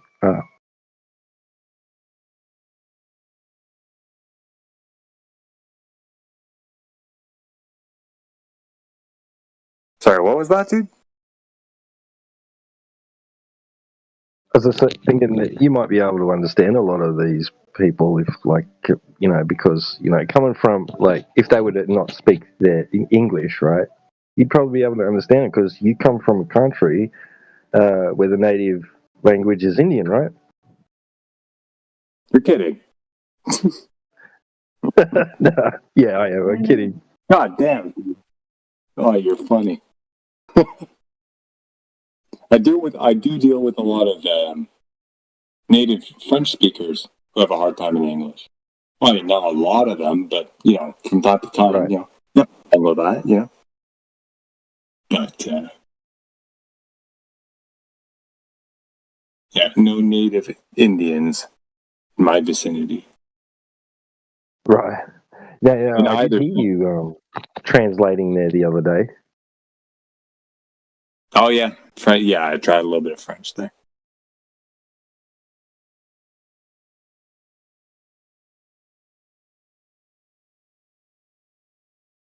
You want to be careful; they might reel you into one of these learning channels. Damn. I'll bring the message over there. That would be difficult. I don't know if I'd be able to argue it in French.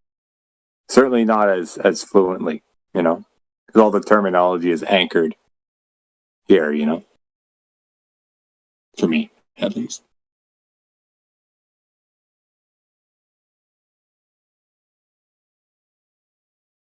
Was it was it just something that happened, organically, learning French, or where you are, or was it compulsory at school, or what? Yeah, it was what, good. how did? Over here, it's there's kind of like two paths that one can take. Is either they go to a French school, and most French plus or minus a few English courses, or the opposite. So my parents are bilingual, and I took that path. It was primarily English, and then we learned French along the way. So some of our earlier courses, like in elementary school, was a mix of everything. So French class would have been in French, of course. Math was in English. English class was English, of course, but some science classes were in French. I kind of like danced around like that for a few years. And then once in high school, French was just French, and then everything else was English, So it's part of the overall curriculum. Yeah. I missed a bit of that because Discord crashed on me. I heard you saying something about your parents were, and then I got cut off. Yeah. Oh yeah. Well, my parents are bilingual. Most people around here are bilingual, and then it's kind of like depending on the strength of your parents' French or their ancestry. Do you get kind of like put into either a primarily English school with some French, or a primarily French school with some English? I was in a primarily English school with some French, and sort of like earlier on, half the classes were French, half were English. So some science was French, math was English, French is French, of course, and English is English. But then in high school, it kind of goes back to mostly English, and you have your French class isolated, So it's a little bit, But it's part of the curriculum overall, different to different degrees. But yeah. Certainly no Indian, And by that I mean feather Indian, not polka dot Indian. Right, because I see a lot of comedians. Well, not a lot, but I see a few comedians having a joke about Canada and in India, right? Canada. Not India. yeah. And it's getting ambiguous now because which Indian are you talking about? You guys are talking about India. Right. Yeah, we're making an Indian joke because I'm part Indian, so or native, so I'm allowed to. Yeah.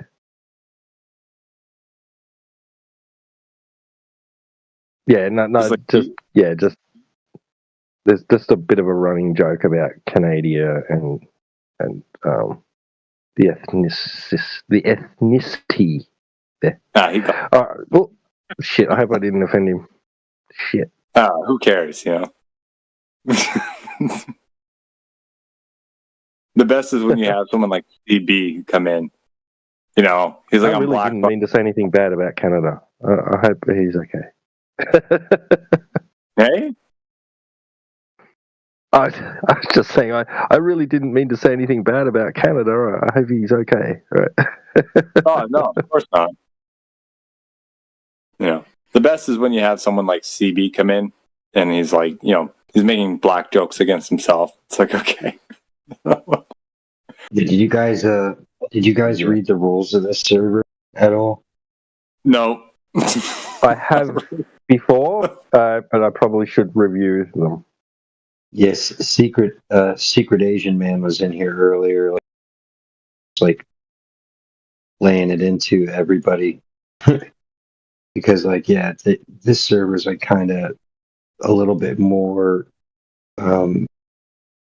PC. You know, they want to, they want us all to keep the language like PG-13 and right, like it's like they got kind of like a zero tolerance policy for bullying and all this garbage.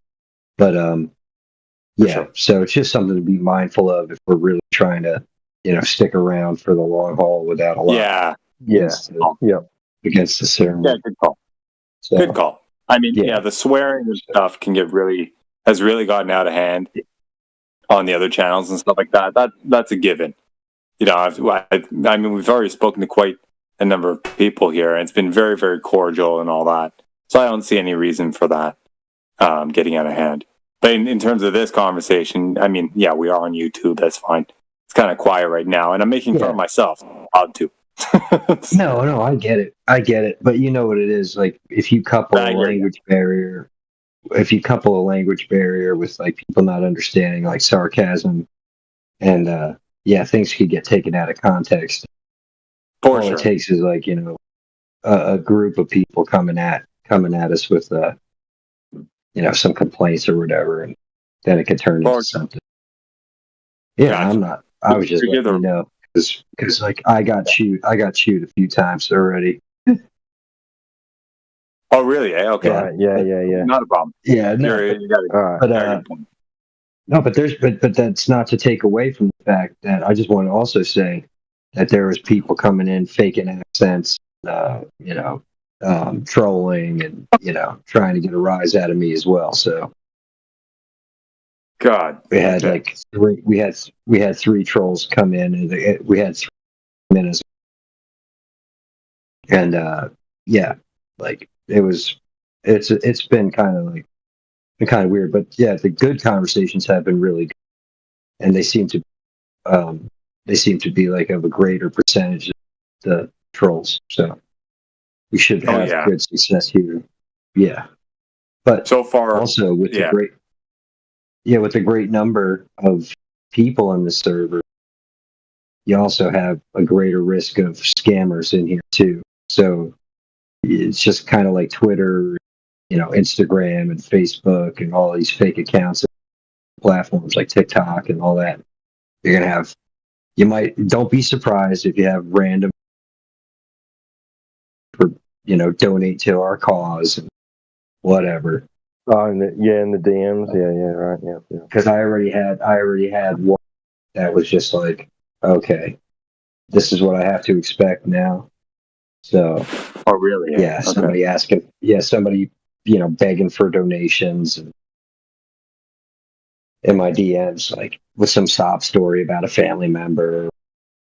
It's like, oh God, this is what I get. This is what I get for being in the, you know, close to 300K members room. You know, Yeah. So, yeah, you're gonna have some of that. You'll have people trolling like crazy. Like I had this one guy calling me out by name in the chat, and I'm trying to talk to him, but who knows? This guy could just be trolling. You know what I mean? I'm trying to give him the benefit of the doubt, but after getting a few trolls already, and then people slide into my DMs, it's nothing to change your name in your profile pic. You know what I mean? So who knows? But Yeah. Loud and clear. anyway, didn't mean to cut you guys off. Oh, I not was at just all, like, dude. let me just get you guys up to speed with what at least because I've been here for 2 days now, and like, yeah, it's been colorful, to say the least. Oh, nice. That's totally fair. Totally fair. Well, we're a mixed bunch too, so like there's already a level of sensitivity towards ethnicity and culture, cross cultures and stuff. So yeah, so It do what it do. yeah.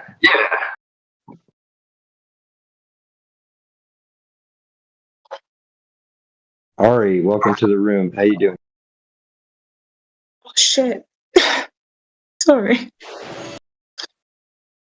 Hi. Well, that was an interesting response to that question. No, because I didn't know my mic was on. I thought my mic was off. Okay. You're good. Hopefully you didn't hot mic or say something you didn't mean to. Yeah, I That's did. all right. I was actually eating. Oh, good. What's Oh, going it's okay. on? It's all good. Yeah, same Just stuff, different day. shooting We're just hanging the out, stuff, talking about Earth stuff.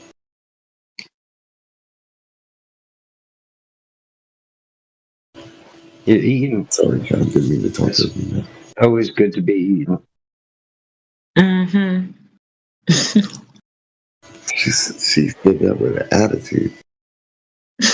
No, it's a good mm-hmm. Not a mm-hmm.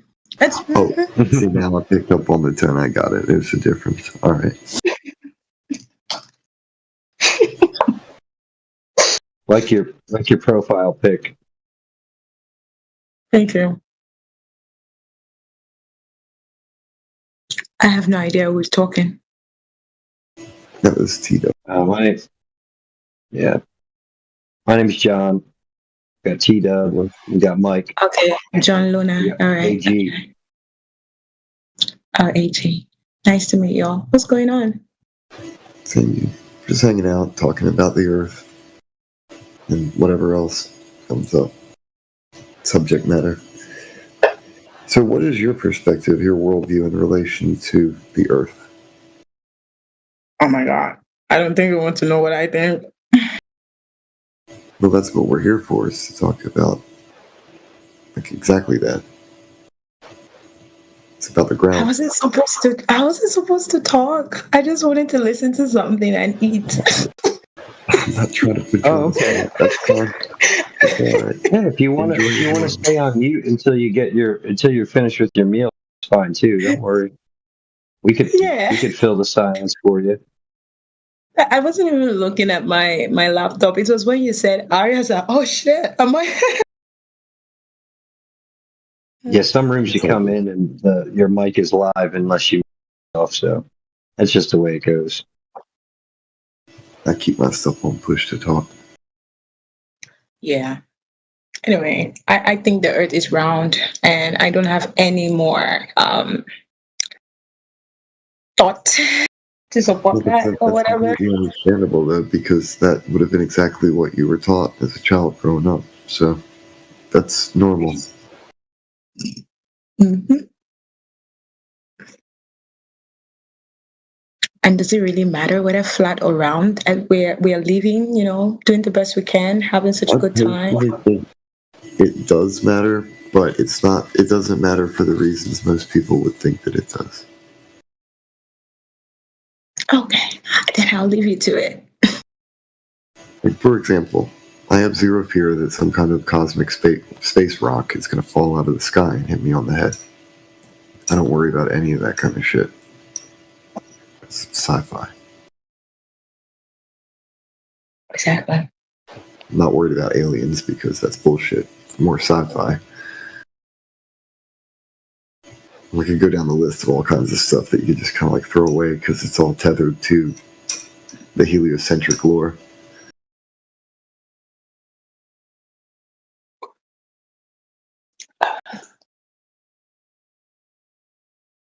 Yeah, you're definitely right about that.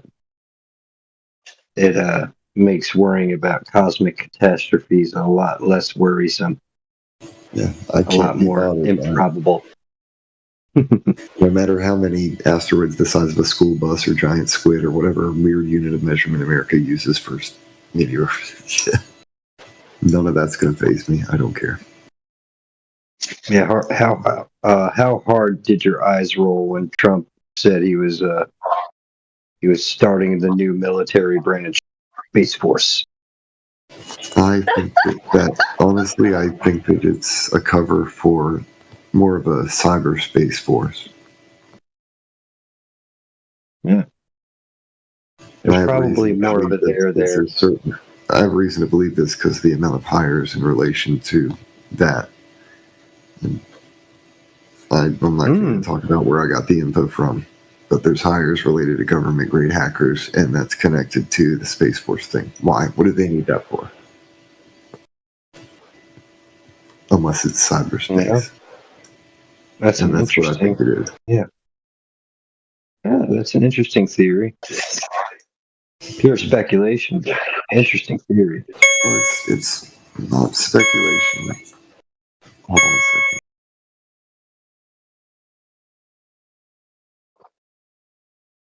second. Dang, that beat was loud.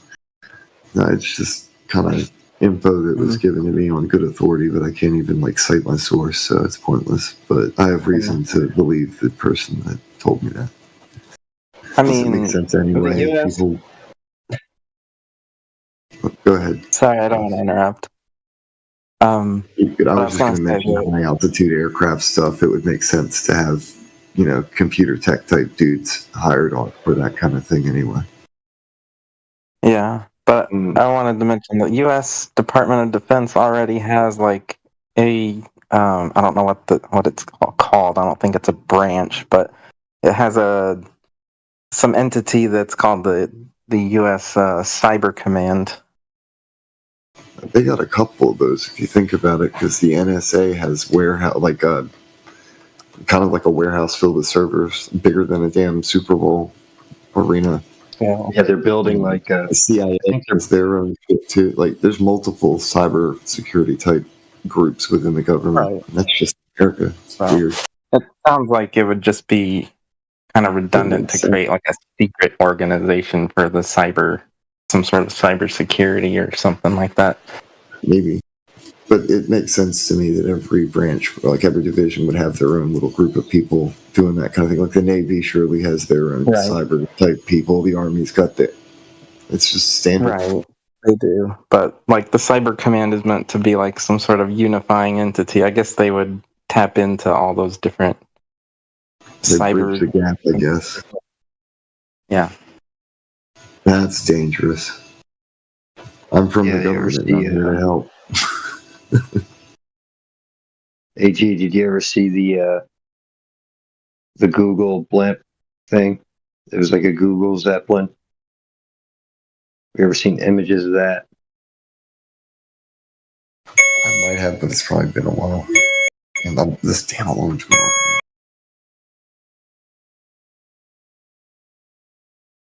It sounds like somebody's like playing keyboard, and they only have one key on the keyboard. I'm at the hospital, and the damn pump started beeping on me. Oh, okay. Yeah, I know how those things, how that happens. It is what it is. Yeah, man. Hoping to get the heck out of here. Yeah. Well, it won't be tomorrow. Day after tomorrow. Go to hell home. Yeah, sure, that'll be nice.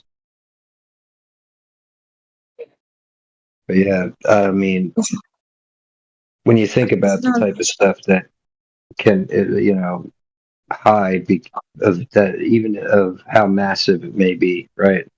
Like the Google, that Google blimp, or Google Zeppelin thing.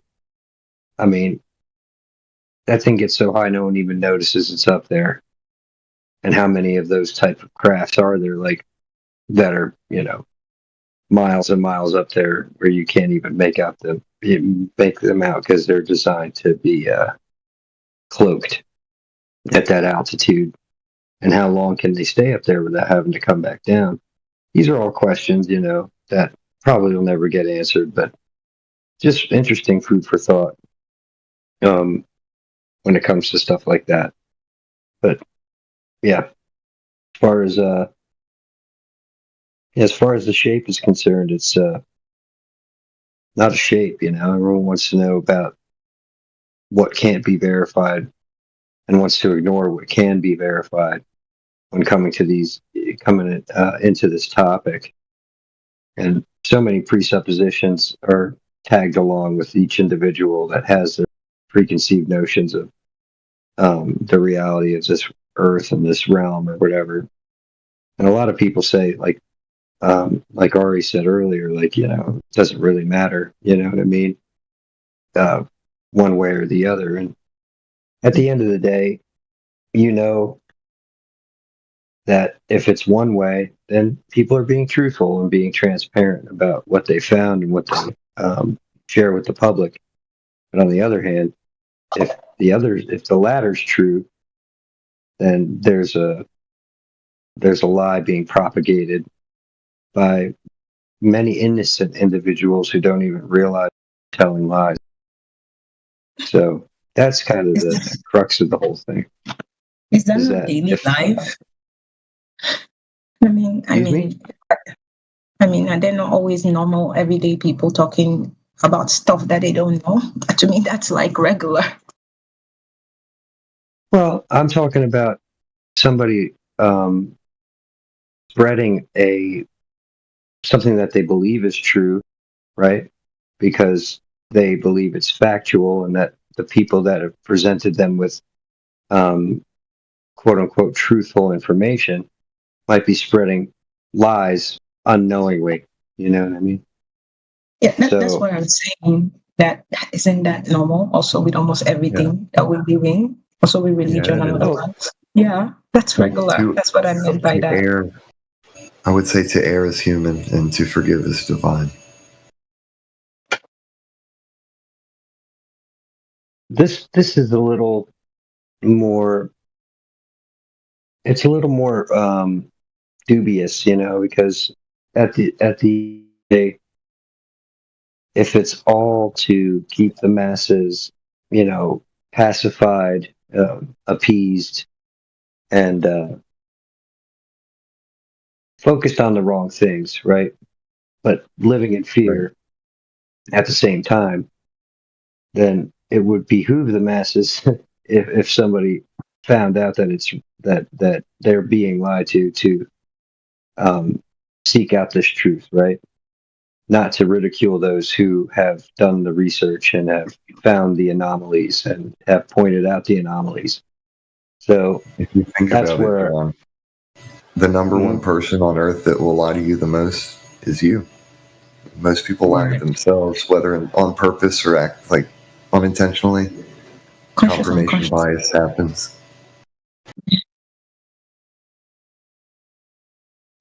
Sorry, John, didn't mean to interrupt you or nothing. I was just wanted to No. I appreciate interjections, man. The conversation is only as good as those who are listening and who have something to add. Yeah. Is it a late over there for two of you? What was that? I'm guessing two of you are from the US, right? I mean, John and AG.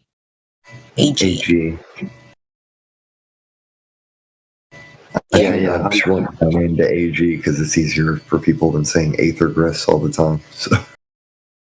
Oh, maybe you didn't hear my question. I said, is it not late over there? Oh, I heard you. 4:30 in the morning. Yeah, we're both on the East Coast. Yeah, it's 4:40. Yeah. Because I just finished talking to a friend. I went to sleep in California, so I was wondering. I can't sleep right now. I'm in too much pain, and so I'm just kind of distracting myself from that by chatting. Yeah, me. I figured best off not go to sleep because then I won't wake up for work. So I'm just gonna do it. Just gonna Just gotta do the go around the deal. horn and try again tomorrow. Sleep at a normal time. Well, I'll definitely be tired tomorrow. But nah, this was too good. This was too good of a. I got captivated by the conversations. Take care of you, though. Oh yeah, of course. Trust me, I have no problem freaking going to sleep. Welcome to KPR. I think there's a holiday tomorrow, right, for you guys, 20th, right? Oh, sorry. That would be on 19th, sorry, on Friday. So we had Americans backwards. No, what I meant is because I'm already in 19th and like it's like evening 4:40 p.m. here. So I'm like, it's not if I'm not mistaken, there's a holiday. Yeah, there's a holiday on the 20th.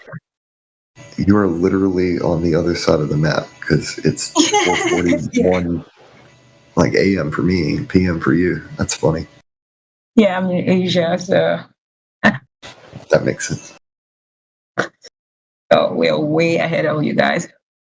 I think most of the world is way ahead of you guys, actually. Yeah, that's the way time zones work. Yeah. Time zones are all gerrymandered too and political, though. If you would think it'd be streamlined, like, hey, light's here, it's this time. Nope. It's weird. That's for sure.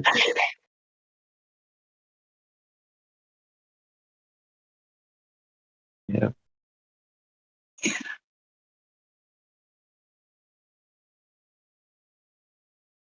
I think I got a picture, actually.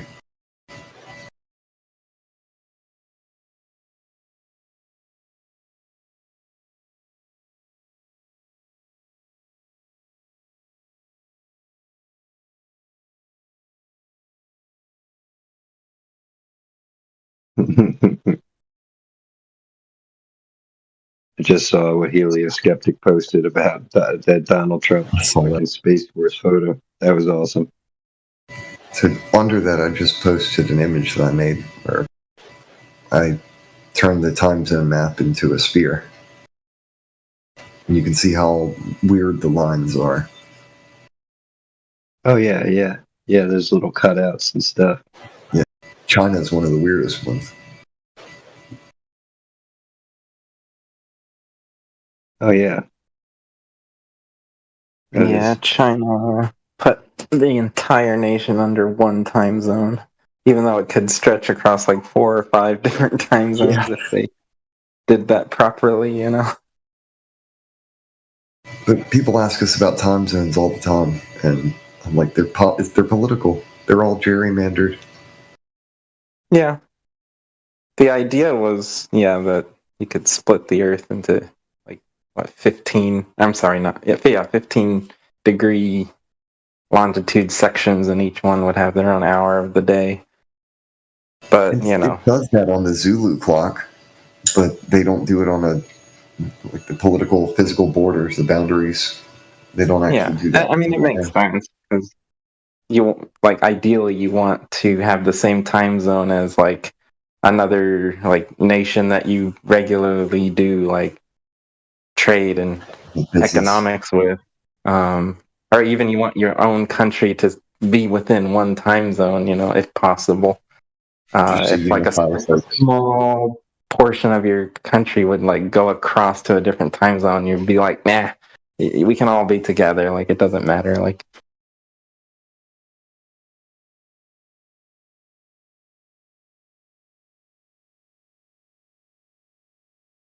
Oh, geez. That's Ross. Yes, Ross. Were you in here?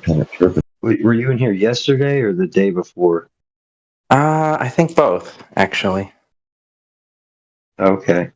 So did you have any productive conversations, or were people being rude to you, or do you feel like you had a decent conversation with people? Actually, no, I think my conversations here were fairly productive and cordial, friendly. Oh, good. This Who did you place seems speak pretty to chill. that stands out to you that you could recall? What stands out to me? No, I said who did you speak to Oh, who did I speak to? stands Wait, out? who was Yeah, I that speaking stands out to to? you that you could recall their handles. Oh shoot! I wish I could remember the name of the guy I was talking to yesterday. I honestly can't remember. I wonder. I can figure it out. Yeah, like was it an English dude? Did he sound like he was from the UK, or did he sound like he was from the States? Did he sound like he was from States, maybe, Australia? I think. Or actually, no, it could be Australia. I don't know if it.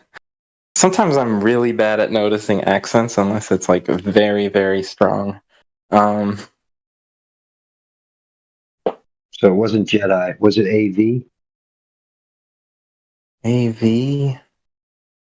That doesn't ring a bell, but honestly, I'm not sure I would recognize the name if I heard it or saw it. Why can't I Okay. think? I can't recall anything, to be honest. I probably didn't even look at who was talking when I was just. That happens. It's okay. Yeah. Yeah. Well, I'm glad you had a positive experience and that it was a good memory. Yeah, I couldn't recall what side of the argument you were on, an argument, or side of the question you were on. Oh, I am a globe earther, if that's the term for it. But I'm very open to like the conversation and trying to see it from the other perspective. Okay. Well, that's good. That's a good way to be. You know, it's if you have a closed mind, you'll never learn new, and you'll never be able to empathize with other people. So, I feel like if you lose your capability of empathy, you won't. You'll soon forget what it's like to be ignorant of, what it is that you don't know, right? So, right, which is somebody else's experience. So, but yeah, I try and put myself back into the shoes of someone who hasn't done the research all the time, because it's the only way I could bring myself to really kind of feel for people in these conversations, because I feel like once you've been exposed to the data that I've been exposed to, you get numb after a while to what it's like to be ignorant of these truths. And at that point, you become kind of callous. Yeah, I feel like that happens in that. to a lot of people Yeah, in when they learn something and it becomes so like it feels commonplace to them, so then they like project that and they feel like it has to be commonplace to everyone else. Yeah, like it's not right. We all come into life ignorant of everything we don't know. So, I mean, to feel superior over somebody based on experience that hasn't been had yet, right? It's kind of foolhardy, you know. It's like a false sense of superiority, and a lot of people power trip on that. But then, and I mean, if you've achieved some great accolades or some great accomplishments, right? It doesn't give you the right to be ultra proud of yourself. I mean, though you could feel it's warranted, taking the humble approach will never hurt you. No, in that regard. Right, I agree. One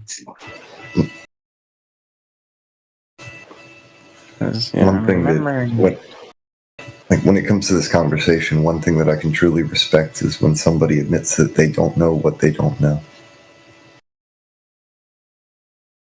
A lot of folks can't do that. Right, there are a lot of things I don't know. Like yeah, I guess the difference is a lot of people like understand their view of the world, but they don't know like how to show that their understanding is like the way things actually work. Or they may not have the right words, even though they've got the general idea. Yeah. I just encourage everybody to study for yourself. Be autodidactic and study to show yourself approved. Eat the meat, spit out the bones.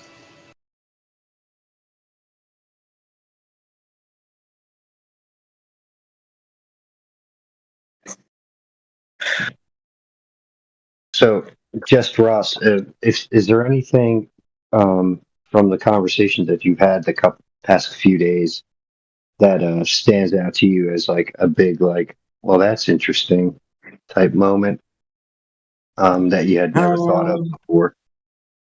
Well, someone did mention to me because I guess one of the big points of contention between like when we like some of the evidence that's gathered to show that the Earth is flat.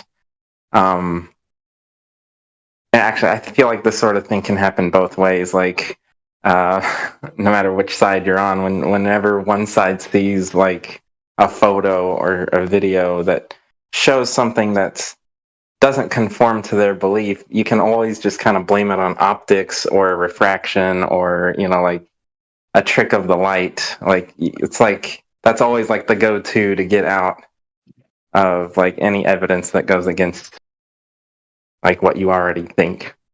And so like this of course will happen to me. Like I'll see like, you know, these images where you look way out into the distance and you apparently can see farther than you should, right? And I'll say, yeah, that's because of refraction that allows us to see farther in certain conditions, things like that.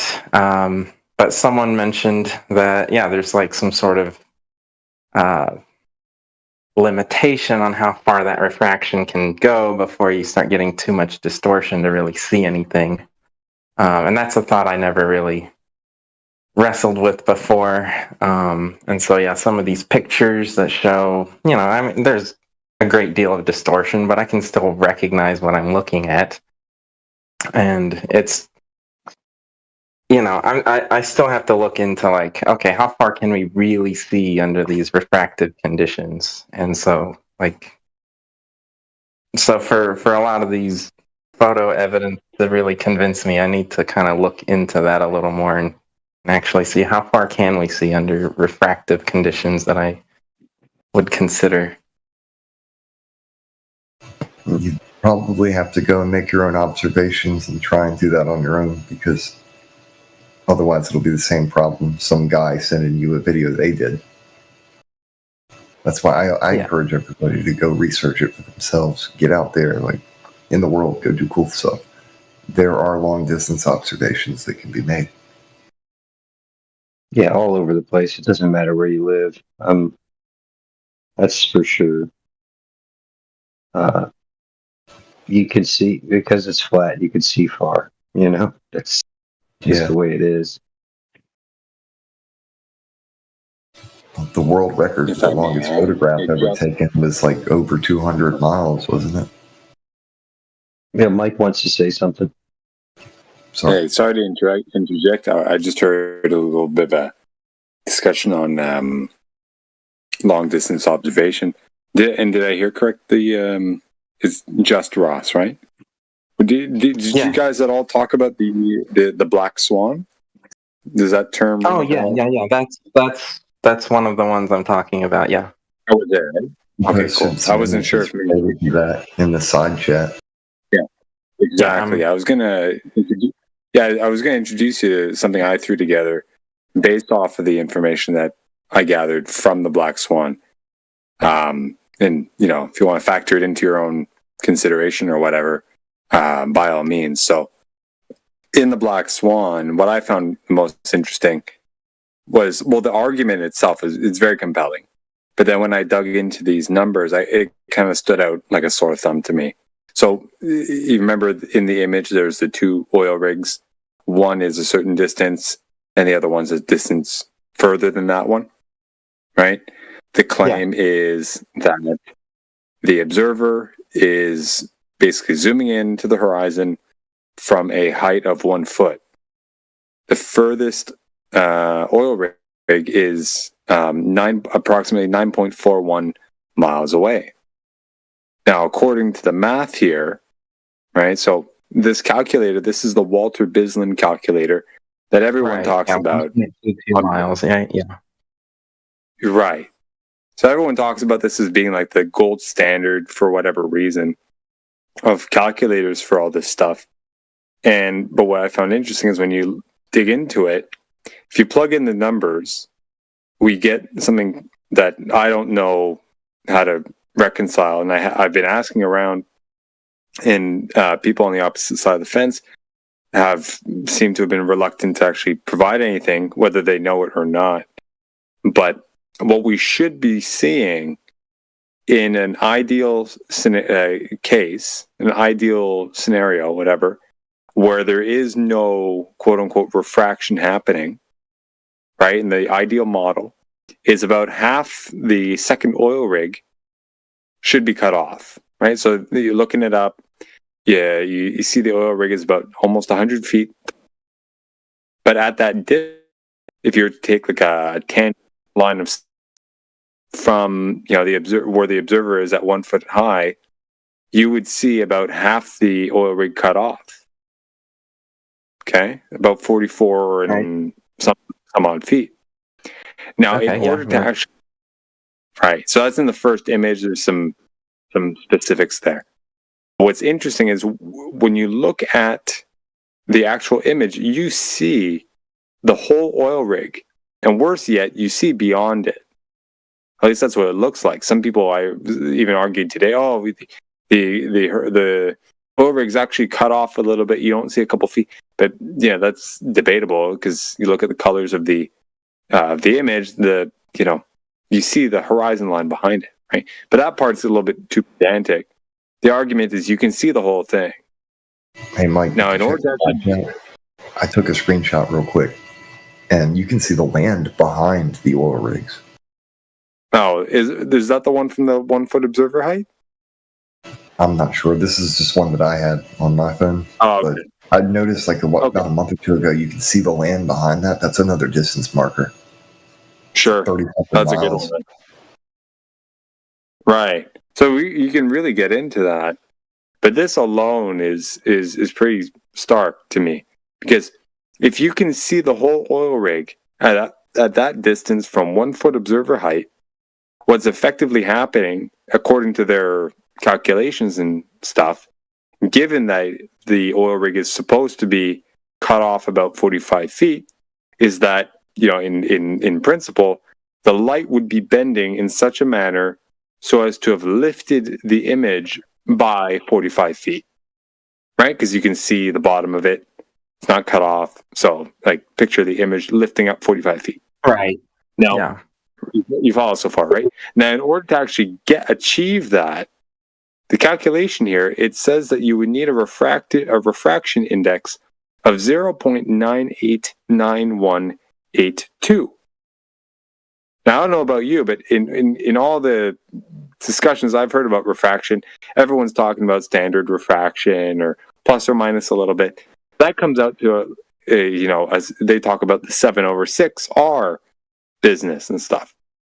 Now, when you convert 7/6 to something that you can plug into here, you get 0.1667, because that's 1/6, right? If you take 6/6 and you add 1/6, right, you get 7/6. That's one thing that that's actually the thing that I was mentioning earlier that I hadn't considered was like, yeah, there's some sort of, we can actually mathematically compute the limit to which we can extend our vision due to refraction, and I did stumble across that number when I was researching that. Exactly. Yeah, and I plugged that into here. I didn't take a screenshot of it, but it was something like the elevation was, it might have added an extra 5 or 10 feet or something up, right? So at 45 feet being cut off, it was about 30, 35, 28 or something, right? It wasn't the full thing. It might have been even less than that. I don't remember. I can redo it at some point, or feel free if you want to plug those numbers in for yourself. You'll see. But to get the full image, you need a refraction index of 0.989182.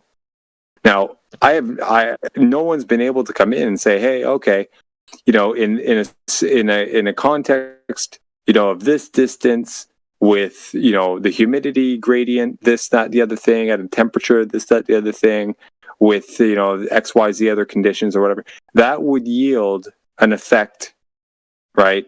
Or those conditions would affect the light so as to basically have any observer at this distance observe, you know, the effect of a refraction index of 0.989182. No one's been able to come in with that.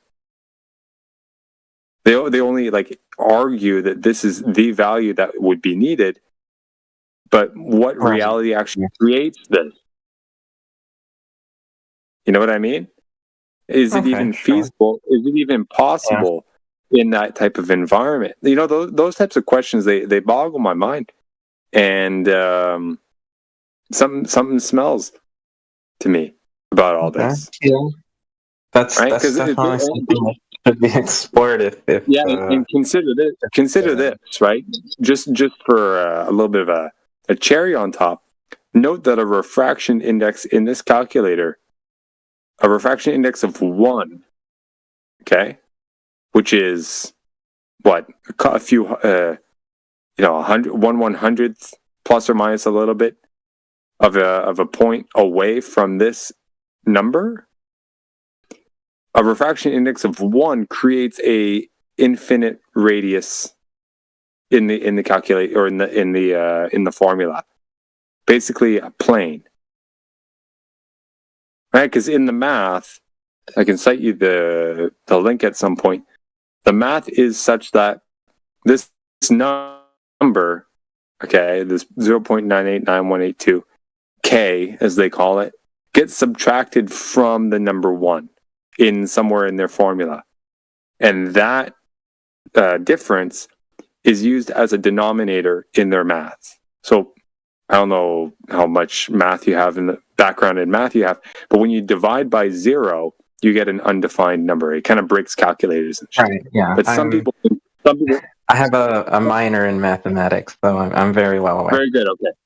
Okay. But so you'll know that in some contexts, different individuals would interpret that differently, right? Either it's undefined, so everything's broken, or in such a scenario like this, they treat it like a positive infinity, right? So in this calculation, you get an infinite plane or an infinite radius.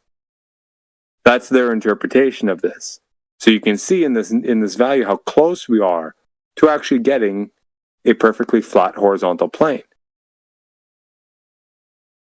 That is what would have been needed to create the experience that this individual who took the black swan shot actually had. Now, either something is fucking rotten, or I messed up somewhere. I don't know. Right. But I am. I don't know if you see there's something suspicious in it, or you see an error in my reasoning. But yeah, it definitely sounds like difficult. Yeah, at the very least, it's difficult to defend. Like it. Or difficult to explain, you know, how the circumstances arise to get this kind of refractive index. That's all that. Yeah, it would be very difficult. Right? Yeah. So, yeah, I just wanted to throw that out there. Feel free to, you know, dig deeper, you know, but yeah, but I mean, okay, so one one thing that's still, even if that photo shows that the Earth is flat, like there's this other photo that has been thrown around that claims to kind of repeat the observation. And here I put the photo here in the side chat, and we do get this view, which covers that second oil rig pretty much as you described, like about half of it's covered up. Okay. Although I just posted something. Check that one out. Oh yeah. So the big guy. Like if these two photos are actually taken from the same vantage point, like how can we explain that these two photos? Yeah, like how is it possible that these two photos could be taken from the same place at different times if refraction wasn't happening to be the cause? Yeah, this ought to be reconciled. Okay, and I think that the only way to actually do it is to know the details of all these different parameters: temperature, humidity, air pressure, etc., along the line of sight. Otherwise, you don't know. So it's arguable that this is a moot point because both sides are arguing the same thing. But it is interesting to bring it up because it highlights the fact that in both you have two scenarios, right? Say, for example, you have a plane. In scenario 2, you have a curve, like what we're arguing here. But then you warp scenario A so that a plane looks like a curve, and then you warp scenario B so the curve looks like a plane. How the hell would you tell the difference unless you knew the conditions that actually did the warping? That's what we find ourselves in here. So unless someone can bring those and make sense of it, we're kind of stuck. Right, yeah. So, I don't know. Is not enough, I think, for anyone to really make a conclusive claim, except for people on the planar side highlighting that there's something wrong with their stance, that it's absolutely a ball without the details.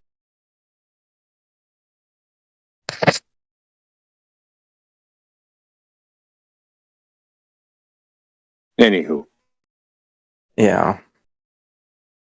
So I don't know. I feel like, the Black Swan does present a very curious case, but like if these photos are what they say they are, like I feel like it's not going to be very strong evidence, really, one way or the other, in this particular instance.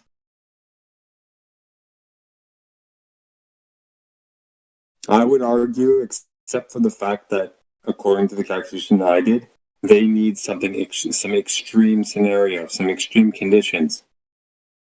Yeah, and their stance. That's the only thing. For them, otherwise, it's standard, right? Zero refraction, and you get a cutoff. That's easy to work with because, it's our gold standard. It's zero. We're good with that. Yet, there's further questioning on that is where did they get the radius to begin with? That's a whole other, that's the linchpin of everything, Yeah, when you make the assumption that the Earth is a sphere, it's actually not difficult to come up with, and the sun rays being perpendicular. If you make these two assumptions, it's actually not hard to calculate a radius for the Earth. Yeah. The whole Eratosthenes is pretty much textbook, but those two assumptions are critical, and that's so those two assumptions are critical. Those are the main attack vectors. Okay, so you agree that there are assumptions required in order for you to presuppose that there's in fact a globe. That's cool. Thanks. Appreciate that. Oh, yeah, I do. Well, I assume, I know there's assumptions that need to be made in order to do the calculation that Eratosthenes made, and to apply it to be the radius of the Earth. Well, at least you can recognize that, because a lot of people would say, Eratosthenes proved it. That's not true. He assumes two unknowns, right? right? The whole thing, the whole formula, I think there's about 4 or 5, maybe even upwards of 6 variables, right? There's depending on how you look at it, right? There's theta 1, there's theta 2, there's the distance, then there's the radius, then there's the parallel light rays. Right? Two items in the entire mixture, right? There might be others, I forget, but you get my point. Two items in that entire bundle are assumptions. You can't solve for 2 unknowns when they're not related, and you can't really, you know what I mean? Like, you just have to assume them to be compatible with the entire setup. So it's, okay, you're allowed to believe that, or anyone who's arguing for that is allowed to believe that. But at least if you recognize that they are assumptions, then it's honest. We only observe plumb and level on the surface of the Earth.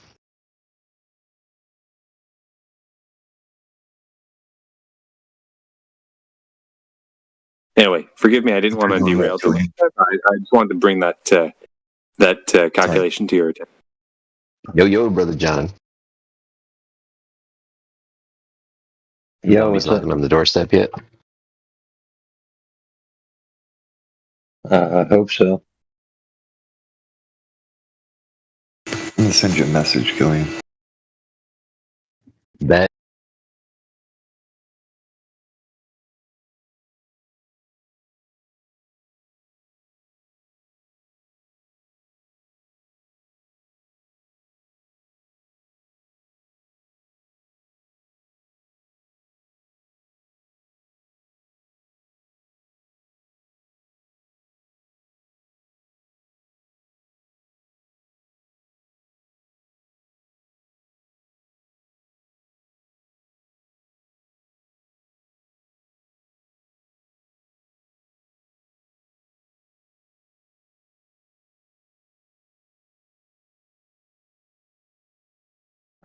Actually, I wanted to get some input from someone who is more inclined to believe the opposite of what I do.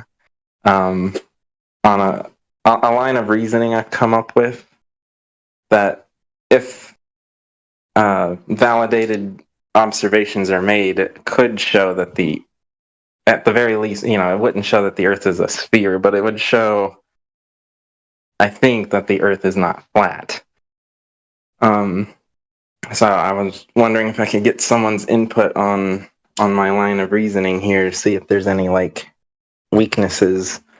Yeah, I'd like to jump in. I want to put something in for you to consider when you make this. The higher up we go, the further out we see. Right, yes. That's all. The horizon line does not prevent. My goodness, I'm so sorry. The horizon doesn't present any convexity or concavity as you gain altitude or elevation. So why is it, right? Literally, if P then Q, if the Earth is a sphere, then why doesn't the horizon line present any distortion as we gain altitude or elevation? I mean, from what I've gathered, it's part of celestial navigation to measure the angular dip to the horizon. How is that measured? Do you know what the tool that they use? Couldn't name the tool that would be used for this. Or the methodology. So like you're measuring angles, right? And when you're measuring angles, what's required to measure those angles?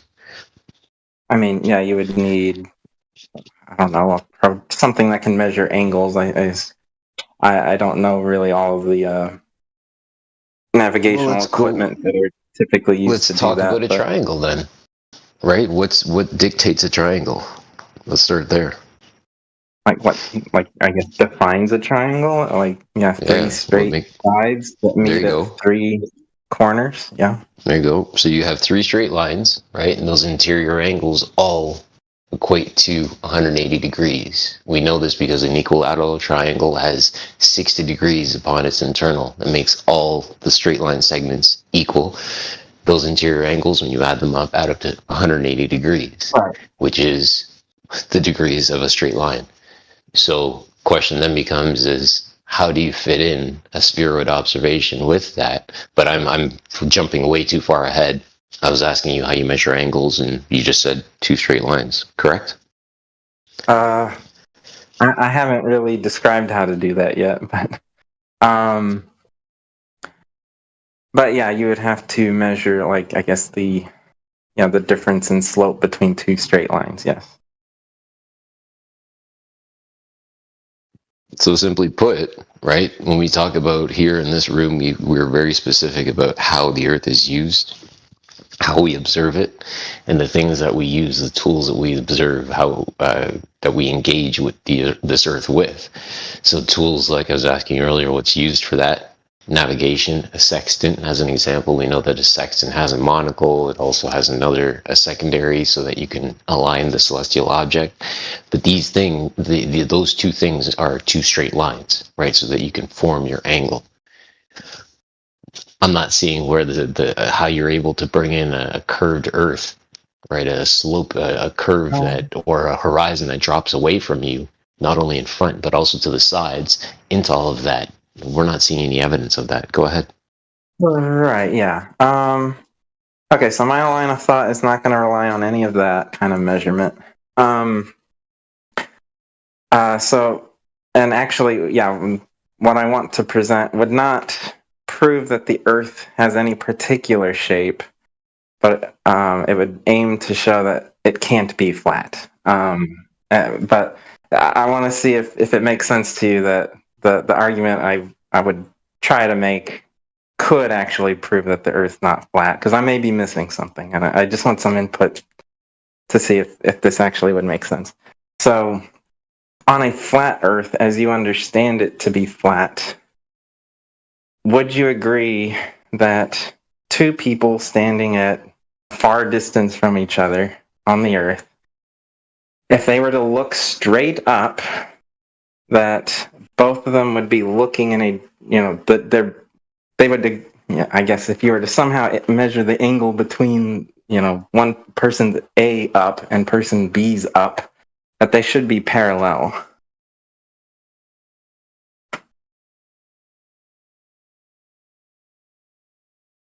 Like, in other words, they'd be looking in the same direction. It'd depend on the cartography cartoon. I was wondering about. Yeah, like, go ahead. I don't want to confuse. Okay. Anyway, yeah. So, like, if that's true, right, and I think that's the one thing I feel like I might be missing something, but I feel like that would be true. If the Earth was flat, any 2 people on Earth looking straight up should be looking in lines that are exactly parallel to each other. So if there was some way to show that 2 people looking up were not parallel to each other, would that be enough proof to show that the Earth is not flat? No. Okay.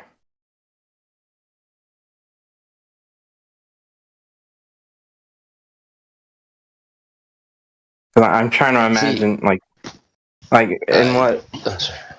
in what scenario can a flat Earth have 2 people have up in different directions? Okay, so here's the thing. Go ahead, brother. Well, you can go ahead, Killian. I was just... Never mind. I'd insist, John. I insist, Brother John. You go ahead, please. I'll follow up. A lot of people get the kind of AE map as their go-to for a flat Earth map, and they'll have that versus the globe and nothing else. And I just shared an image in the side chat to point out that other maps exist. There's other versions.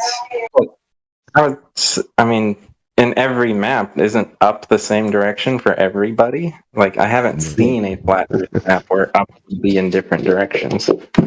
And keep in mind, I don't believe that this is Earth. I collect cartography cartoons. Okay, sure, yeah. I won't look at that as a claim that you're making. It's more just pointing out different types of maps exist. And right. There are different perspectives related to them. But I digress. You you and Killian can go back to chatting. I just wanted to share that with you. Okay, yeah, but even in any of these maps I've seen, including this one that you've posted, like I would assume that up should be the same direction for all observers. Yeah, up should be up. Because I've never heard a flat earther say that they believe that people are walking upside down on the bottom of anything. Right. Yeah, I've heard that sort of comment too. Like, yeah, they typically ridicule that sort of thing, but at the same time, like some of the flat earthers I've seen, like on YouTube, they seem to also make other claims that the wider flat Earth community doesn't quite align with. The best thing to do is collect worldviews, not proclaim them.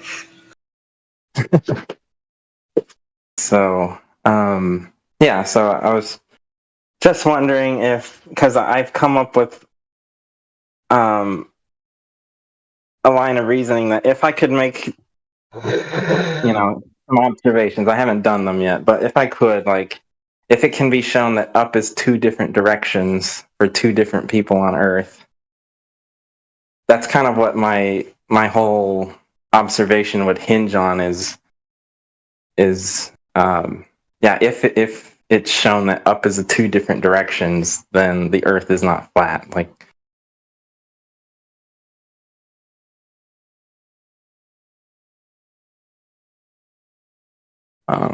so, and I'm still working out like how I would actually do all the measurements and to me, the ultimate solution to this conversation would be if we were to get 4 crews of ships and we start at the North Pole and we sail in 4 different directions, and then we pass each other and head back towards the North Pole, going dead reckoning straight shot.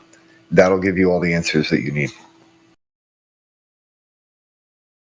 And of course, it would cost millions of dollars. There'd be no damn way we could do it, but that would do it. That would solve it.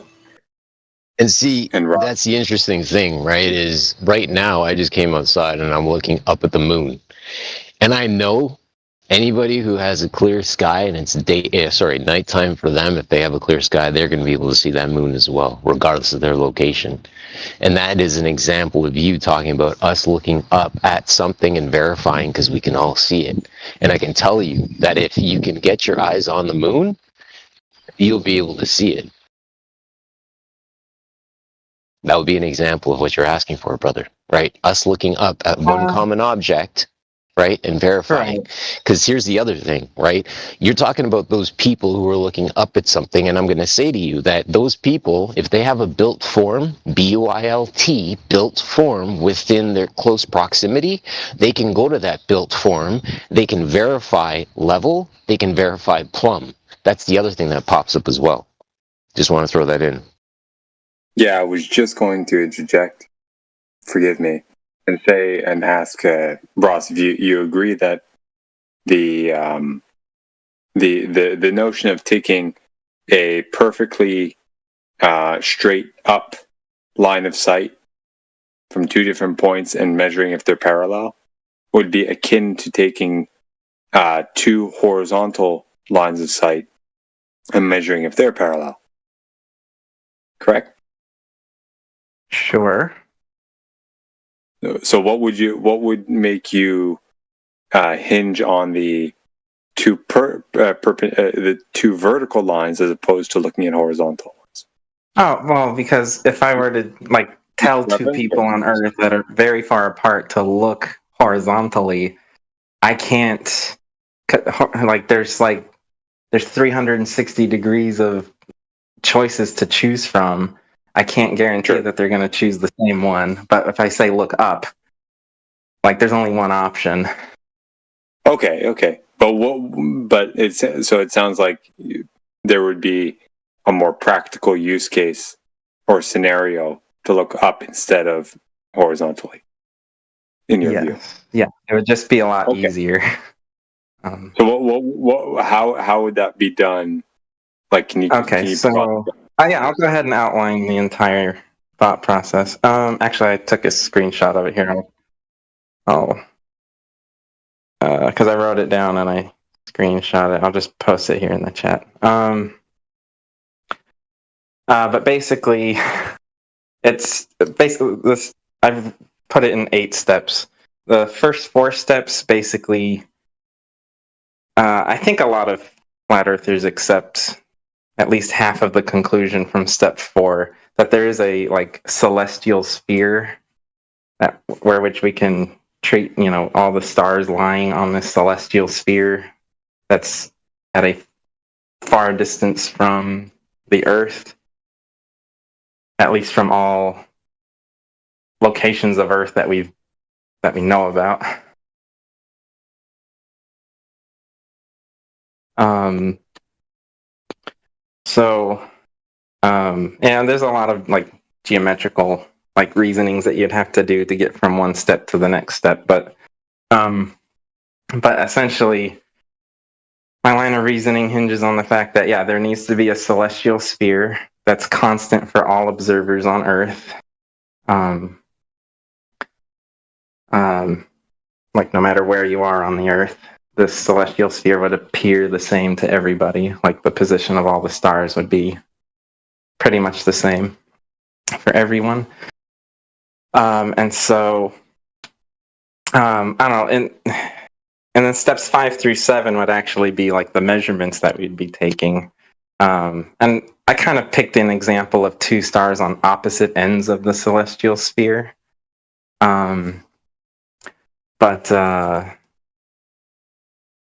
It could be any 2 stars that are, I don't know, far enough apart. They don't have to be exactly diametrically opposed.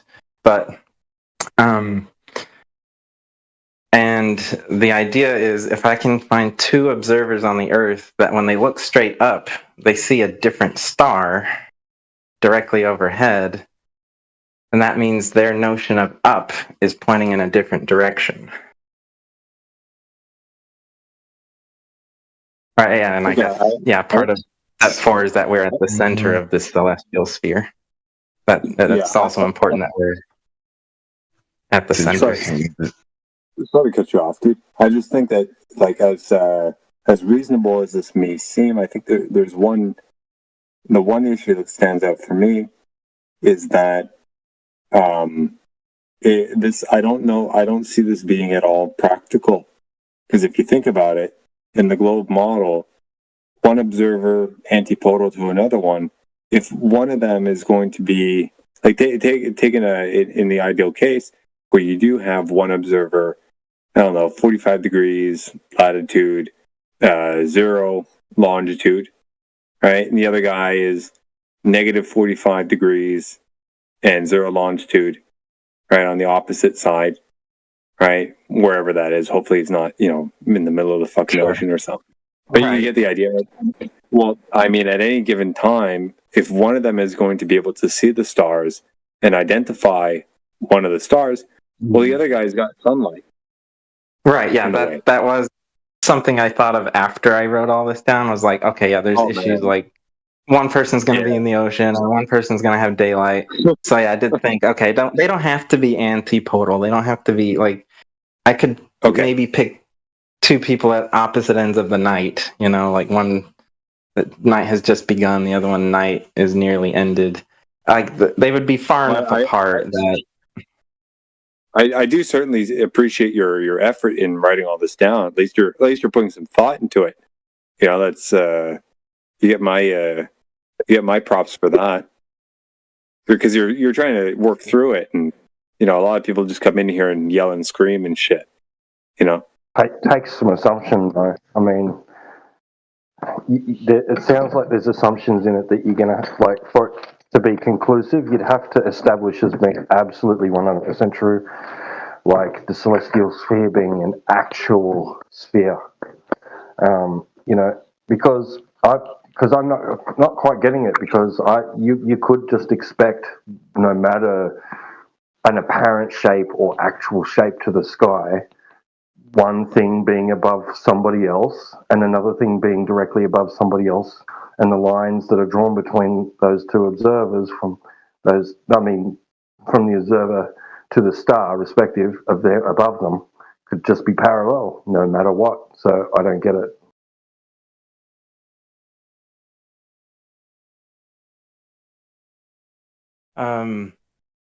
So I mean, this I am brushing through, like, doing some hand waving on a lot of the mathematics here. That you would have to do a little bit of mathematical reasoning to get from one step to another in a lot of cases, like to get from,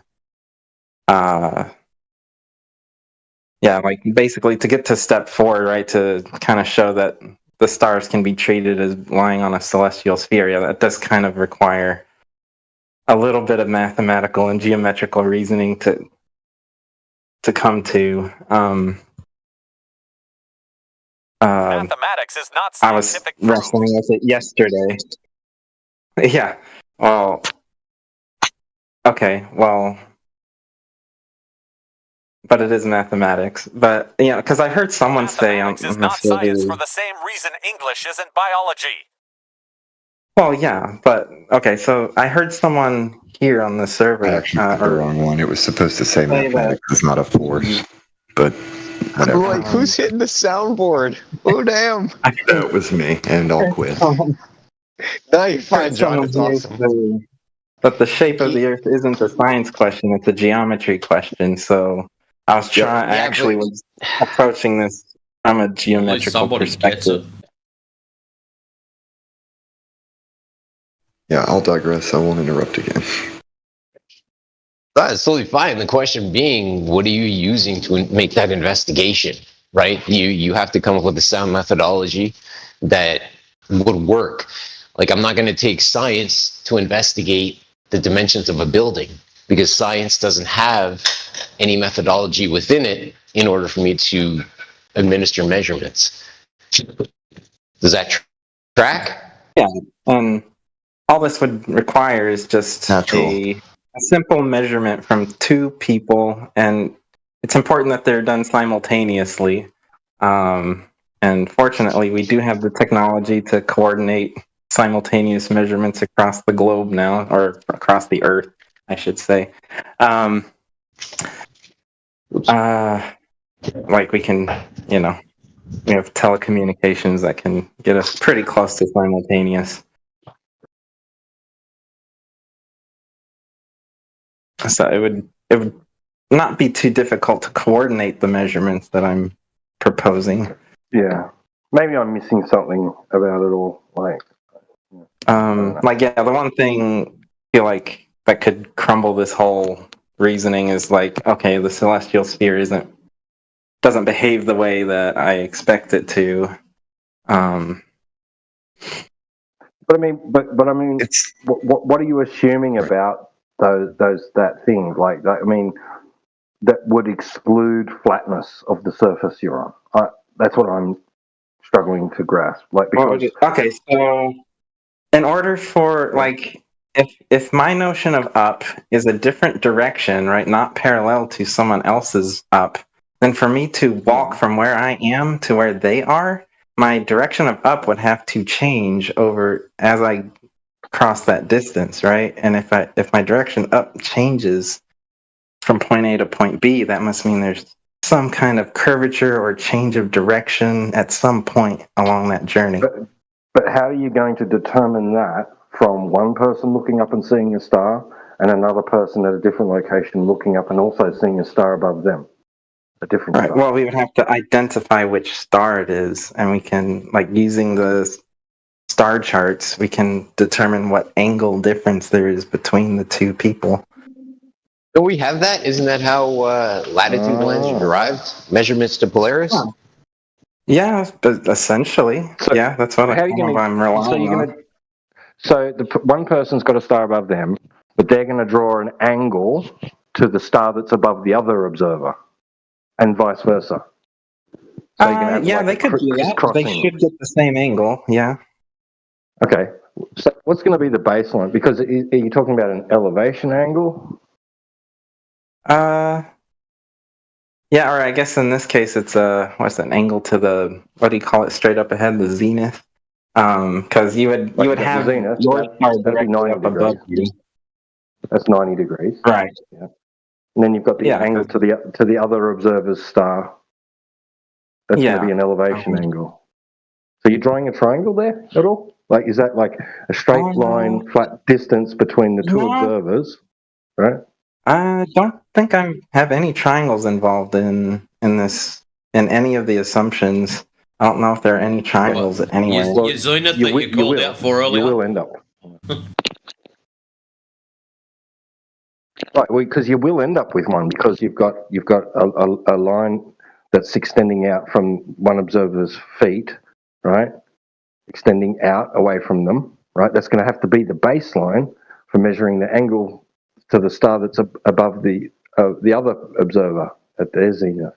And then that comes down to them, and then back to you. That's a triangle, right angle triangle. Unless, of course, he does a declination angle from his zenith, right? Well, yeah, you could do that. Or beg the question that you have a tangent plane to a sphere you haven't proven exists yet.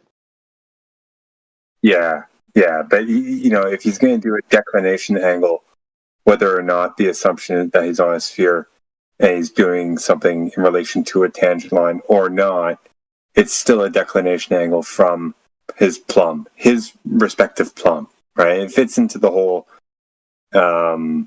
discussion or question whether or not the ground is spherical or not to begin with, But that approach would be would be compatible.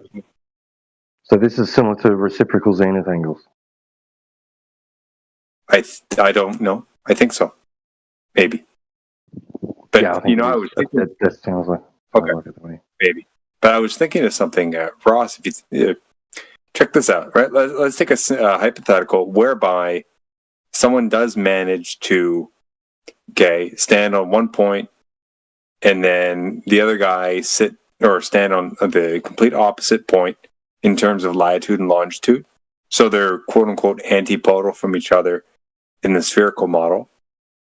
And let's say they did manage to both see stars.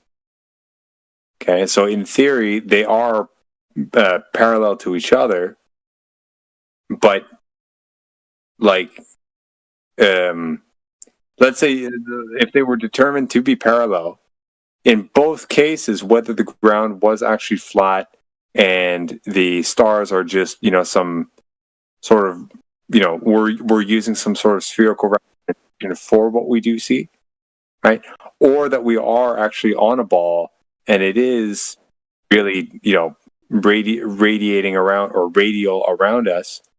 If someone did actually conclude that actually fits in both scenarios, right? Because you see, because you're standing on one side of the ball, the other guy's standing on the other side of the ball, and then you get your lines of sight, and they're parallel, but they're also parallel on a flat plane.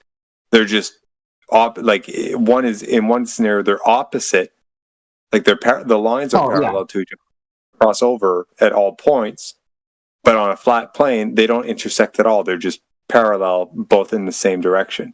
So you might want to devise a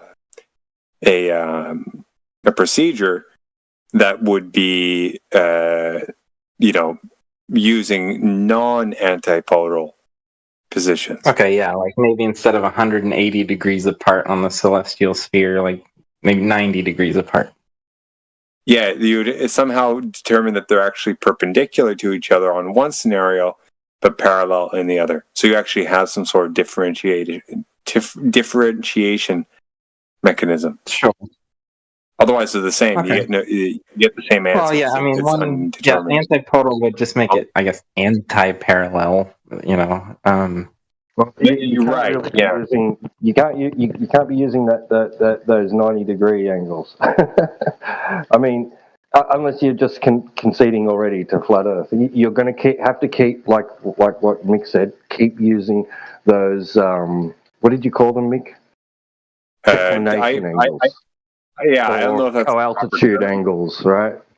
Yeah, I don't know. They're called co-altitude angles in celestial navigation. I can't remember what they're called in astronomy. If it's called the same thing or not, I can't remember. It might be just a zenith angle. I don't know. I think there is I think the altitude angle and the zenith angle add up to 90 degrees, if I'm not mistaken.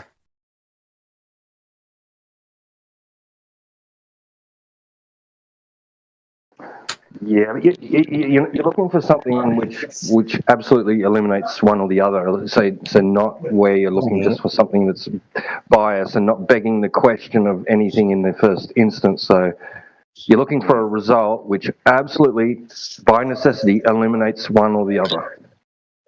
Yeah, wouldn't that be reciprocal zenith angles? Isn't that it? Right. Yeah. Yeah, I think so. That's going to be really difficult. Yeah, because I don't know. Yeah. Good luck. All right. Well, thanks. Yeah, reciprocal zenith angles are a surveying technique involving simultaneous measurements of zenith angles, the angle from a vertical line to a target from two locations to each other.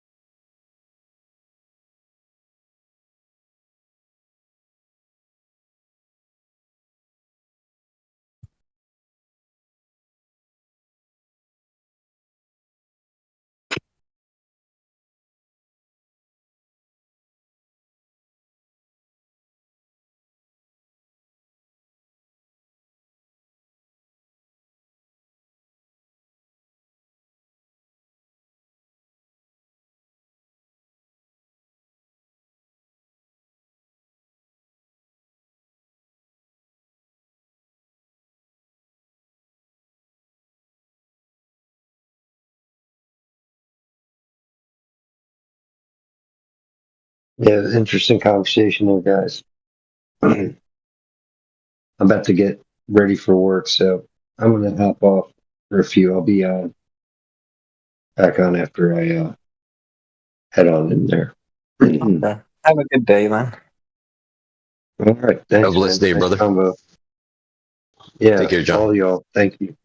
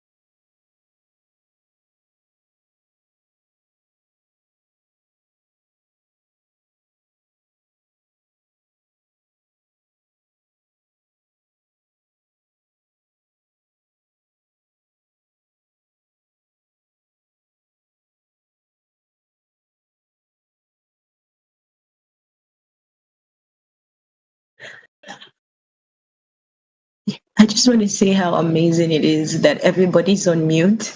I want to say anything. Yeah, we're just chilling. Yeah, it's cool. It's nice.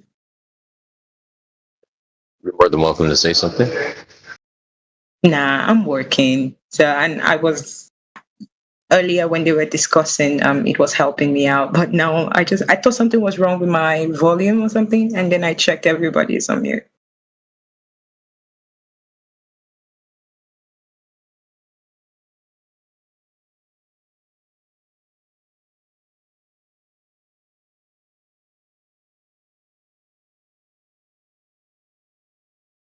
I can stay unmuted if you like, so you can hear all my cling clanging sounds in the kitchen.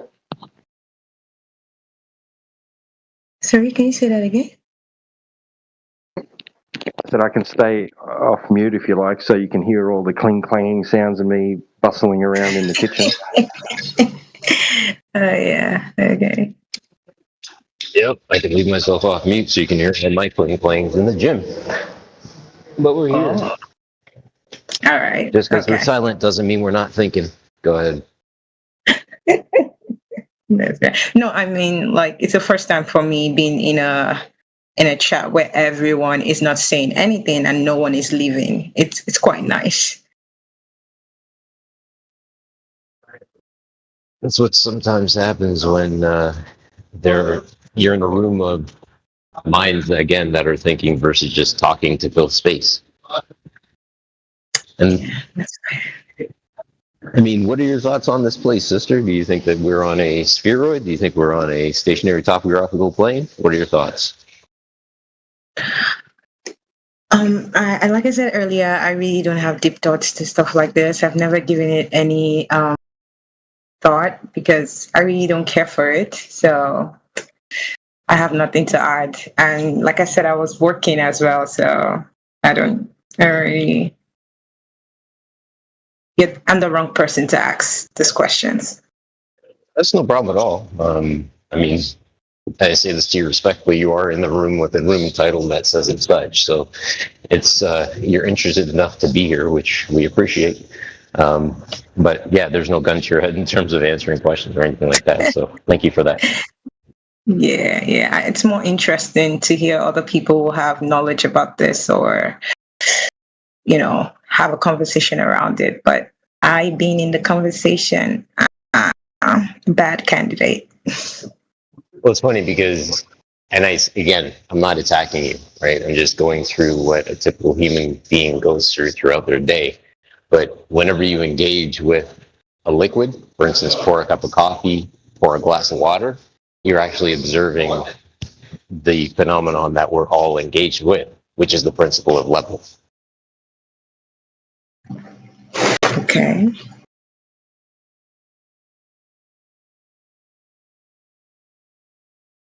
That's all. There really is nothing more to it than that, right? It's just the observation of what we all do that we take for granted.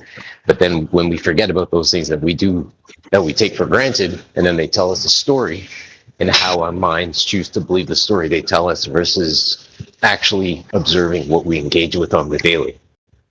I hope all that makes tracks. Yeah, that makes sense.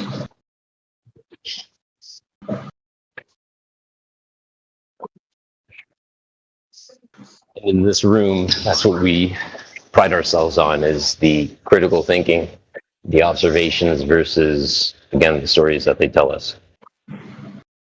Okay, that's nice. Just take me as a guest or an amateur. I'm just here to observe. Yep, no problem. All good. Thanks for the chat, Sister Be well. Thank you. You too.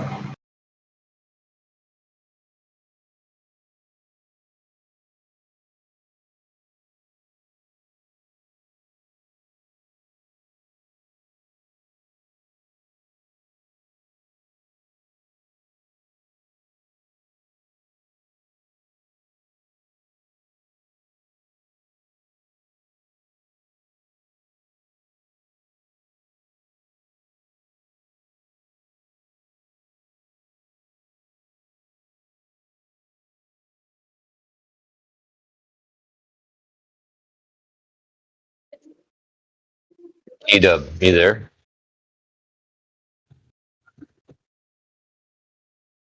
Me or somebody else? No, T-Dub. I know you said he was in the kitchen.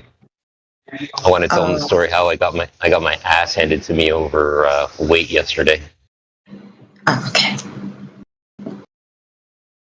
Oh, please do tell. Let's go. So, yesterday afternoon, my local yesterday afternoon, Indio, Just Jack, and Says Who and I were chopping it up. So Says Who was leading on the chat. Now the topic of gravity and weight came up, and bro, I could not see my ass. I couldn't see the forest from the trees when it came to the actual idea of weight, like how weight can be canceled out by changing the medium that the object is immersed within. So with that observation, it literally takes out the effects of the pull, if you will, right? The gravitational pull by canceling out or by varying the medium that the object is immersed within. Is that making sense?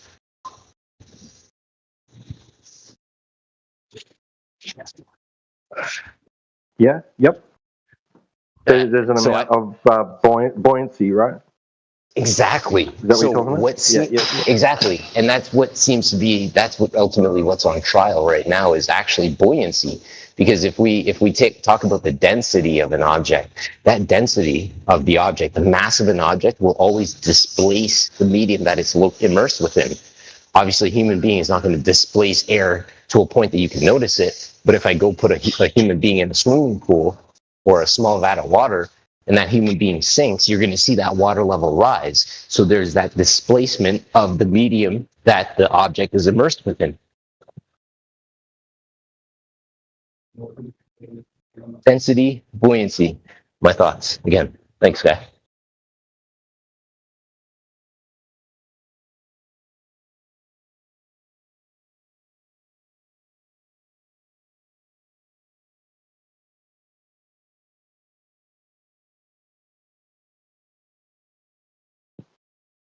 Yeah, for sure.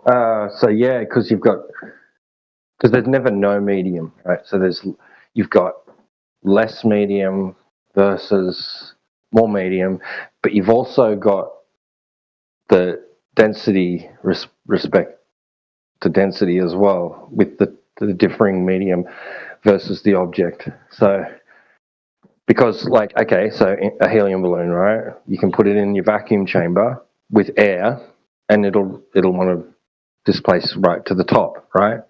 It'll go up, right? And then you evacuate some of that air in there. Suddenly, I guess there's not enough air to create enough of a density differential, right?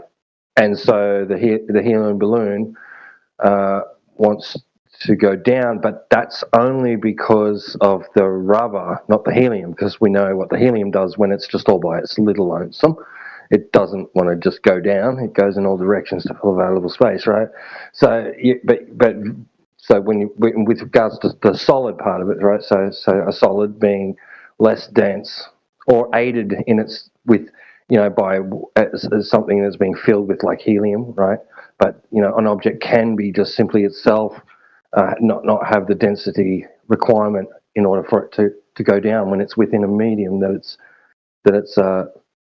it's less dense then, right? So it's going to get up, right? It's going to have that propensity upwards. But so it's really interesting, isn't it? Because all right, so it doesn't matter because it doesn't matter. We can come up with reasons all day, every day, right? We can speculative reasons why there's this up-down thing, right, happening with liquids and solids, right? But why choose this one over the other? Why is one predominant, right? When someone might say, well, because when you remove the medium, no, that's not true because gas doesn't like to agree with you there. Solids and liquids, but not gas. So, but you could easily just as easily say that. Well, there's this.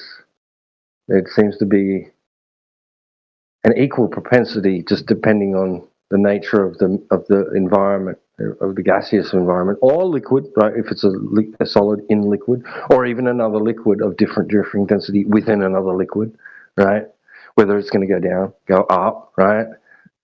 So it's just so interesting because you could keep increasing the density of let's say if you could, right, your salt water, right, with the egg that's getting to be, neutrally buoyant or float to the top, right? And it's sort of going to like sit inside the water and outside of the water, right? But if you kept increasing the density, it's going to slowly push that egg right to the top of the surface, and it's going to sit on top of that surface. It's not going to be submerged at all, right? If you increase the density enough of that liquid to the point that it pushed that egg totally out of the water, and it sat on it as if it was sitting on a solid surface, right? Like I assume that that's potentially what could happen, But yeah, no, you made me think there one day, and I need you to reiterate it for me again about the up-down thing. Yeah, we observe up and down, essentially that being more significant than left and right, right?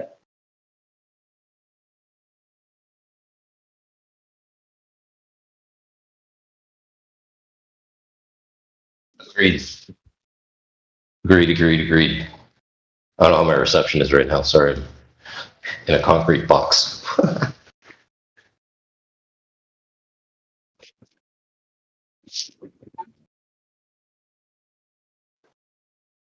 Yeah, because why would up and down have more significance than left and right? You'd have to remind me, if that's what you think.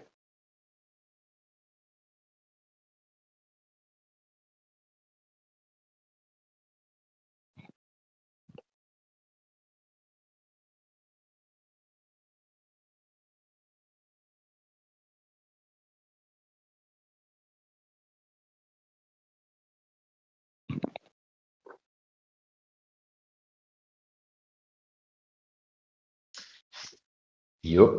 Hold up. No, you're right. Yeah, no worries.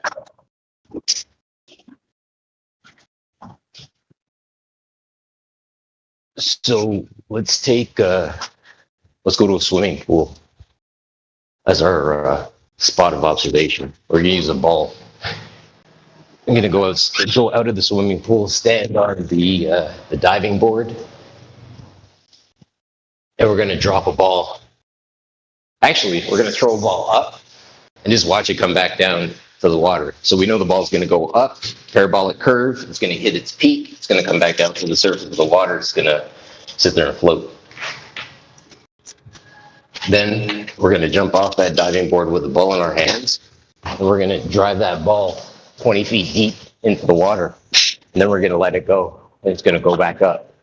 That's what I mean. We've observed the downward vector with the ball outside the water. We've observed the upward vector with the ball inside the water, up and down. That's my point with saying we observe up and down. We don't observe any other directions. When we observe, let's say, left and right, as I know it's a very base example, but observing left and right requires an energy input in order for that angular or axial direction to be observed.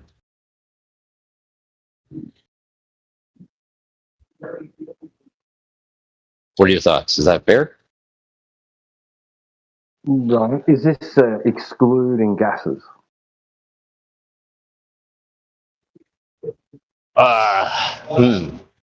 Well, if you light an incense stick inside and it's free of any drafts, that incense smoke will burn straight up. It'll create that perfectly linear smoke line up and down.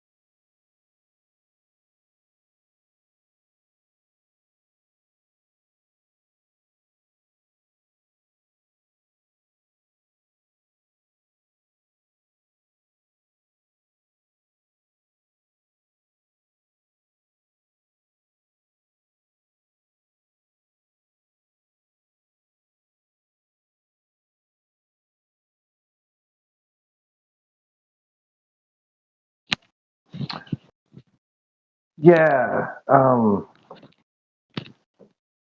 guess. Yeah. I don't know. I just feel it's like because gases expand in all directions. If we're to understand the convention correctly, but like I totally see what you mean. Like with liquids in particular, all right. I sort of grasp what you're talking about because like you have a vessel, right? You can channel liquid up underneath through a valve, or you can have an open top and pour it in. It doesn't matter which direction it's going to come in from into the vessel. What's going to happen is that it's going to, whether it comes from the bottom, starts from the bottom, and keeps getting more liquid added, or if it's coming from the top and more liquid's added, it's going to start at the bottom and fill up, right? It's going to collect in the bottom, spread out evenly to fill all that whatever space it can find with a surface, developing a free surface, and then continue adding more liquid, and it will gradually rise in volume, right? Like so, it'll continue to. As long as you add more liquid, it's going to rise and fill whatever volume's available in that area that you constrained it to. So yeah, it's starting from the bottom and going up. Wondering if there's a situation in which that wouldn't occur. I guess you couldn't really do it in a vacuous, in a vacuum, right? Because it's just going to start.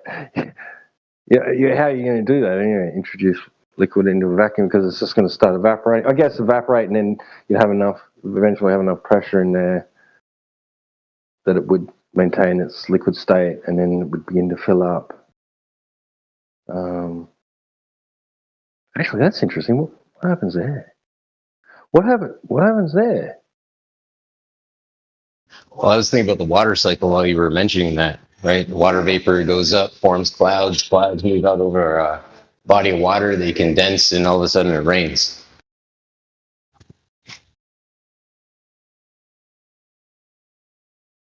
Yeah. I was just wondering, like, so you've got a vacuum chamber, right? You've evacuated whatever air you can out of it, right? So a very low pressure system. You introduce liquid through the bottom, right? Or something like that. Or you start introducing liquid into it, right?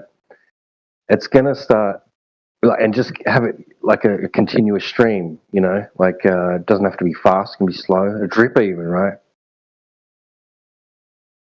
So as the water enters the vacuum chamber, the evaporation is going to begin, or the boiling. It's going to turn into gas, right, or vapor, and that's going to expand out into its available volume within the chamber, and then add more water, right? You can eventually get to a point where the evaporation will stop. There'll be enough pressure in it. But what if you kept on adding liquid into that chamber? Like, so there's, you know what I mean? Like, before you can't add any more water into it. Like, where would the level of the water get to? It wouldn't be able to reach the top, would it? Because you're going to have an amount of gas in there, aren't you? Or is it going to compress and somehow turn back into liquid? I don't know. What happens there? Does anyone know? Well, I mean, so the first law of thermodynamics states that you can't add energy to a system, correct? Or am I wrong on that? You can introduce energy into a system, but you can't create it. Okay. Yeah. So what I was thinking when you were describing that was I distill water every couple of days. So the water boils at 108 degrees Celsius. It turns into a vapor. The collector collects it, so to speak, and then it drips back out as it cools into the glass jar. And that's like, well, the water cycle, really, because you're boiling it, it turns into a vapor, and then it condenses and it drips back out the other side. I know that if I add more water into that, it's going to reduce the boiling point of the water. So it's going to change it. The thing that I don't know, because that's working within the system, obviously I'm within, and that's not a vacuum. That's a positive system, 14.7 pounds per square inch, so to speak. But it actually occurring in a vacuum, I don't know how that would change the end result.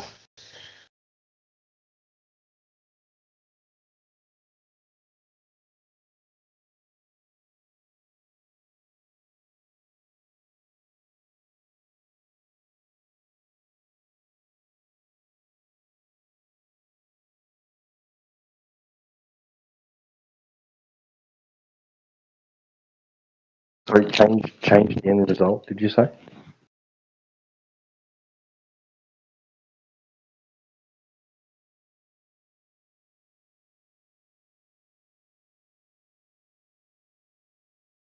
Yeah, by adding more water to the vacuum, how that would change the end result. Well, I'm just wondering because you would have water vapor in there that didn't escape, right? It's stuck in there. You've kept adding more liquid, which, depending on the pressure and the temperature state that exists as more water gets introduced, it's going to eventually it's not going to.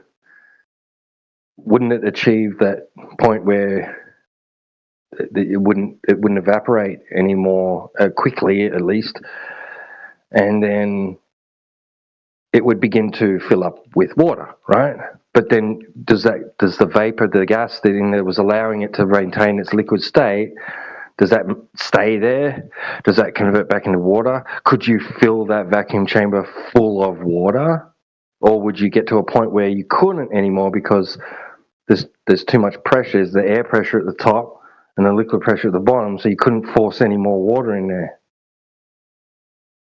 So the negative pressure, well, just to jump in, so the negative pressure makes it a vacuum at that point, right? You have to have negative pressure in order for it to be a vacuum, correct? Well, a low pressure, yeah. Like there's no there's no such thing as a negative vacuum. But I mean, yeah. Well, no, but a vacuum is dictated by its sucking, right? There's that pulling, and that's a negative pressure. So if I add a solid state to that or I add water to that, I believe that would take up the vacuous space and make it a positive versus a negative, I believe.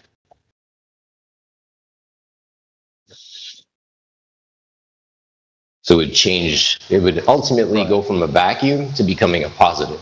So go from a negative to becoming a positive.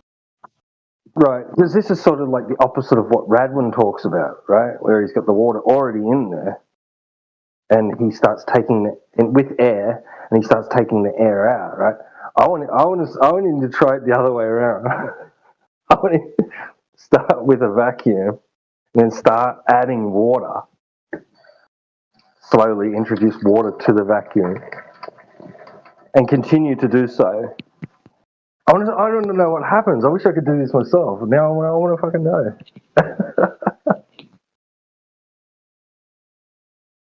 Sorry, my bad language. Sorry, excuse my language.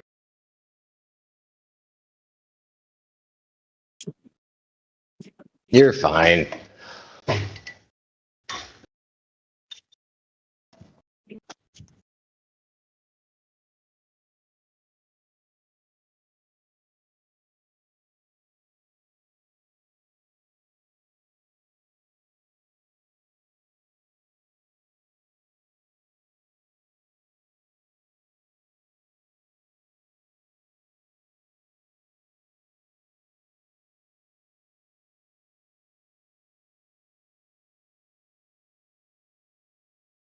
I'll be honest with you, right? That question about the up and down that we observe, that's even a crummy question because we know full well, just as I rendered within my observation, we are still requiring, we have to put energy into that ball in order for us to observe the up and down vector. So, even me venturing forward with saying any other direction requires us to put energy into, well, yeah, to observe any direction, quite honestly, you have to put energy into it. Natural law, we don't have much beyond things falling off of trees as an example, but we know full well that when something falls off of a tree, that thing that falls off of the tree is akin to the tree, like Newton with his apple. Up, down. Yeah, yep. Yeah, the energy of the tree, Yeah, it took it took it up basically. Well, it started forming from up. Yeah.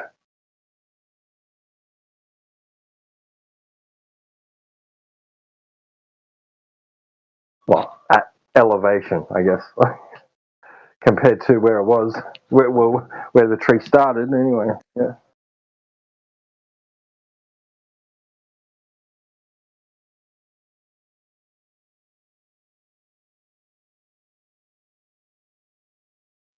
I mean, you could even make it more basic and say that the apple that is akin to the tree goes through a parabolic curve.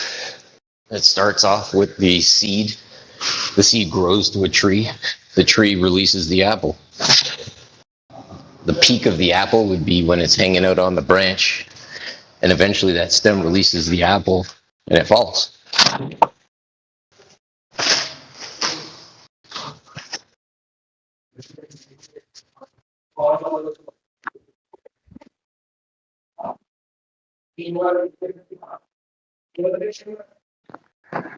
Right, yeah. A few years ago when I sort of started thinking about this as a layman, because I'll admit I'm Dunning-Kruger. I don't know shit, right?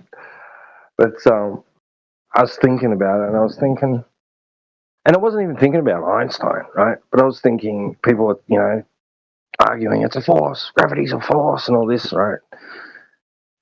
And I was thinking about it, and I was thinking, it kind of almost seems to me like things falling is because of a lack of force, a lack of energy, right?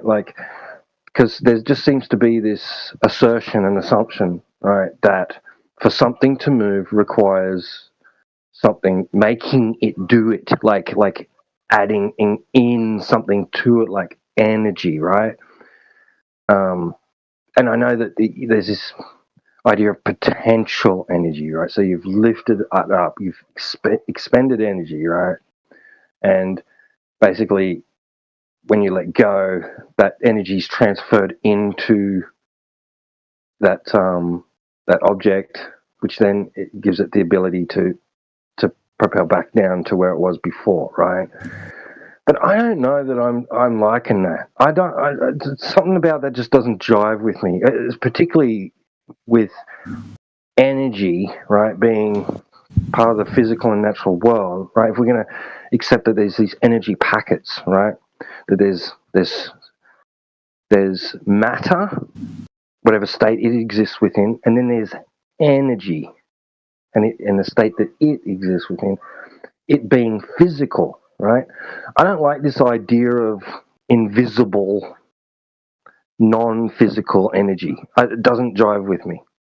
I can go with the whole idea of physical energy. Yeah, there's actual things that are they're not matter, that they're particles, that's energy particles, right? But I can't get into the groove with this whole idea of non-physical energy. It just doesn't, I can't get into it. That to me, that's almost metaphysical. That's like the spiritual stuff that they're talking about. What? Well, just because matter exists, it can emanate some sort of non-physical field, which generates a non-physical field, which influences other matter. No, I don't like. I don't know. That doesn't drive with me. Yeah, it's almost like. Yeah, go on. No, I just want to say, don't cut off your nose to spite your face, right? Because we know that there is potential and oh my gosh, I screwed it up. There's potential energy, and then there's kinetic energy. So if we look at like a weight as an example, like I'm in the weight room, the gym right now, and I look at a weight that says 10 pounds on it. Well, we know that 10 pounds is registered only because that weight is immersed in a medium that we can register that weight with. So I know that if I want to lift that weight, I have to impart enough energy upon that weight in order to move it. And then my muscles and my blood and my oxygen all register that muscle, or all register that kinetic weight to overcome that weight to move it. So that's a fair summation when it comes to observing kinetic versus potential energy, my honest observation. Right, but sometimes in those senses, I think that there's a little bit of a misnomer going on.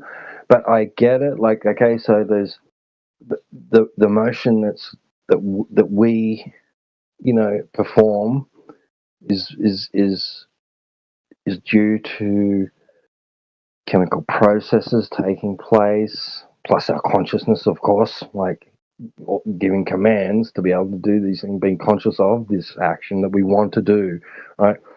But in order for us to be able to like be physical matter and be able to like perform an action, right, that it involves chemical processes taking place, which results in energy production, right? So what we got going on really is just motions, but like, okay, so fair enough. All right, there's some energy and matter involved in physically picking up another object, a physical object, right? Which to me isn't doing that. It's not, it has no consciousness. It has no chemical processes taking place within it that we know of. It's just minding its own business, being inanimate and nothing, right? And we use our will to lift it up, right?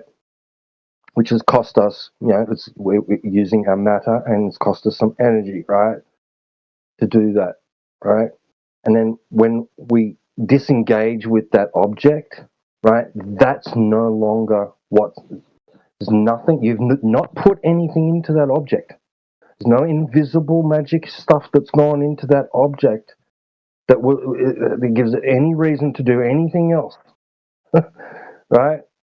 That I think it's the lack of the matter and engagement of matter and energy with that object. It's the removal of it is for me the reason why it will then, after disengagement with it, will then perform whatever action it performs, right? In front of our, like what we witness it do, which is with a solid in the medium of air, go down.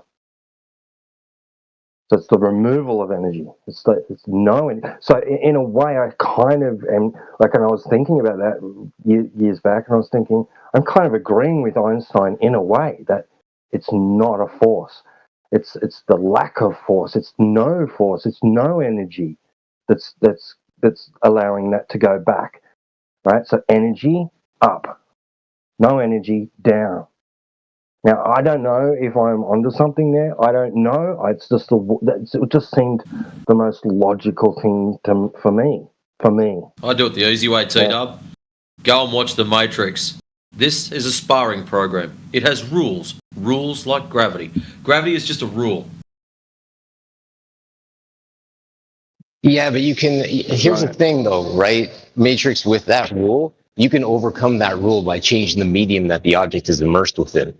And that's where yesterday I really got stymied when I actually, like, just Jack was like, well, weight is associated with gravity. And I'm like, holy crap. And then AV and says, who walked me through the idea of how you actually can alter the medium and all of a sudden cancel out gravity. And as we say, gravity is bullshit, bro. I shouldn't be able to change the medium and cancel out the effects of it.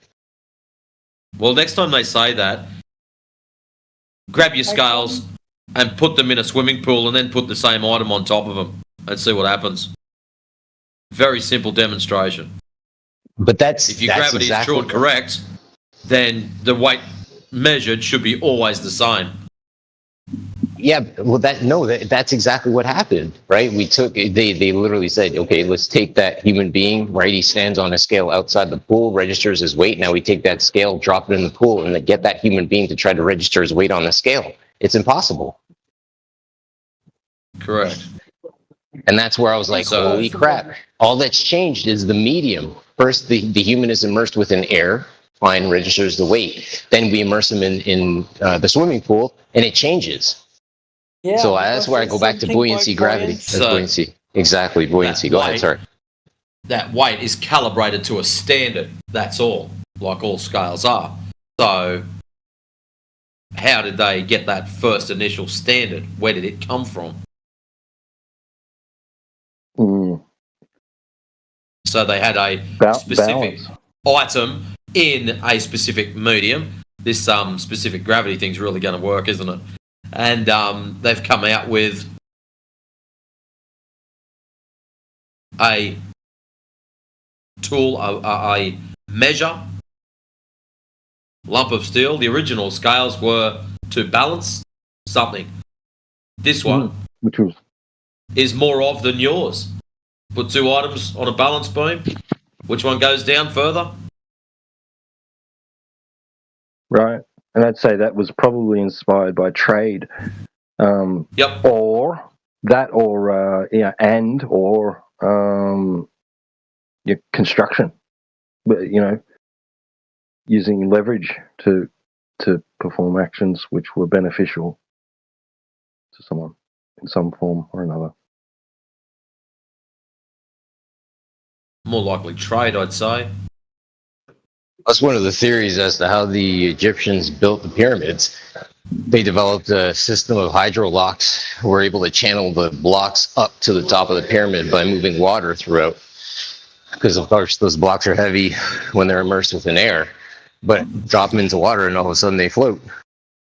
Have you seen the meme about the pyramids? There's two people standing looking at the pyramids. It's a little cartoon, and they're leaning up against this massive block, and we still don't know how the pyramids were built. And on the side of the block is a great big thumbprint.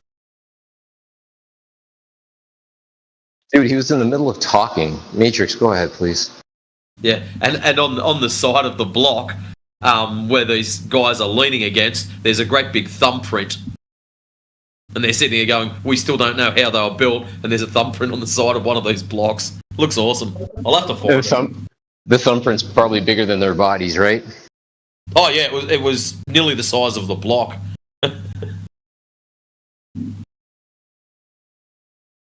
Lego on steroids. Sorry, somebody was trying to jump in, and I apologize. Yeah, like I was asking, do flat earthers really exist? It's hard to believe. In 21st century, there's someone who believes in flat Earth, man. Wow, Andrew. Okay, so here's what's happening. You come into a room, and the room title says 24/7 Flat Earth Discord. So my first question to you is, why do you think that we're wrong? Go ahead.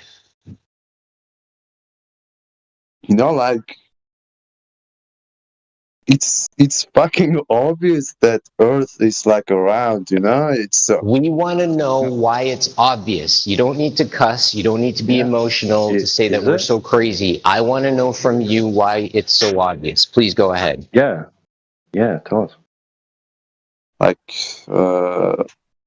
We have so many satellites and pictures of around Earth, Okay, so I was hoping you were going to express something from your own personal experience of reality. In my own personal experience, I have a lot of friends in America, for example. I live in Central Asia. In Central Asia, it's 3 p.m. But in the US, it's 3 a.m. It's a 12-hour difference. Because of Earth is around, it's night in the US. It's a day in Central Asia. Because if Earth wasn't around, it wouldn't be a case. I have friend in Australia, for example. She's like nighttime here. 5 hours ahead of me. Like it's literally 8 p.m. there. It happens because of we have different time zones and Earth is like round, you know. So you still haven't validated how it's round. You've just reaffirmed what you've been told by thinking that time zones, which are a political construct, prove your curvature. No, they don't. But I have They're a political literal construct. friends, man. I have literal friends Excellent. I've got literal friends too. And guess what? internationally, man. If I've got 10 friends and you've got 20 friends, it doesn't change the shape of the ground.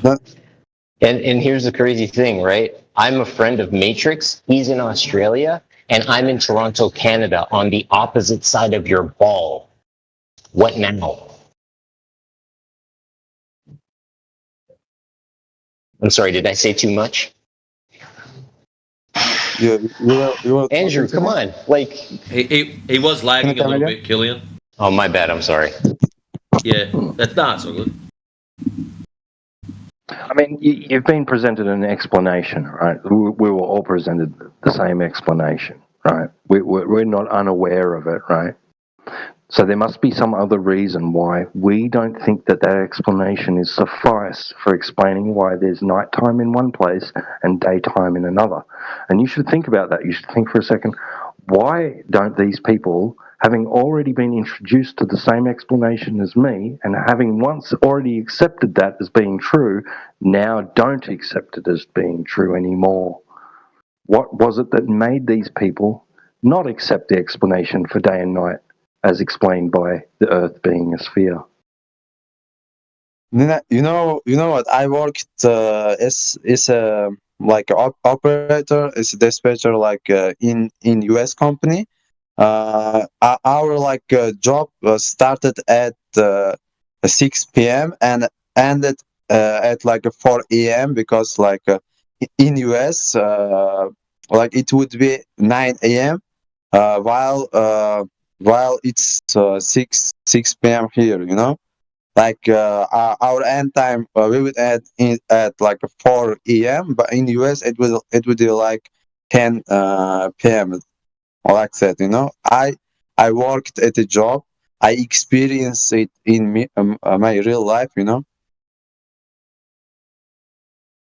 You experience the curve in your real life. Curve. Like I can give like another like argument because I know there are different seasons, you know, in different places. The seasons Because follow the sun. That's all. What? The claim that the story you've been given is because of the tilt, we get seasons. Yeah, exactly. All that happens is over a yearly cycle, the sun changes its path slightly. That's all. The sun follows a circuit. And that circuit changes over a year. So as the circuit changes, wherever the sun is closest, that's summertime. Wherever the sun is farthest, that's wintertime. And your other seasons fall in between. Amen. Andrew, that was my question for you, Andrew. Do you think that the sun's moving, or are we moving around the sun? We are moving around the sun. Okay. Yeah, sun is moving as well, but around the how to say, around the Milky Way, like inside the Milky Way, it's going in some direction because like universe is expanding.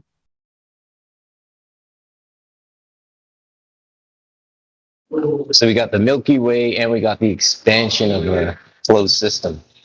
There's a lot there to tackle. My gosh. Yeah, if like if universe wasn't expanding, you know, like light from the sun reaches to us like in 8 minutes. You know, like scientifically. If like heat. That's a cool story. Heat is delivered. Delivered by the light. You know, if like a universe wasn't expanding, all the the lights from all the stars would so lighten the universe, and it would become so hot, it would be so uninhabitable. Like if our universe wasn't expanding.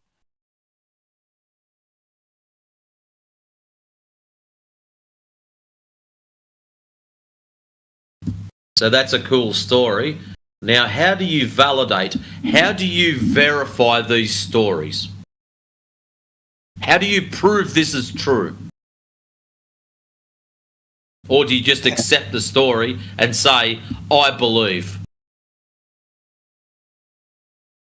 No, I don't say I believe. Like it's scientifically proven that sunshine, like a sun, I say, it takes 8 minutes to come to Earth. You know. That's a cool story. Now, how do you prove that in the real world? So at the moment, we've got a story.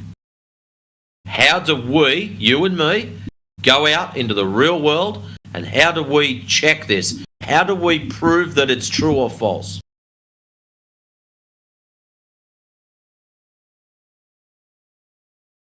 In order to prove, in order to check, you can just have a lot of money and build like a little rocket. Like a lot of YouTubers are doing, they are sending a little rocket models. So you've done this? No, I haven't done this, but it's doable. You know, you can, if you have like $1 million. So when you say you can, what you're saying is, I'm going to accept the story. You can go and test your own shit out. Oh fuck. Anyways, I don't think it's not it's not good thing to reason with you guys. You don't accept the truth. No, stop. That is where you've broken down. We accept scientific evidence. We accept measurements that can be verified, that can be validated, that can be repeated. The problem you've got is at the moment you've got a cool story. The universe expands. How do we verify that? How do we go out there and prove that this is true and correct? So if I make a statement, in my backyard, I have a purple tree. Most people are going to go, that's silly. I'll take a photo of it. Some people will say, that's CGI. That's been doctored. That's been modified. And then I can invite you around to my house. You can have a look. Bro, you know what? Observable, measurable, repeatable. Your stories from space, the only people that seem to be producing these stories are from a controlled group. Not repeatable. A lot of it's CGI that's been caught out. I need to go, bro. I have some job to do. Maybe I will be back. Mate. It's not because I don't wanna be here or something like that. But I have some job to do. No, that's cool. A lot of us have jobs, mate. Don't feel bad. Yeah, but anyways, you're more than welcome to come back anytime you want. Okay. All right, cool. I'll catch you later, man. See ya. Take care, brother.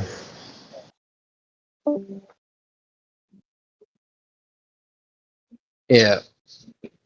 Issue being calling us liars when we want the evidence. We want to unpack the evidence that the globe had. Because all the globe has is circumstantial evidence. No direct evidence. Go ahead, Brother Matrix. I was just going to start singing, I'm a believer, I couldn't leave her if I tried. If I tried. And now there is no space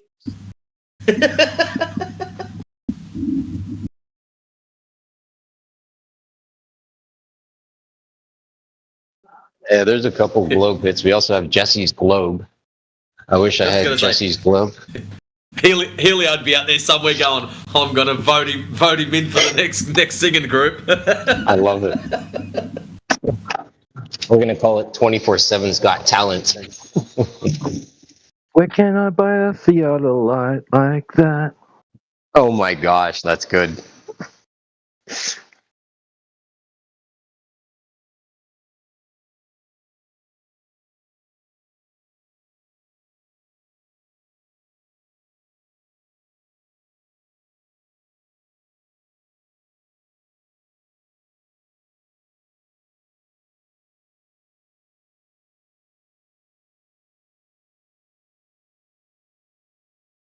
The one I was trying to wreck was Walking in Memphis, and I want to change it to Suffering Cogdis. Now I'm suffering Cogdis.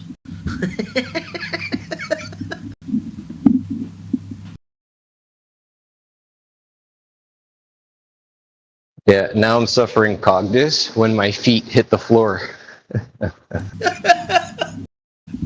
Just every now and then I'll hear something on here, and I've been doing it for a while, and it's like, you know what? I could destroy that song. I'll go and get the lyrics, and I copy the lyrics onto a Word document, and then I'll be in there just changing them until I end up with something just horrible. Brother, with all the AI floating around, I bet you could prompt it, right? Take these lyrics or this song and adopt it to. I'm sure you could actually doctor a script and get it to punch out something. Yesterday I takes had... the fun out of it. Bro, I get what you're saying. True. Yeah, I fully understand what you're saying, but I sort of like to do it myself. Flat Lloyd also does it. I don't know if you've heard his what is it? The sound of silence, and it's a sound of 24/7 Discord. That's awesome. I got to go look for that one. Flat Lloyd's Yeah, fantastic. it's on his YouTube page. I think he's got it on there. I helped him with a little bit of that. There's only like one or two lines that he was having trouble with, and I had to look at it and went, oh yeah, just chuck this in. Should be right. Nice. Hey, see somebody off mute. Sakatsuki? Welcome. Sakatsuki. So what are you guys talking about? Good to that. He wants to know what we're talking about. Title of the room is what we're talking about, brother. The nature of Earth. Okay, you guys are talking about the shape of Earth? Or the lack thereof. Okay. Well, we're told that we live on a big ball, basically, right? And it's spinning in the vacuum of outer space. How much of that do you know to be true? I'm not sure that at least they take photo, right? Well, they say they do. But before AI appeared, that they have no technology to fake the photo, right? It's like 2000 year and 1990. They can't fake that photo that real. There was a guy came out very early on, around the time, around whether it was 2014, 2015. Math Powerland he went by. I think he has another name, like his real name. I think that's his pseudonym. And he claimed he worked for NASA as a graphic artist. He actually painted Earths for NASA. And this is no lie. I mean, this is no secret that they hire graphic artists to produce imagery, whether that person is painting it by hand or using aids like computers to help them do that. But they do create generate imagery which has not been which is not the result of photography. That's not to say, right, that they aren't capable of taking photos of things, right, and that they claim to do so, right? So they claim that there is photographic imagery of the Earth from certain vantage points in the sky. Yes, they do that.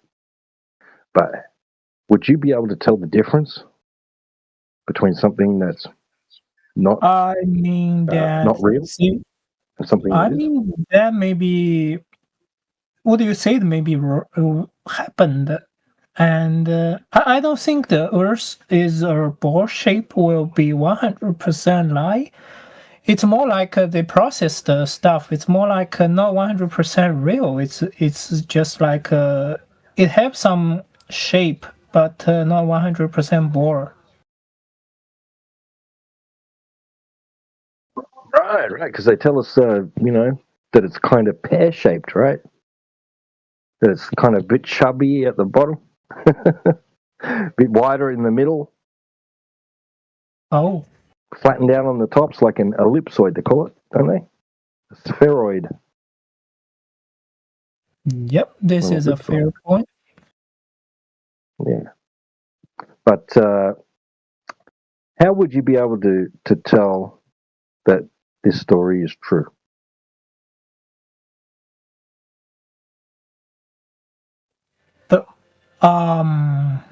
You only if you can prove something by yourself. Right. Would you agree that that from here on the ground, at least, or from any altitude that you could potentially gain, right? You could be in an airplane, you could be on a mountain, you could be down at the beach, right? Would you agree that the Earth just looks flat, pretty flat, apart from hills and valleys, right? When you look out at the Earth, it doesn't really look like it's curving in and being, into a ball, does it? It doesn't look like a ball. It looks flat, right?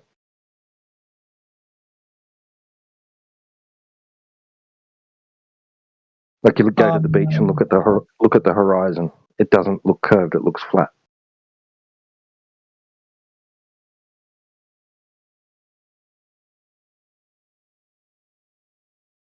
Wouldn't you agree? Let's suppose if it's a circle is big enough, then one point will be flat. But also in another way, let's suppose it's not 100% ball shape. It also can be flat on very short point because if the shape is so big, so it can look flat, but you agree it looks flat. Yes. From our perspective, right? From our vantage point on the ground, you just go to the beach, look out across the water, you see the horizon, it looks flat. All the water looks flat, doesn't look like it's curving into a ball, right? Yeah. Well, what about they say that the Earth is moving, right? It's spinning on its axis. Spinning at the equator, they say that it's spinning at 1,040 miles per hour. And it's also orbiting around the sun at 66,000 miles an hour. And then they say also that it's chasing the sun. The sun is orbiting the galaxy at 500,000 miles an hour. And then roughly the whole galaxy is going through the universe at about 1.3 million miles per hour. So that's a few different speeds and directions that the Earth is currently in, so they say, is currently in motion, right? Right? Yep. Okay. Do we sense any of that? Do you sense any of that? Do you feel like it's moving, or do you just go outside and you go, it doesn't feel like it's moving?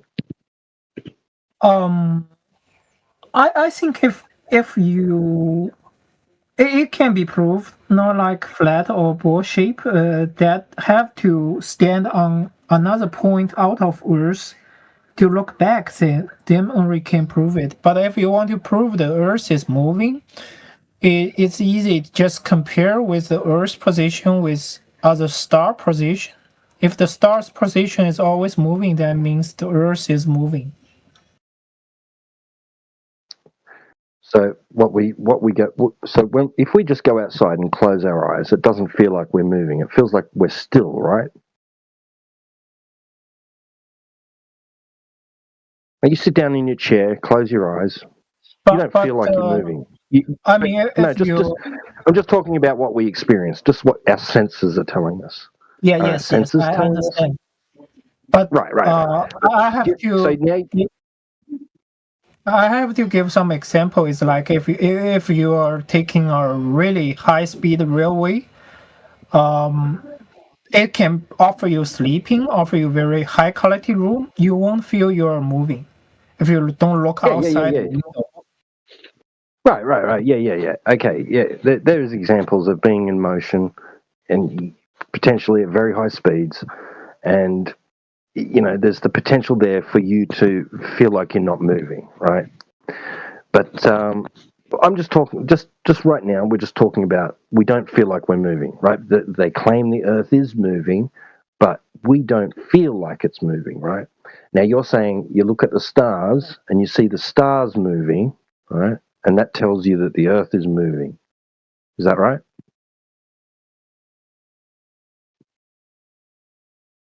I think yes, not only one star. It's like if the Earth compare with one star, there's probability that the star is moving. But if you compare with the whole space stars, they have their own regular. Their moving way. Some is stay, some is moving. So the whole picture will be like 1,000 stars. If compared with 1,000 stars, all of them are moving. That means the Earth's position is changing. Well, that's an interpretation of what you're actually experiencing. But what you're actually experiencing is you don't feel like it's moving, and when you look up at the sky, you see things in the sky that are moving, right? So does it really make sense to look at things in the sky moving and think, those things can't be moving, it must be the ground that's moving, must be Earth below me. That's the thing that's moving, making those things in the sky appear to move. Because if you saw something in the sky like a bird flying around, right, you're not going to think to yourself, that bird is not moving, it's not flying, it's me that's moving, and the bird looks like it's moving. It's really sitting still in the air. You wouldn't think that, right? And you wouldn't do that with an airplane. You wouldn't do it with an airplane, would you? I heard what you said. You're describing that human feeling can sense the Earth is flat and also the Earth is not moving. And right. There is some.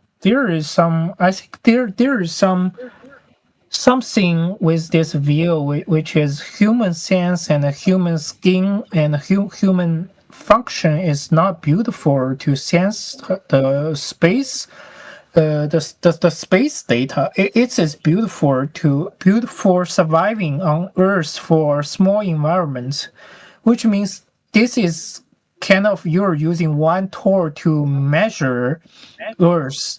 And that tour is not beautiful sense the space.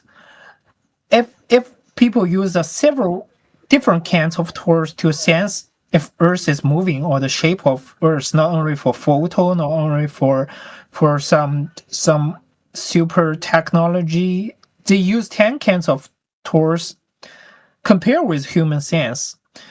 If a lot of tours tells you that they can prove it, then maybe the human sense is not that reliable.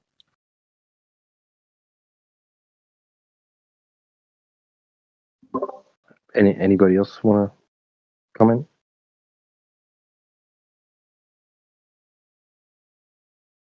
Sorry, I missed half of it. That's okay. Yeah, I'm coming. Just give me a quick sec. Go on, Killian. Sorry, mate. Go. Well, I have a question for our brother. Quick sec, though. Bear with me.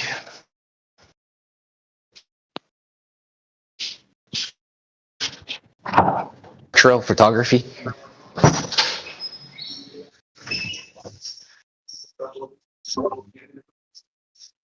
My question's for essay. My question's for brother Sakatsuki. Yeah. Do you know about Star Trail photography? What's structural photography? Star Trail. Drop my phone. Sorry. Star Trail photography. There's a picture in the side chat posted already. No, there's a picture posted in the side chat already. Oh, awesome. Okay. Yeah, no worries. Where is it? Oh, right. Yeah, sorry. At the bottom. Yeah. All right, there we go. Yeah. So, brother Can you Sack, see the side chat? do you know about Star Trail photography? I don't know because I think my vocabulary I don't understand that vocabulary because I'll be slow with it. No, it's totally cool, brother. I apologize. So, Star Trail photography is a thing that people do here on Earth, right? They set up their cameras on tripods, so on a stationary post, and then they'll put their aperture, their camera, up at the sky, and they'll leave that camera up, and it'll take pictures of the sky for an elongated period. And what that shows is the stars, as they move, they leave a trail. So this is called star trail photography. So with that picture that I posted in the side chat, you'll see Polaris is at the very, very center, the middle of the picture, and it's showing a slight trail to it. And that means that Polaris is actually moving if you allow the star trail to you allow the setup to take pictures of the sky for a elongated period of time. So my question to you is this making sense to you now that I've explained it, star trail photography? You mean like in Greek time they worship some star picture and right now all these pictures are changing their position? No. Can you see Can you see our side chat? I tagged you in our chat, in our text chat. Can you see that? You see where I wrote your name in our side chat?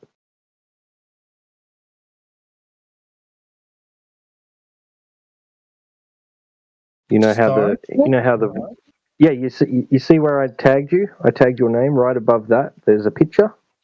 Killian posted a picture. You send me a picture? No. You know how voice chats have the. You know how voice chats. Yeah, you know how I saw voice the chats board. have. You see it? You see it now? Yeah, I see it. You see that picture? Yes. That's star trail photography. So they leave the lens open for a very long time, and it captures the movement of the stars in a big long line. It's called star trail photography. Time lapse photography. Shout out to Just Ross with the explanation as well, brother. Thank you for that. Yeah. Thank you. So that's one of the major things, right? Is this thing exists, Star Trail photography, and you can just Google this thing and see tons of pictures of people taking pictures of the sky for elongated periods of time. So with that comes us saying firmly that we're on a stationary plane and the sky is actually moving above us.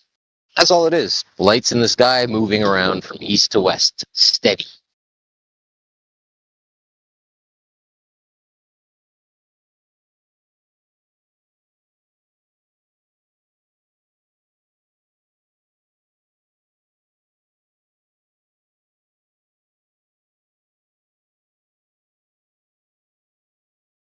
Well, just Ross, I mean, speaking to what you just explained, stating in the side chat, in this particular case, it looks to be several photographs taken throughout the night, and these overlaid on top of each other to achieve the same illustration.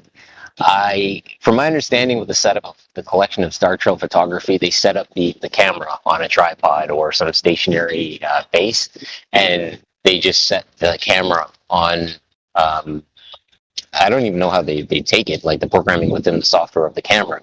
But this thing takes pictures on a certain allotment, whether it's every few, multi-seconds or something, where you have a certain frames per second that allows us to see what's happening up in the sky. I don't know about playing photographs on top of each other.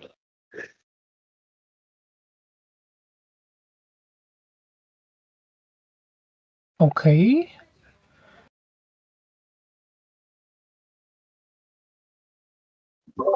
Yeah, so it just shows that that's the stars moving, right? That's all you see is the stars moving. Yeah, so if someone tells you, right, well, they're not really moving, they're just sitting still, and you're moving, and it's the Earth that's moving, and you're on the Earth. And because the Earth is moving, it makes the stars look like that. Would you expect them to want to give you some proof about that?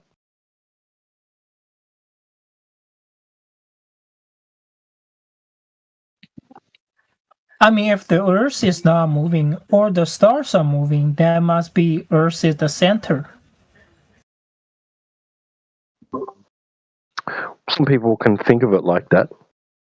I wouldn't so much say it's the center of anything. Like I would say more like that the Earth is a component of the universe as a whole. Like it's not a separate body in a universe, right? I wouldn't think of it like that. I'd think of it more as being like the floor. Right, so it's not really centered anywhere that we know of, right?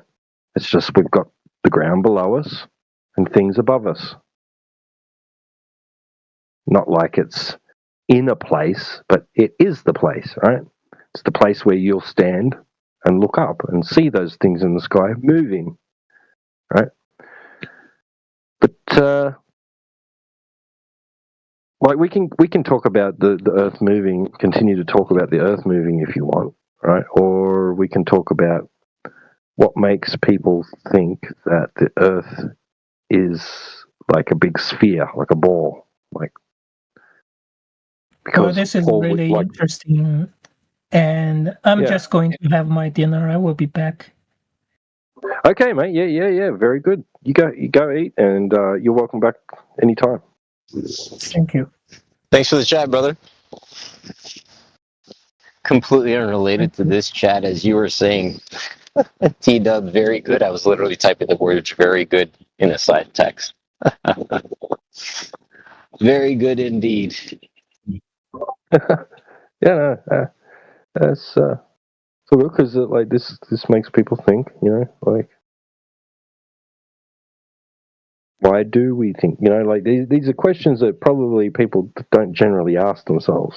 Nobody sits down and their lunch break or whatever and thinks, why do I think I live on a giant ball? Can I really prove it? Is there any proof? Right? Nobody thinks those things really, do that. I never did for years. I never thought about those sort of things. Like it just didn't occur to me to question, right?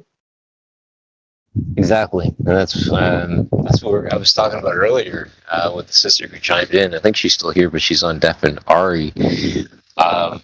People believing that they're on a ball, but then you engage with something as simple as pouring a cup of coffee, realizing that you're literally pouring a cup of coffee, observing the second law of thermodynamics, which is entropy, because we all know if you don't contain that cup of coffee, it's going to get all over your countertop, all over your floor. Is it becoming? My mic is getting crappy because it's getting windy. I'm sorry, guys. No, that's okay. Yeah.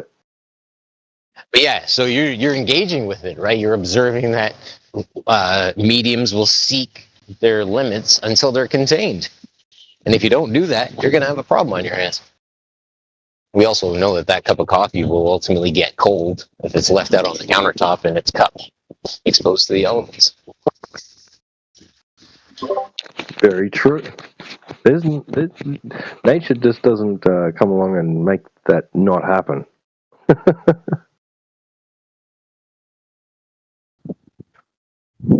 Exactly.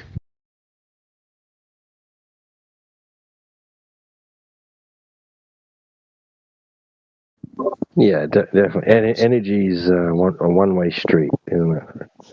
Energy distribution. It's a one-way street. Like yesterday, somebody mentioned the jet stream. And I was like, yep, jet stream is really interesting. You know that the jet stream wouldn't exist if we didn't have a closed system? Like in order for that jet stream, that medium to exist, that air highway, if you will, that planes and birds can fly upon, if that system was open, we'd have a problem, right? We wouldn't have that pressure for them to be able to fly upon so they can navigate and get to their destinations.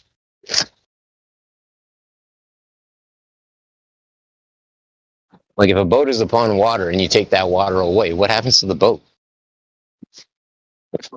Well, it ends up on the dirt. Yep. You take away the sea, all of a sudden the boat will end up on the sea floor, which is now just the floor. And what do we do on the floor? We rest on the floor because we've essentially found our place of rest. Oh my. Like the Ark.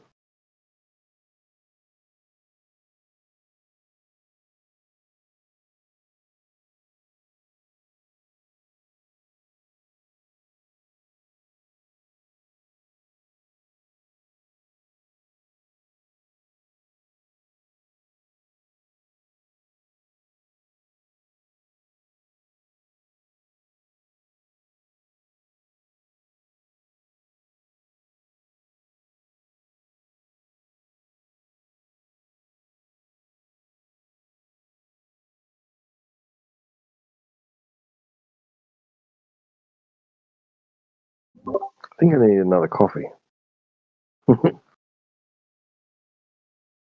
At 9 o'clock at night, he's having a coffee. Holy shit. Oh, yeah. No exceptions here. No, but I was cooking. I cooked earlier for my son. He's having something different. I cooked Mrs. and I a soup. She's gone fallen asleep on me, so I just have to keep it warm in case she wakes up. But if she doesn't, then I guess. And if I go to sleep, then she's going to wake up hungry. I guess she can heat it up and have some if she wants. But yeah. Anyway. So another song that I grabbed hold of that I just one day something random clicked in my head was Downhearted. So the chorus to Downhearted, I just thought I'd bastardize. Ball That was me. That was my idea. Broken dreams that never really started. Yeah, ball-tarded. Seems all wrong. Be back at home. There is no curve inside. Fuck. Take up singing lessons. That's what I need to do. My version goes, broken brains that tried to think but farted. Yeah.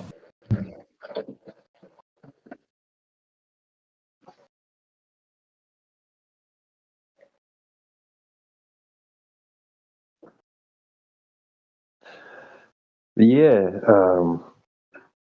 there's a lot of good Aussie songs that you could bastardize like that. I mean, but all these Americans probably wouldn't know what we're talking about. The Brits might. The Brits we sort of shared some music back in the day, going back. But the Americans are really like snobs. It's like everybody knows their music, but they don't know anybody else's. Or up until recent times, kind of thing.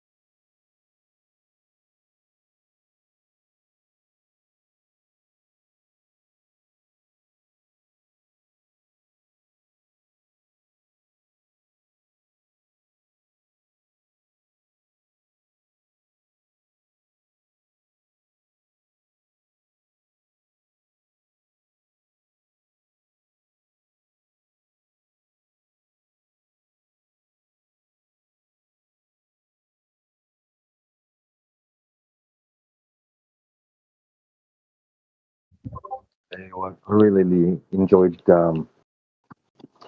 hearing Overlord take Bev to town there earlier. That was good. So what? What? Did you miss that? Yes.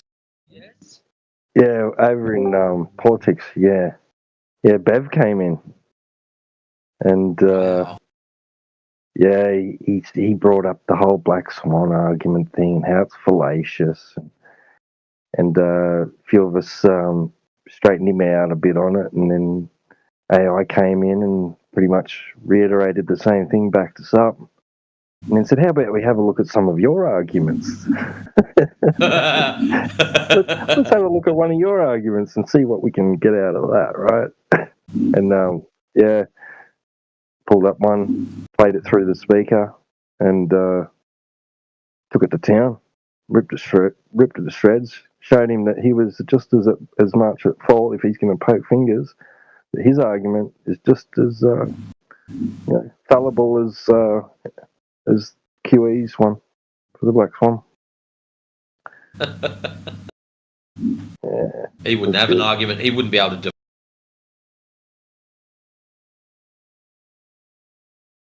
Well, his argument basically was, if the Earth is a sphere, then the surface of liquid must curve. Right? That's his Motor's tolerance, right? The surface of liquid doesn't curve, therefore the Earth's not a sphere. Now, if you take that off, if you just think about the Earth being a sphere in the sense of like what heliocentrism presents to us, right? Then you'd think that's a valid argument, right? But he doesn't be specific about that. He just says if the Earth is a sphere. He doesn't say with gravity in the vacuum of outer space spinning, blah blah blah blah, blah all that. He just says if the Earth is a sphere. And Overlord pointed out to him that without the caveats, all you've got is an object of certain dimensions, right, of a certain shape, that you're just assuming that the water would be held to the is being held to the exterior of it and curving, the surface of it being curving. Well, what if the Earth was a sphere with an indentation in it, with a collection of water in it, and the surface of that water is flat? Or what if, right, for example, the Earth is a sphere and the water level is on the inside of it and it's flat, right? He has left out the specifics in order to make his premises lead to a logical conclusion, right?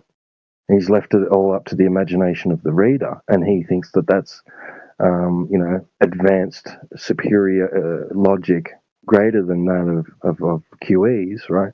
AI pointed out to him that it's just as flawed as what he's saying QE's argument for the Black Swan is, right? Actually, QE has more specifics involved, more caveats involved than his silly little argument, right? So you can poke holes in any argument you like, right? If you're gonna have premises lead to a logical conclusion, you got to demonstrate and be specific about your premises. They've got to be true, right? Well, they've got to have the because you can't just say if the Earth is a sphere, right? Okay, you've got a shape, all right? Then the surface of liquid will be curved.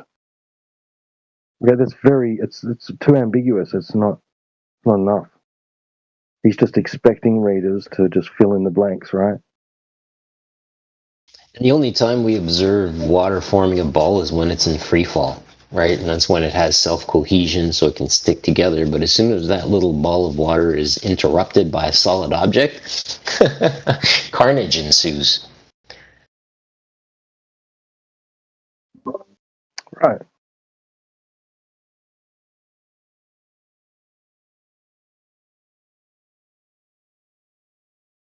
what it also showed with like I pointed out later, is that because I've heard Bev say that, you know, we brought up the globe and heliocentrism to me, and he goes, I don't know any of that. I'm not aware of any of that. I wasn't brought up with it. Haven't you heard my story? I didn't have the upbringing that you guys had. I wasn't exposed to all that. I don't know what you're talking about. I'm immune to any of that, right?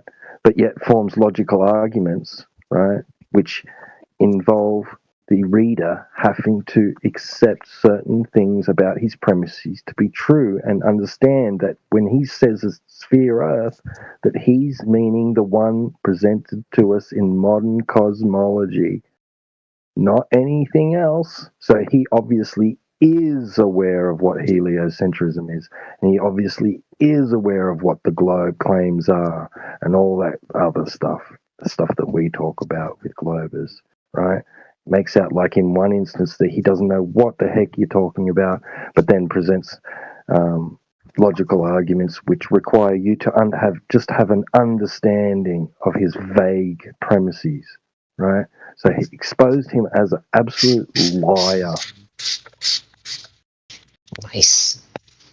Special pleading snowflake. Mm-hmm. He's an idiot. Jedi's in the chat. What's up, Jedi? Yeah, what's up? Jedi?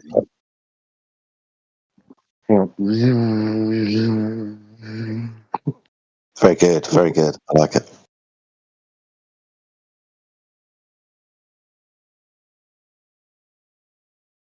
Anyway, don't let me interrupt your shit talking, Bev. Carry on.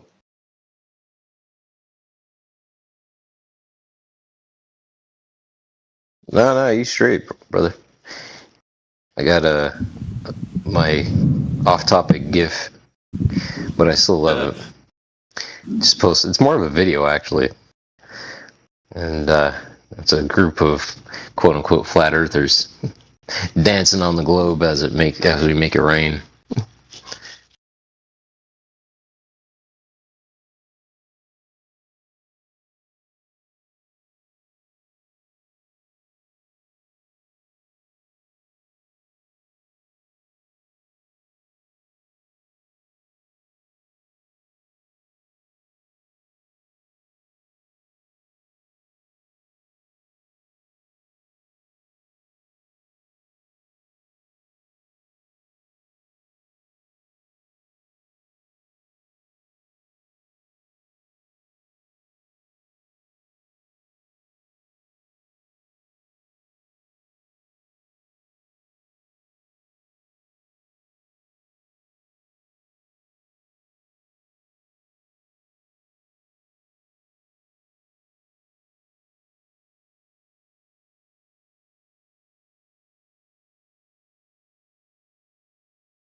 Be back in a little bit, brothers. Y'all be blessed. Peace. Catch ya. You too. Bye. But yeah, Bev had nothing. Like, no, he had non-responses, and he just had to, you know, he just wanted to make it about the people, you know, not about the argument. Didn't want to address any critiques of his arguments, you know, his logical syllogisms. I think he said something like, it's just an argument. It's just an argument. Why are you so upset? Why do they all sound like fucking leprechauns? What's the deal?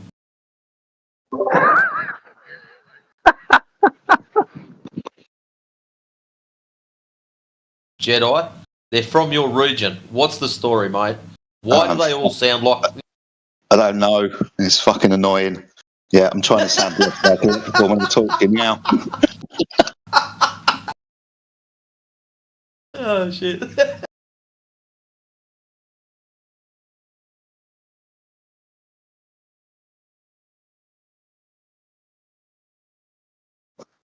think you're right though, T-Dub, when they start talking about the people, you can see that they're, not actually interested or really want to talk about the subject matter. It's the people. It's like the fucking Women's Institute. It's terrible.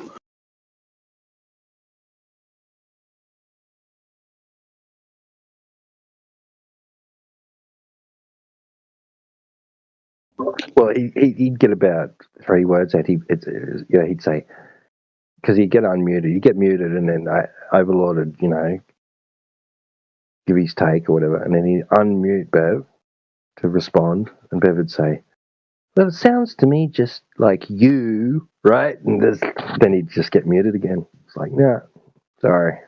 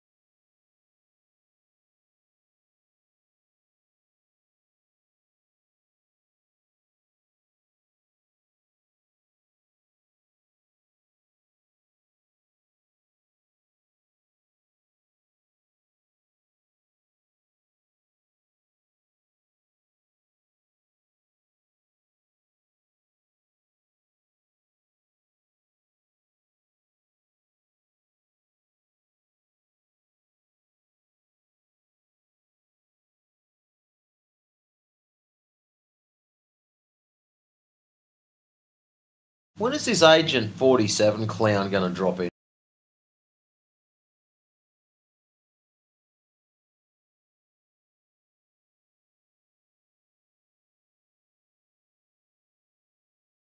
I'm not sure. I don't. Well, yeah, I told him yesterday we'd appreciate it if he joined the VC, if he's going to use our text chat, and he said he would later. Yeah, voice chat. VC. Is he listening on YouTube? You listening on YouTube, Agent? Oh, I think he might be.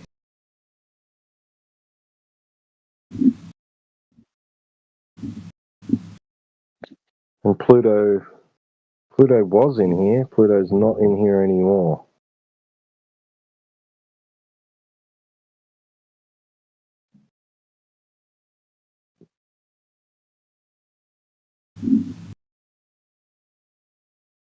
And who's Axum?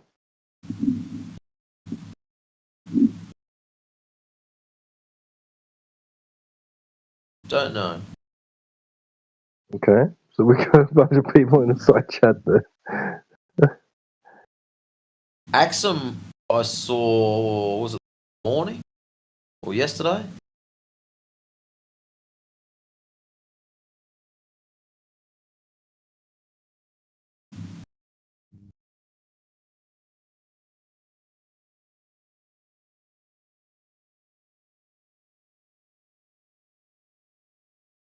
See, when Agent 47 yesterday was pressed to get in, I don't want to be muted.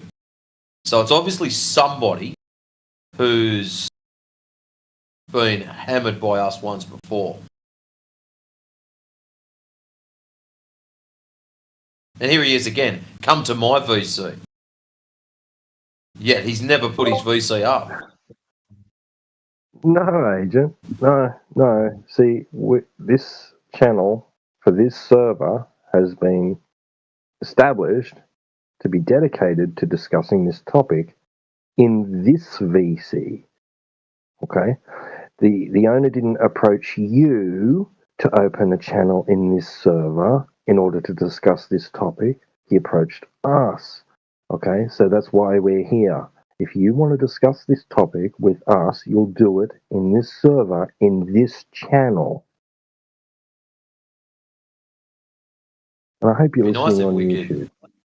Nice if we could text suppress them. Right.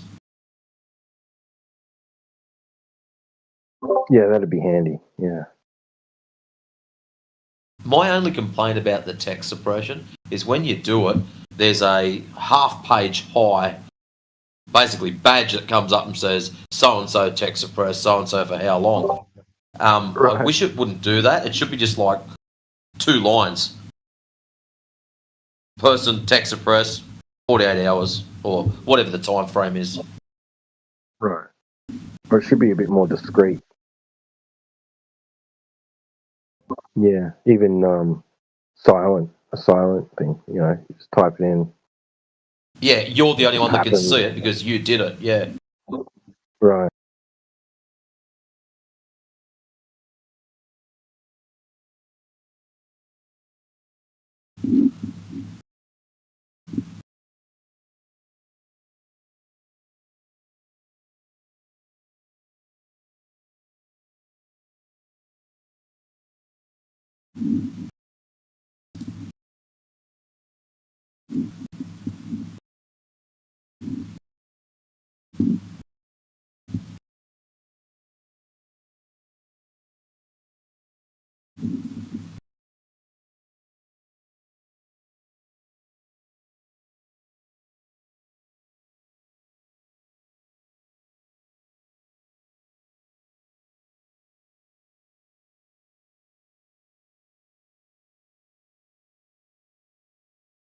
So another song that I decided to start destroying was you know, was it Bruce Springsteen? Pay Me My Money Down. Yeah, I think so. I think I've heard it. Well, my version's called Show Me It Curving Down. Nice. I thought I heard a good friend say, show me it's curving down. Tomorrow's a real clear day. Show me it's curving down. Show me, show me, show me it curving down. You know you're gonna fail. Show me it curving down.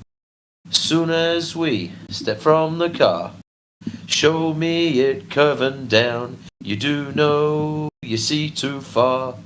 Show me it curving down. And there's quite a few other chords verses to it too.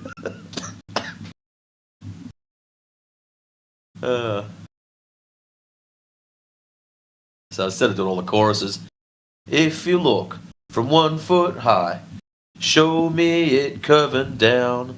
Over 10 miles you'll spy. Show me it curving down. Verse 4. Now you say you see light bend. Show me it curving down. Refraction will be your end. Show me it curving down. And then verse 5. The black swan debunks the globe. Show me it's curving down. One image and you've been owned. Show me it's curving down. And then the last 2 choruses still the same. Show me it's curving down. Show me it curving down. You know you're going to fail. Show me it curving down. And then the last one is show me it curving down. You know I just failed to show it was curving down. So...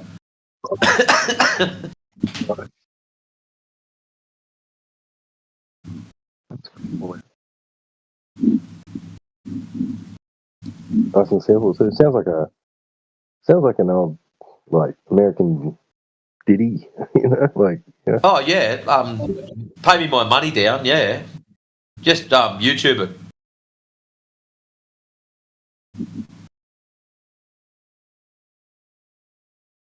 And Springsteen should come up.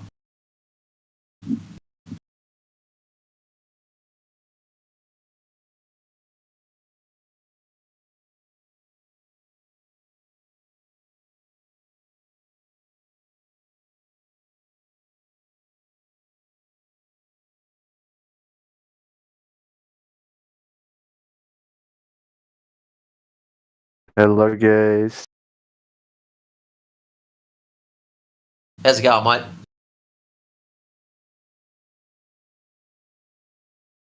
Hello. Hello, is it me you're looking for? Why everyone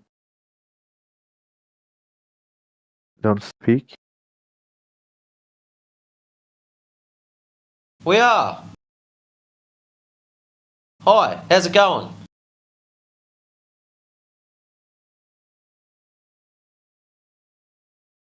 Okay. Are they sleeping? No, they're not sleeping. Why don't speak there? Who? The rest of us. Are you Jewish? Jewish? Did you say Jewish? Jewish. What? Are Sorry. you Jewish?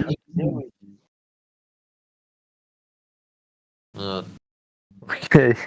I ask a I'm not question. Are you Jewish, German, or Oh, no, Australian.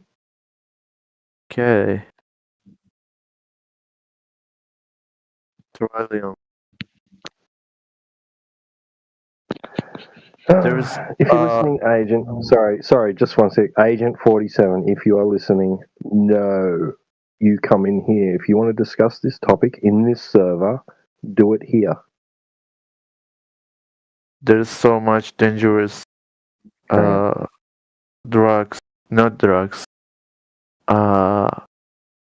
bugs in Australia. Insects. Do you understand?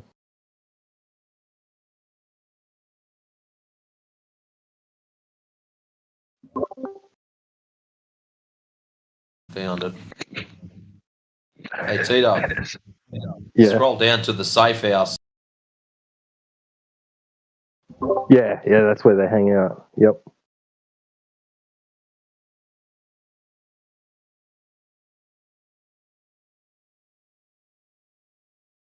Oh, he's gone.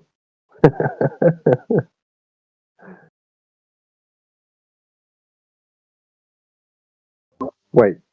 Oh, was he removed? Didn't do anything. Wait, you didn't do anything? No. I know that's a first, but no, I didn't do anything. I think he just left Wait, his so own. and removed all his messages. Who's Wow. that? Agent. Yeah, there's no sign of his. Yeah, there's no sign of him in the side chat now. All the messages were deleted. Probably because his first message was deleted and a couple of those were tagged to it. So when the original one gets wiped out, they just all do that. Oh, because he just had something in there. T-Dub, come to my VC. Oh, that bit went. I thought you meant the guy that was in here. No, Agent 47. All his stuff's deleted. Yeah, that might have been. Oh, right, okay, right. Yeah, that's what I meant. Yeah. Yeah, Agent 47 and Starlife, if they're not in VC, anytime they put stuff up, just gets gone. Yep. The least they can do if they want to be a part of the server and the channels is join the channels and support them. Just by being in here, that's all they have to do. Yep. Yeah, I'm not playing their games. I'm not going actually, it's not even their channel, is it? The Safe House. I mean, I'm not going to another channel when the owner asked us to come, to start this one here, right, to talk about this topic in his server, right, dedicated to this topic. I'm not going to go to some other channel in the server and talk about this topic when we can do it right here. Like, what the heck? That's like even over on politics. I have only once been in another channel other than 24/7, and that was by accident because you know how it jumps every now and then, and it just happened to do that when I tried to click on it one day, and I landed in another channel. It's the one that was directly above. Yeah. Yep. It's like a couple of hundred channels, and I've only ever been in 2 of them, and one of them was an accident. Right. I think I've been in the conspiracy one, and yeah, that was just to talk because that was to talk with that. What was his name again? Annoying little Aussie guy that sounded like Dogs Gods. Yeah, I know the one you're talking Remember about. Yeah. Yeah, yeah. That's the only other channel I think I think I accidentally joined another one too there one day.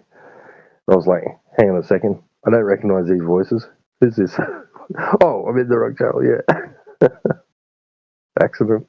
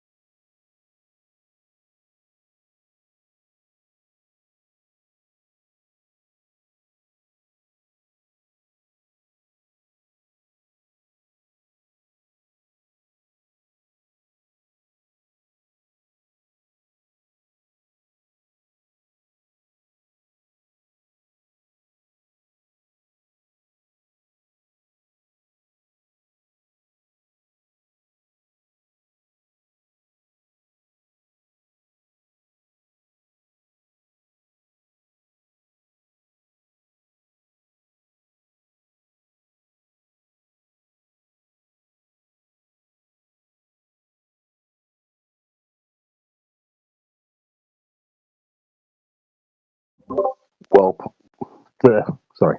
Welcome, iPang. Excuse my croaky voice. Welcome, iPang.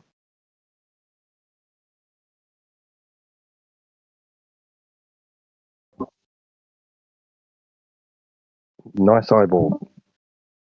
Okay. See ya.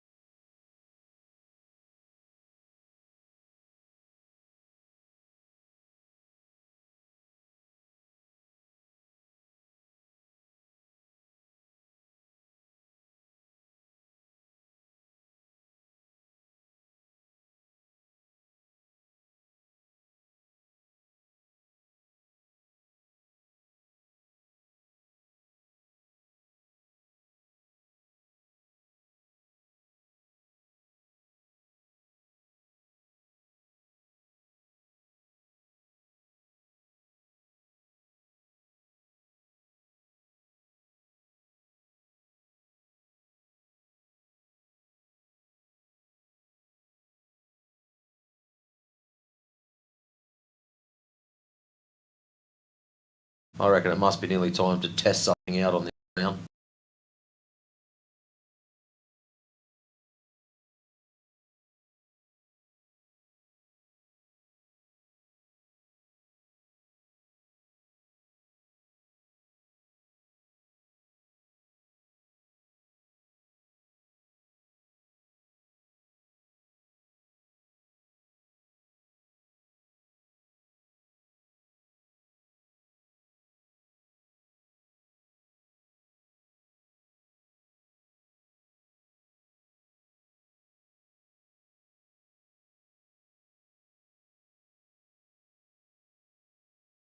What I do find entertaining, I won't join unless I've got neutral mods, but yet you have to come to my channel so I can be a neutral mod for you.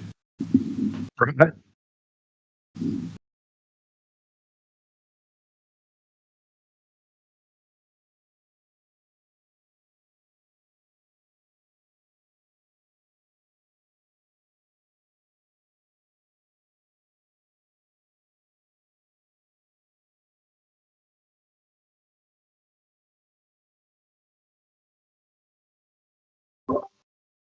Let's see what he says.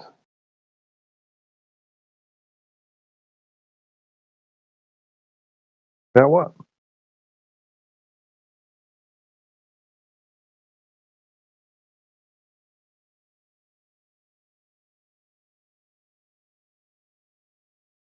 I don't think he knows, T-Dub. Bake him a cake that says, I'm a mod too.